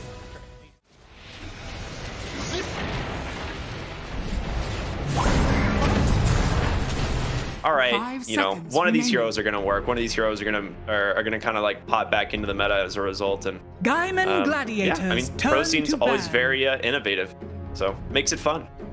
Yeah, it does. And speaking of fun, our draft is on hand, so we're gonna be able to see how both sides kind of just dig in, see what they've learned from their last series. Again, wouldn't be too surprised if we saw something high priority like the Broodmother plus DK being banned out already in the first phase. Not too surprising. DK in particular, I know, is something Ramses loves to run safe lane. Safe lane DK, in fact, I've seen it pop up in some China DPC as well, like China Div 2 recently. And it does scale pretty nicely. So I respect that, right? Like taking away tempo, taking away ways to just kind of take these early objectives and rally around one hero does feel like what we tend to see in the first phase. You know, Broodmother kind of does the same thing. Again, though, Disruptor, I feel like that is worthy of a first phase ban if you just don't want to pick it yourself. I feel like Death Prophet's too scary. I feel like Broodmother and Death Prophet are just absurd heroes right now, and if you don't have an answer for them, like giving them away in first phase is pretty scary. That being said, if you overall first pick Death Prophet, you can respond with things like Drow Ranger or different other like carry matchups that do pretty well. And they get rid of the Pango. I actually think this is fine as well. Another like really strong hero. Quinn is a menace on that thing. So I speak for the trees. First overall. There's the NP. I mean, you leave it in. You banned out the Pangolier yourself. So the NP already has much more limited counters. Stuff like Primal Beast is still on hand. Batrider is still on hand if you really wanted that for Hellraisers in the first phase. Although I know how far they'd want to go to just trying to counteract the NP at this point. You do still have those options just to run the safe versus off lane matchup. But GG can always kind of flex it. And there's that Disruptor. What do you know? Not surprised. Not surprised. I will say with the NP though, one thing that is kind of nice is this is one of the few safe laners that does win the Death Prophet matchup. So it could be, if they want to take this for Dyrachyo, you have a favorable matchup into that Death Prophet. But it is something that can be flexed into one of the side lanes. And so they just skip the Death Prophet altogether. They go for the Enigma, which, I mean, great hero, protected by the Silencer, or by the Disruptor. But I was going to say, Silencer is still available. Silencer is still available, Rubik's still available as well, and Rubik's been really popular regardless of going into Enigma. I think that hero is just really strong right now as well. Great in lane, lots of utility into the mid to late game as well. Scales pretty nicely up against the cores with utility. So you don't really mind that. Instead they go into the Beastmaster for GG. So Beast coming out with the NP, insane push. They've got some ways to clear out as well now with the Axis on the Eidolons. If you kind of want to do that down the line, you can just counteract that Zoo. 10 seconds remaining. I do like seeing this from Gaimin. This is telling me that they're planning to run a pretty fast game.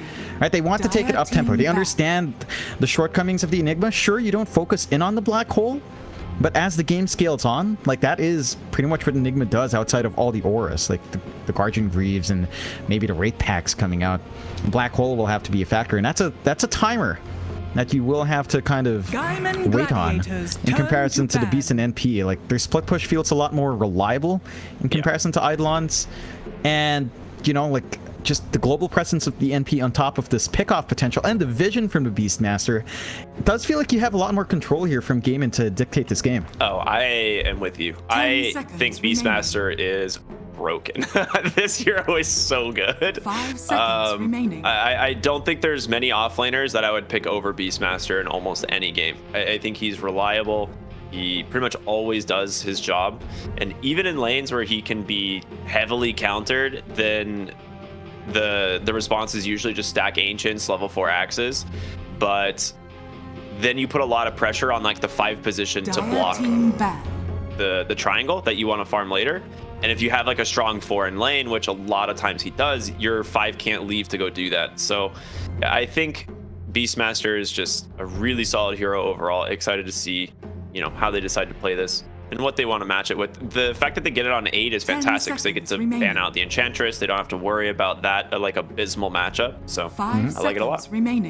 Yeah, and you know, because Hellraisers does have the Enigma, or ex-Hellraisers does have the Enigma, they're forced to ban out certain things to protect it. And the Rubik we talked about, forcibly taken out. So you're leaving more options for Gaimin to just double down and pile on. Right, like you have so many ways of just tying into Beastmaster. Say something like a Clockwork support coming out for the next phase on Gaimin. Like all the vision and then all that movement, all that near global presence coming out with the NP plus the clock hooking in. Like, and the Silencer as well, they're going all in and just ensuring the Enigma can still keep going. But the thing is, I mean, Beastmaster's already somewhat of an Enigma counter with Roar. Yeah. So you're going to be forced to go BKB Lincolns as well, which it just doesn't feel great because you're either getting them really, really late into the game, so the team will have to stall to hit that point where the Enigma is kind of relevant, or you're rushing those two and you're skipping all the aura, which again is what we've been talking about. Enigma's focus isn't necessarily on black hole, but if you're gonna ban to protect it and make sure the black hole is good up against the Beastmaster already, then you're skipping out on that utility. Absolutely. And that is just one, in my opinion, one of the things that makes Beastmaster so good, right? Like he has a lot of utility that he brings from his kit just natively, and then he is one of the best aura builders in Dota right now. So good stuff. The one thing that I'm a little bit curious about is they banned the silencer, even though it is likely to be the Nature's Prophet in the safe lane, which is not a super strong lane, but like you said, they're doubling down on just trying to protect this hero. I think the Clockwork is a must ban here. Like that hero is going to be really strong in their hands, I think, but maybe they want to start focusing up on some of their core matchups, you know, maybe protecting, you know, their safe lane a little bit. So we'll see. Yeah. Like, if you don't ban the clock, like, this is just a nightmare game for Nigma. I still don't think it's easy, even if you take out the Rubik Silencer.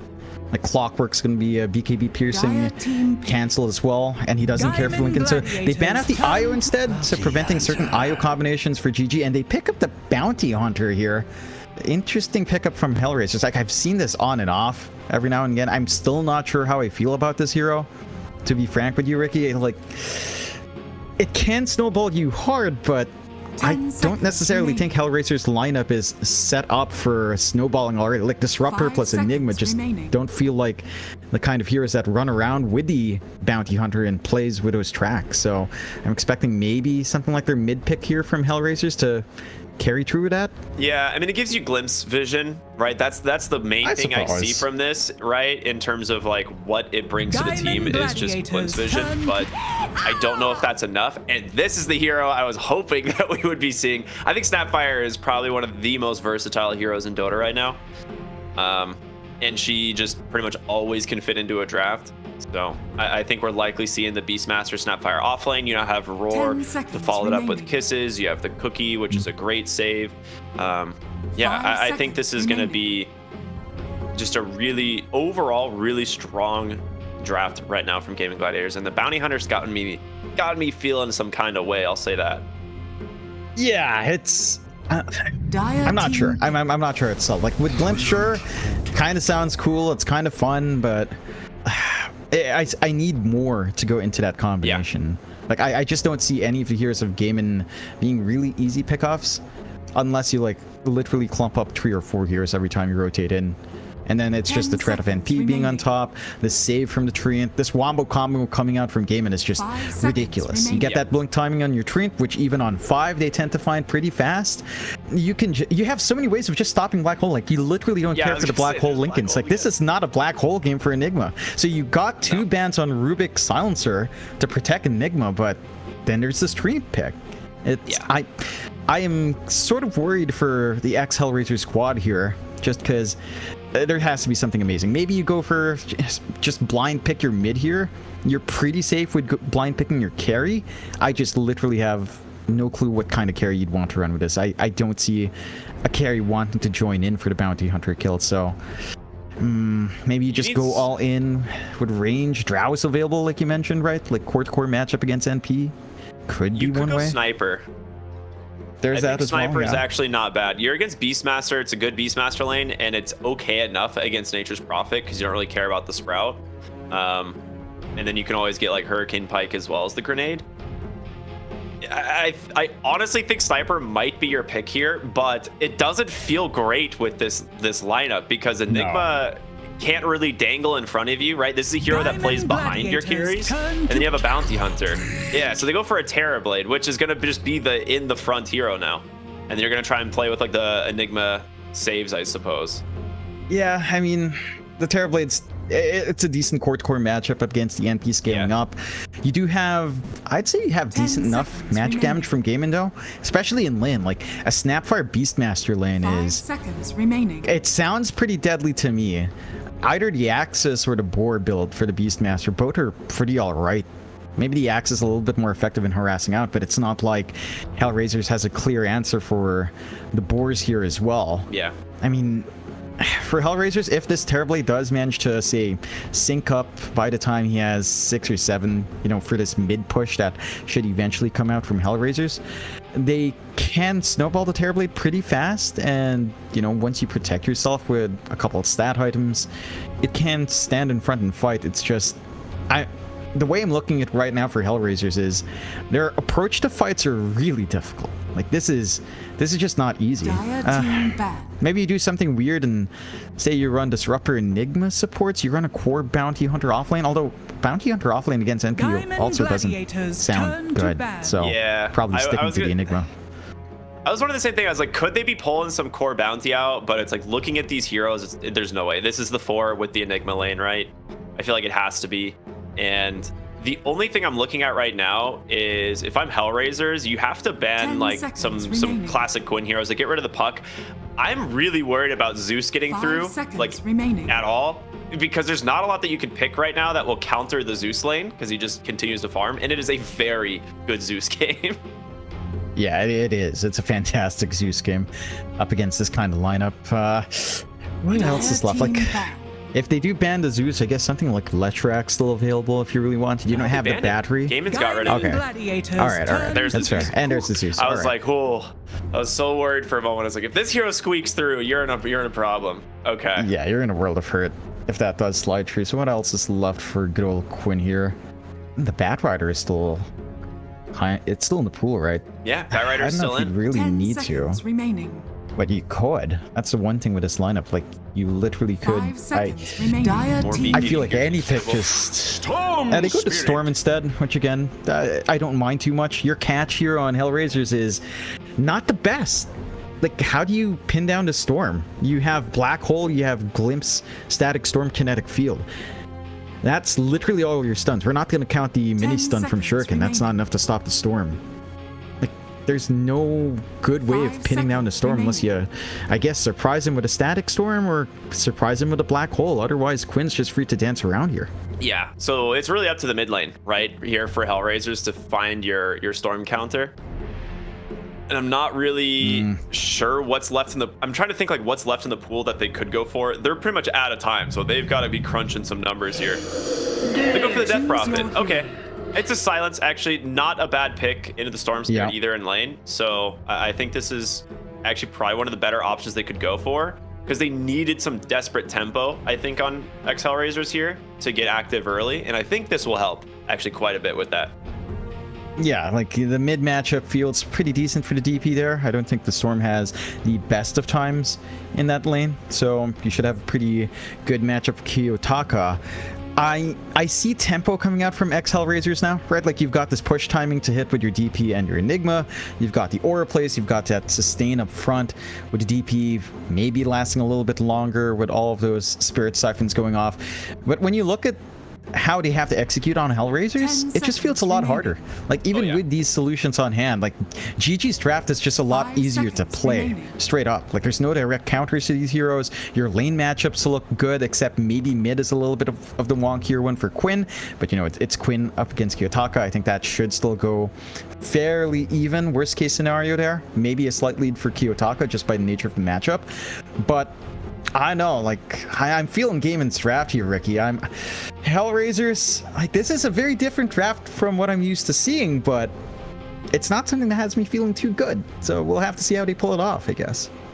If there's anybody who can make it happen, it's Ramsey's Terrorblade, though, right? Like, this is just one of those classic things. You see Ramsey's on a Terrorblade, you got to be worried a little bit. So I think his matchup, his lane should be pretty good overall. And if he's able to kind of get that mid-game space that he's going to need, if Kiyotaka can provide that from the mid lane Death Prophet, you definitely can have a game on your hands. We'll see how that matchup ends up playing out in the later game, because like you pointed out, it's one of the better ones against Nature's Prophet. But if you fall behind in that net worth, like if Draccio is able to just free farm and just push and take too much of your map away, then you're in a little bit of an issue. So we'll see how this ends up kind of unfolding, but I think that mid-game timing is going to be really important. Yeah, it's going to be key.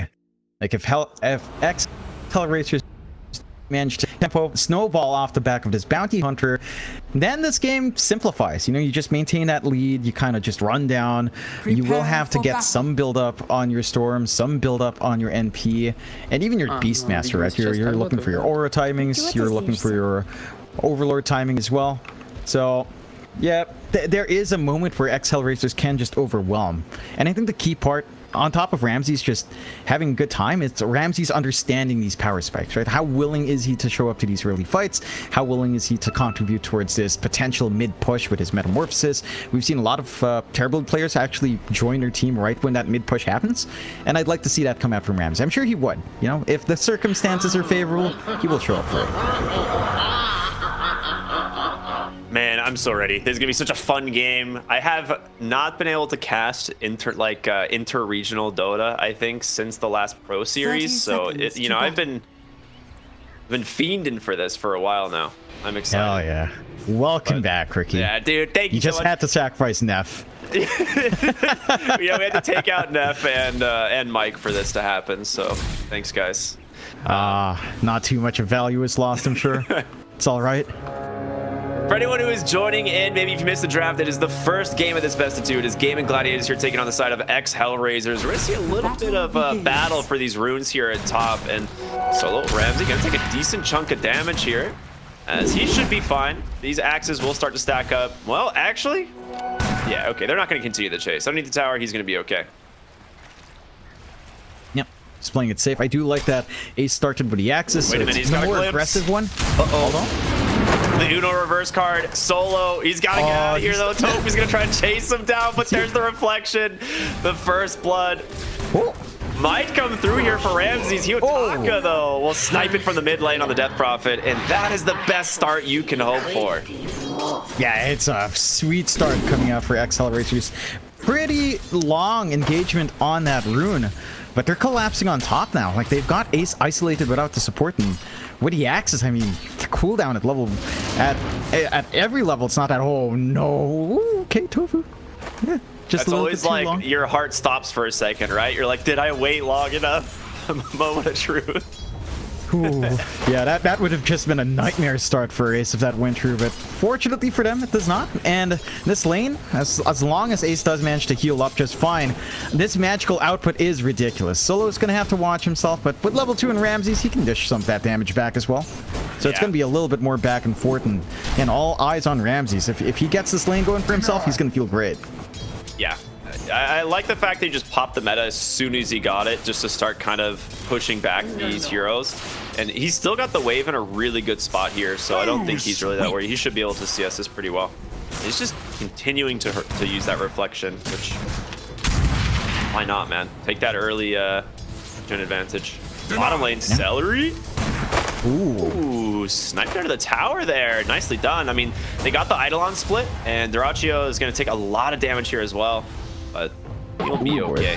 We'll just good old classic TP to base as a NP. Yeah, this is the one problem with Gaimin, right? Like, we talked about the Enigma in terms of Black Hole not being the best, but your bot lane doesn't have wave clear. You know, with the Treant and the NP, the Eidolon spam will be overwhelming. You've got that nice little orb start for Antares. So you can slow down the Treant, just keep harassing him out, kind of cut off the Racho as well. And they don't even have any sentries to really watch. Like, they've used the sentry to block the camp. So Antares has a lot of room to just play tag here. Yeah. It makes sense, right? Treant Protector, he's kind of holding his points on either Leech Seed, Living Armor. I think a lot of times in lanes, people want to go for the Leech Seed, but this is not one of those lanes where you're going to get a lot of opportunities to use it, just because, you know, Bounty Hunter is going to be invis a lot, and the lane's going to be pulled back pretty often here. So Living Armor does end up being his choice, and they're going to get aggressive here on the Dyrachio on the bottom lane again. You got the Eidolon split, Bounty Hunter just being a complete nuisance. Yep. They just see that opportunity. They start to get the right clicks in. Nothing to stop the Eidolons, and again, you're wasting a lot of resources out. You're making this lane pretty damn hard for Dyrachio. It's in fact for Hellraisers going pretty well, except for mid, which again is a bit surprising. Quinn on his Storm just running down Hyotaka quite a fair bit. And I suppose you can't really leverage the Spirit Siphons. Sure, Quinn can't really come out to safely go for like the Remnants and Vortex double overload, but at the same time, you can just keep kind of twacking away and clearing out the creep wave and applying some decent harassment. Rune control is going to be big. If Hellraisers can kind of put their bodies forward to stop Quinn from getting a top up, then Kiyotaka's going to have a bit of a better shot at maybe looking for a way to gain an advantage. They're going to get aggressive again in the bottom lane. It's every single time, rinse, repeat. As soon as the Eidolon split happens, they just run him down. And top lane, they also managed to find the kill on the Tofu. So 0-4 to start this game for Hellraisers. I mean, beautifully done in kills. We'll see how much that translates into net worth later, but CS is definitely struggling here on the safe lane NP as well as that off lane Beastmaster. Yeah, it's not going according to plan for Gaimin. And the lanes coming out from Hellraisers, they're working it just so damn well. Like Antares setting up with these slows, with that orb and with the early shadow wall. It's a ton. And just allowing that extra time for the Eidolons to just chase you down. It's painful for the side of Gaimin. It does feel like all their hopes are on Quinn to just have this good scaling up from his mid. Maybe get active once he has that Falcon Blade up and try to open up the map a little bit more for his cores to have a point to launch off of. Yeah. Beastmaster, let's see what his build is here. Okay, so he is kind of holding and just staying 2-point while the axes has the 1-point inner beast. So I think this is probably going to be what we end up seeing is we'll see that next point come out soon and call the wild. Top lane, they do get the clips back though. He's trying to chase down Solo now as maybe Solo a bit off more than he can chew. Ends up getting punished for that one. Yeah, nice little kill. Not the biggest. But it's still something to help him kind of catch up after a pretty damn slow lane. Ramses, though, doesn't care too much. I mean, he's slow on HP, had some stick charges, has a salve. He's going to be fairly safe in this lane anyway, and still be able to farm. You do see Quinn kind of getting shoved away from mid, so you're getting some space out for Kiyotaka to work the creep wave, hit his level 6. No one really rotating in for the power runes as well. That should be some easy control coming out for Kiyotaka. And if Quinn doesn't manage to pick one up, it's going to feel pretty rough, because that'll line up with a 6-timer for Kiyotaka here. It was pretty smart. Like, Quinn farmed his way back to base, via the jungle, and he's going to get 6 pretty much in the mid lane here in a moment. Great fort on the wave, though, and Kiyotaka does not want Storm to be able to contest these runes at all. So both side lane support starting to show up. There's going to be a glimpse pulling Tofu back into this Death Prophet. He will just get ran down underneath the tower here. Meanwhile, Quinn really wish he had this 6 here. He could go for this haste rune bottom. He does finally grab it now. Radiant's middle tower. Continue to play really aggressive here. There it is. Quinn will go finish off the Bounty Hunter with the help of Celery. And first Exorcism used a decent amount of damage to the tower. The catapult still lives, but eyeing the haste rune to the Storm Spirit, pretty good. Yeah, I'd say you're happy enough. You managed to get not only a support kill for your trouble, but you're forcing all the supports down to mid. You're freeing up your winning side lanes to just win even more. And with the advantage each core has, they're going for an early smoke put at level 6, though. I mean, look at top. Ramsey's just behind the tower, and here's going to come Quinn. He is out of mana, though. Oh. Okay. Well, he just got glimpsed back quite far. They're going to be able to just TP out on Solo. They got their eyes set on the prize, which is going to be Ramses on this Terrorblade. As he's lost his Disruptor. Quinn's tried to join the party, and they managed to bring him down. So the dive does end up getting punished. Yeah, it looked like he had an angle out, but probably not the safest TP. Cookie threat was there. Tofu was very patient with it. Tried for the Sunderplay, does get taken out.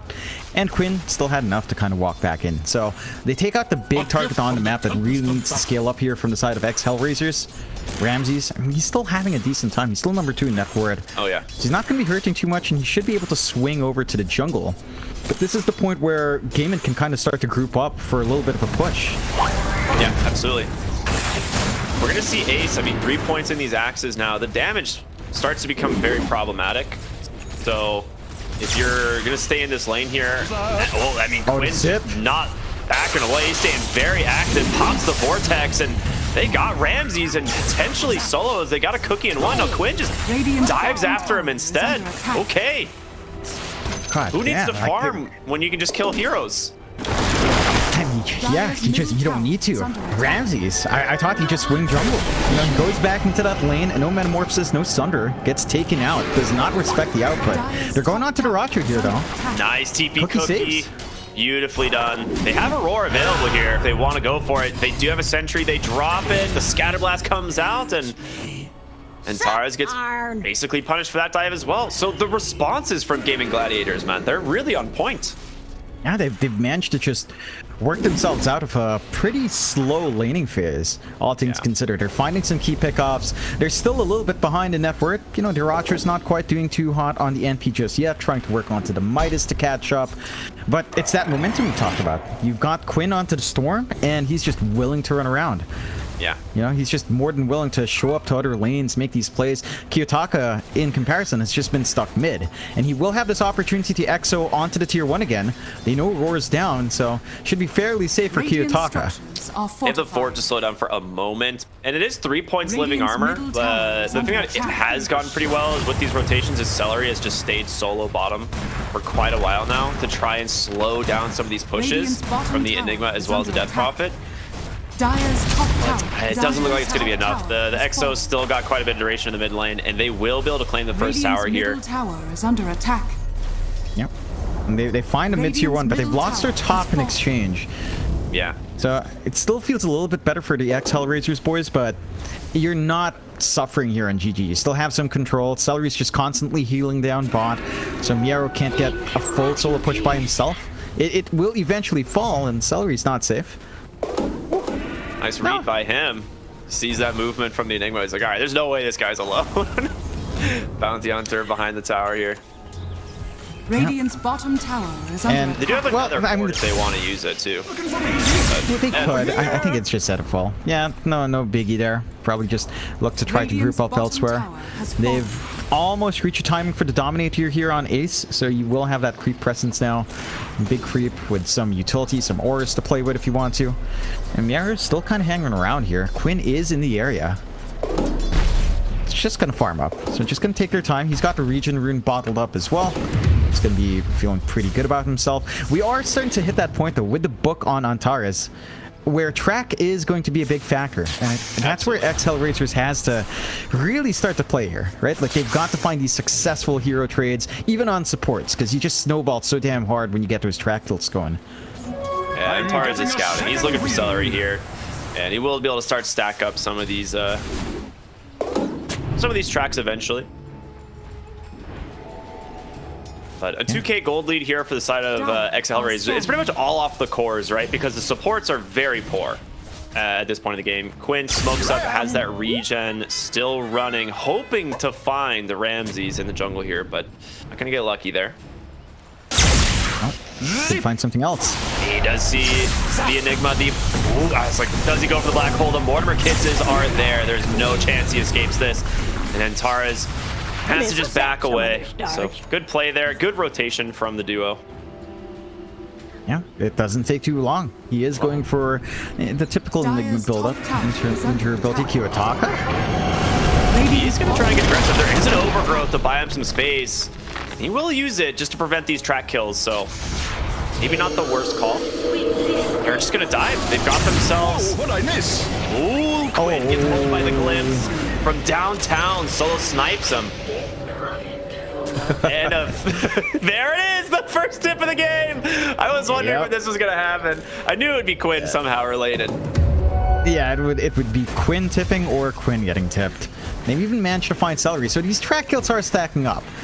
They finally get the rotation out from Kiyotaka, and his presence is just more than enough. Like, we see the effect of the Disruptor as well. Not able to dodge out of that one for Quinn, and Static Storm does clean up the job for them. So that is what they're going to have to bank on, right? To lock in that Storm, they've got to have Solo around. Solo cannot afford to get jumped first. I think for Gaimin, their next kind of rebuttal to that is like just playing under vision, play with your Hawks. If you find a Disruptor, kill him, and then you can just take the follow-up fight. Like, you're not scared of the Enigma too much. The Disruptor really is that big scary hero right now, which again is so funny. It's the Pause 5, but it's the biggest threat for your team fight. Yeah. There's the Atos reveal. They get the silence as well. The cookie away will save Storm Spirit, but there it is once again, the glimpse. Not close enough on the Enigma to shut this Storm Spirit down, but I saw the Atos being built. I've been seeing this picked up a little bit more often on Death Prophets, but I'm curious how you feel, because I'm not 100% sold on this. A gift from the Tempest of Battle. I think the item makes sense situationally. Like, in here, you do lack lockdown, so this can set up for your team. I think the stats are pretty good for DP. You don't mind it in that sense. The issue with the pickup is that you don't tend to go Gleipnir. So you might argue it's a dead slot, but I think the utility from just the Atos alone is fine. And if you do go Gleipnir, the utility is still good. On this hero, I think the utility for it is good. It's just, if you have someone else that can build Gleipnir, they should. But in this circumstance, you don't really have anyone that does that. So for the Atos alone, it's worthwhile. Yeah.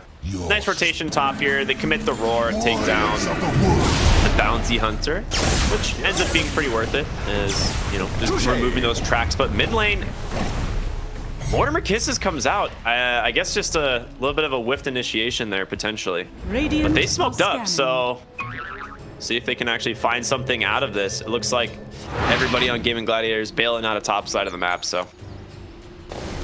I think that smoke was in during the kisses. So they got vision of the smoke, they bail off up top, and that's a lot of time commitment and resources from Hellraisers that doesn't amount to much. They might be able to find Celery. Yeah, he looks pretty dead, to be honest. Good old combo once again. Just that Atos into Glimpse, the silence as well. Not really anything he can do about it, as Draccio is going to make his way under the tower, but he has no TP for 15. He is definitely stuck here. The silence did clip him.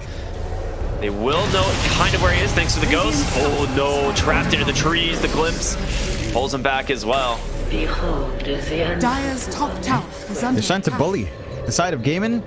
They're kind of focusing in on trying to get that farm going for themselves before anything else. I do like what Quinn is doing. We've seen this a little bit in Southeast Asia, but the Falcon and Witchblade build up. Oh, Quinn does manage to find Solo here. He instantly just static storms. The question is, can he get away? Another glimpse will buy him a little bit of space. Ramsey's on the backside, gets found. Enigma with the black hole. He's not going to be close enough. He does. Gets it just on the edge, but the Malefice will help bring him down. Wrath of Nature, not enough to bring down these heroes as Solo survives on just a sliver of HP. Another silence out from the Death Prophet as a chase. Going to continue here, and a glimpse sends him back. The roar from Ace. Do they have the damage? In comes Raccio on the NP, but he's just getting life drained up, stuck inside this kinetic field. He can't leave. Ramses just beats him down. Celery next on the chopping block, as Ramses trying to finish him off, getting body blocked up a little bit, but he's got the speed, he's got the vision. He'll get him eventually, unless he gets a high ground miss, which he doesn't. Of course not. 5-0, the eventual win here for Hellraisers. That was just not ideal coming out from Gaimin. Like, Quinn's forced to keep chasing in. They needed to kill off that Disruptor ASAP. No one was there to follow through from his zip jump onto that hero. And they just get caught in this massive black hole. Great black hole coming out from the arrow. Just, even though it does get clipped by the overgrowth, they still have more. They do manage to kill Ramses off. There's some compensation. Yeah. But it's such a big win. Like, those are all track kills coming out for Hellraisers every time. Oh my gosh, they caught Doraccio again. Yap is just walking into the wrong neighborhood. I mean, that was the thing is this last exorcism was used off of an arcane rune, so maybe he didn't realize it was going to be back off cooldown that shortly. But still, yeah, I mean, this bounty hunter is just playing run at you at this moment. They will go ahead and vortex him. Another static storm trapping him inside the kinetic field, and the Atos to follow Quinn. He can't get out. Oh god. Yeah, they've gone. They are trying to make this game hellish for Quinn, and understandably so. Like, he has to play make until you see something like your Beastmaster Blink, which doesn't feel high priority right now. He is the guy jumping in. So if you can pin down Quinn, you pin down the entire team of Gaimin. There it is, the track glimpse this time onto Tofu. It is a bloodbath right now, man. This game has fallen completely apart for Gaimin Gladiators.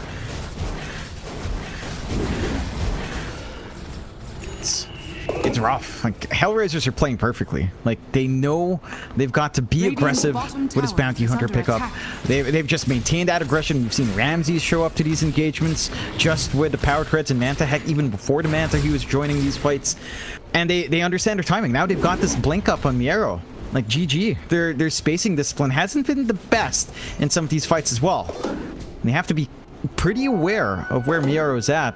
So they have two heroes to worry about at the moment. Solo and Miero on the Disruptor and the Enigma respectively. If Quinn is pinned, it's just, you're not in a position yet where Doraccio can just do all the damage in these fights. He needs to be able to back up his Storm, but his output's just not quite there.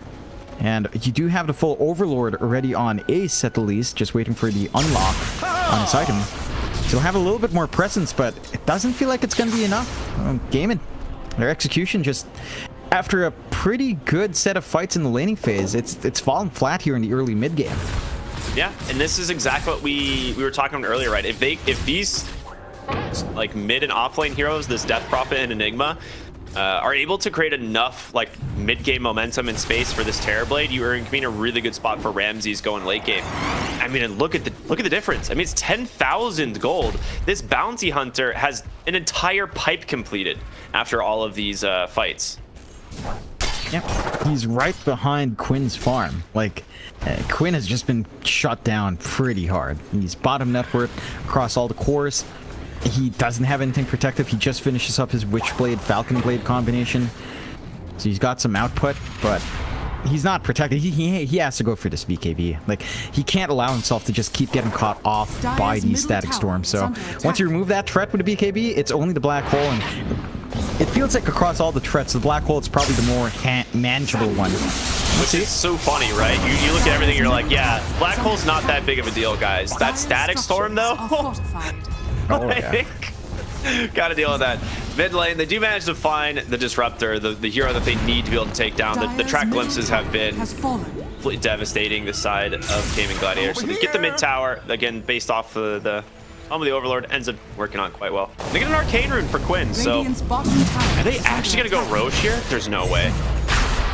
They're going Roche with tracks up on them, or at least on Quinn, so they understand it's happening on Hellraisers. They've got a fresh BKB in Kiyotaka. Yeah, they jump right onto the bounty hunter. The Mortimer Kid's coming through, but he's got a BKB on Kiyotaka. Fear on the backside, he gets rooted up. He doesn't get the black hole, got instantly canceled by the Overgrowth. Beautifully done. They take down the Beastmaster, and Ramses' illusions just shredding through these heroes. A glimpse does find the Storm Spirit. He sends him right back into the hands of the Death Prophet. He's trying to get away here. The Arcane Rune giving a lot more mana to work with. See if they can actually escape. Dyrachyo now potentially in danger. It's tracked up. Ramses has his eyes on him. He's trying to run him down here. Reflection not on the mark. So yeah, that Roche, I mean, maybe they were baiting because they thought they could take the fight. You know, they had the high ground ward and the sentry below, but just did not have the burst damage. The Bounty Hunter surviving it all. And the pipe really helping the side of Hellraisers just sustain, and I don't think they expected the BKB in Kiyotaka. Now that he just shows up, he's got the blink BKB. Like, they couldn't stop him. Like, Quinn had a right angle, but he couldn't stop the DP from just doing so much in the middle there. Just untouchable at this point. Again, your physical output right now in Dyrachyo, it's severely lacking. Yeah, he doesn't have catch right now either, right? Like, you don't have this Gleipnir. He went for the Midas, then straight BKB, which is not normally the build. Like, when you see Nature's Prophet, it's normally, you know, a Maelstrom somewhere in this mix, but didn't feel like he could actually afford to go for a Maelstrom this game. So they're going Roche again now. Yeah, the ults are down. I mean, the ults are down, so you feel a lot safer. You know, Metamorphosis is down as well. You're gonna be able to sneak this one by at the least, but they're in a huge deficit. Like, these traps are just way too high. This should help them out. You have that secondary life for Quinn, so you can take a lot more risk. Try to look for some pickoffs and just take some attention away as the side of Gaimin are still trying to recover. I mean, they're gonna need a lot more time to recover here as Ramses finishes up his Satanic, so he's gonna be a hard one to kill at this point. Yeah, gonna be pretty hard to kick out. And he's also, you know, you've got Quinn kind of inching towards that BKB now. So it's not going to be too far off until, again, you don't need to worry about the Disruptor. And you can just kind of play this game a lot safer for Quinn.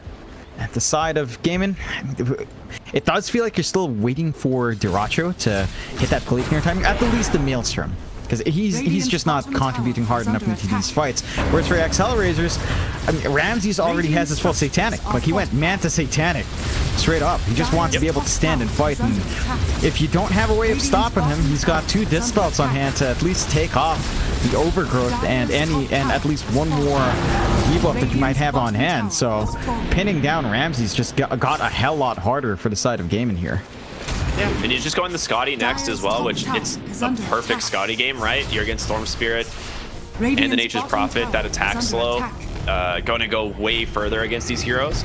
I think Gaimin Gladiators are playing the map like as best as they can right now, right? They trade tier 2s, they push exceedingly fast, they do force Hellraisers back to their side of the map, and they smoke up immediately across. Gonna see if they can find any stragglers. Miro would be a great find if they get him. Continue to hunt here. Good no, I mean, this is just really smart map awareness, right? Hellraisers know something's up. They do get the scan here though. You know someone's in the triangle, but maybe not willing to go any further as they have kind of split up. Just a little bit too far across. The rune control from Gaimin has been pretty on point. Another region coming up for Quinn, so you should be able to farm. You got glimpse back. For fun. Just being annoying. Probably, yeah, just for fun, just to show. All right, you're being tracked, boy. You know, keep watch your back. No BKB to bait out just yet. He might not have been tracked there. I think they're gonna know there was a ward instead, because I don't think he was tracked. Right, yeah, they did come off that smoke. I just didn't notice the ward, so I assumed it was a track. Interesting. But either way, well, you popped the regen pretty much right away. So it's just gonna go ahead, group up bottom here with Ace, who has those drums completed, and those summons are gonna get to work on this tower very quickly. Yeah, it's not gonna take too long to melt that tier 1. So you start to open up the map a little bit more, you know, easier invasion angles into the triangle. Shut down Ramses from getting that build up into the Scotty. I mean, the Scotty still couldn't come out, but maybe you can stall out the BKB if you do catch him in that interim period. Let's see if they'll be able to get that done. You are recovering quite well now on Duracho. Again, he's got the Maelstrom up, and he's working on to the AC next. I think understanding that hold probably isn't the issue for Gaimin Gladiators here. They have more than enough. It's output. It's output and durability. The AC will provide a lot more for both, and just helping these pushes as well. So I like that coming out from Duracho. As the side of Gaimin, they just keep shoving in bot. Dude, they're getting a lot out of this Aegis. Like, they're actually, like, Hellraisers is very afraid to fight into this Aegis on Storm Spirit because they know, like, they're committing every big spell to kill him in these fights. And if he's going to respawn, they actually just don't want to risk it. So they traded tier 1 for a tier 2, and they're going to get forced back, I think, again, because you're not going to be able to allow Beastmaster to just hit your towers for free. Especially with NP summons as well. Well, I mean, they're going to get a little bit of damage in. They're going to TP back on the Death Prophet, Disruptors here as well. And you're not the team with the Treant Protector, so another instant smoke. They want to see if they can find a response. Really good reads coming up from Gaimin. I would say that's more than a little damage. That's more than half HP down, Ricky. Damn. Yeah. They push way too fast on the side of Gaimin. Hellraisers, and they've still got the solid lead. It's not all doom and gloom, but Afterflow's fading. Mid lane, Quinn again has the Aegis. He manages to get outside the kinetic field, so this Static Storm not going to be all that useful. So that is a big cooldown spent. Aegis still for 30 seconds. And we're going to see some big fights here potentially in the mid lane as Storm's looking for something and he finds Solo, gets the Vortex. He needs some help. The Mortimer Kisses are going to come through. No! The pipe already spent. It's not enough to keep him alive. So Disruptor's down. So your Glimpse is not available. Kiyotaka, very quick blink here on Beastmaster. He doesn't have the Roar, the Silence on top of him, but he needs the help and fast. Kiyotaka falling low, but they managed to take down the Beastmaster. Quinn's going to continue to chase. He's just going to be able to get another Thunder from Ramses. Perfectly done. It's gone! No! Oh my god! That is... Ramses, God.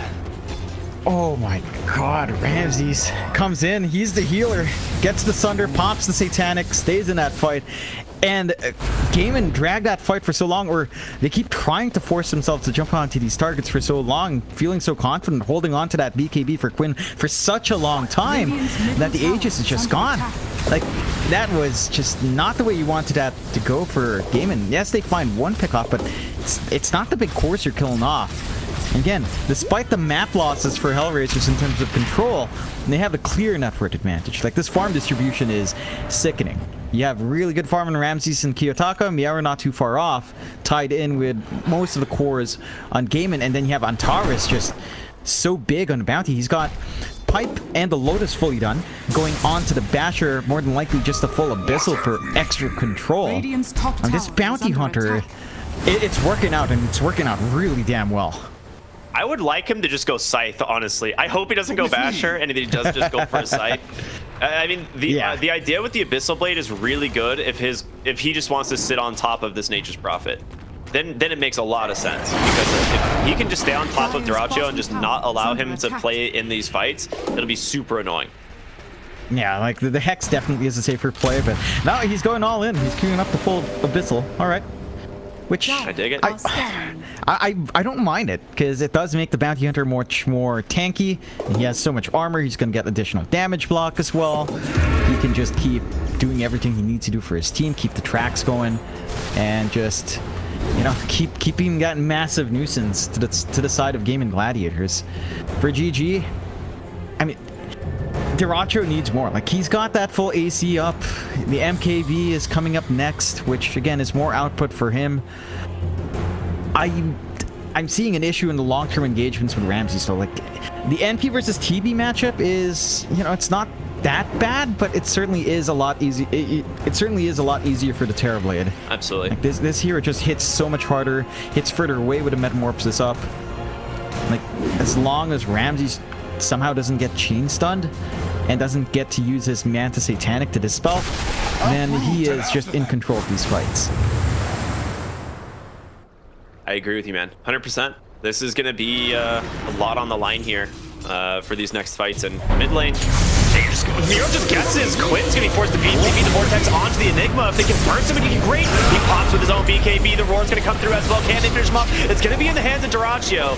He makes it happen. Cookies away, but Ramsey's just able to stay on top from that BKB to expire. Great overgrowth, but Ramsey's, he's got those double dispels. He's going to get a glimpse right back into the hands of the TB. It's a 2-for-1 trade. An overall win for Hellraisers once again. And they're just getting these angles in. Ramsey's is just too damn big. How do you stop this Terrorblade? Your NP is just not farmed enough, and you just can't find him in the backline. Ace not where he wants to be. He can't get cookied out either. I mean, the track into Glimpse, man. It's been a devastating combo. It's worked out. Like, I had my doubts about this draft from the ex-Hellraisers guys, but they make it work. They understand that timing. They understand the execution they have to hit. And it looked good for Gaimin early on, but once Hellraisers got coordinated as a team, you know, once Kiyotaka started showing up to these engagements, it just feels impossible. They can't defend this. They have a second fort coming through. Lotus Orb, gonna be able to protect him. Storm Spirit needs some help. Oh no. Silenced up, starting to fall a little bit low, but no meta. No. They still just burst him down. The silence duration is just too much. 6 seconds away from that BKB. And there they will use that time to finish off this melee barracks.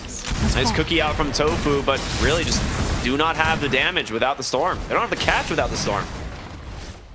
They rely so much on Quinn to make these plays, and he's just not healthily farmed to be protected up front. And you still work on to the Kai, maybe when you get the Sanj, the Kai Sanj up, you know, that silence isn't as devastating, but it's just easy pickings right now for ex-Hellraisers when they know that BKB's down.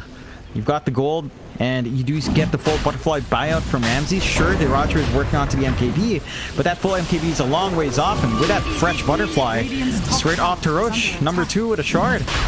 Getting that Demon Zeal up on Ramses makes this game even harder to do, because even out of Metamorphosis, this guy's still gonna hit hard.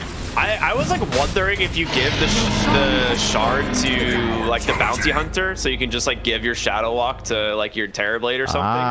But they're gonna end up who ended up picking that one up? Kiyotaka did. Okay. With Fear. Yeah, I think it makes sense. Fear type is very good. It is good, but you know what? I like that idea, Ricky, for the Shadow Walk. I mean, I thought it'd be kind of cool. Like, just no one would expect it. Like the Shadow Walk Terrorblade. Celery, you know, what can you do when you play a 5 in a game like this against Bounty Hunter Disruptor? You can't do much. You just kind of die. Tier 3 down, bot being taken as well on the racks, and Gaimin, the defense, it's not coming out. They did cut This is true away, backdoor. But this is Terrorblade, I guess. Bottom lane, they will potentially start chipping away at this tower thanks to the Beastmaster, but I mean, there's no way they actually like finish this push, right? They have to back. Yeah, Hellraisers will back. They're not going to continue this one up. So I mean, he got a tier 3. You know, they got a tier 3. That's something. You're down a lane and a half, but you know, better than nothing. Better than nothing. And you also didn't lose Deracho, because if Antares wanted, he could have gotten the Shuriken toss off, but I think he was gunning for a first hit Skull Bash out of the Shadow Walk while he was tracking Deracho, so doesn't quite get the right click off. Unfortunate, but I like the thought process of Antares. You know, well, let's take a gamble on this one. First hit Bash. Sight of Vice now up on Kiyotaka as well. So all the controls there, man. Like, this is a nightmare game for Quinn. Yeah, he is insane. Like, it's all the track kills. They just maximize the bounty hunter so well. And Quinn, I mean, again, he had such a great start. He had such a great lane up against the DP, and look where he's at now. Bottom network core still barely ahead of the bounty hunter. Smoked up, boots bearings popped. They get the arcane rune on the Death Prophet, and he is just gonna look for his hex target. They have a good ward here that is protecting Deracio, but Kiyotaka probably feels strong enough to where he could just blink up onto the high ground here. We'll see. He's thinking about it. Then there's going to be the Exo into the Shivas. The Hex does catch Deracio. Miro goes in. The Black Hole not going to be spent right away. As Quinn's going to be forced to BKB. Miro will respond with his own. He's looking for his opening. Won't be able to find it. Nice sprout there from Deracio. Tofu is going to be the one left here to the side of Hellraisers. Remember, gets a 4-staff to the low ground. He's out. And Tara's, though, maybe not as lucky. Miro goes in. Does manage to this time onto the Storm Spirit. Patiently rewarded. As they get the Atos onto the Beastmaster as well. Kiyotaka with another Hex. Blip's gonna pull the Beastmaster to the low ground. They end up getting 2. Man, Hellraisers, their targeting is so good this game. Everything's been so good for Hellraisers. The targeting, the coordination, the understanding of their timings, how to play the trappers are going for more. They are indeed. Nature's Prophet, no BKB. Gonna try and get saved here, but you can't leave, man. The glimpse does not allow it. The GG comes out, and Hellraisers grabbing game number 1 here in this best of 2. Yep. Love to see it, man. This is so They get in such good form as well. The side of Gaimin, they had such a great start, but you see the tips coming out from Hellraisers. They know. Gaimin. If he's got these forks coming through, you know, if there's no...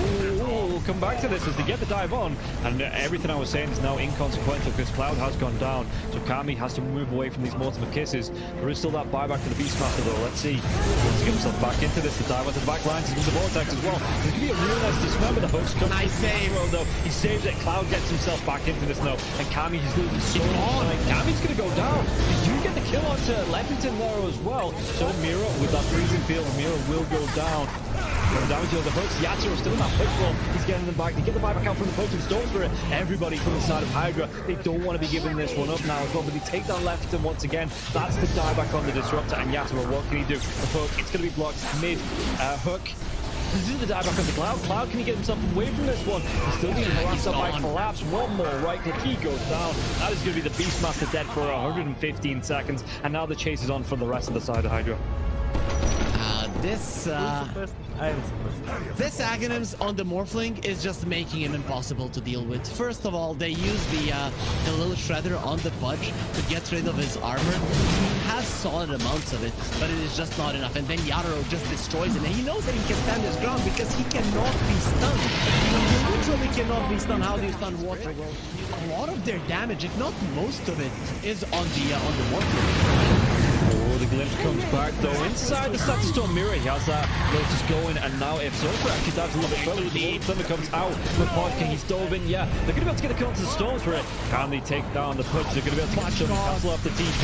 He's going to be dead. The Storm Spirit though, he has brought back, and they've got no kinetic field, no Static Storm. And like you say, they're even going to be able to get a lockdown onto Cloud. Everybody inside of Hydra, they just overextended, and we praised them in the first game for respecting the power of Team Spirit here, but Hydra might have just lost the heads a little bit, and the buybacks, they're going to be forced out, but I don't know if it's going to be enough to defend this base with the Pudge being down, with no Static Storm for the next 27 seconds. Spirit, what can they get from this? I've been worried though, they're going to be able to get it. They get 2, they do! They take them down? The cookie comes out, the Yatoro, freezing field. They might lose. Happy is this the dieback? They do the break the Lincoln Sphere though. Morphlin, Lyle wants to come right back into this fight. Does he have the boots of travel to do it? Might take him a little bit longer now. No boots of travel though, so he's going to have to use the blinks. Just do it by foot, it seems. Level 25 Storm with a Beast. That's just so much damage. They're going in for the Mortal. He doesn't have a buyback. No, he gets. Do they get the kill? He goes down. Warwick has to go down though. It's going to be him left alive. No, it's not. The creeps are pushing in. There's no buybacks available on the side of Hydra. And this is going to be 4 heroes, even with the death of the Morphlin. No way Warwick defends this.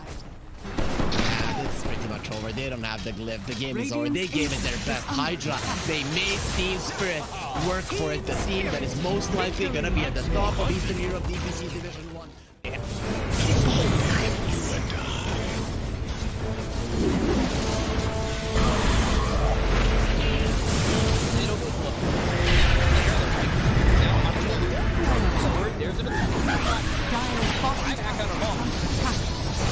Radiant's middle barracks are under attack. Radiant's middle barracks has fallen. Gouts, you want to commit.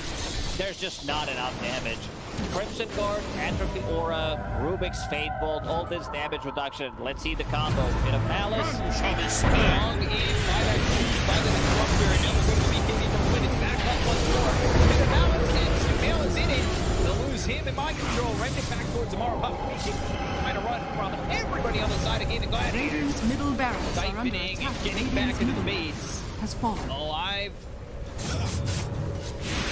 Yeah, I think when it's time to call it, it is time to call it. They have no business left in this. And didn't get the tether off or something. I think it got broken.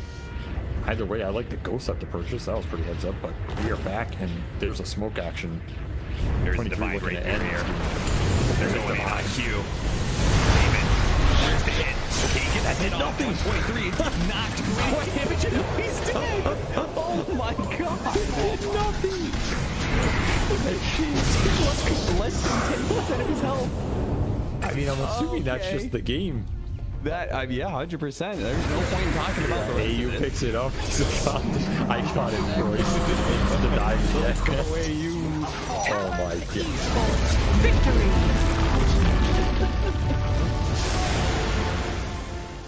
We finally get to see them have a little bit of lead. They need to have good vision, good entry to engage. We're down up on high ground. Bulbica, Red Panda, this would be huge if we can find it. Static Storm before the Tombstone. Not bad. Stone from Lulu.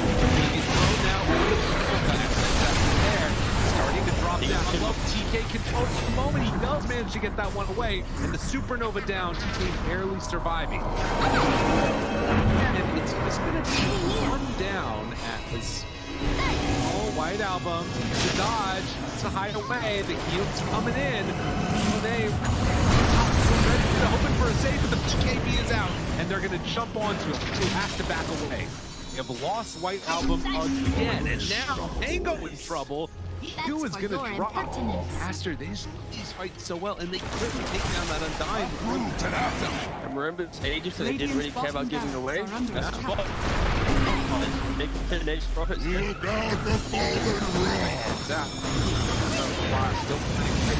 Stun is out on the today. Didn't have a BKB available. Bulbica dropping low and toss back in. We have another throw off Bulbica. Doesn't look like it because the black hole is there. That's on the Aegis. He doesn't have multi to come back to life. And Aster, they might take full advantage. Move. Radiant's bottom Rax has fallen. Up the bottom. Finally, Aster full advantage. They're building. Radiant's middle tower is under attack. Oh, just for a brief second, had more network. There it is, back again with the higher network. When you click on the L, it's not really an inspiring network. Blink, BKB, Radiant. You might be able to get on top of a hero, but that's not the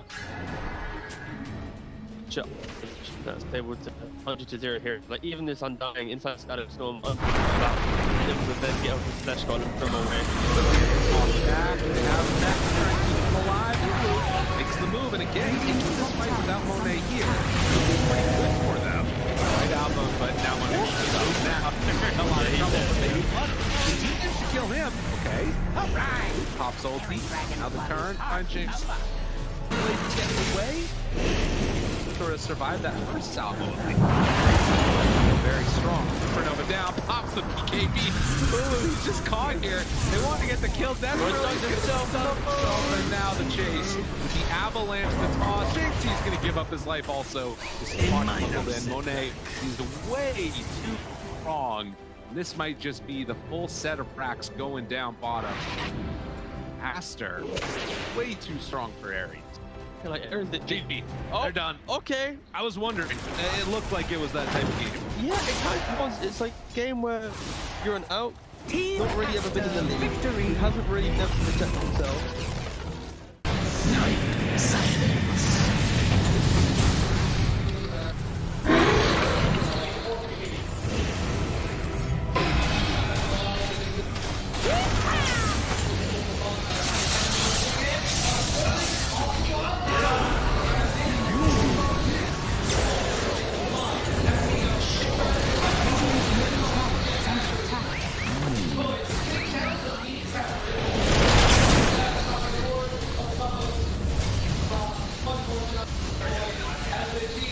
Radiant structures are fortified.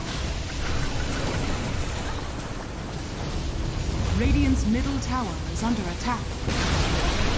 Radiant's middle tower has fallen.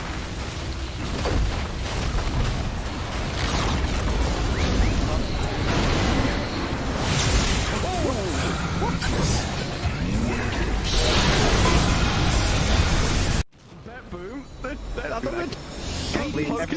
Standing. How are they just standing right now? I can't help but fidget with my hero half the game. I'll be running around in circles. Yeah. Pirouetting on the spot, the song. Blinking from Pure. They see Yatoro, 3 lined up. Potentialized path play. They're trying to go in. Toronto Tokyo blown up by Collapse. Has to buy back. Yatoro gets off his BKB. Pure with another song. Sprints in. Who are they aiming for? Where is the target acquisition? They can't catch anybody. Collapse BKB runs down south. Lol being chased out as well. Oh my god, Nightfall. Hazy on disc refresher. Blinks to high ground. Gets away from danger for now. Pure, what's he up to? He's back to the high ground too. Mirror image out, Aegis claimed, lol in the fire, still surviving and blowing up GPK. Team Spirit nothing to do. Sprinting out their base, they don't catch Nightfall on the way out, he's blinked out in the range of Mirror. They're still hunting though, and he's gonna find Toronto Tokyo. Who cares, Gem? I see Jakiro. Eon disc popped. And with this rapier damage will make short work of a twin-headed dragon. Unstoppable. Laurel, the collapse waiting in the back line actually worked. He stormed out of the tree line and he just then started eviscerating the 2 supports with the help of Laurel. He completely jumped over. They dodged everything that Nagma was trying to set and prep there. And Yatoro was also just firing the cannon from the top there. Did the combined damage of Collapse and Laurel together. He is a monster. Oh, Pure. Lol. Oh, God. Nightfall's gonna get a bit of vision here with the Hawk. Imagine. Can they? Imagine. Will they? They have to do something kind of crazy.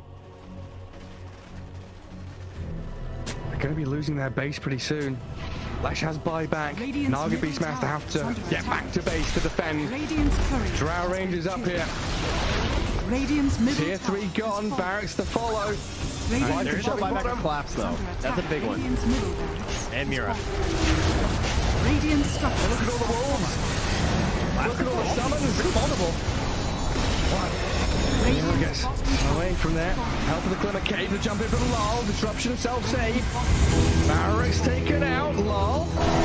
Oh, tries to fight. Nightfall. He'll just pop, but he can't get any control of Lol. This Lol puck is all over the place. Now they're going with GPK though. Aiming for the puck, they're going to find him at long last. They get him and the rapier's on the floor.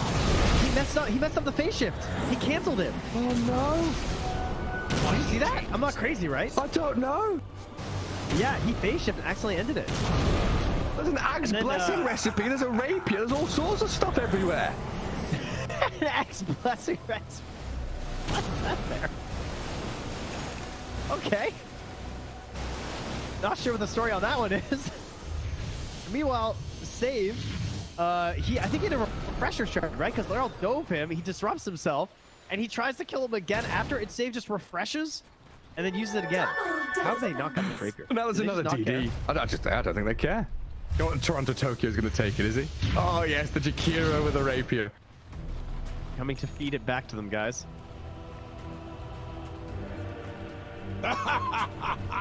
My goodness. There's Mega Creeps on one side. Top lane Barrack still standing on Team Spirits. We're waiting for next Roshan, Trent. I don't know. I don't know. I feel like BetBoom have such a good chance of winning these fights right now. They can't get, like, swarmed in the back line. They missed the stun on BK. He's trying to hold his ground, but look at my dodge.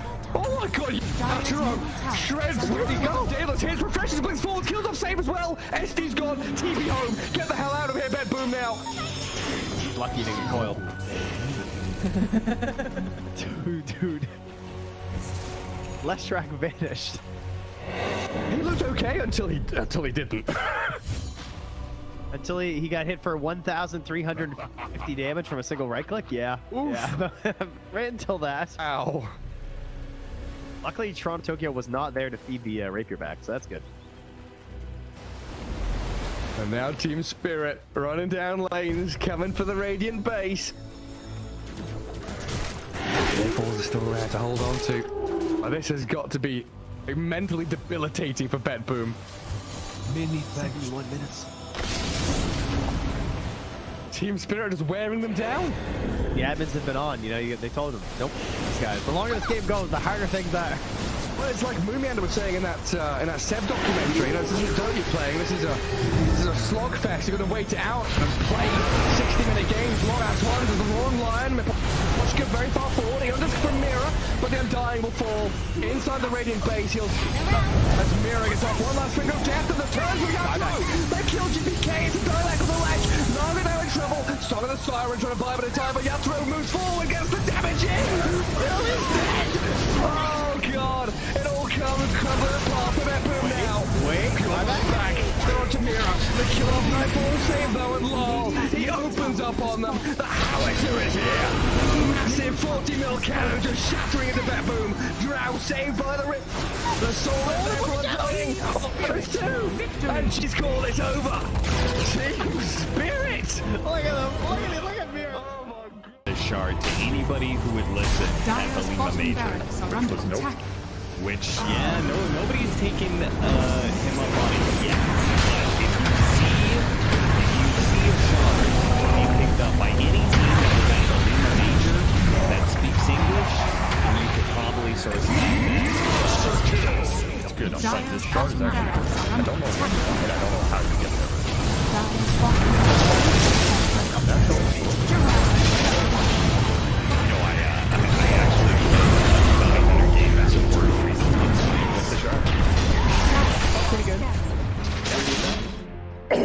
Everybody, welcome back here to DreamLeague Season 19. My name is Cryptic, here with John X Fire, and man, it's gonna be game number 2 of Gaimin Gladiators, taking on the side of the Hellraisers, and game number 1 did not disappoint. What do you think is gonna happen this time? Turn to pick. I'm expecting one of these teams to pick Disruptor. I think that's crystal clear. I think that hero is just way too good. I was really surprised by what Hellraisers managed to do with her Disruptor and Ricky combination, right? Like, again, like track to glimpse, just, it sounds all right, but your follow through is really just all on Disruptor, but man, did they make that work. Like, they just hunted down Quinn and made him feel like that game was a living nightmare.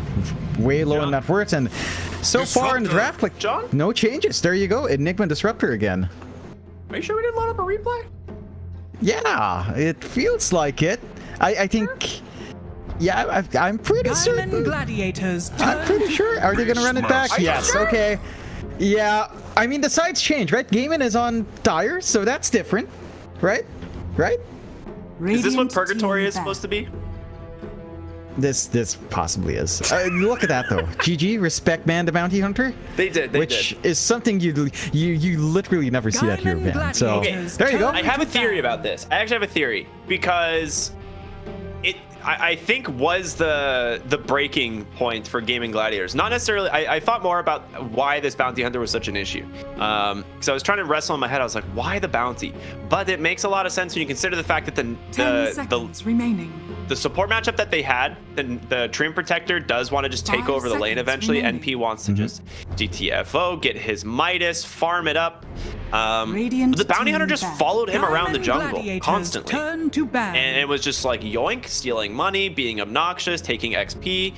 And like, you can't do that when you're like an NP. You can't afford to have this hero following you around, because not only did he steal money, he forced him back to base like 3 or 4 times in that early like jungle phase. So yeah, I think that was more of like the big issue there for Gaimin Gladiators, right? In terms of the bounty hunter, and maybe they really want to go back for Celery's Treant Protector so that it can just take over the lane and defend against the Enigma. But we'll see. It is like a smart in the draft, right? We're seeing the same bans out from Hellraisers, the Wisp, the Rubik. Maybe we'll see the Silencer. But what do you think about Gaimin Gladiators taking down the Terrorblade as well? I like it. They respect what Ramsey's man should do in that last game.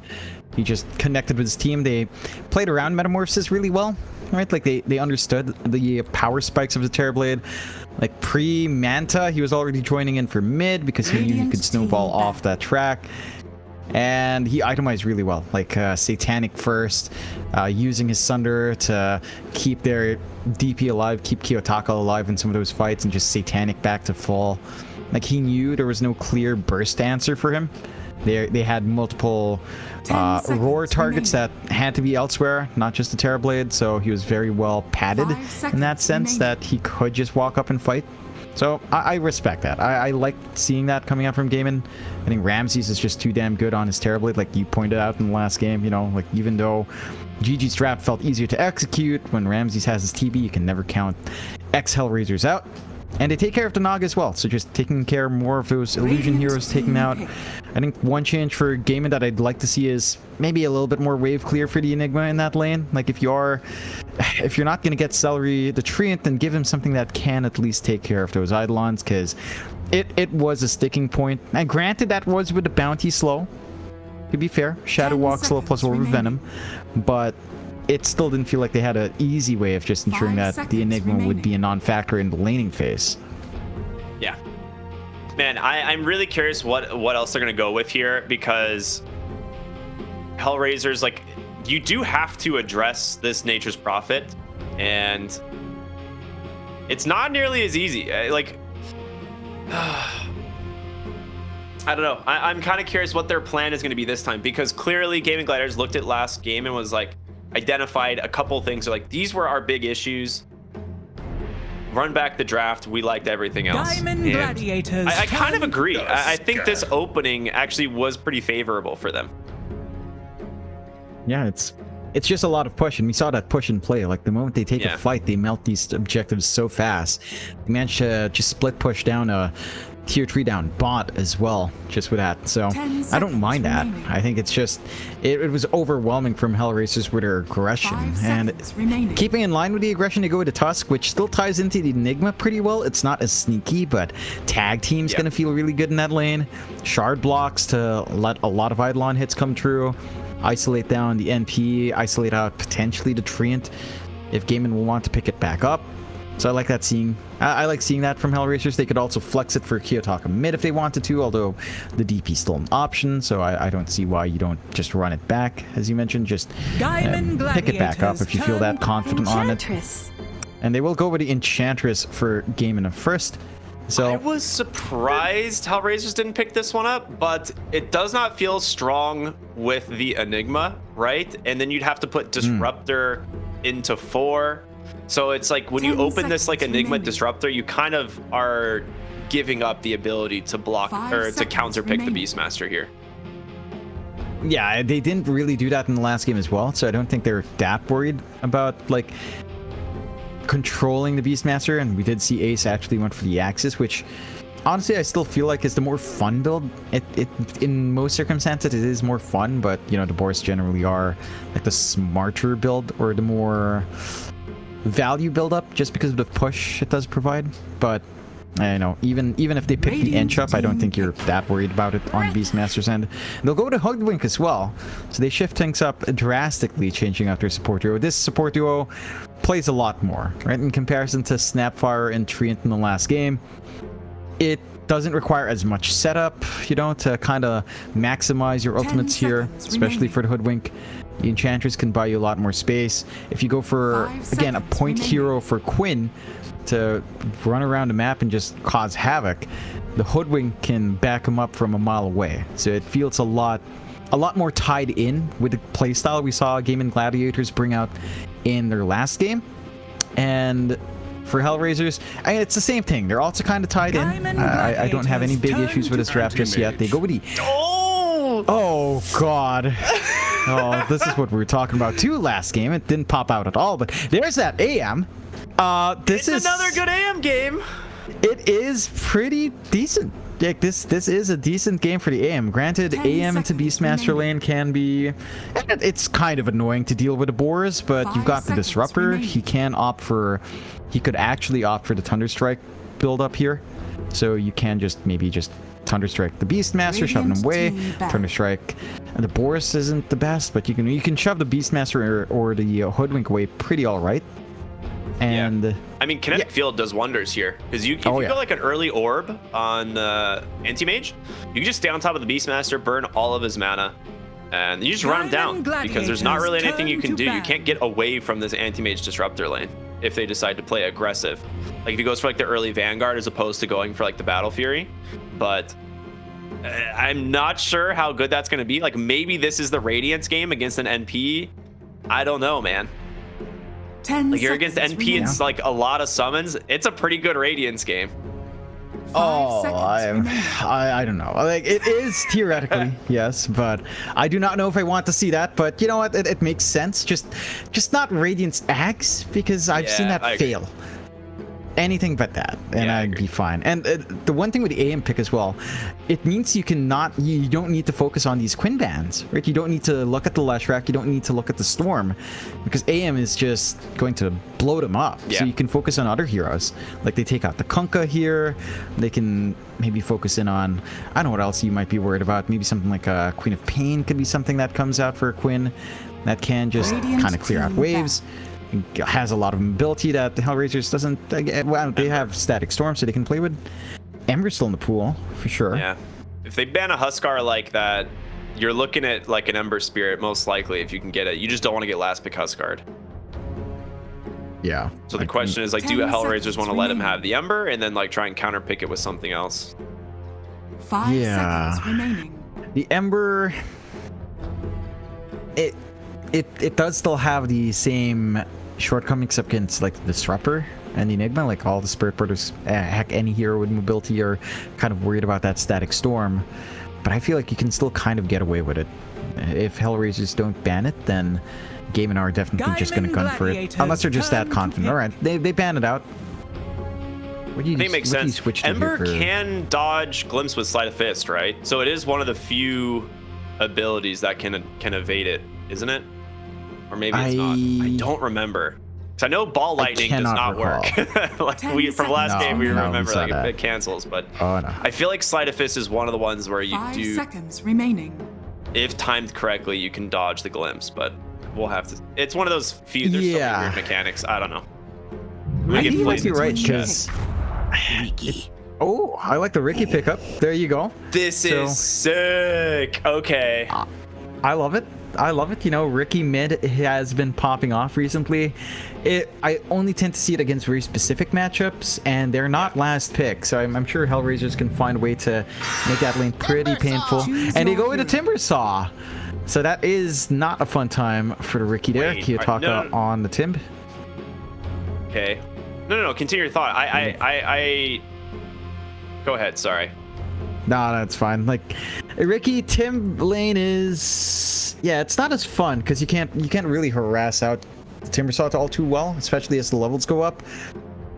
There is still that Meteor Hammer timing there for Quinn, which most core Ricky still go into the defusal, into your shard. So he has a lot more play. I think your connections with your Hoodwink look pretty good. You do have a break mechanic for the Timbersaw on the Hoodwink as well. So if you catch him off guard early on, then you don't have to worry about the reactive. But you don't really have the burstiest start here from Gaimin. And the smoke screen is going to be annoying for Ramses. I suppose I'm just wondering, because the Ricky is a good foil to Tusk, right? Like snowball saves come out, just smoke screen, and you can just kind of take care of it. Or, you know, if he's trying to go for a blink snowball save, smoke screen salts are there, so you kind of feel great. It's hard to say. Like I see Hellraisers draft actually working, but I also see GG's draft working. Like with how both teams played, I think it's actually pretty even here. Yeah, I agree. My initial thought was they were expecting like a Beastmaster mid and an offlane Ricky just to kind of get away from the anti-mage lane. And Beastmaster mid hasn't been that bad, to be honest. Like we've been seeing just the level 4 axes, early BKB, even the Aghanim Scepters in certain games. But that was, I thought that was why they went with like such a fast pick Timbersaw. I was like, oh, Beast mid, offlane Ricky, just go Timber. And then it ends up being the Ricky mid. But I think either way, it's not a bad lane for Kiyotaka. He should be able to just kind of chill, exist in the lane. Quinn should be able to still get the tower, right? You can't stop him from channeling Meteor Hammer. I think that is one of the big things. And I'm curious if Kiyotaka is going to go Meteor Hammer himself, because I see a few Timbersaws actually do this, especially from the mid lane, whether or not he wants to rush like the Kaya Sanj into Aghanim Scepter. You know, we'll figure that one out as the game goes on, but I like it, man. Some up in the drafts, you know, that's what we wanted to see. Yeah, after the rerun on first phase, it's good to see a little bit of a change. I wouldn't mind a Timbersaw Meteor Hammer, as you mentioned. I mean, it's been popular, and we'll get like a Meteor Hammer duel between the mids. That's not something I've witnessed myself. Just having a mid and both mids kind of have Meteor Hammer, so I want to see that. That sounds fun. It'd be like funny, like chaining around, trying to push. I can just picture it like they just walk past each other in the mid lane up to the tower, both channel Meteor Hammer and like just ignoring each other entirely. That is a good stuff. Ramses with the Hawk that's being sent out here. They're gonna go for a nice wraparound. I mean, solo. This is. Does he go for it? Blink strike? He's thinking. It's gonna be a good bushwhack to start it open, and with the summon here from Ace, the slows should be more than enough. It needs to be. Yeah, it's like the blocks are there, and he did glimpse the Ricky, which is the perfect target. The slows off blink strike. Works out. It's gonna have to eat quite a few tangos, but it's gonna be able to stay in the lane, and they should still be able to try to sneak this one by if they wanted to, but they're gonna play it safe here on the Hellraisers side. So Gaimin could come out with some extra runes, although they don't really have control over top. So they're just gonna have to gun for one extra, although Kiyotaka. Yeah, he's got Q level 1. This hero is not tanky. He has 1 armor, and the tower won't be enough to give him back the rest, so beautifully done. I mean, early Lightstone here out of Duraccio. And you'd love to see it, man. The Tiptai's own ally. Yeah, he went for nice one. I mean, he skilled up early, right? Like he didn't wait for anything to happen. He just went straight in for the Whirling Death, and he got punished for it. Like, yes, this is what you probably want in the lane to harass out the Ricky, but it does cost you, and that's a nice little injection for Quinn. Mind you, this lane does not get any easier for Quinn despite having that first blood bonus for him, so I'm pretty sure Kiyotaka doesn't mind too much. Yeah, it's not that big of a deal. Like overall, like you said, for Kiyotaka. That being said, Quinn has a Ring of Health now, and that is the difference, right? Like he just is going to be sitting in lane with 12 passive regen, so it's not going to be very easy to bully out the Ricky anymore. Yeah, that's the one thing with a Ricky. Like that base regen is ridiculous. You eat a tango, you've got 12. You get a Ring of Health up, you've got way too much, and it's gonna be annoying. Like he hits level 2 a little bit faster, so he can start to push Kiyotaka back a little bit more, trade a little bit better with the smoke screen as well. And the one thing with the mid Timb is that you don't have too many trees to really maximize your Whirling Death and Timber Chain. So Quinn's always gonna have a little bit of an easier time in these earlier levels. Oh yeah, I think mid Timbersaws a lot of time end up going like 3-0-3. And then starting to put points in Timber Chain, or like 2-0-3. Like they don't really get any value out of Timber Chain at all in the lane stage. So you pretty much have to go for these extra points in reactive armor so that you can at least push the mid tower. Celery. It's like, Sure. I think he's okay. Low. Oh. Yeah. No level 2 on Antares. No blocks coming out for the Eidolons as well. Does drop him fairly low. And he doesn't have Nature's Attendant, so yeah, it'll take a while to heal up, but it's space for Duracho. Like he's farming pretty uncontested. You're not doing as much here on Miero and Antares to really stop that NP this time. Yeah, Celery can play a lot more aggressive as opposed to like Dream Protector bottom lane. We're getting a lot of fighting here. Ace is low. Ramses does get the final last tick, and Tofu will find the trade. So at least they get something out of it. But the kill going the way of the anti-mage, quite nice.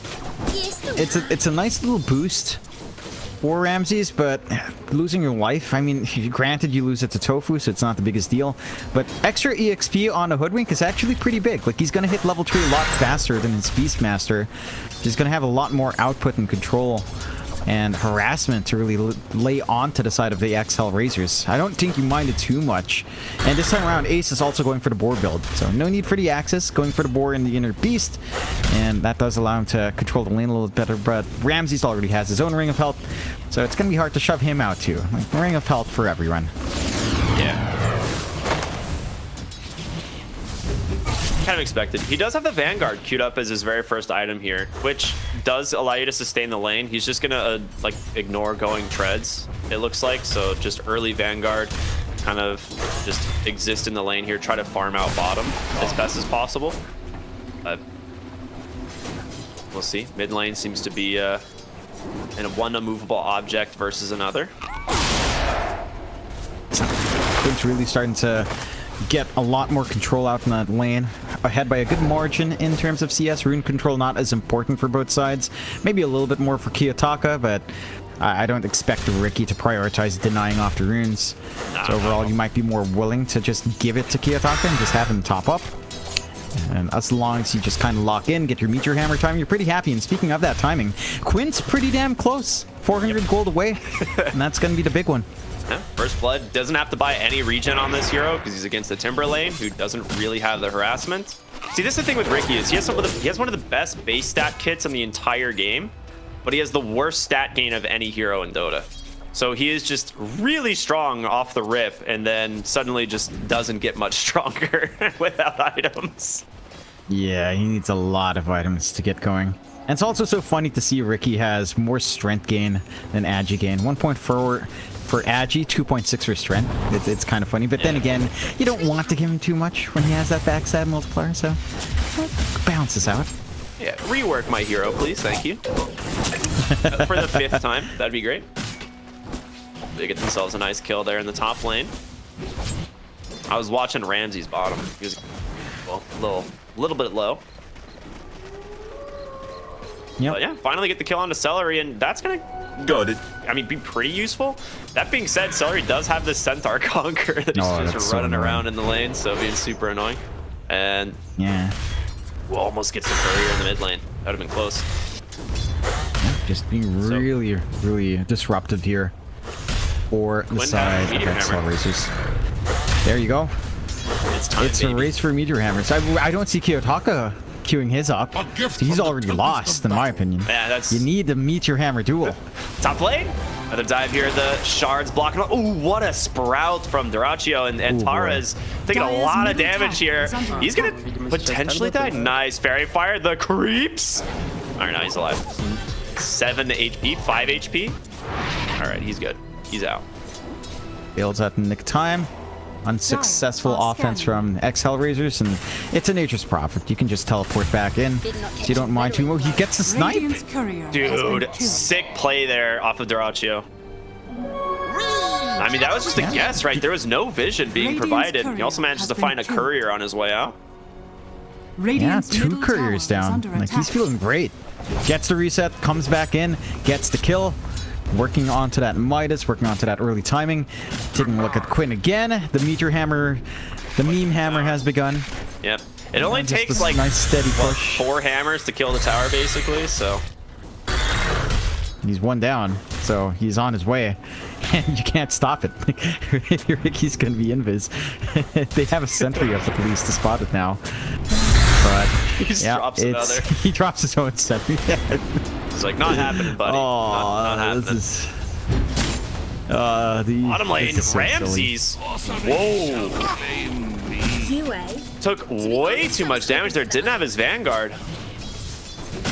Dude, he just got right-clicked over and over and over by this Beastmaster, and I think took just a bushwhack. That was it. They don't even have something like a Blightstone on Tofu here Radiant's middle to run him tower is down. under attack. They're just able to just keep sustaining that harass. Like, in this case, the glimpse plays with the Connect field. I mean, there is that potential, like you pointed out in draft. When you can drain them with mana, it's easy to run down. They have that opportunity with Ace now, but you also don't do as much damage without mana up. Yeah, absolutely. So, Ramses has his Vanguard. He's going to be a little bit tankier for the lane now, but still, like, not CSing exceptionally well. I mean, he's pretty far behind all the other cores at the moment. And, you know, eventually his mid tower is going to go down, and we're going to see Quinn just walk bottom and take another tower. Oh, they managed to get the bushwhack, this time on the solo. The Helm Dom creep is alive, and Ace claims himself another. This bottom lane is starting to fall apart here. And it's not lining up for Ramses. It's a much slower start. He's not able to get as aggressive as he'd want to. The slows coming up from Boris are just too annoying, and he has to save that blink for a defensive jump out. He's not getting any relief from his mid either. I mean, you don't tend to see the Timberstar rotate early on anyways, but his mid tower is pretty much gone. Look at Quinn walking up. Yeah, Quinn's just gonna take Radiant's it. middle tower has fallen. And here's the thing with Timbersaw, is like when you want to push with Timbersaw, it's you push by like tanking the tower and letting creeps do the damage. He has no creeps. Bottom lane, they do get a glimpse here onto Ace. Quinn's in, dropping the hammer. Oh my god. The turnaround. No way, double kill for Ace. They do have a Kiyotaka rotating on the Timber, but the smoke screen causing some annoyance here. As Ace does not really have... Ooh, a nice pushback from Tofu. He gets glimpsed one more time. Can he finish him off? He does manage to do so. But Kiyotaka taking a lot of damage. Glimpse over. He gets the sharpshooter at level 6. Dude. Oh my god. And now a rotation from Duraccio. They're going to collapse on this bottom tower, man. They clean up big. They might lose Celery, though. So Celery gets Black Hold top. Nothing of value is lost here for Gaimin. They find all the kills they need to. They're going to be able to take control down bot, get that shove in. I love the aggression coming out from Gaimin. Right? This is such a big change up from last time where it was only really Quinn kind of running around making moves. This time they're all willing to make these plays. They're connecting as a team. They've got much more aggressive supports, or at least support in Tofu. Like he can do a lot more in comparison to just the Snapfire being tied into pretty risky positions to play with the Cookie and the scatter shot. Quinn? Dire's top tower is fallen. Gets a poke out. Radiant's bottom tower is under attack. Oh, yeah, that's the other thing too, is Ricky can dodge Glimpse. One of those right? other Tricks Tricks the Trade can dodge it. It's like they actually have some pretty good plays that they can make with that. Mid lane, Quinn's got a DD. He's just looking for solo. Drops the screen. One more blink strike should be able to do it. Does he get the tricks off? He doesn't. Okay. Now needs to be a little bit careful. No black hole available. Tofu rotating on dude. He is level 7 on this hoodwink. Sharpshooter comes through. Doesn't actually finish him off. He gets the stick just in time. And Quinn will able to make it away. Solo trying to dodge this Wrath of Nature, but where's Duraccio? There he is, up onto the high ground. Pokes him from behind. Gets the kill. Quinn in the mid lane. In some trouble here. Does drop the smoke screen. 2-hero push. Oh my god. Beautifully done. Here's the trade. Down to the low ground. Does have another blink strike away, and he's going to be out. That was some beautiful dancing around inside of GG. Again, Tofu being super active. It's going to be pretty hard to kill off Kiyotaka, but they'll try. Nice nah, tree. Tree got chopped. Is under attack. And 4 points bushwhack already. That's huge. He's so high level on Tofu. Like he got so much out of that lane, out of all those kills he found, and they've got so much of the map in their control as well in Gaimin. Like, talking about this AM, Ramses is still stuck with just the Vanguard. Power Tread's coming out soon, so a little bit more attack speed coming out to help with the farm, but they are kind of starved right now on the side of X Hellraisers. Their map is just shrinking so sharply. Look at the gold difference, by the way. Roar bottom lane already just committed as Beastmaster will run him down, and Tofu Might get the return treatment as there's going to be the glimpse back, but a great smoke screen from Quinn. Doesn't have the bushwhack quite yet, and a nice static storm with the kinetic field to follow this one up. They finally get the kill there onto the hoodwink as Quinn trying to chase down Solo, gets the vision thanks to the summon. Kiyotaka needs to be very careful. Meteor Hammer off the mark as Quinn will now look for Antares here on the tusk. Tricks the trade will be enough there to secure the kill. Link away, wins out. Yeah, not enough in the combo from Kiyotaka. He is just so big. Like that's the worrying thing with the mid Ricky. Like it can farm so fast with a Meteor Hammer. It can have so much impact in these fights. And then you hit the defusal and then it's the classic Ricky where it just inhibits you. It chases you down. It makes the life of these supports hellish. Like you still have a clear path to just kill off the big threat in solo. And in this game, Solo is just forced to just be the economy drain. He's the guy buying all the sentries. He's the guy trying to secure positions for Hellraisers to play off of, and that means he's not going to have the Force Staff to save him from the nightmare that is Ricky. Yeah, it's a very different scenario here for the safe lanes, right? If we look at where we were last game at this point, like Nature's Prophet was buying his BKB, Ramses was like halfway to a Manta. Right now, he is queuing up the components to get to this Battle Fury. Dyrachyo has his Midas and almost the Maelstrom completed as well, so he didn't have to go for that early BKB. He's having a great time. Yeah, he is. Like, these timings lining up for Gaimin are just, it's really sharp. Right? I like that shake-up for Dyrachyo. It's just not the BKB rush, no need for it right now as well. I think Ramsey's just getting poked down. Now chasing Celery. They're going to try and bring down the Enchantress here, and they should be able to. Well, I mean, untouchable.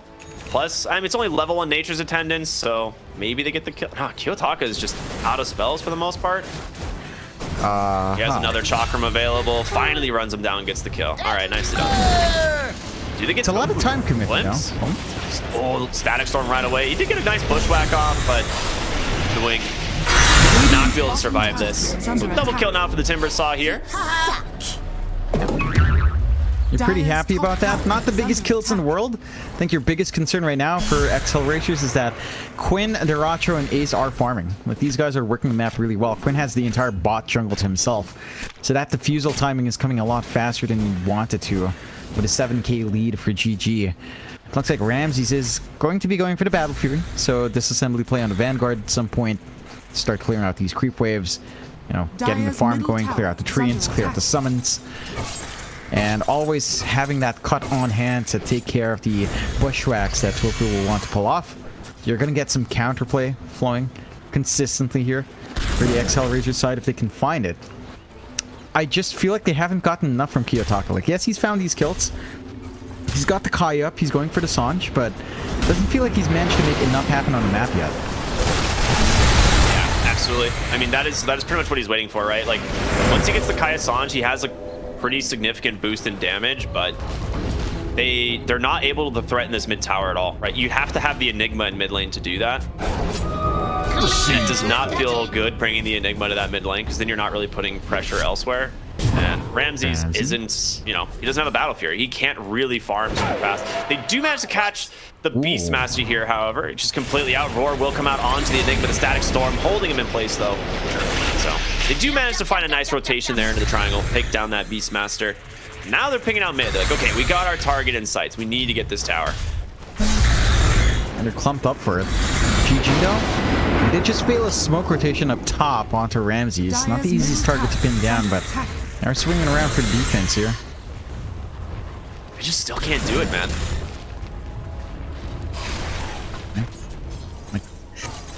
It's like what you said earlier. If your Enigma's not around this push from your Timbersaw without a Meteor Hammer, it just ain't happening.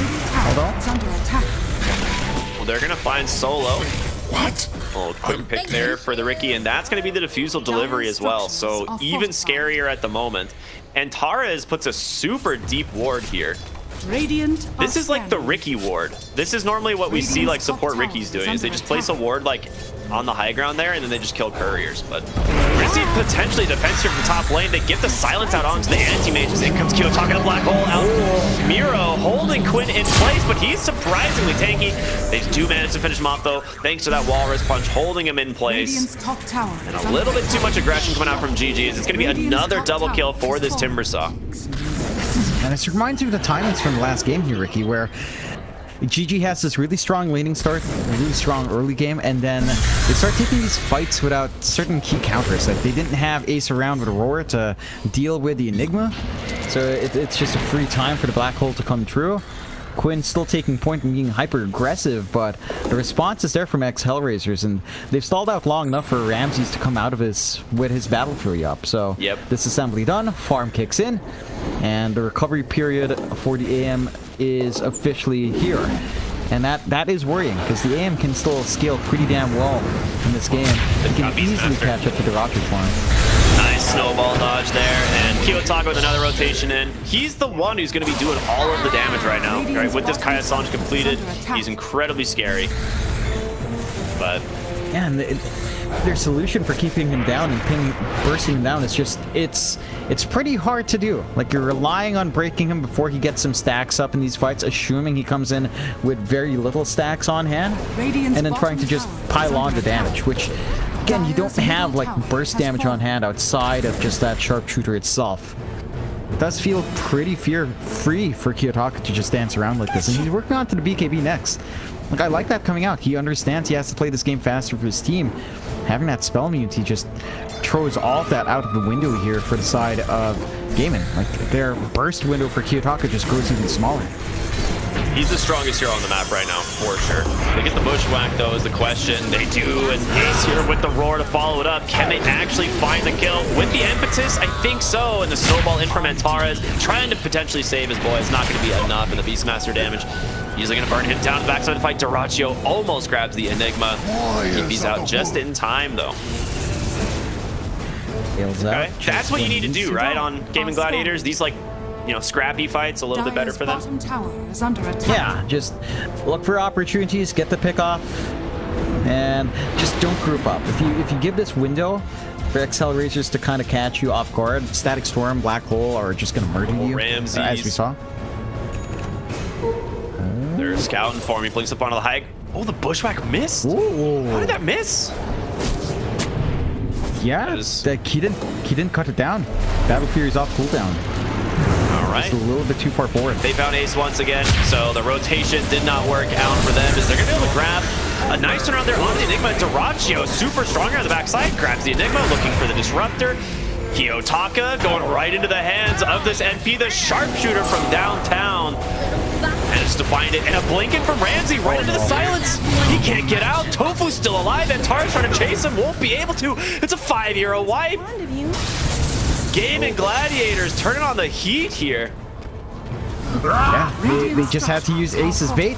Like, they're taking these fights on the side of Hellraisers without the Black Hole. Right? That's the one tool they have outside of the Static Storm that just catches everyone by surprise.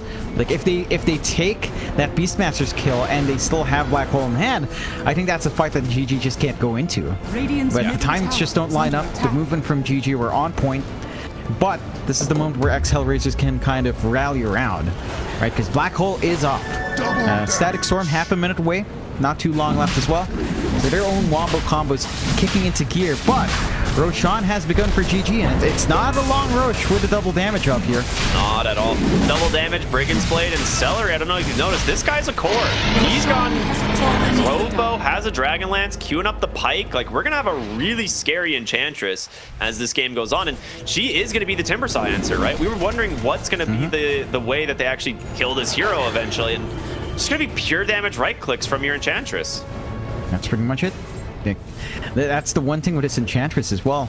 It will always scale to be a semi-core, no matter what farm. Like, even just this, like, with a Force Staff in, and Dragon Lance and Power Grids, even if you don't get your Hurricane fight, you're kind of happy.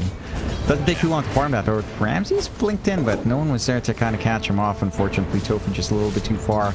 But yeah, like, Enchantress is one of those heroes where if it comes out and the lane's good, hits a decent timing on these kinds of items, then you're dealing with, yeah, it feels like 4 cores straight up. Yeah. It took them a while, but they finally get the bottom tier 2 tower. I kind of expected them to focus on this a little bit more earlier with either the Beastmaster or the Ricky's Meteor Hammer, but they are going to force you to respond here, right? Like, gonna go high ground. They get the first fortification, but you've got a meteor hammer and plenty of summons here from the beast. So they, I mean, and the enchantress, right?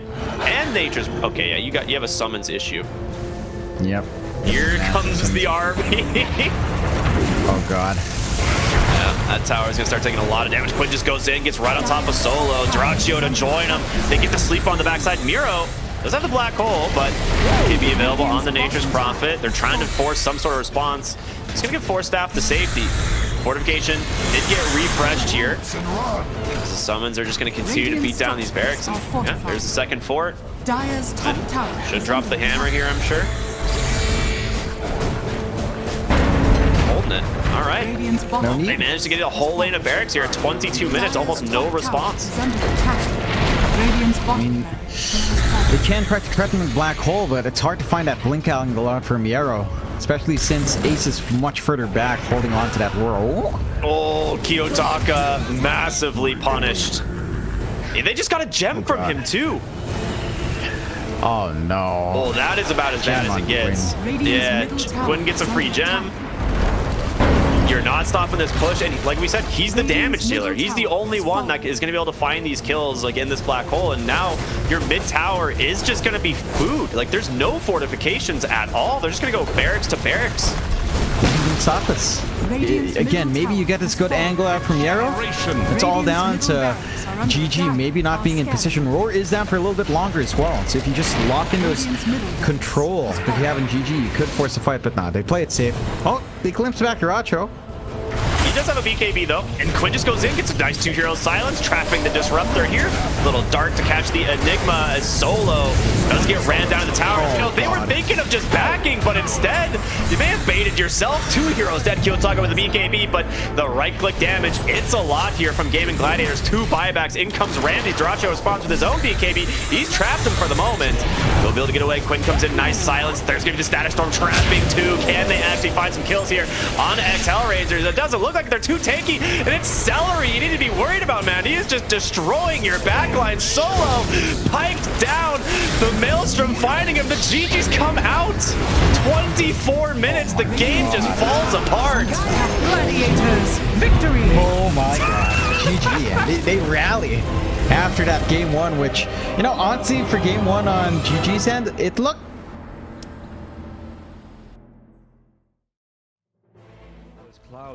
if he's got these hawks coming through, you know, if there's no... we'll come back to this as they get the dive on, and everything I was saying is now inconsequential because Cloud has gone down, so Kami has to move away from these multiple kisses. There is still that buyback to the Beastmaster though. Let's see. Let's get himself back into this. The dive onto the back lines, he's the vortex as well. There's going to be a real nice dismember. The host comes. Nice save though. He saves it. Cloud gets himself back into this now, and Kami is losing so much. Kami's going to go down. They do get the kill onto Leppington there as well. So Miro with that freezing field, Miro will go down. Going down to the hooks. Yatsuo still in that push ball. He's getting them back. They get the buyback out from the poaching Storm Spirit. Everybody from the side of Hydra. They don't want to be giving this one up now as well, but they take down Leppington once again. That's the dieback on the disruptor, and Yatsuo, what can he do? The hook, it's going to be blocked mid. Hook. This is the dieback of the Cloud. Cloud, can he get himself away from this one? He's still being harassed up by Collapse. One more right click, he goes down. That is going to be the Beastmaster dead for 115 seconds, and now the chase is on for the rest of the side of Hydra. This Aghanims on the Morphling is just making him impossible to deal with. First of all, they use the little shredder on the Budge to get rid of his armor. He has solid amounts of it, but it is just not enough. And then Yarrow just destroys him, and he knows that he can stand his ground because he cannot be stunned. He literally cannot be stunned. How do you stun water? Well, a lot of their damage, if not most of it, is on the Morphling. Oh, the glimpse comes back though. Inside the Static Storm Mirror, he has that Lotus going, and now if Zofra actually dives a little bit further, the Thunder comes out. The Podking, he's dove in, yeah. They're going to be able to get a kill onto the Storms for it. Can they take down the push? They're going to be able to catch him, cancel off the TP. He's going to be dead. The Storm Spirit though, he has brought back, and they've got no kinetic field, no Static Storm. And like you say, they're even going to be able to get a lockdown onto Cloud. Everybody on the side of Hydra, they just overextended, and we praised them in the first game for respecting the power of team spirit here, but Hydra might have just lost the heads a little bit, and the buybacks, they're going to be forced out, but I don't know if it's going to be enough to defend this base with the Pudge being down, with no static storm for the next 27 seconds. Spirit, what can they get from this? I've been worried though, they're going to be able to get them out. They get two, they do! They take them down, the cookie comes out, the Yatoro, freezing field, they might lose. Happy, is this the dieback? They do break the Lincoln Sphere though. Morphlin, Bilal wants to come right back into this fight. Does he have the boots of travel to do it? It might take him a little bit longer now. No boots of travel though, so he's going to have to use the blinks, just do it by foot it seems. Level 25 Storm with a Beast Master, so much damage. They're going in for the Morphling, he doesn't have a buyback. No, they get do they get the kill? He goes down. Warwick has to go down though. It's going to be him left alive. No, it's not. The creeps are pushing in. There's no buybacks available on the side of Hydra, and this is going to be 4 heroes, even with the death of the Morphlin. No way Warwick defends this. It's pretty much over. They don't have the glyph. The game is over. They gave it their best. Hydra, they made Team Spirit work for it. The team that is most likely going to be at the top of Eastern Europe DPC Division 1.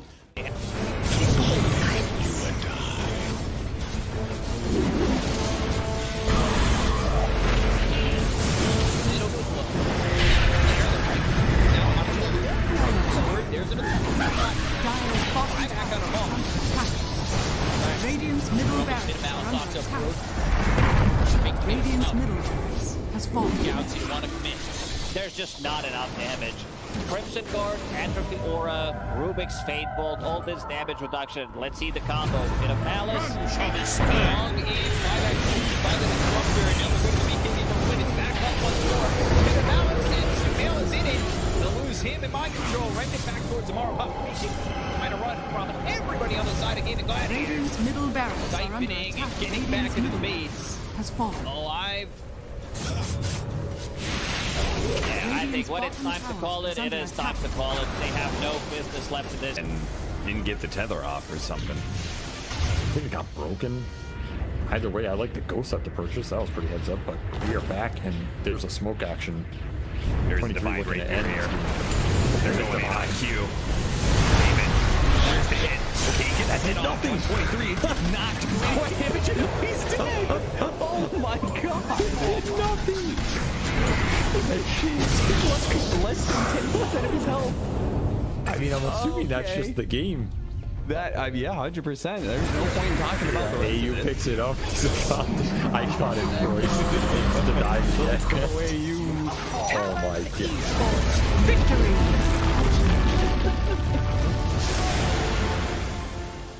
We finally get to see them have a little bit of lead, but they need to have good vision, good entry to engage.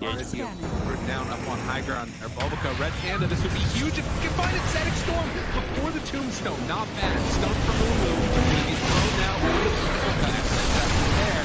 Starting to drop down. I love TK control for the moment. He does manage to get that one away. And the Supernova down. TK barely surviving. And it's just gonna warm down at his White Album, to dodge, to hide away, the heal's coming in. They hoping for a save, but the PKB is out, and they're gonna jump onto him. He has to back away. They have lost White Album again, and now Mango in trouble. Q is gonna drop. Aster, these fight so well, and they couldn't take down that Undying. And remember, it's ages, so they didn't really care about giving away. That's what. Big finish for it. You got the Stun is out on today. Didn't have a BKB available. Bulbaca dropping low and toss back in. We have an Bulbaca. Doesn't look like it because the Black Hole is there. That's on the edge. He doesn't have multi to come back. And Aster, they might take full advantage. Move. Radiant's bottom Rax has fallen. Up the bottom. Finally, Aster full advantage. They're building. Radiant's middle tower is under attack. Oh, just for a brief second, had more network. There it is, back again with the higher network. When you click on the L, it's not really an inspiring network. Blink, BKB, Radiant. You might be able to get on top of a hero, but that's not the that's able to 100-0 here. Like even this Undying inside Scatter Storm, about them to then get over the Slash Golem from away. Back, they have that, trying to keep him alive. makes the move, and again, into this fight without Monet here. It's pretty good for them. Right, Alpha, but now Monet is up. Now, they're in a lot of trouble, but maybe one. The team should kill him. Okay. All right. Pops ulti. Now the turn. Finds Jinx. Really getting away. Sort of survived that first salvo. Very strong. Supernova down. Pops the BKB. Ooh, he's just caught here. They want to get the kill. That's really himself up. And now the chase. With the avalanche, the toss. Jinx, he's going to give up his life also. This one in. Monet, he's way too strong. This might just be the full set of racks going down bottom. Aster, way too strong for Ares. I earned the GP. Oh, they're done. Okay. I was wondering. It looked like it was that type of game. Yeah, it kind of was. It's like a game where you're an out. Not really ever been in the league. Victory. He hasn't really never protected himself.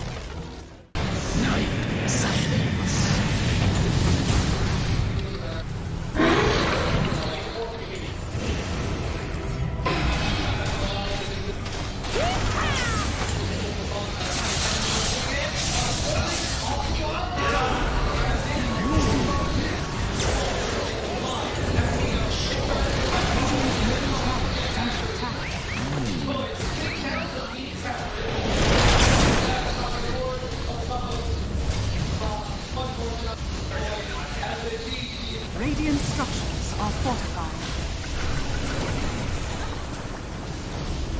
Radiant's middle tower is under attack. Radiant's middle tower has fallen.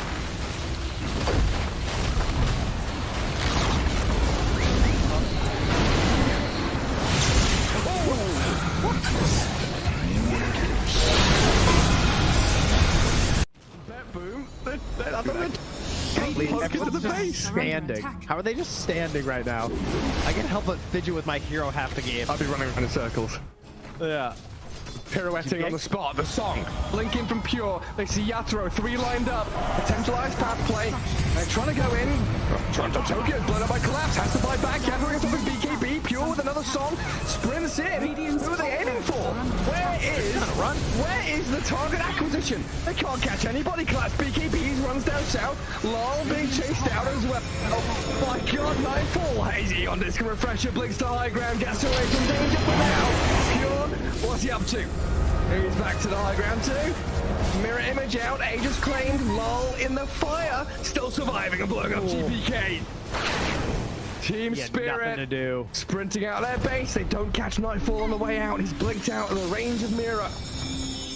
They're still hunting though, and he's gonna find Toronto Tokyo. Who cares, Gem? I see Jakiro. Eon disc popped. And with this rapier damage, like short work and a twin-headed dragon. Unstoppable. Laurel the collapse waiting in the back line actually worked. He stormed out of the tree line and he just then started eviscerating the 2 supports with the help of Laurel. He completely jumped over. They dodged everything that Nagma was trying to set and prep there. And Yatoro was also just firing the cannon from the top there. Did the combined damage of Collapse and Laurel together. He is a monster. Oh, Pure.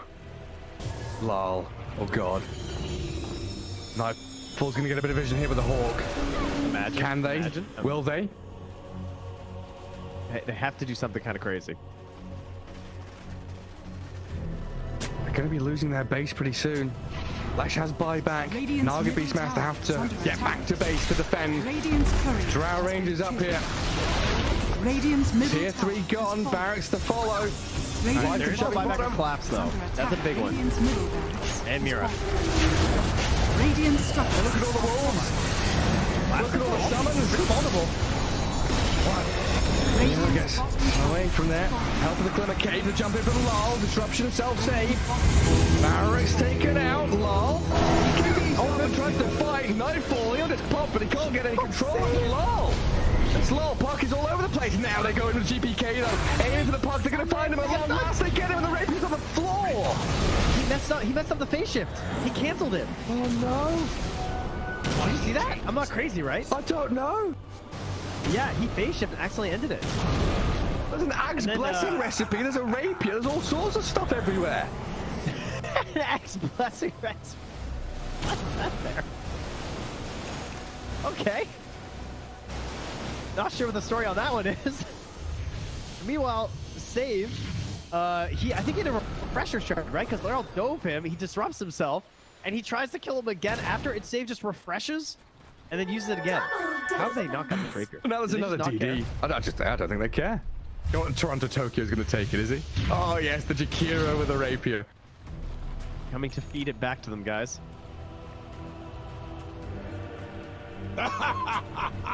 My goodness. There's Mega creeps on one side. Top lane Barrack still standing on Team Spirits. Are we waiting for next Roshan, Trent? I don't know. I don't know. I feel like BetBoom have such a good chance of winning these fights right now. They can't get, like, swarmed in the back line. They missed the stun on BK. He's trying to hold his ground, but look at the dodge. Oh my god, Yaturo shreds. Where'd he go? Daedalus hits, refreshes, blinks forward, kills off Save as well. SD's gone, TP home. Get the hell out of here, BetBoom now. Lucky he didn't coil. Dude. Left track vanished. He looked okay until he didn't. Until he... remaining. The boy wonder. Dire team ban. Beastcoast's turn to ban.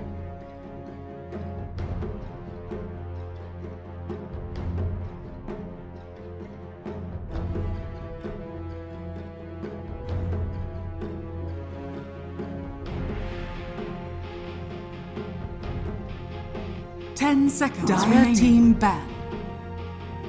Beastcoast's turn to ban. Yeah, still exactly the same thing, right? And still kings of South America. You kind of think that, EG with their roster, and I guess it is true to some extent, are better on the international stage, as we saw at the Lima Major, and Beastcoast are better inside the region in South America just on its own. Remaining. So you have this weird difference between EG and Beastcoast when it comes to a LAN. Do they have to play each other? Remaining. Are we going to see those differences come into play? While Nigma definitely down in a rut, feeling a little bit sore after the DPC, right? Narrowly avoiding relegation previously, and now dropping down to Div 2. They've definitely got some changes to make, and DreamLeague maybe somewhere that they can get back into the groove, get back into a rhythm, find their identity again. Because like you said, all these players, we know and love them. TI winners, Miracle, the Golden Boy, from back in the day, joining Nigma, joining Kuroki and the gang, looking real good. We'll see what they can do here, as they have played a series already, and you kind of touched on that, dropping a series to OG. They got tinkered, and it was a long old game in Game 2. But they could find a little bit of better drafting, maybe a little bit of spice to come in here against Beastcoast.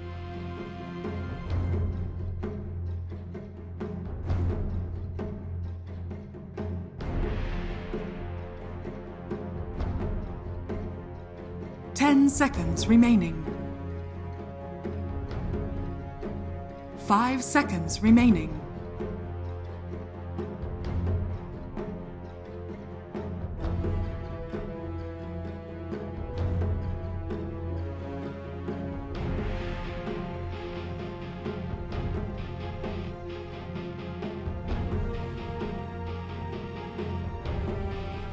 Beastcoast's turn to pick. There it is.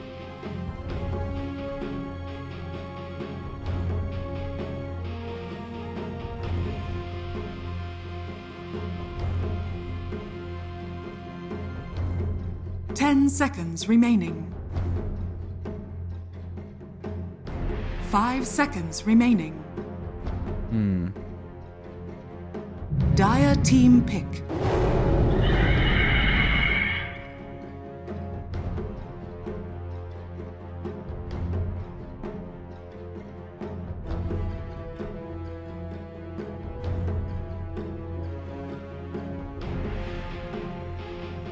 Ten seconds remaining. 5 seconds Dire remaining. Team ban. Beastmaster.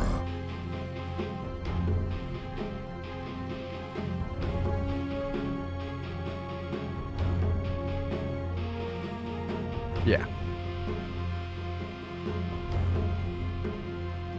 10 seconds remaining. 5 seconds remaining. Turn to then you have to start considering wave clear as Beastcoast, something to try and delay that inevitable push from Beastmaster and Enchantress with all the summons they bring.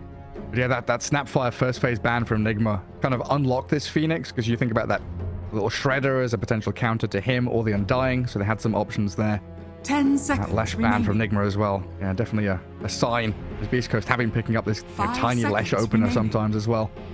Moving into the second phase of bans, Pango gone. He felt like the hero of the patch in some regards. You know, after Lina got nerfed, she was the queen, and now Pango's become the prince, taking the throne over, getting a lot of play.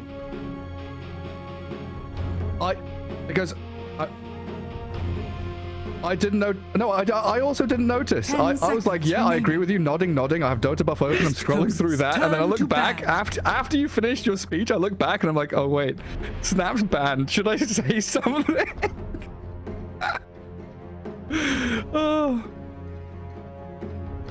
Oh man. I just first banned by Nigma. I mean, that adds power to the words you were saying, right? It was definitely a good ban. The fact it was so strong. 5 seconds the ability for Beastcoast to pick it up. Yeah, Morphling ban, something that Miracle played in that previous series where Nigma looked good against OG, but they kind of just got tinkered in the end. So a good solid respect ban of the Morphling.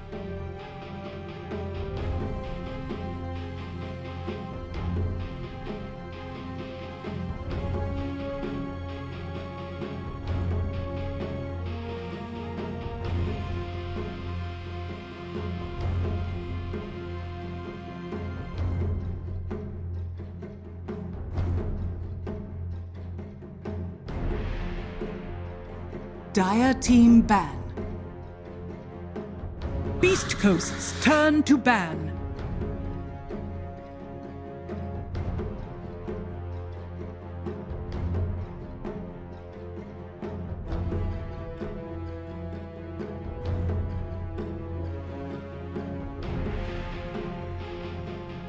Ten seconds remaining. 5 seconds remaining.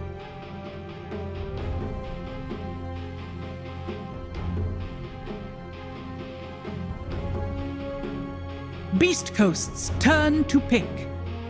Yes.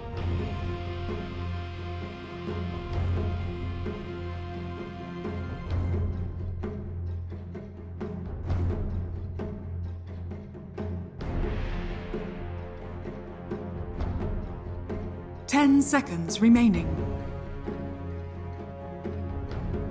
5 seconds remaining.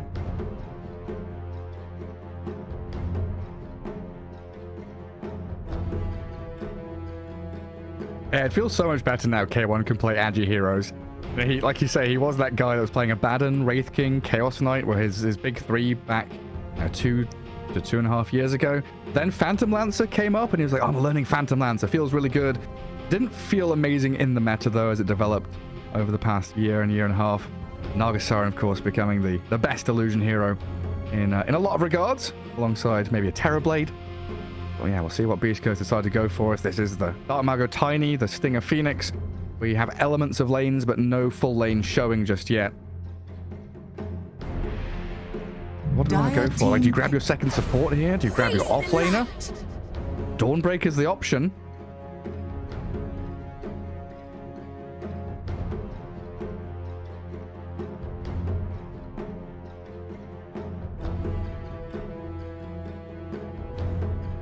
Ten seconds remaining.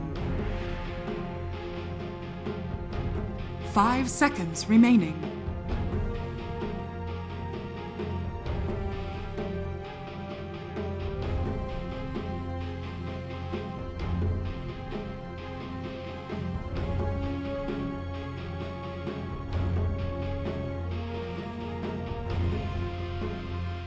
Dire team pick. Beastcoast's Earth Shaker. Oh, GH Earthshaker. Now, wait, hang on a second. Maybe not. The Rubik comes. What does this mean? Is this a core shaker for Miracle? Is it mid Rubik? Lacoste, help me. What's happening? 10 seconds remaining. 5 seconds remaining.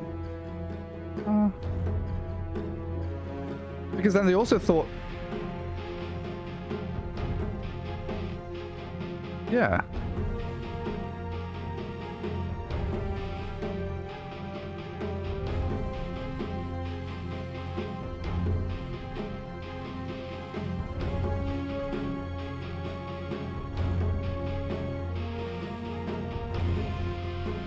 Yeah, they find something cool, they latch onto it. This is what we want to play. Like, I see Earthshaker for Nigma, and I'm immediately thinking that's GH, but yeah, the potential is definitely there for it to swing into mid. Maybe that's a matchup against Tiny that can work out nicely. So we've probably got a Beastmaster Rubik lane, Earthshaker mid, potentially. Enchantress is your safe lane support. I was starting to think, you know, can they put Enchantress in the off lane? Something we've seen from Ace, right, with that Aghanim's build. But yeah, with the Beastmaster, things get a little wonky. 5 seconds. Beastcoast going to go for the Alk. So looking like the K1 hero there. So now assuming the offlane Dawnbreaker. Tiny is the mid laner. Maybe needing a 5, but there's so much flexibility and like weirdness going on here. You can shift things into advantageous lanes if you really try hard enough.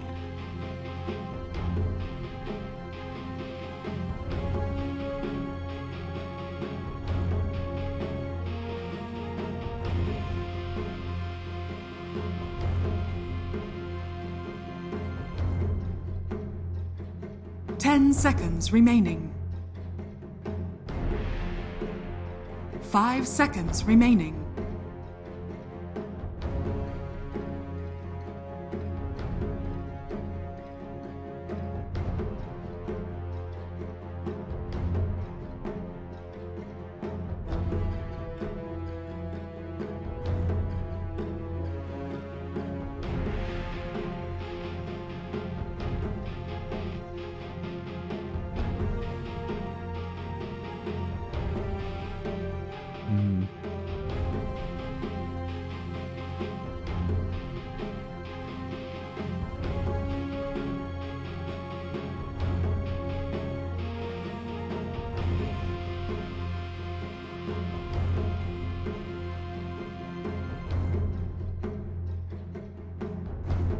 Yeah.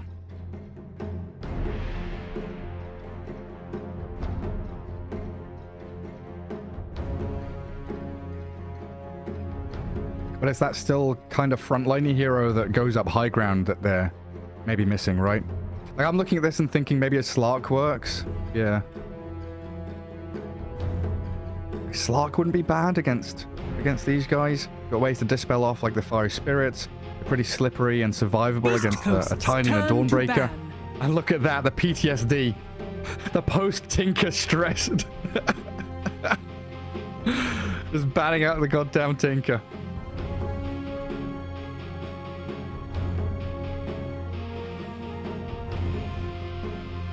Ten seconds remaining.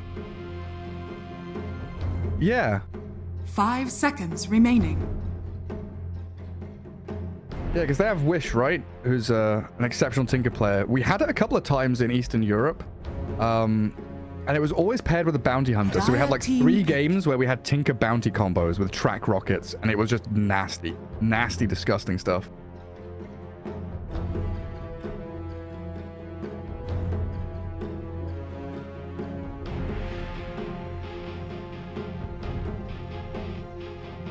Ten seconds remaining. 5 seconds remaining.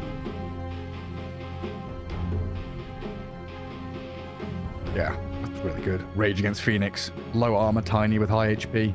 That's feasted upon. And last pick for Nigma.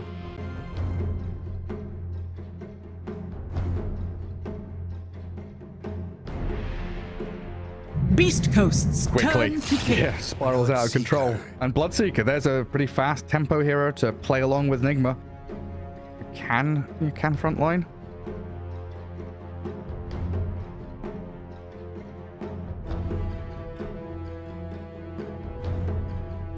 Ten seconds remaining. 5 seconds remaining. Yeah. Clockwork. You may now select your We're classic.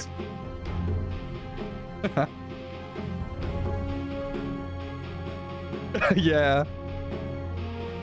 Yeah, that's true. Just whack out the Timber Saw. Let's go to the Schofield clockwork, rounding things up. So yeah, we have everything else in place as expected. And Stinger on the Phoenix and Sacred on the Dawnbreaker. Maybe a thought there that they could swap roles around. But Nigma against Beastcoast. Drafts are done. And Sumail is playing Earthshaker mid against the Dark Margot Tiny. It's going to be super exciting. But I think, yeah, your point about this Bloodseeker, the fact he's good at, you know, rupturing a target, stopping them from jumping around, that's usually how Dark Margot wants to play. This Tiny isn't usually just a one and done. Dark Margot likes going in, then going out, resetting, and going for these multiple bouts in the ring. So having to deal with Rupture or you're being scouted by Thirst is definitely a sticking point for a Tiny.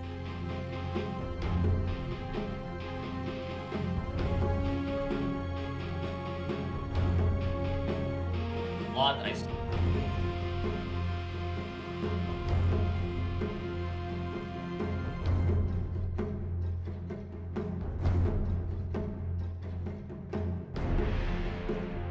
Down. Right.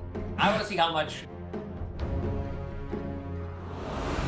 Yeah, he does have a decent amount of healing behind him, right? With Solar Guardian and the Sunray from Phoenix. Potential is there for K1 to survive the immediate damage coming out of Nigma Galaxy. But yeah, I didn't quite think about that. The 5 melee strength against a Blink, for example, or Earthshaker, who's going to get that faster maneuverability item. Might not be the straight up Blink. We might see that Aghanims build, something like that from Sumail. But definitely excited to see what happens here in game 1 as we head into the game proper. Draft's all done. Nigma smoked up. Heading out across the map to kick things off in this best of 2. Which is the most exciting lane for you? I want to see.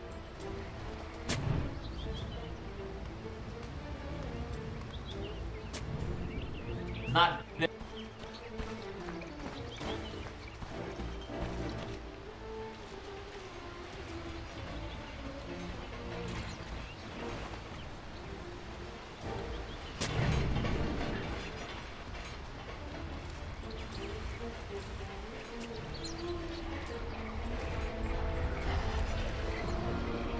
30 seconds to battle.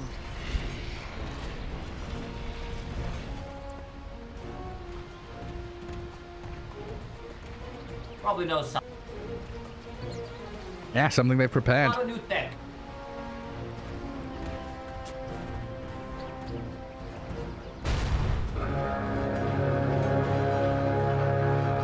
Warlock. Max upheaval. The battle Sacred? begins. That's going to get herded away from that top bounty rune. Alchemist. Top game.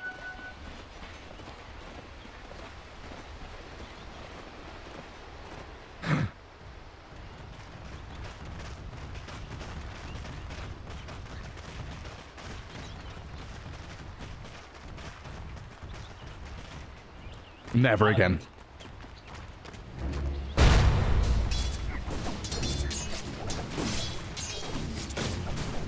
It's that old thought process of Enigma players. Like being forced to go Malthus level 1 just to get first blood. Never really worth it. You want those Eidolons. Sumail wants the enchant totem. Gets his first to 9. First last hit. So far so good. Up against Dark Margot Tiny. Like you said, Tiny's going to be harassing back. What's happening there? IMC.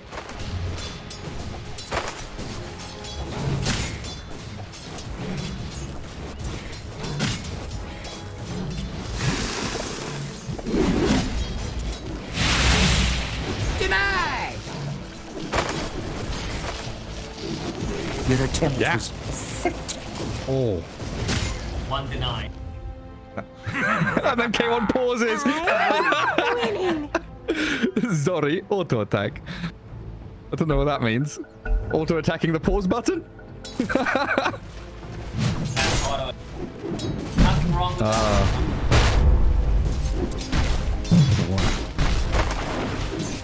So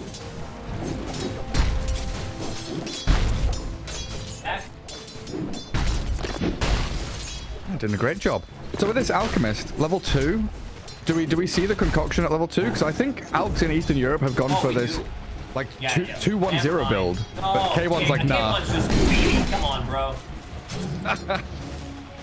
Yeah, I was gonna say I've seen this 2-1-0 build where you go for 2 in acid spray and 1 in concoction, or 1-2-0, and go for the Greeble Greed a little later on, level 4 or so. But K1 says, nah, I want money. Give me the money. And they've already pressured MC enough that he's no mana, very low HP. Probably gonna work out for them.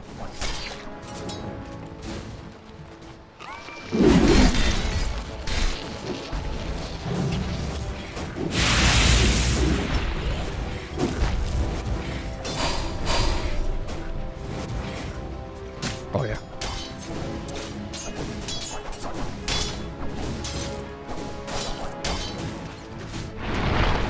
Yeah, so what's happened with these lanes up top? A Miracle has held a wave between his tier 1 and tier 2 for a couple of waves now. Did we just have Clockwork dragging, I guess? Yeah. Trying to upset the equilibrium. Right. Fully lane focused. Blood right there. And Brantrus.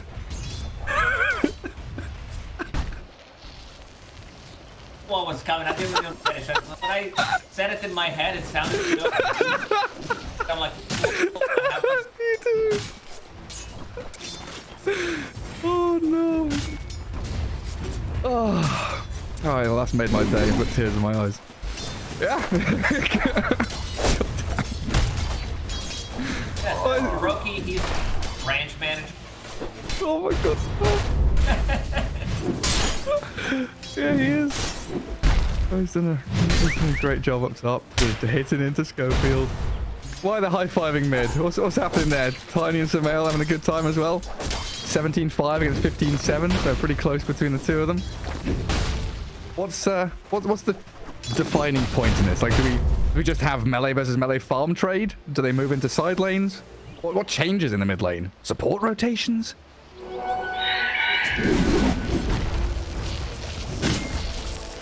Oh, that might change things. Toss the tree at him. And Dark Margo with the boot. He's fast enough to kill Sumail in the 1v1. Kuroki dies to Schofield top. And it all kicks off 4 minutes in. Nice Beastcoast in these lanes. Yeah, it's huge. Tiny.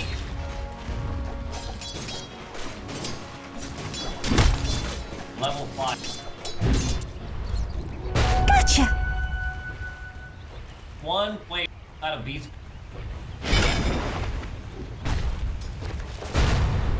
Yeah, because he doesn't do this brown boots into blink. He goes phase boots, run around, kill you, and get your blink off hero kills. He's not a sit back and farm kind of guy. He is all action all the time. And I guess these phase boots, can't wait to see him running around the map. He's got some decent lanes to play into as well, like already top with the Starbreaker and the Cogs. They've trapped Kuroki and Miracle inside, and Sacred has the damage to pummel the Enchant to the ground. Miracle in trouble too. Speedy though. Doesn't get caught up in the battery assault. Thankfully, we've got a couple of low HP heroes out on the map. Radiant structures. Miracle not having the freest of times. He's got 24 last hits. Starting to lag behind a couple of the other cores now. He's still getting chased down. Sacred and Schofield going for it. Dark Margo makes that move bottom. Takes down GH. First rotation is there off the back of his phase boots, like we were talking about. Tosses the Beastmaster. And MC, he might be dying bottom as well. Dark Margo, avalanche in 3 seconds. Phase boots are up. He's ready to dive this. Oh, the tree placement. MC puts the happy little tree down off the branch. Avalanche is there, but Dark Margo's struggling to finish off the job. GH saving the day? No, he's not. He can't defend the Beastmaster against Dark Margo's magic. What a great Dark Margo. Dire are scanning. Add up first.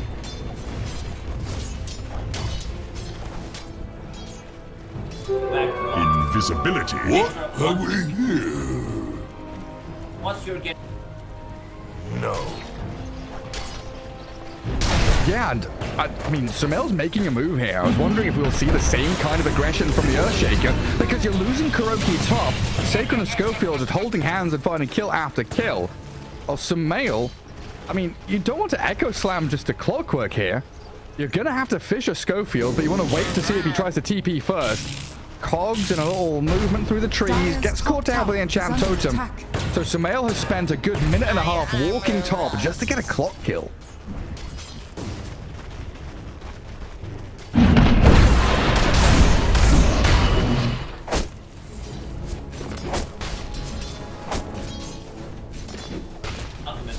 Denied.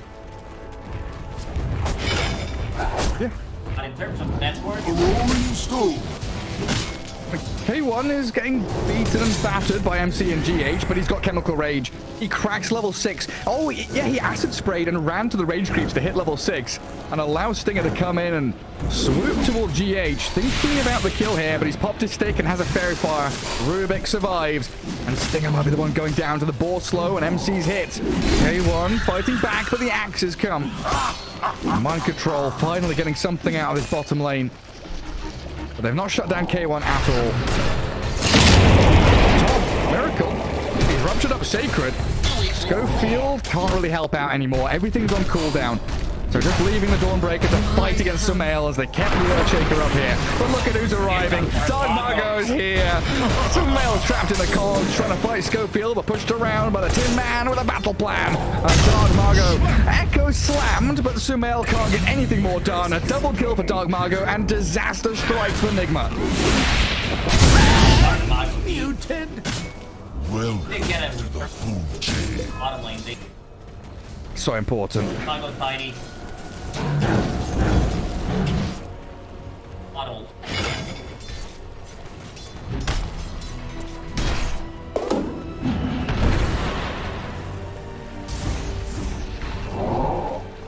Yeah, and this is the thing. He gets phase boots and he just runs around using phase boots as if they're a blink.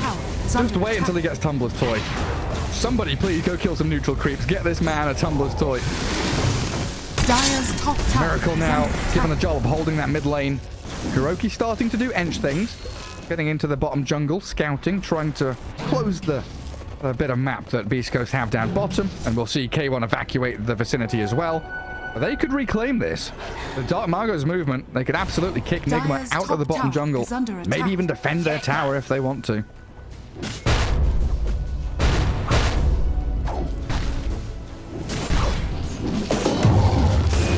Radiant's bottom tower is under attack. Dire's top tower has fallen. Oh, they absolutely do. They'll see Stinger. Grab him with the telekinesis into Enchant Totem, but not enough control there because there are no levels in Fissure from Sumail. The ability to finish him off, and Dark Margot's here to kill off Kuroki. K1 concocts up a nice little vial of danger. And now Nigma have to give up control of the bot jungle, but in the meantime, Mind Control with his helm has killed off the tier 1. Little victories. Something.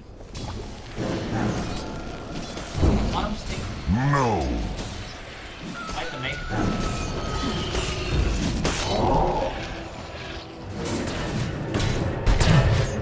Sumail. Yeah, that's just a level 6 clockwork. 10 minutes in. Hookshot cogs. Set up for the tiny. Probably going to be losing Schofield and even expending the rupture to kill him off there. Miracle had to do something about it. And in the meantime, you've got a DD bottle on Tiny and his blink is being delivered. magic wand.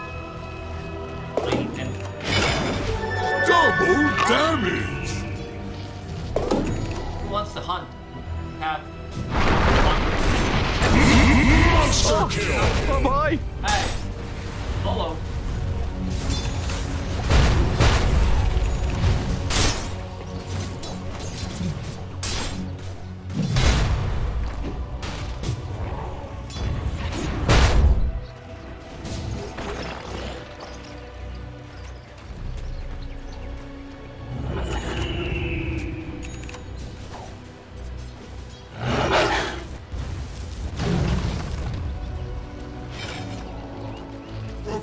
He's tucked in behind that tier 2. Very afraid.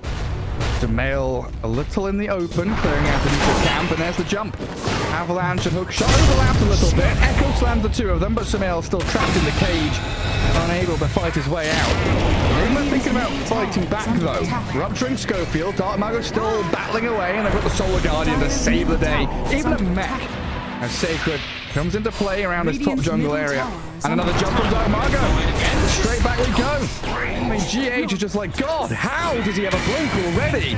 Jumping on me multiple times. And Kuro, level 5 Enchantress, what you gonna do? Get burned alive. All the fire in the world from Stinger and Sacred. Poor little Bandy. Crispy venison is on the menu for Beastcoast. Radiant's bottom tower is under attack. Makes her patient. Precious weak thing. Get 10 minutes.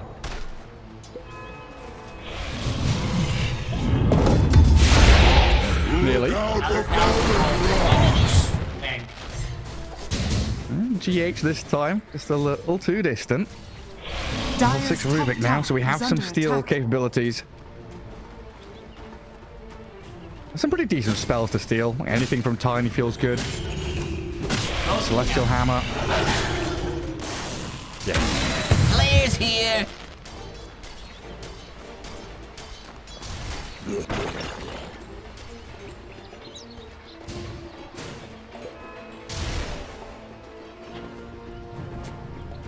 High angle.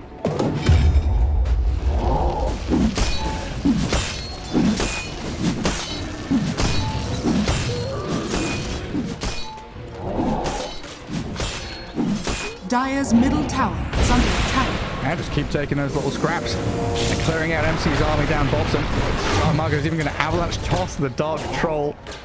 I think MC, grabbed a helmet.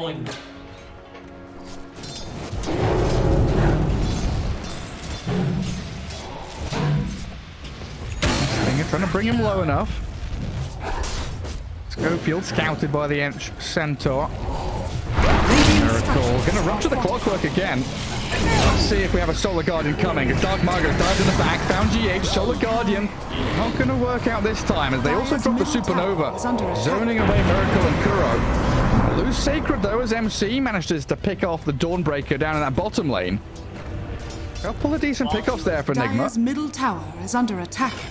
Guardian. Mind control. Moises. Alchemist, invading enemy.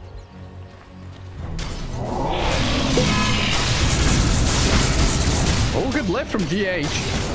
Stop Stinger mid-dive. He's attempting the TP home. The damage coming from Ench and Rubik, not enough. Now Darkmargo with the DD rune. He's popping it in onto Miracle. Slaps him. Bloodseeker down. Schofield is in the cogs and trapped with the big old fireball of the dragon. So again, the Clockwork trading his life for a bigger ticket kill in the Bloodseeker, keeping this streak of Darkmargo going. He's 10-0 on the Tiny right now. Signs of life from Nigma.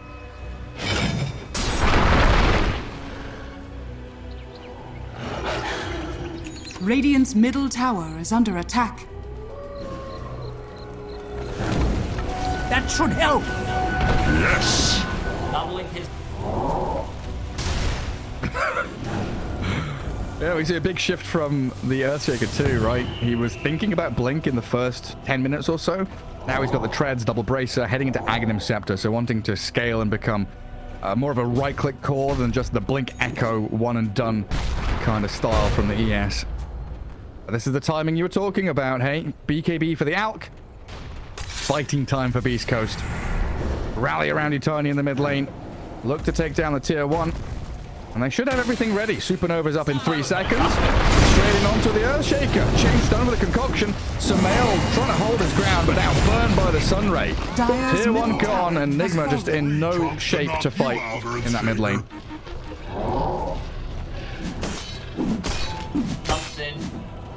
Radiant's bottom tower is under attack. Dire's middle tower is under attack. Let's see if they can drag the game out to get to that point. In the draft, we were looking at this last pick for Nigma. Bloodseeker seemed good as a pretty fast-paced hero to fight, get in the face of the Alchemist. So far, hasn't been able to do that too much. GH is scouted down in the bottom 3 line. Hook shot there from Schofield. Beastcoast gather up their supports to find a snipe on the Rubik.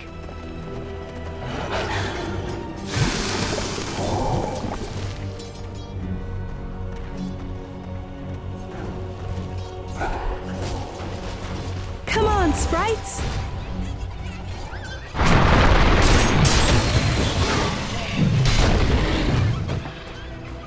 Just so disgusting when you look at the net worth board. Alchemist at 14,000. Beastmaster the next closest at 8.5 grand. Assault crash soon on K1. Has been killed. No signs of slowing here for Beastcoast. There it goes. What's it going to take? You don't have that surprise blink echo. You're waiting for Ags on Earthshaker. Bloodseeker needs BKB desperately. So it feels like the next 3 minutes is Nigma Galaxy kind of waiting for their items to come to them. And the entire map belongs to Beastcoast. And it's off. And one time, and count it all. Get the stun going. Try and run away. Yeah, there's no escape. Everybody here gathered around the Beastmaster. And K1, he wants the last hit. They'll give it to him. A little more time for MC to roam around and get another boar out. But that's just more gold for K1 to gather up. So much Greevil's greed money flowing into his pockets. Radiant's middle tower is under attack.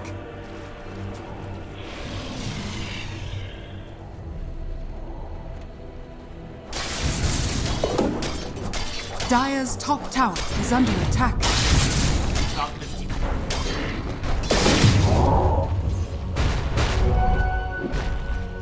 And then the basher a minute later. Item after item. Radiant's middle tower is under attack.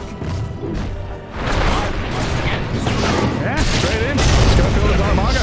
Another Echo Slam from Sumail comes to very little. Miracle is going to fight Schofield and get a pick off on the clockwork. It feels like, yeah, of these 9 deaths, 5 of them are Schofield's clock. Supernova expended, so Nigma, another little victory there for them. They can count that one. Dark Margo has Blink ready. No vision to play with over on his right-hand side. Just using his illusions to scout and see who he can find. It would have been Miracle, but Bloodseeker's back to Fountain now. Dire's middle tower is under attack.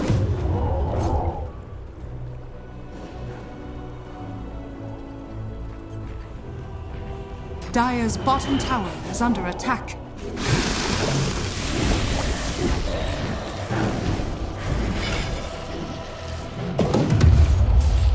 Yeah.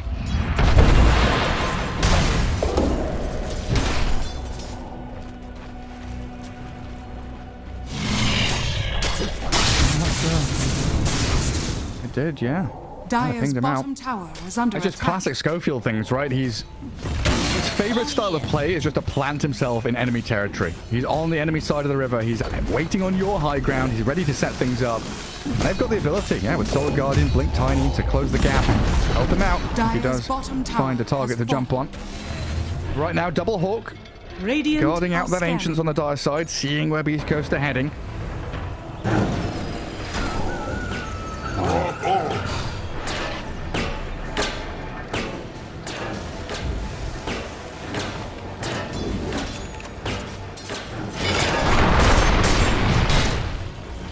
Radiant's top tower is under attack. What?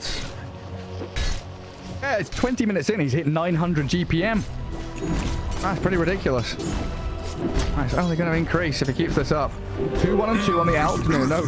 No amazing kill score. Tiny's gathered that for himself, and it's an invis Tiny right now. Wandering through the mid lane.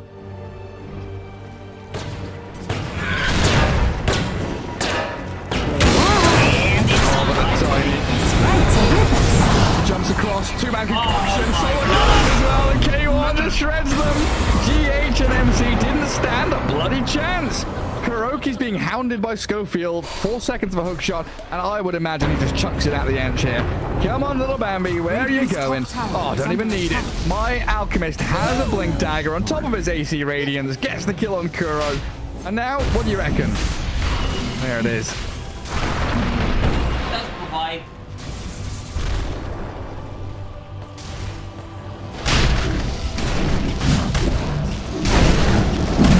Radiant's bottom tower is under attack. Radiant structures are fortified. Roshan has fallen to the ring.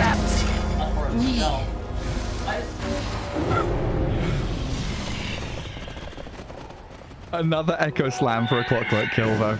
That's 2 minutes now with no Echo. But yeah, you're right, closing it on Ags. sign for him, and a rupture on Stinger. Finding the Phoenix, but a force staff to low ground with the TP gets him away from danger. Now Miracle, he's got to be careful. Wants that Centaur creep, but you see Dark Margot lurking. K1 wasn't too far away. Radiant's bottom tower is falling.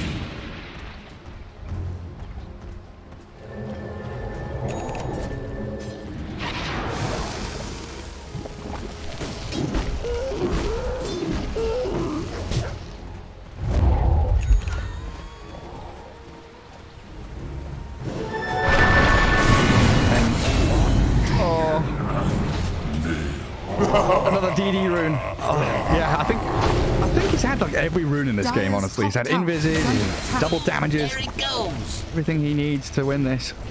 11-0-7 on the Tiny now. And K1 just going for the tier 2 top.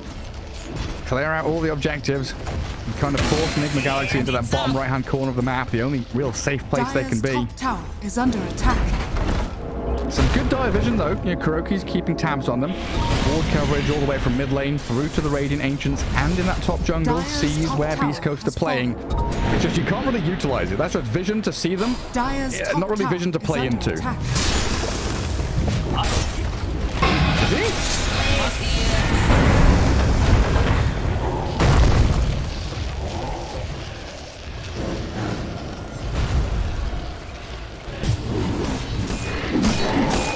Oh, clear out the wave. Armor. Yeah. That's pretty nutty. And one by one going for towers though. Beastcoast staying as this 5-man death ball around the overfarmed Alk.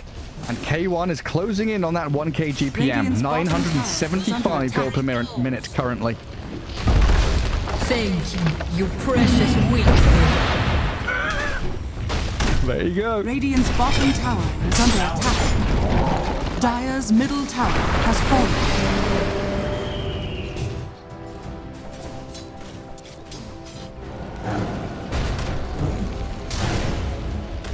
Yeah, it creates a nice kind of vacuum in that bottom jungle where Miracle can gather up farm that otherwise he wouldn't be able to.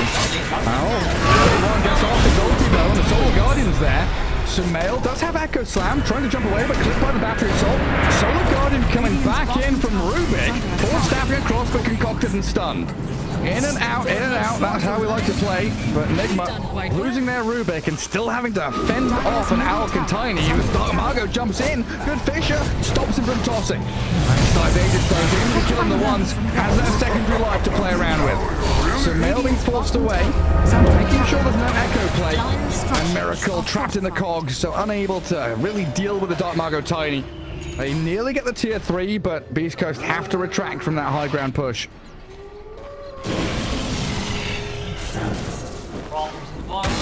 Boom! There it goes!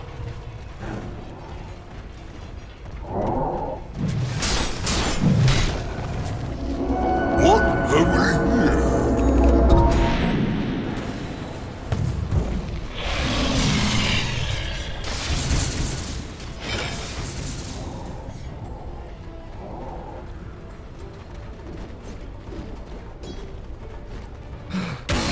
Oh, ding, ding, ding.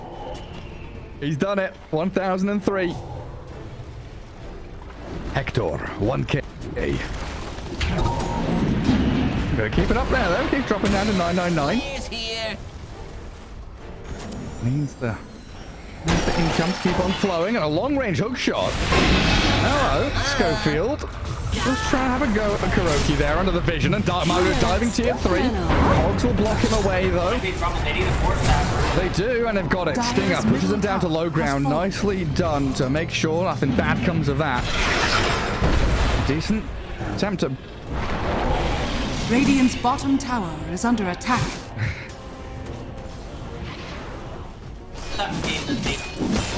K1. Jump. Did they have vision? You just saw him coming, I guess. I knew that bad things... Flying cow, what are you...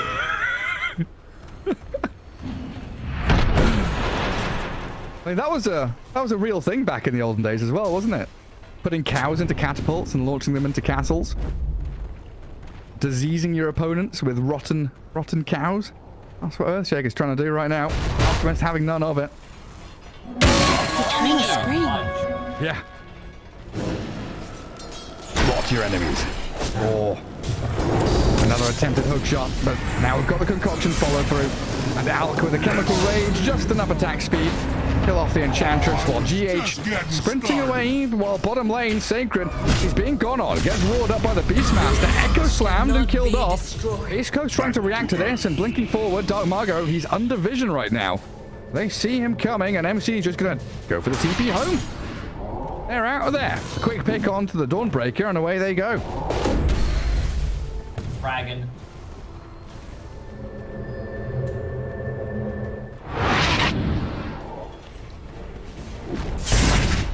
The Black Dragon trying to find a courier himself.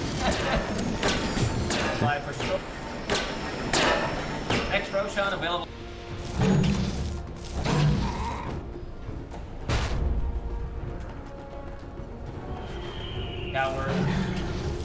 Radiant are scanning. For the twins.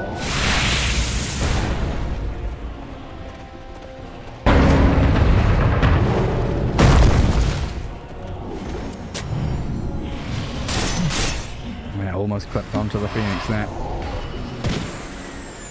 Now swinging wide down into this bottom lane. Only one outer tower standing. Full HP tier 2. Under attack. Not sure if Nigma are in a spot to really defend it. And they've just picked up a basher on this Bloodseeker. Earthshaker needs his BKB though, and that's why Sumail is out on that left-hand side of the map. Trying to farm BKB, but they're getting gone on bottom. Hook shot into Concoction. Mind Control can't even roar them. Solar Guardian's also flying, and as they dive into the mid lane, Miracle smashing up Sacred, lifting with the GH Telekinesis. But you've got to be so afraid when an Alchemist is charging towards you, diving your tier 3s and 4s and getting another kill. Rubik gone for 60, so these racks cracked wide open. 3 buildings for K1. Probably thinking about going top now as well. Dire's middle barracks has I was fallen. maybe thinking of Radiant's lane. top tower is under attack. My bad. Dire's top barracks are under attack.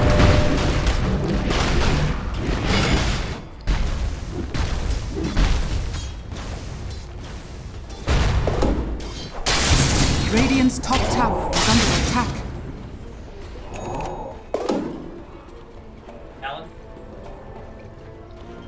They ran out of creeps. Backdoor regen kicked in. Sadly, couldn't keep the push going. K1. His Concoction is going to self-stun. Doesn't have BKB. And surrounded by Nigma now. They've got the control and they've got the damage. Coming in. Gold. Look at that. Yeah, look at that gold. That's a big one. That's a lot of money. Roshan, Sacred now. he's got a respawn.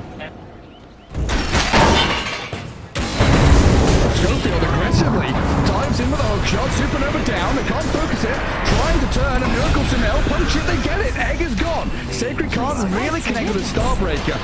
Miracle's able to chase them now. The turnaround from Nigma fighting in with Sumail's heavy hitting. They pick up a double kill on Miracle. That right, Jerry? Yep. Looking so dominant. Pretty nuts. You decided to take a fight without your 30,000 net worth. Hockey and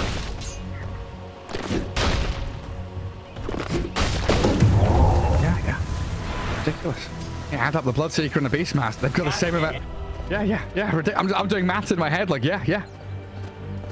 Oh, he's a monster, but they can deal with him. If he's alone, they can kill him. oh. He's already had. Radiant's middle tower is under attack.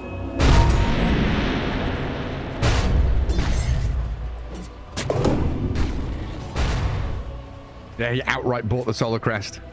In that last fight, he just bought it completely. And again, now props to Kuroki, Dire Vision. Sees pretty much everything Beastcoast have been doing. Watched Schofield come top, saw Dark Margo heading mid. So they know that Sumail's pretty safe up here, especially with 2 heroes behind him. They can keep MC and Miracle farming on their side of the river for now. This is an important point. They've got BKB Earthshaker. They've got a pretty powerful Miracle Bloodseeker. That's why I wanted them.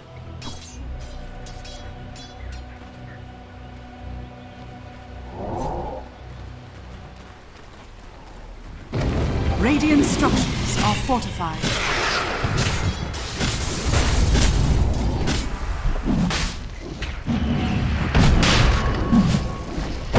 Well, this could be huge for Nigma, though. If they can test this, if they can fight around Roche with the tools they've got, could swing the game completely.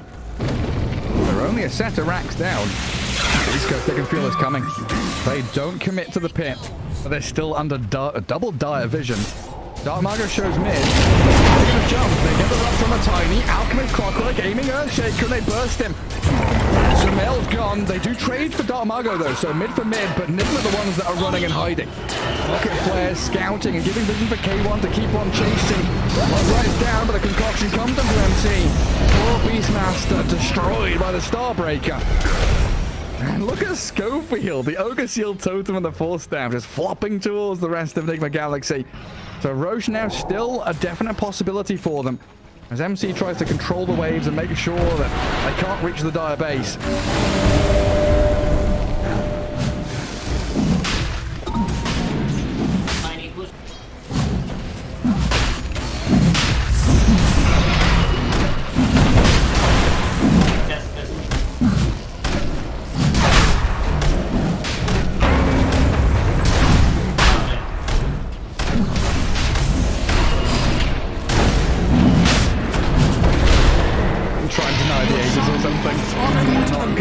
Radiant get the kill and the Aegis, as well as the shard there. Stinger will hand it over to someone that can actually use it. Oh yeah. Okie dokie. Upgraded tree grab time. Next move for Beastcoast looks like just going to re-grab the outpost. Top barracks don't have a tier 3 protecting it anymore. They will group up around it. This gives you the chance, though, as Nigma, with the Echo Slams, the Blood Rites, Fade Bolt, to do an awful lot. And you see the big damage that Sumail can dish out just with a Chrysalis on top of his Ags Enchant Totem. Clears out the creep wave immediately. Dire's top barracks. Down goes that first building. Range rack's gone. Beastcoast propelling themselves forward. They know they can clear this one out. Dark Margo jumps. And chances caught. Not enough heal in the world to save her, and she's dead for 50 seconds. The rest of Nigma wanting to play with this Schofield Clockwork, but Sumail's BKB is going to be wasted.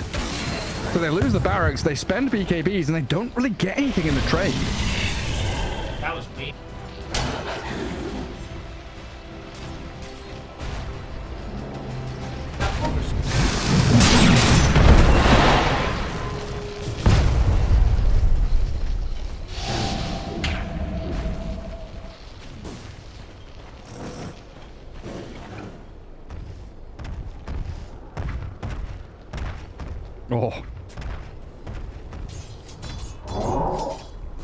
Oh, that's really nice. He's going to be a real heavy hitter, this Tiny. And coming straight down that bottom lane. Enigma know they can't let them reach the base. Trying to come out and hold high ground somewhere, but Miracle out in the open. Needed the Force and the Glimmer to get him out of the grasp of K1. Blaze here. Is that his career coming? Yeah, his career coming. So the super shot, grab the Ags, but Dark Margo, very deep. Lord up, mid BKB, telekinesis to stop the supernova, but it's Solar Guardian healing up the Tiny, keeping him in fighting shape, and the Sunray, oh, not quite enough to keep him topped up. K1 still going to fight forward though. Miracle MC trying to run away, while in the back is Kuro, focused by Schofield and Stinger. Little Bambi splinking through the trees and overwhelmed by the blink of K1. The rest of Nigma can't stick around anymore. No hook shot, but they've got a Starbreaker.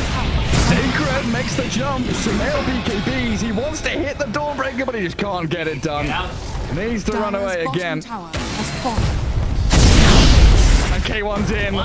Concoction Abyssal Blade. Good stuns to hold him back, but they've got the damage they need. Schofield in there as well. There's Colt and Jetpack to try and disengage from the rest of Nigma Galaxy. GH doesn't have a buyback. Structures are fortified.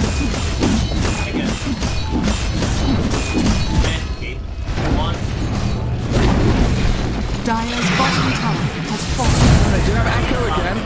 I'll try and go in on him.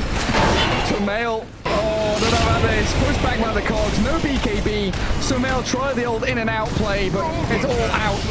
Nothing left to give. Stands there in the battery assault while the rest of the team fighting into Stinger and Sacred, killing off the Phoenix and the Dawnbreaker. Sacred can't withstand that kind of onslaught, and Sumail didn't survive in the end. They didn't get the finish on him, and now Aurora catches K1. Fisher and stun. They've got the damage from Miracle pummeling into the Alchemist, and they take him down. First life, though, that's all they've got. And Doug Margo, he's back in. Doesn't finish anybody off. Nigma pretty tanky, but K1 is in again. It's overwhelming blink with a rocket flare to finish. K1's BKB ends now, though. Might be dangerous with that block. K1, the Echo Slam, he's dead. Oh, Sumail dying in the acid spray, though.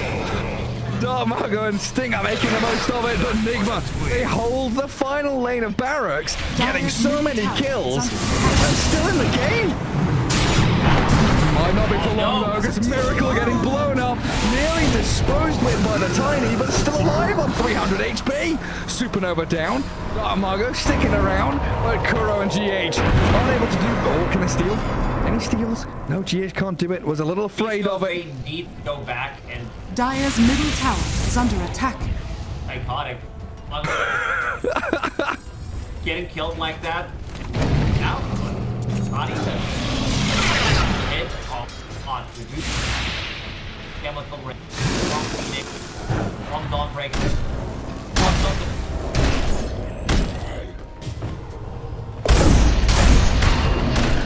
Might need to buy a book for.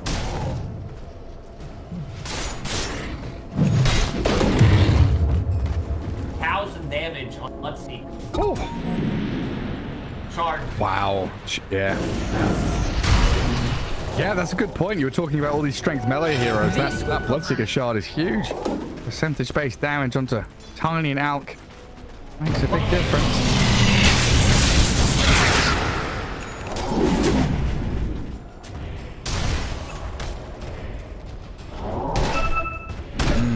That's a good idea. So I guess Alk could. Radiant are scanning.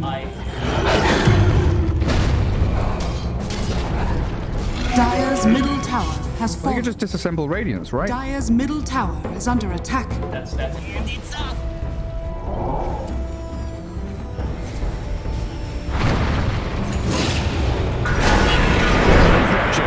Miracle's been jumped on.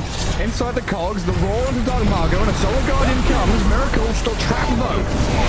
Let's get off the BKB and fight into Stinger. Refreshes up, so a second BKB is available. A chaotic fight as the stones connect. The Echo slams, the Alk is trapped, but turns and gets the BKB off. Awesome Sumail, he's in with a glimmer. The cogs are there as well. And Schofield jetpacking over the top. Nigma have spent everything and got very little. The buybacks from Beastcoast will allow them to continue fighting. Sacred, he's gone too far. The hook shot to buy time, and K1, he can come back in. But the telekinesis lands and he's stunned as Darmago brought back. The Yondits pass back. Rubik sent into K1. Oh, he can't get away. But they'll get the die back on K1. Miracles now beyond godlike. They're actually throwing. Okay. He wants, oh yeah, he wants to keep going. Schofield, your tasty little morsel, come over here. Full staff to low ground. Jetpack is ready with the cogs as well. And he'll get over the tree line, away he heads. While Sumail is fighting Sacred down in the river. Oh, the hammer gets over the Fisher. They do. Meanwhile, your tier 4s getting killed off by the creeps. Oh, Nigma Galaxy fighting tooth and nail. Everyone on the edge of their seats, me included.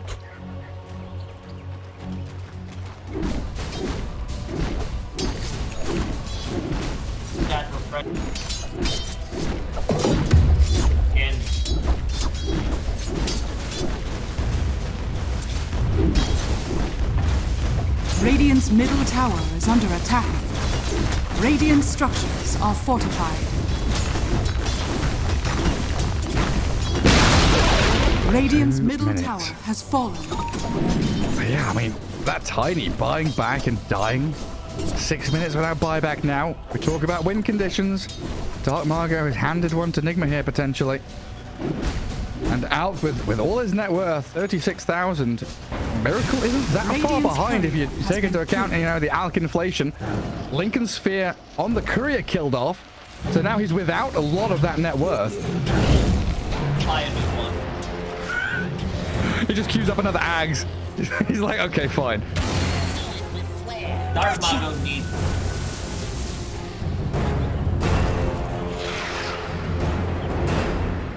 Times 8.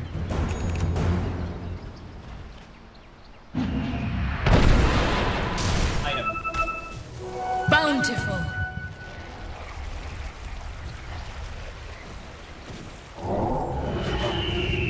Item if you get. It absolutely is. Incoming! Nigma setting themselves up, though. They see that high ground Beastcoast vision with the gem. The Beastcoast also know that Nigma are around here. 50 seconds for Roche. Both teams just have so much vision. Rocket flares out of this clockwork. And of course, on the other side, Ench creeps, Beastmaster Hawk, and multiple smokes from Nigma to try to reposition themselves. They've got to prune the lanes, you know, up against super creeps, top and mid, always having to contend with these stronger creeps. Meaning Beastcoast can just play bottom. Like Echo. Sumail's in. Margot, 2,060 crit, but Schofield with a hook shot. Time for the time to reset. The Solar God is there. They roar up to Margot and damage. Oh, it's so much. Pummels him down, and K1, he's in trouble. He busts up. They've got a Sunray onto K1 to heal him. They heals up the Bloodseeker, stopping on his tracks. The feature's there. Sumail, oh, he's creating space for the Bloodseeker, but the stuns from Beastcoast. Not enough. A triple for Miracle, and he wants Schofield too. The clockwork's down, and oh, mega ultra kill for Miracle. Like they needed a miracle and they got him. Like popping off in this. Agadam's blessing. Then you pressure or rupture charge. Illusion. KB charge. How do you deal with 11K? Had the team actually not. Yeah, there's nothing in it. Nigma have won the last 3 fights.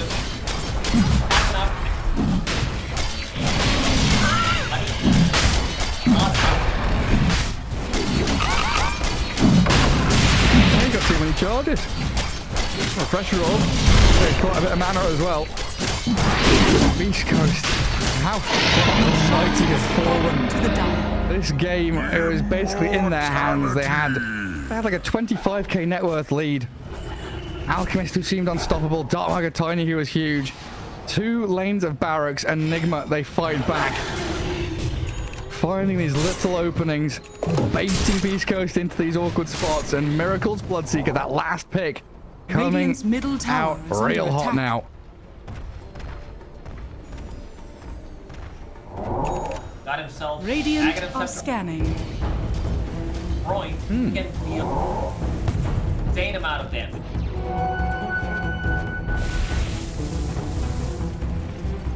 Oh. Not gonna have that one. Still a lot of Mongo boot. Yeah, you were talking in the previous series how this hero rising to high priority in the pick phase because she can scale. You forget about her. She's a little squishy pos 5. But 45 minutes into the game, yeah, serious damage output from her. And this entire game has been Beastcoast picking their moments to try and fight. Now it's Nigma initiating. They've got the Rupture on Dark Margot, who's already forced his BKB. Jumping through Schofield, finding Sumail, trapping him in the cogs, and K1's in. Getting some stuns, but now he's in the cogs and he can't get out. Solar Guardian's there, but Sumail with his BKB running and trying to hide, but the Starbreaker from Sacred closes it out. Age is still in the hands of Beastmaster, and there is buyback on the Earthshaker. Beastcoast get an important kill and defend that little gathering they were making in the mid lane.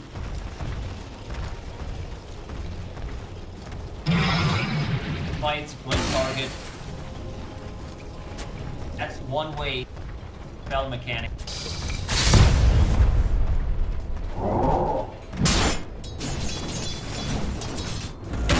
Incoming! Nation.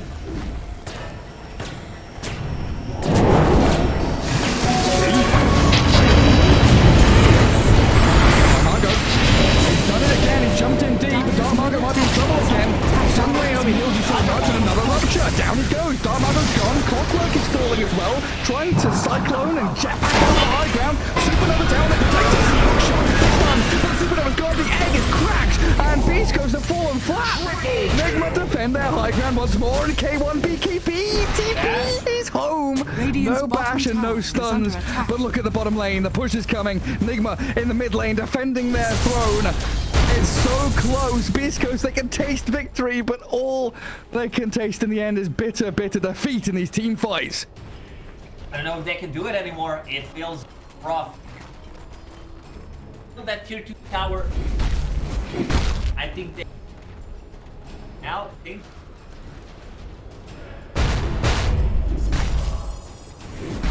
Alchemist. Side of Nigma Galaxy.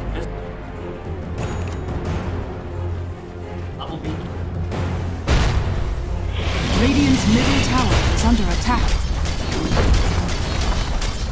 Radiant structures are fortified. No, he went from, what, 12-0 to 12-6? That should help. Radiant's middle tower has fallen. That melee creep, bodyguarding the Alchemist. Turns off his radiance. Hides in the trees. Blinks a little deeper. Oh boy, we've got a game on our hands now. Beast. One.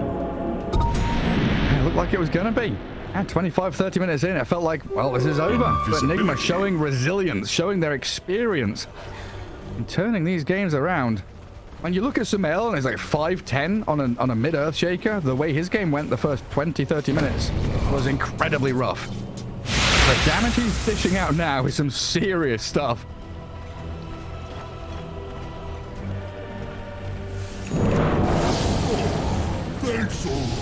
Divine Raven. Prepare for trouble. Jesse and James out here now.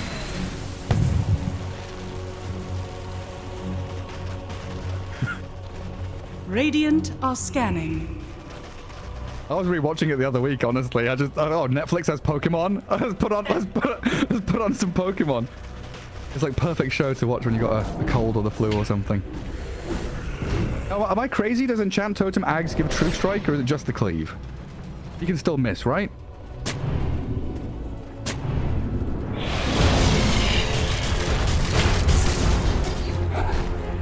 It did, right? I smell. Okay. Yeah, I'm not 100% sure on it. Yeah. We'll see what happens in the upcoming fights, because it's... Now, Sumail's doing like 2.1, 2.2k damage with a hit, a crit hit on Enchant. Get on. Just spawned. Oh, Sell that hello. bottle. Clockwork's in. Ruptured and killed with infinite shots. Ooh, not quite. The double cyclone. And the full staff, but he's dead before he can hook shot.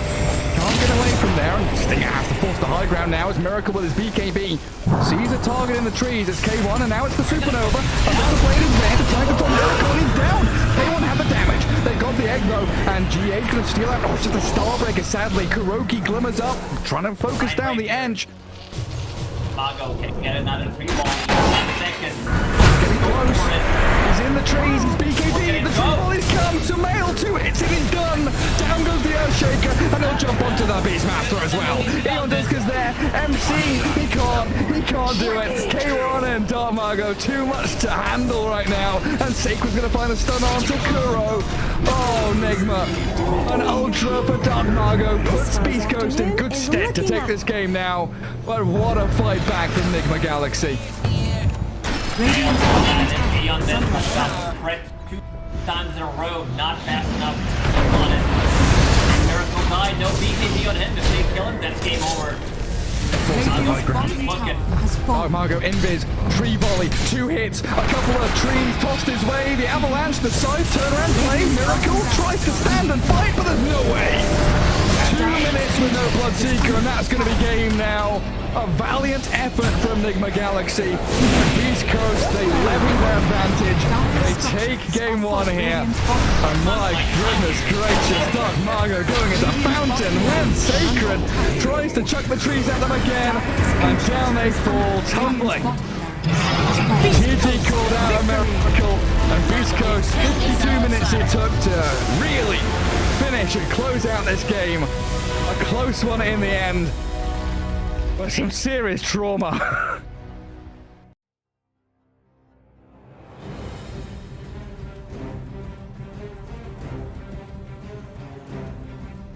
Cloud, if he's got these hawks coming through, you know, if there's no... We'll come back to this as they get the dive on, and everything I was saying is now inconsequential because Cloud has gone down, so Kami has to move away from these Mortimer Kisses. There is still that buyback for the Beastmaster though. Let's see. He wants to get himself back into this. The dive onto the back lines into the Vortex as well. There's going to be a real nice dismember. The hooks come. Nice save. Though. He saves it. Cloud gets himself back into this now, and Kami is losing so much. Kami's going to go down. They do get the kill onto Leppington there as well. So Mira with that freezing field, Mira will go down.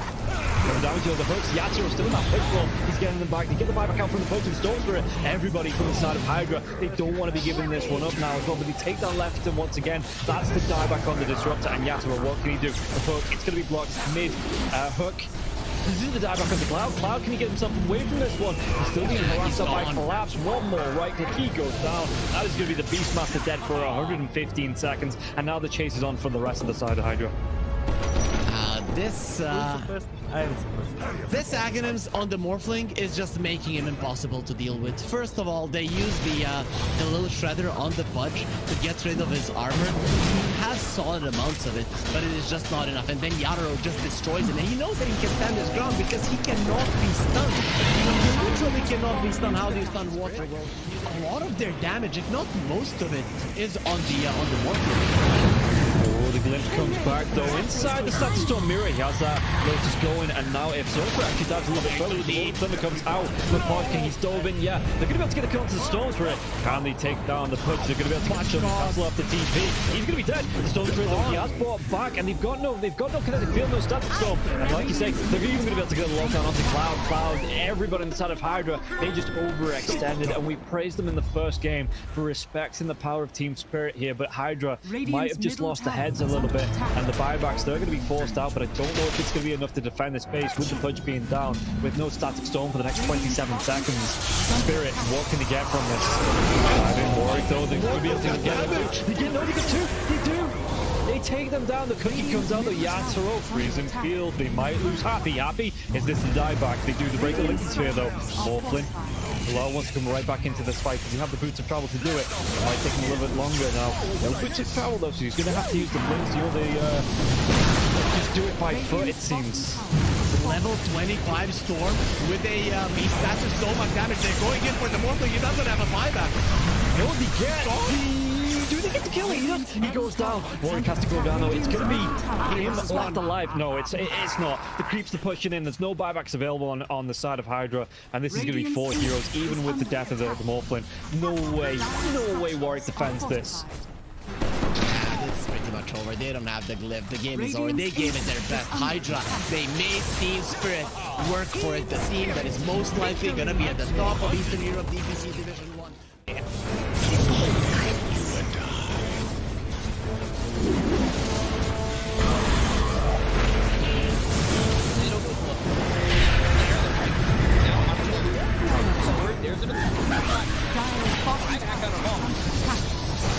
Radiant's middle barracks are under attack. Radiant's middle barracks has fallen. Scouts, you want to commit. There's just not enough damage. Crimson Guard, Atrophy Aura, Rubik's Fate Bolt, all this damage reduction. Let's see the combo. Bit of Malice. Shall be strong in by that by the disruptor, and now they're going to be hitting from winning back up once more. Bit of Malice, and Malice in it. They'll lose him in mind control. Right back towards Amara Pup. Trying to run from everybody on the side of Gaimin Gladiators. Radiant's middle barracks are under Siphoning attack. and getting back into the base. Has fallen. Alive. Yeah, I think when it's time to call it, it is time to call it. They have no business left in this. And didn't get the tether off or something. I think it got broken. Either way, I like the ghost up to purchase. That was pretty heads up, but we are back and there's a smoke action. There's the divide right there. They're going in on Q. There's the hit. Okay, get that hit off. 123. Knocked great damage and he's dead. Oh my god. Nothing. Less than 10% of his health. I mean, I'm assuming that's just the game. That, yeah, 100%. There's no point in talking about the rest AU of it. picks it up. I got it, bro. It's the dive yet. Oh my god. Victory!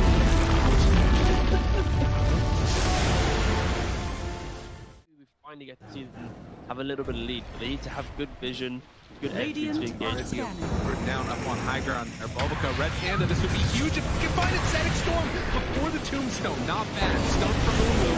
He's thrown now over the Bulbaca. There.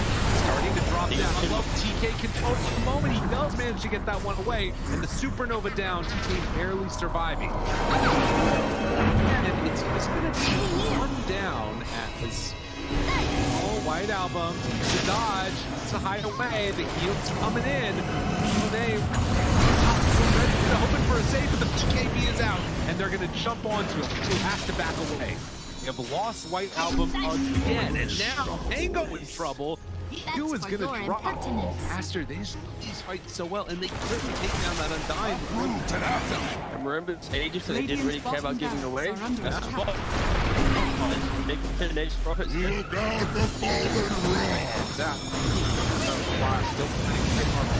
is out on the play. We have a BKB available. Bulbaca dropping low and toss back in. We have another off Bulbaca. Doesn't look like it because the black hole is there. That's on the edge. He doesn't have multi when he comes back to light. And Aster, they might take full advantage. Move. Radiant's bottom Rax has fallen. Up the bottom. Finally, Aster full advantage. They're building. Radiant's middle tower is under attack. Oh, just for a brief second, had more network. There it is, back again with the higher network. When you click on the L, it's not really an inspiring network. Blink, BKB, Radiant. You might be able to get on top of a hero, but that's not the that's able to 100-0 here. Like even this Undying inside Static Storm, able to then get over the Slash Golem from away. They have that trying to keep him alive. Makes the move, and again, into this fight without Monet here. It's pretty good for them. Right album, but now Monet goes now. They're in a lot of trouble. Maybe the team should kill him. Okay. Alright. Pops ulti. Now the turn. Punching. Getting away. Sort of survived that first salvo. Very strong. Supernova down. Pops the PKB. Ooh, he's just caught here. They want to get the kill. That's really himself up. And now the chase. The avalanche, the toss. Thinks he's going to give up his life also. Monet, he's way too strong. This might just be the full set of racks going down bottom. Aster, way too strong for Ares. Like Aaron's the GP. Oh, they're done. Okay. I was wondering. It looked like it was that type of game. Yeah, it kind of was. It's like a game where you're an out. Not really ever been in the league. Victory. He hasn't really never protected himself.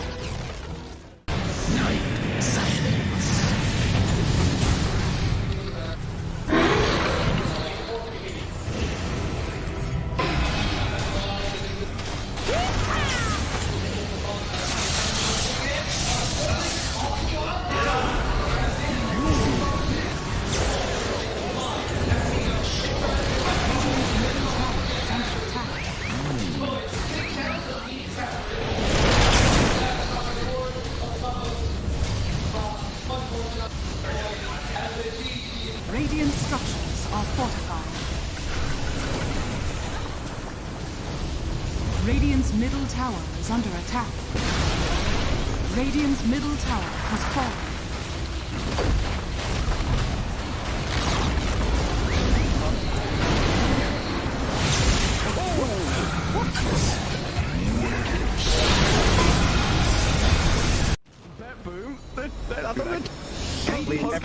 Standing. How are they just standing right now? I can't help but fidget with my hero half the game. I'll be running around in circles. Yeah. Pirouetting on the spot, the song. Blinking from Pure. They see Yatoro, 3 lined up. Potentialized path play. They're trying to go in. Toronto Tokyo is blown up by Collapse. Has to fight back. Yatoro gets off his BKB. Pure with another song. Sprints in. Who are they aiming for? Where is the target acquisition? They can't catch anybody. Collapse BKBs runs down south. Lol being chased out as well. Oh my god, Nightfall. Hazy on disc refresher. Blinks to high ground. Gets away from danger for now. Pure, what's he up to? He's back to the high ground too.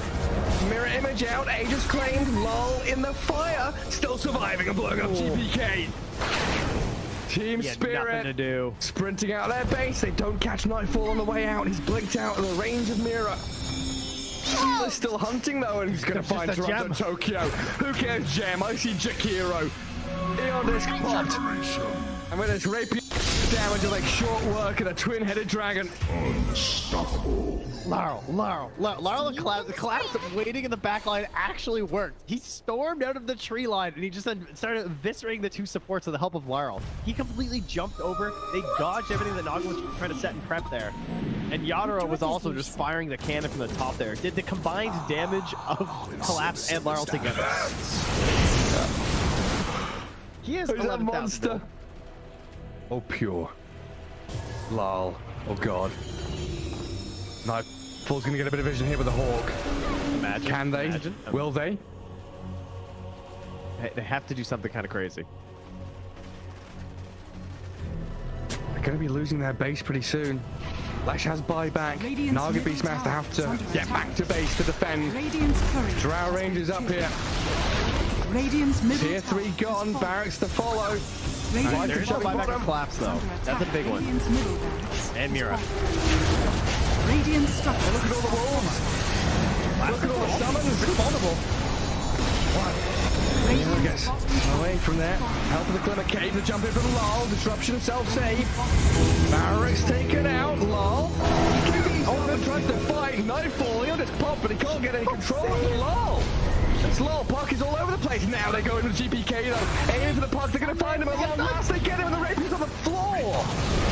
He messed up the phase shift. He canceled it. Oh no. Did you see that? I'm not crazy, right? I don't know. Yeah, he phase shift and accidentally ended it. There's an Axe Blessing recipe. There's a rapier. There's all sorts of stuff everywhere. An Axe Blessing recipe. What's that there? Okay. Not sure what the story on that one is. Meanwhile, Save, I think he had a refresher shard, right? Because Laurel dove him, he disrupts himself, and he tries to kill him again after it Save just refreshes, and then uses it again. How did they not get the breaker? That was another DD. I don't think they care. Toronto Tokyo is going to take it, is he? Oh yes, the Jakiro with the rapier. Coming to feed it back to them, guys.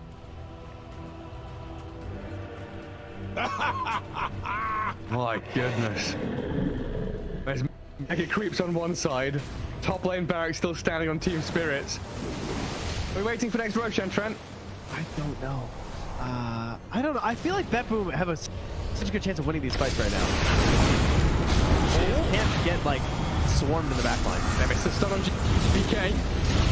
He's trying to hold his ground, but look at my dodge. Oh my god, Yatoro shreds. Where'd he go? Daedalus hits, refreshes, blinks forward, kills off Save as well. SD's gone, TP home. Get the hell out of here, BetBoom now. Lucky to get coiled. Dude. Leshrac vanished. He looked okay until he didn't. Until he got hit for 1,350 damage from a single right click? Yeah. Yeah. Right until that. Ow. Luckily, Toronto Tokyo was not there to feed the rapier back, so that's good. And now Team Spirit running down lanes, coming for the Radiant base. Balls are still there to hold on to. This has got to be mentally debilitating for BetBoom. 71 minutes. Team Spirit is wearing them down. The admins have been on, they told them, nope, these guys. The longer this game goes, the harder things are. Well, it's like Moomiander was saying in that Seb documentary. This isn't Dota you're playing. This is a slogfest. You're gonna wait it out and play 60-minute games, long ass ones. There's a long line. Much get very far forward. He unders from Mira, but the Undying will fall inside the Radiant base. He'll as Mira gets off one last finger of death, and the turns we got through. They kill GPK. It's a direct on the ledge. Naga now in trouble. Song of the Siren trying to buy a bit of time, but Yatro moves forward, gets the damage in. Will is dead. Oh god! It all comes crumbling apart for that boom now. Wait, back. They're on to Mira. The kill off Nightfall save though, and lol. He opens up on them. The howitzer is here. Massive 40 mil cannon just shattering into that boom. Drow saved by the rip. The soul of everyone dying. Oh, there's two. And she's called it over. Team Spirit. Look at him. Look at him. Look at Mira. Oh my god. The shard to anybody who would listen at the Lima Major. Was nope. Which, yeah, nobody's taking him up on it yet. But if you see a shard being picked up by any team that was at the Lima Major that speaks English, you could probably source it. It's good. I'm sorry, this shard is actually good. I don't know what, but I don't know how to get there. That's all.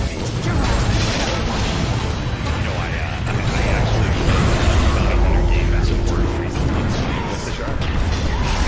Pretty good. I mean, I think I got rid of Slark for sure. Oh, yeah. Slark with that shard is crazy. It's actually a broken strat. If Galileo is still on top, you can take that. Maybe that everybody needs to get back to the top. Shadow Walk is way back to the top. And then if you register with 1,000 comments, but because I say it, and Turn to ban. Yeah, it really felt like mid to late game, Nigma had their head screwed on, and they knew what they were doing, baiting and playing and figuring out tactics and how to defeat or unsettle Beastcoast in the team fights.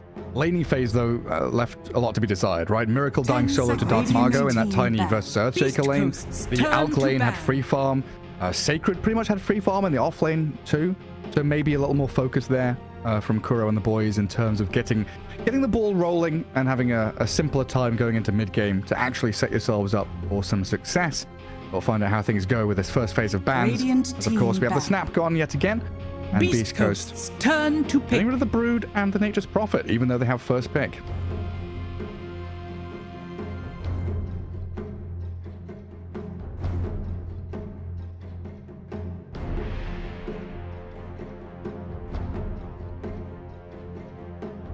Ten seconds remaining. 5 seconds remaining.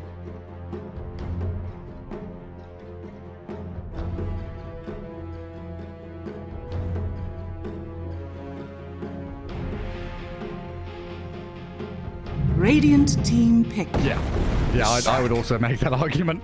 And Leshrac, the hero that was banned in the previous game, it was Snap Lesh, first phase ban from Nigma, let through and first pick by Beastcoast. And another flexible hero. I mean, even you think back to their previous roster, thinking about the good old Whisper Lesh offlane. Definitely still a possibility here with Sacred. Going for the Greaves build. It could be the mid laner as well, of course, so a bit of flex there for them. And Nigma starting things off with a Doom Disruptor.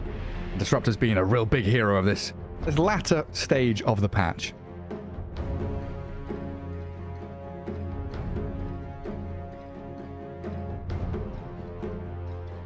Ten seconds remaining. 5 seconds remaining.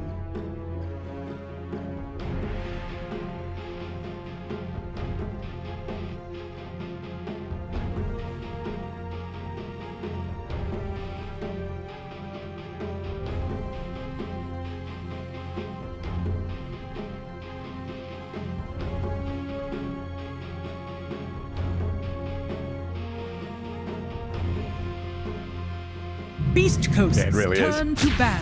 Is it clockwork time? No, it's Tusk time. So now I guess the ability here to save people out of dooms and glimpses and stuff. Keep that Leshrac in play for as long as possible. Likely going to be the Schofield hero there. 10 seconds remaining.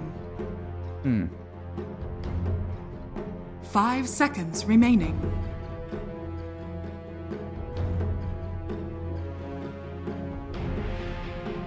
Radiant team ban.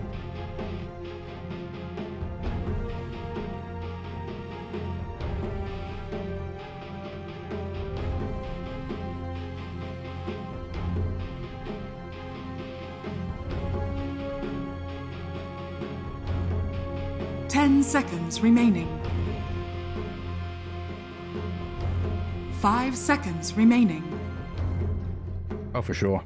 Yeah, it's like a hard counter, basically. Like, Tusk needs Blink BKB to snowball save, and Rubik's just like, I need Shard. I will lift you out of there. It's a pretty funny opener, though, from Nigma, right? Because they've got Doom, and they've got Static Storm, and if they get Ags and Disruptor, you've got two heroes. I mean, Ags Doom as well, like that AoE double Static Storm, basically, just removing the ability to play the game. You can't cast spells, you can't cast items, you can't do anything.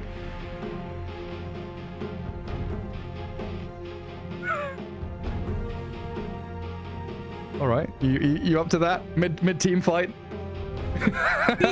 What if they refresh? How long is Doom? It's a long duration of us just shutting up. Add in a global silence there as well, maybe for a bit of fun. Respecting the Phoenix. Radiant team ban. Taking him out of play. Undying gone as well. So yeah, trying to figure out what kind of lanes that Nigma want to play with here. There's a Disruptor, usually a 5, but can theoretically be a 4. I'm not sure how I feel about Doom Disruptor lane though. 10 seconds remaining. 5 seconds remaining.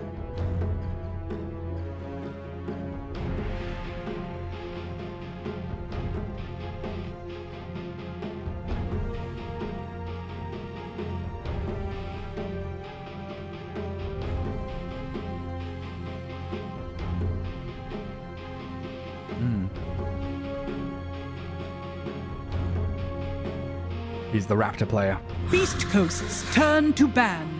I guess in their last series, Kuro played it once against OG. They had that's because they had a GH IO, which is absolutely, a GH hero. We'll see if they change things up here. IO is still in the pool, still potential there for both teams. We've seen this IO Lesh get played by Gaimin Gladiators. Pretty solid combo. 10 seconds remaining. Could maybe even slot it in for Nigma too. I do have another ban for Beastcoast. Remaining. Think about what they want to remove. Radiant team ban. Anti-mage is the option. Oh, yeah, Miracle's signature hero, really, isn't it, if you go all the way back? And a hero that's been rising so... It kind of came out of nowhere for me with this Radiance build, and then people figure, hey, I don't want to go Radiance every game. I can do Vanguard, disassemble into Battle Fury. What else has made him so strong? 10 seconds remaining. 5 seconds remaining.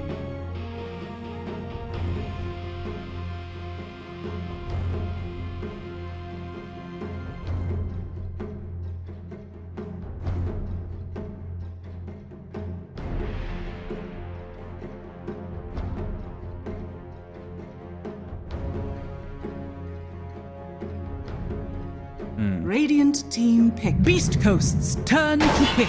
Clockwork. Right.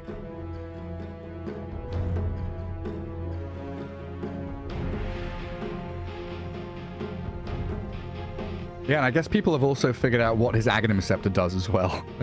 The first couple of times, like, no one's buying Ags. Then like, wait, if I have Radiance and I have Ags, I'm sending these illusions everywhere. 5 seconds remaining. Blink sharding everywhere. Well, he's gone, so we won't have to contend with that. Instead, Nigma grab a Clockwork, so now adding in so much more catch and vision to this. Rocket Flare allows Glimpse plays to come in. Hookshot sets up for Static Storms thanks to Cogs and Doom's Blink War Stomp. So a really nice trio of heroes here that can play off the back of each other in team fights. Yeah, he does.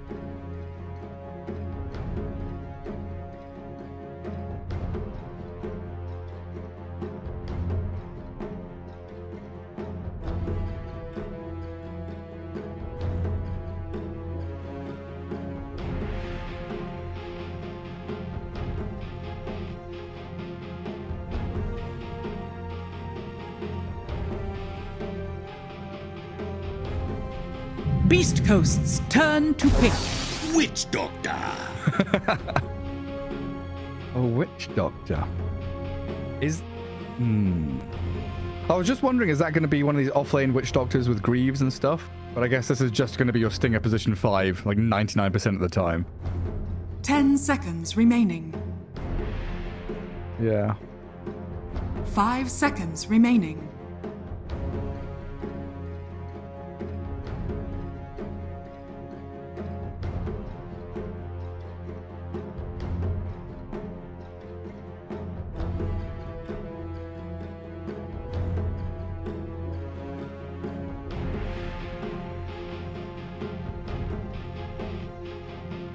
Yeah, I guess you have Voodoo Restoration against like Scorched Earth and Doom in lane and in game. Shard Blink Witch Doctor build, pretty good against like Disruptor, Doom, Clockwork. It's solid. I'm looking at this thinking, yeah, that's true. I'm just looking at this thinking Leshrac is likely in the hands of Sacred. The majority of the time play him in the off lane. It's the Wraith K1. It's back. I was trying to figure out what they were going to pick for Dark Margo, like a Kunkka or something, but I guess they're leaving him till the last pick. And this Wraith King doesn't care Doom, doesn't care Static Storm, just I buy Radiance and you deal with me. 5 seconds remaining.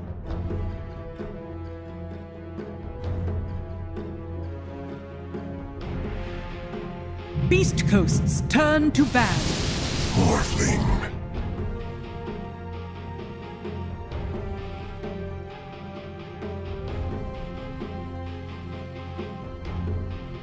Yeah.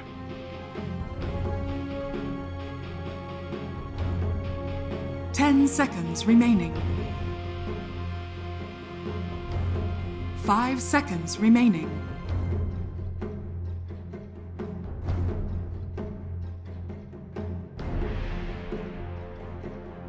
Radiant team ban. Ah, good bodyguard for the Morphling. That Clockwork. Last bans. Beastcoast take out the Invoker. I guess he's pretty good slowing down and stopping Lesh and Wraith King, who are pretty reliant on mana pools, especially early on.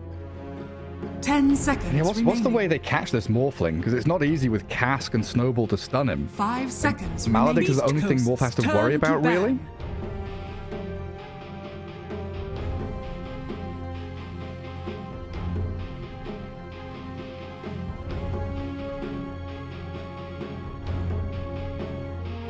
Yeah. 10 seconds remaining. 5 seconds remaining. Radiant team ban. Beastcoast's turn to pick. Yeah, I think looking back at the most recent games from Beastcoast, that makes sense. Sacred has played it the most. Yeah, banning out the Dark Margo, Kunkka and Bat. Signature hero-wise, like Mars is there for Dark Margo, but I've not felt Mars be an impactful hero for like a year now. 10 seconds remaining. Yeah. 5 seconds remaining. Pango? Pango's incredible here, right? Like Doom's annoying, but you can have Diffusal Blade against Morphling. I feel pretty solid about that. Oh, that's a Necro. You're playing into...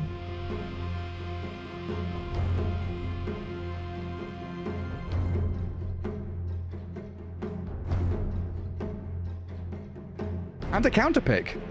10 seconds remaining. Choose your hero. Yeah, Spirit Siphon, Silence. The undead green ghosts come out. So it's, yeah, what are they going to do? Are they now going to switch it so it's offlane Necro? And you play the Necro into the Morphling lane and put Lesh mid? Because they're not picking their heroes yet, are they? I guess they're having this conversation. Yeah.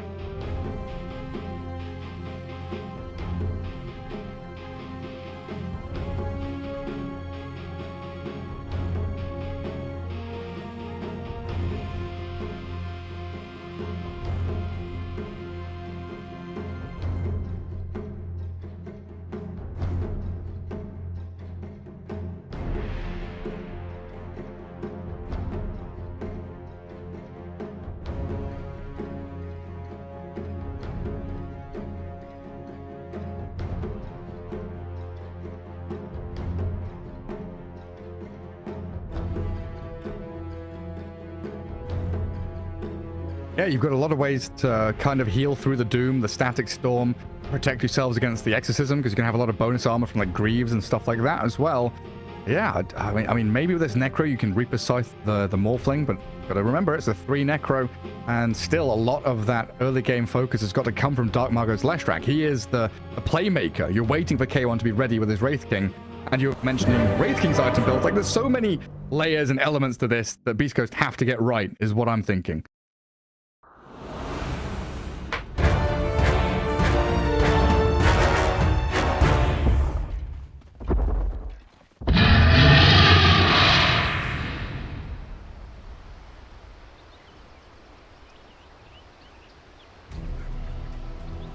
Prepare for battle. Yeah. Either.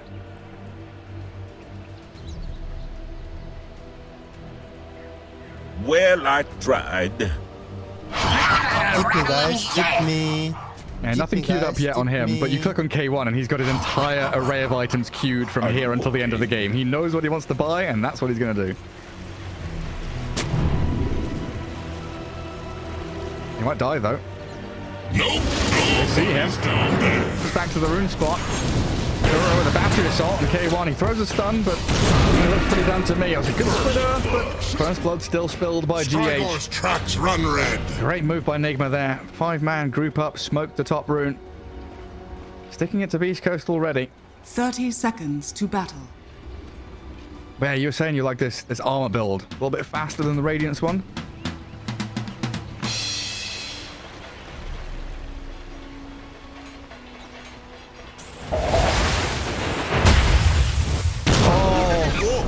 Oh, that's stuck on the high ground. Oh, it could have been so good, but GH was just inches away from the high ground area there. So close. The battle begins. I guess with the Wraith King, we don't know what he's got queued up afterwards, or they're just going to fight around this rune spot. Go to the Sacred, Death Pulse, chase forward, glimpse, and a snowball. 3 men, everybody in here. Onto GH will go, and a split earth lands. Beastcoast striking back and getting on the board themselves. And bounty runes are still out on the map there. 2 for Miracle. 1 grabbed by Sacred. So yeah, 2 for 2 across both teams.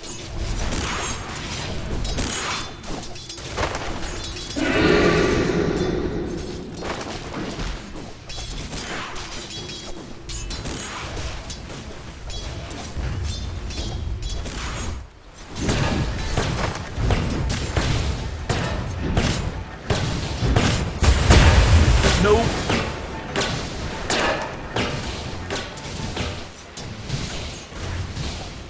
Try and get your Necro up to level 3 or so, where he starts to self-sustain for the most part. Yeah, this Wraith King build, you know, we like the armlet. We don't know what he's going afterwards. It could be the Armlet Radiance, which is what he used to do anyway. But it could equally be that Armlet Deso, Blink, Assault Cuirass, minus armor. Just go in and one-hit kill people kind of style.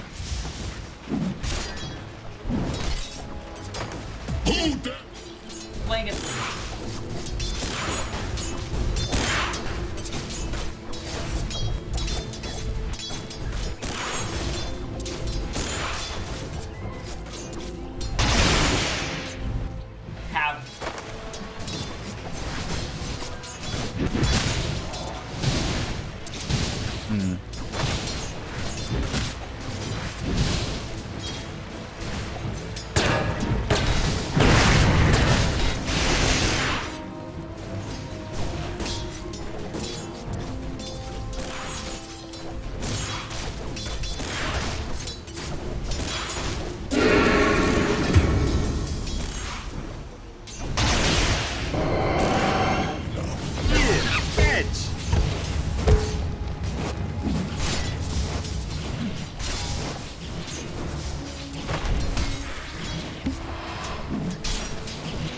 Yeah, especially when you're against the Lightning Storm spamming Lash. Permanent 1 charges there. And it's like 1 crit swarm and 1 or 2 hits. You can pre-hit the range creep to half health and just kill it. Very simply. We did lose Kuro down at bottom. Sacred getting his 2nd kill of the game on this Necro. Yeah, padding his stats a bit. A couple more hits of stats there with his magic wand completed. Pretty tanky Necro. And Kuroki just going to relegate himself to start dragging the wave around, stacking, pulling. Make sure the Schofield has to chase him, so you have that more raw 1v1 between the Morph and the Necro.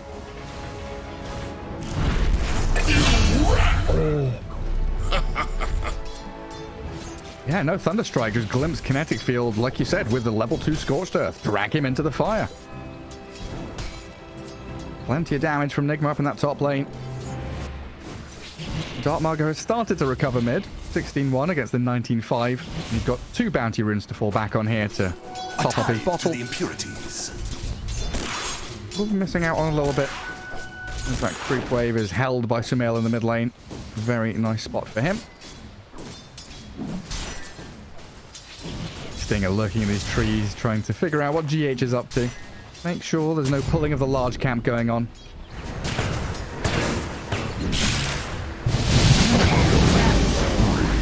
Kill off Kuro.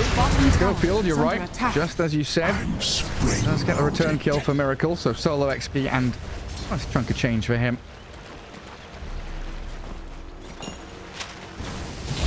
Not meant to be.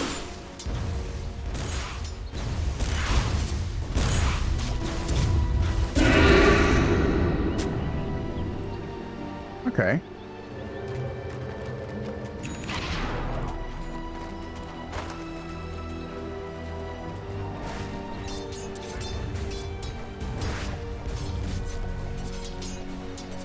Yeah. Jackpot.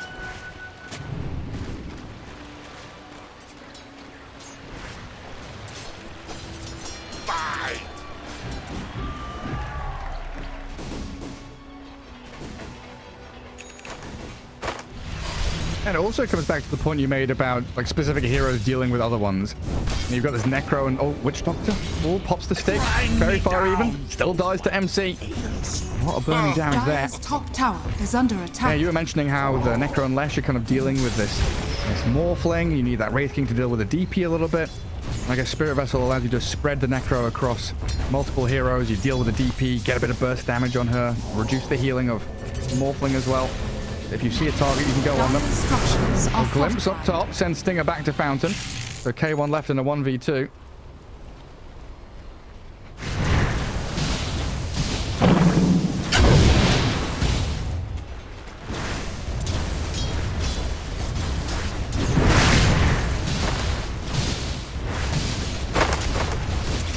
Play Disruptor against Disruptor.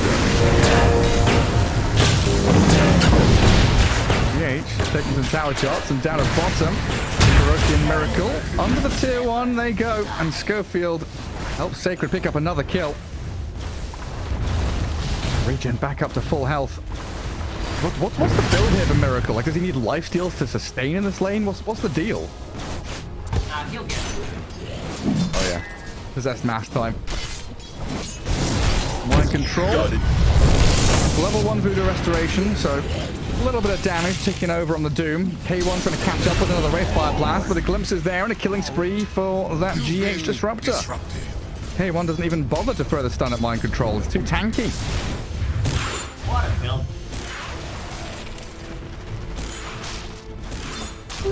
Invisibility! Give me that juicy armor. Is everyone buying Wraith Bands? Dark Margo decided to leave the mid lane. A little behind the DP in last hit, so he wants to try and gather up what he can top. And a kill on GH here would be pretty big.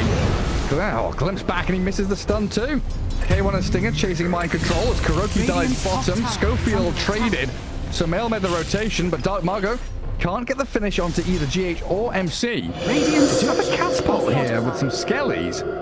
No points in Edict means it's still a pretty challenging push. And Sacred's getting chased by Sumail. The ghosts are coming. Exorcism with the Spirit Siphons and this Necro. I mean, he can pop another Death Pulse, but Miracle's there with the Adaptive Strike. Now Schofield TPing in. Snowballs onto the two of them. They'll dive him. Chase him under tier 1. Tusk in trouble. Shard blocks are good, but not good enough to keep him alive. There's Exo from Sumail gathering so many kills in that bottom lane. While MC kills Stinger up on top. Now the Doom and onto K1. He doesn't have mana. He cannot respawn. No reincarnation, so MC wants to chase him. He's denied. Darmago denied. Kill him off. The double for MC comes. Dire's bottom tower is under attack. Couple of extra. maybe.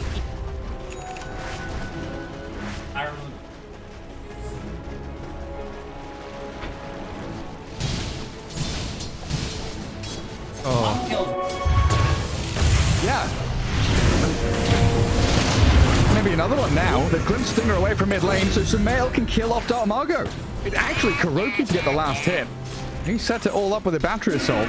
8 minutes in, 11 to 6, but tempo is all Nigma Galaxy. They're moving from lane to lane, just swinging hard.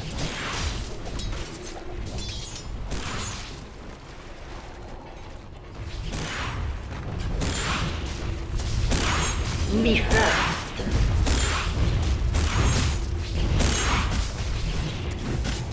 By looking at it, upward, casual glide. Does a lot.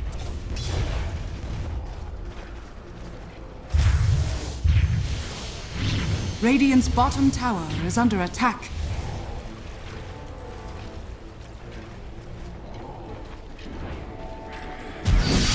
Aster might just blink BKB. On mind control, thinking about scaling later down the line. Getting surrounded by 3 heroes doesn't feel particularly good. Schofield and Stinger. Plenty of control between them, and the Maledict doesn't quite tick him over, so they need this additional snowball to close in on the Doom. And they did take down that tier 1, so a bit of open space here for K1 to roam into.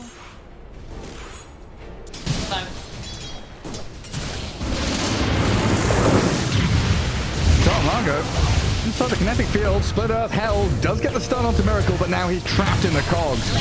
Dota Margo really feeling the pressure here. Chased around the map from left to right. And this is now the time where Miracle can... Oh my god, he tried the shards kill. That was smart from Schofield.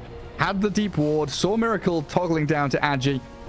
Tried to snipe him, but not quite good enough.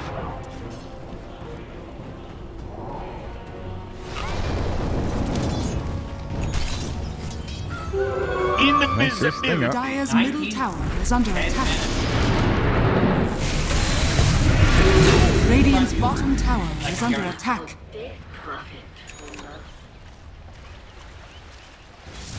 Yeah. It was strong enough and they added damage to it. Make it even stronger.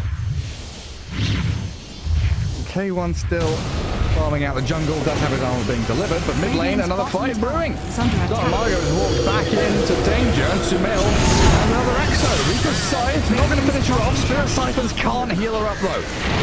So Sumail down, Exo wasted, and Miracle, waveform in 2 seconds, no stick charges, trying to toggle and still dies. Huge kills for Beastcoast there. That completely brings them back into the game after Nigma had full control for the first 10 minutes. Radiant's middle tower is under attack. Radiant structures are fortified. Incoming! Yeah, well done. And he's level 6.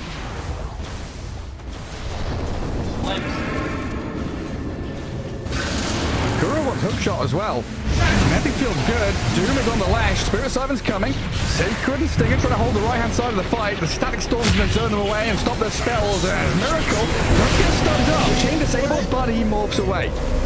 Waveform's over. Shifts to strength. Spirit Vessel's on him, so still ticking lower and lower. And that Death Pulse is going to clip him. Sacred with a Spirit Vessel pulling out the plays. And now Mind Control. Oh, the cask is going to bounce back. And down he goes to K1's hit. How quickly this game swings.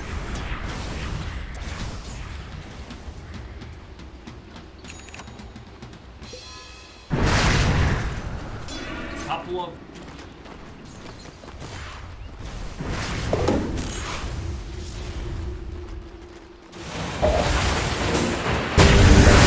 just non-stop. Relentless from Beastcoast. They pick up a couple of items and they're fighting. Kuro hookshot hits a creep, so down he falls, and now GH and MC. Got Sumail backing them up. Spirit Siphon with a War Sponge. Sumail in trouble, pops the neck. Sacred with the Reaper's Scythe. Gonna take down the Death Prophet yet again. A double picked up by the Necro. And Dota Margo hands in the tips. Sacred is untouchable right now, and they're bringing more reinforcements bottom. GH and Mind Control. Oh, they're running. They're placing high ground vision. Dota Margo sees them, but they'll glimpse him away just to buy enough time to run out of that bottom lane.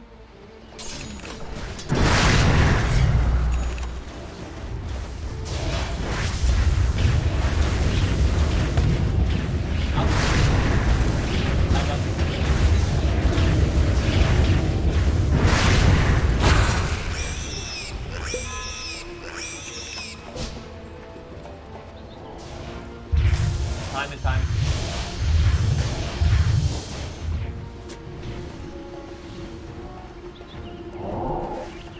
Yeah, you. Who are they going to find? Dire's top tower is GH under shows. attack. A tie to the Kuro sat behind. Looks like they're signaling out into that top lane, where Miracle has sat for a little bit now. In control with his Midas, starting to pick up the pace in terms of farm. Thrice the torment. You got Sacred at the top with 8,000 net Dire's worth. top tower is under Mech, attack. Spirit Vessel done, so he's a walking fountain. And Mind Control TPing out under the nose of K1. Beastcoast swarm up to the top part of the map, hunting for Miracle. Placing deep lane wards here as Schofield. I think they know where he is. They've seen him. Miracle, he can tumble, waveform, Schofield snowballs, has the punch of the tag team. They're trying to chain stun him as best they can with that. Wraithfire blast in the cask, and Maledict's Miracle's dead.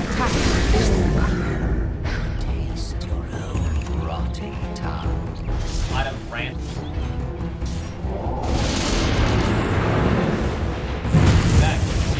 Yeah, through the glimpse. Connect the disruptor. Invisibility. Radiant's top tower is under attack.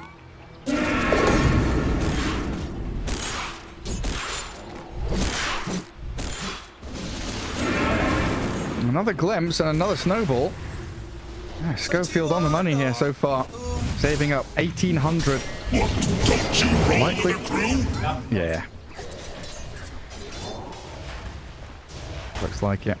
Radiant are scanning. Miracle trying that Dragonlance into Manta. Kuro going very deep again, placing these nice wards to try and scout out K1 with his farming patterns. You know, he does like to dip into the Ancients from time to time. Currently just stuck up in that top jungle. And I think that's down to what you said, right? If they get another good fight, they can play from top jungle into Roche.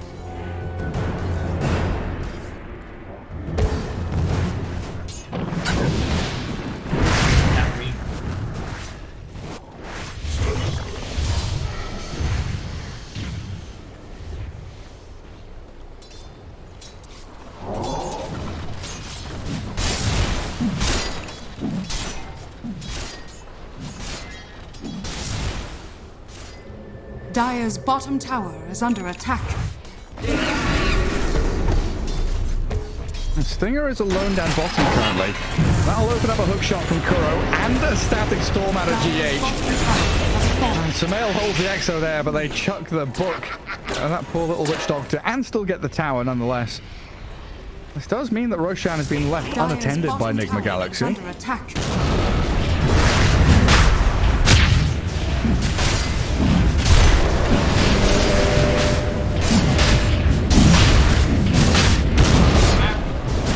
Dire's bottom tower is under attack. Radiant's top tower is under attack.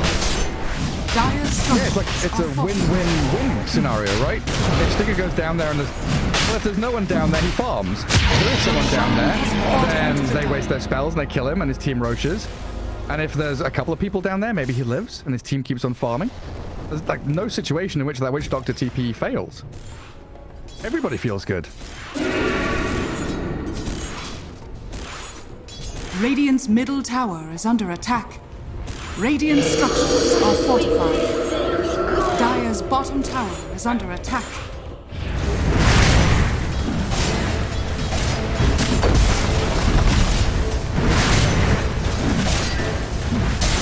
Radiant's middle tower is under attack. Radiant's middle tower has fallen.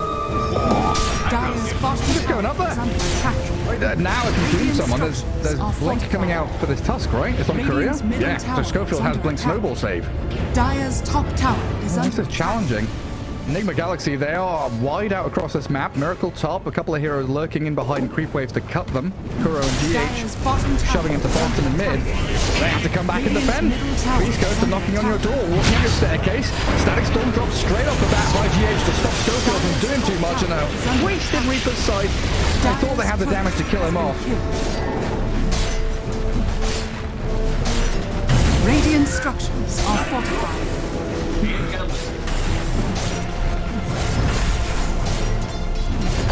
Yeah, they've got They've got 7 heroes. Aegis Flash, Reincarnation Wraith King. Radiant's They've middle got no barracks creeps. are under attack. Unfortunately. Dire's top tower is under attack.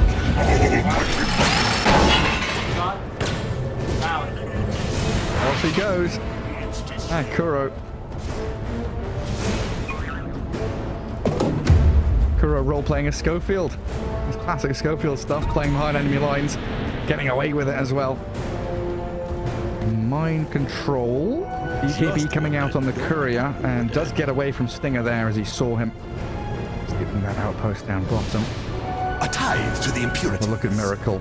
There's 3 heroes smoking towards him. Waveform across into the trees. Shard doing on top, and that gives the vision for the snowball to come across. They're trying to delay this as much as possible to allow Dark Margo to get here. So then they have the chain control. Waveform in 1 second. Miracle might be able to get a little deeper and TP out of there. They don't have enough damage to finish him off. He's out. Dire's middle tower is under attack. Triangle.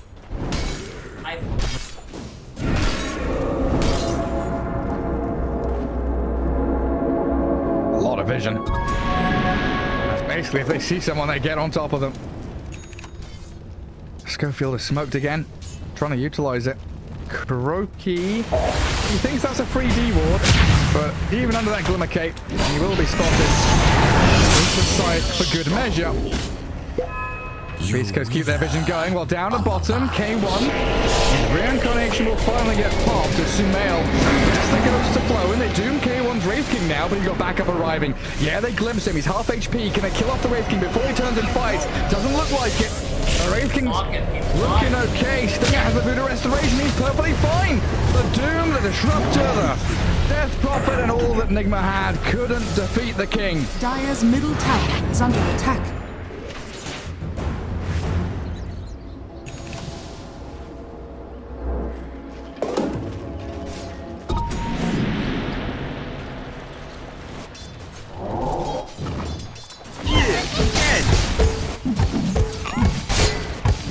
That's an awful lot of sustain on an already tanky hero with 2 lives. Now the systematic destruction of the Radiant side of the map is under attack.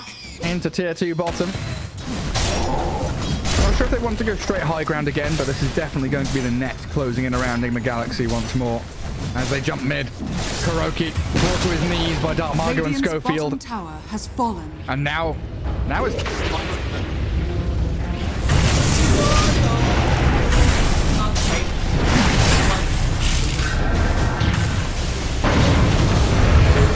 But they've got Dark Margo with Aegis. Straight on to MC. He doesn't have BKB, so he's shredded. Stinger just fully lets it go with a death ward. The cask is bouncing between the 2 of them. Sumail has to heal off a creep just to survive. And we're still yet to see this Miracle Morphling make an impact in this game because Beastcoast have been playing so quickly. They've got the counters to him. They've got the plays to get up in the face of Nigma, and they've got another lane of barracks.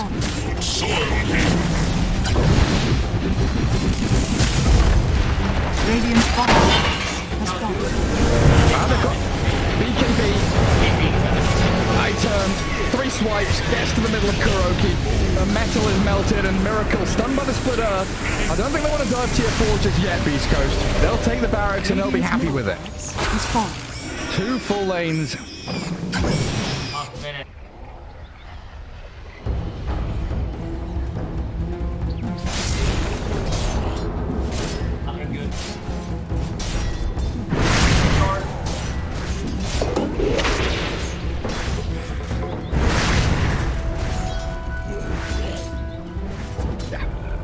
I don't know. I don't have an answer for you.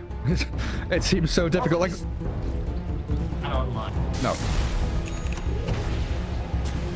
Radiant's top tower is under That's the curious thing, right? We were talking in this draft about how Doom and Disruptor kind of eliminate multiple heroes from the fight.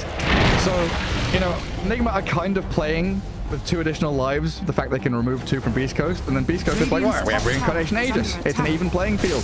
You have to spend all these spells just to kill us off once. Glimpse, dodged by Snowball. Schofield, still inside the kinetic field, has to punch out the Morphling. But Nigma, they do remove him. Skelly's up on the high ground. Buyback from Schofield. They hook shot in onto Dark Margot. And the stun is there. The heals, the Yules, the self-sustain. Dark Margot inside the static storm, but he's being kept alive by his team. Oh, no way. He can't get out away from that. Sumail being chased though now as K1 runs rampant in towards the DP with the Reaper side. Sacred secures it. Sumail dead with buyback with no XO and just one tap.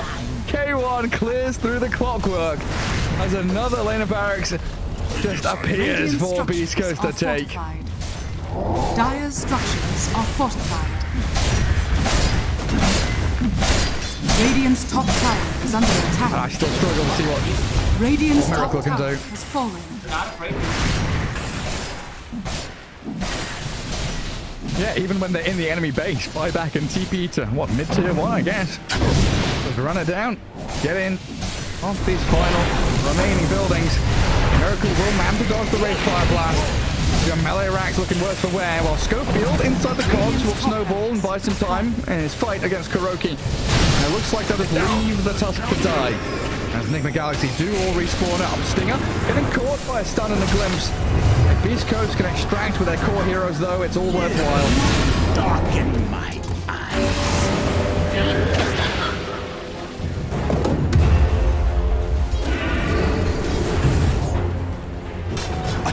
To the ability.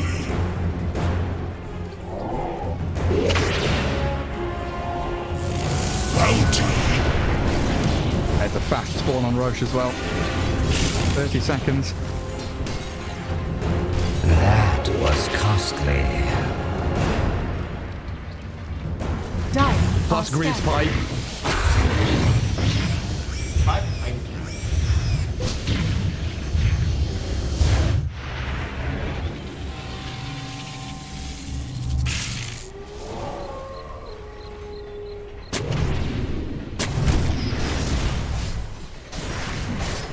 At this stage, you're on the back foot as Nigma, and I'm thinking about, I'm looking at buybacks. Morphling has one, DP has one, but if DP uses XO and dies, buying back isn't that impactful. And I feel like Morphling is a similar story where you buy back and you lose all momentum. But they do have a catch here. Sacred, Static Storm, and Doom. They can't save the Necro, so a big pick off Enigma, turning into more potentially. K1 just standing fighting. He's clearing through these heroes' HP pretty quickly, and one tap again on the Kuro. One crit's all he needs. At least Miracle grabs a double kill, but look at the DP. Sumail. Oh my god. Needs the Spirit Siren to stay alive, but look at the damage from K1 just come cleaving on through. Stunning into Miracle's Morphling. And Darmago chasing into the back, making sure there's no plays from the Disruptor or the Doom. They scatter left, right, up, down, everywhere they can. But Nigma have to come back and defend their base, and GH gets stunned by Dark Margot. Knew where GH was hiding. And K1, he'll come through. Set up by the Yules of the Flesh Rack there. One more stun and one more hit. Co-conspirators. Galaxy.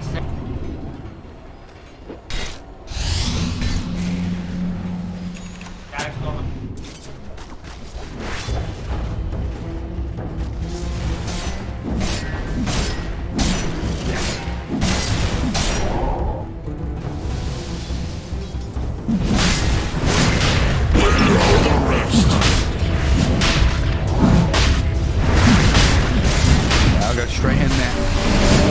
Aegis and the shard for them. Just the range barracks pop, separating Nigma from Mega Creeps. They'll scout it with a rocket flare, but it's not a pretty sight in the pit. The beast is slain and Sacred grabs the Aegis. I do like that. You know, Lesh feels pretty tanky, has ways to play around, and is holding a haste rune as well.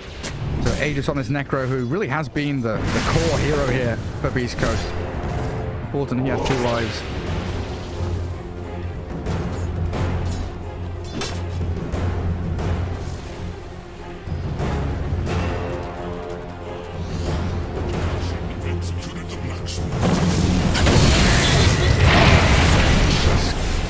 Yeah. Schofield just blinks forward, places high ground vision. Scary stuff there. Shakes and then goes K1. Oh, they're straight on the death drop. It's Sumail. Clever Greaves already used. Static Storm down on the Stinger and K1. Making the building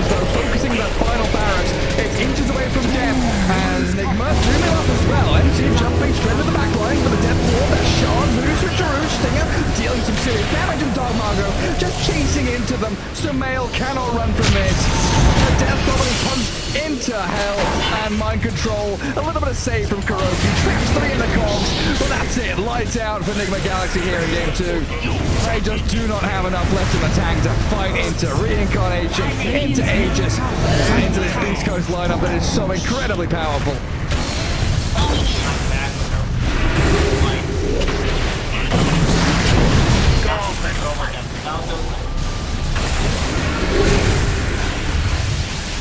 MC trying again to jump into the back lines, but Maledict and Plunge, he'll fall quickly. Miracle the next focus. So many heroes on that menu for Beastcoast. Another 2 hit the deck as Nigma Galaxy tap out in game 2. Beastcoast with a 2-0 victory. Beastcoast victory!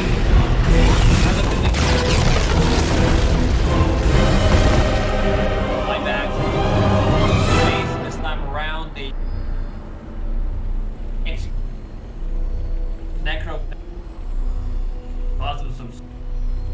Yeah.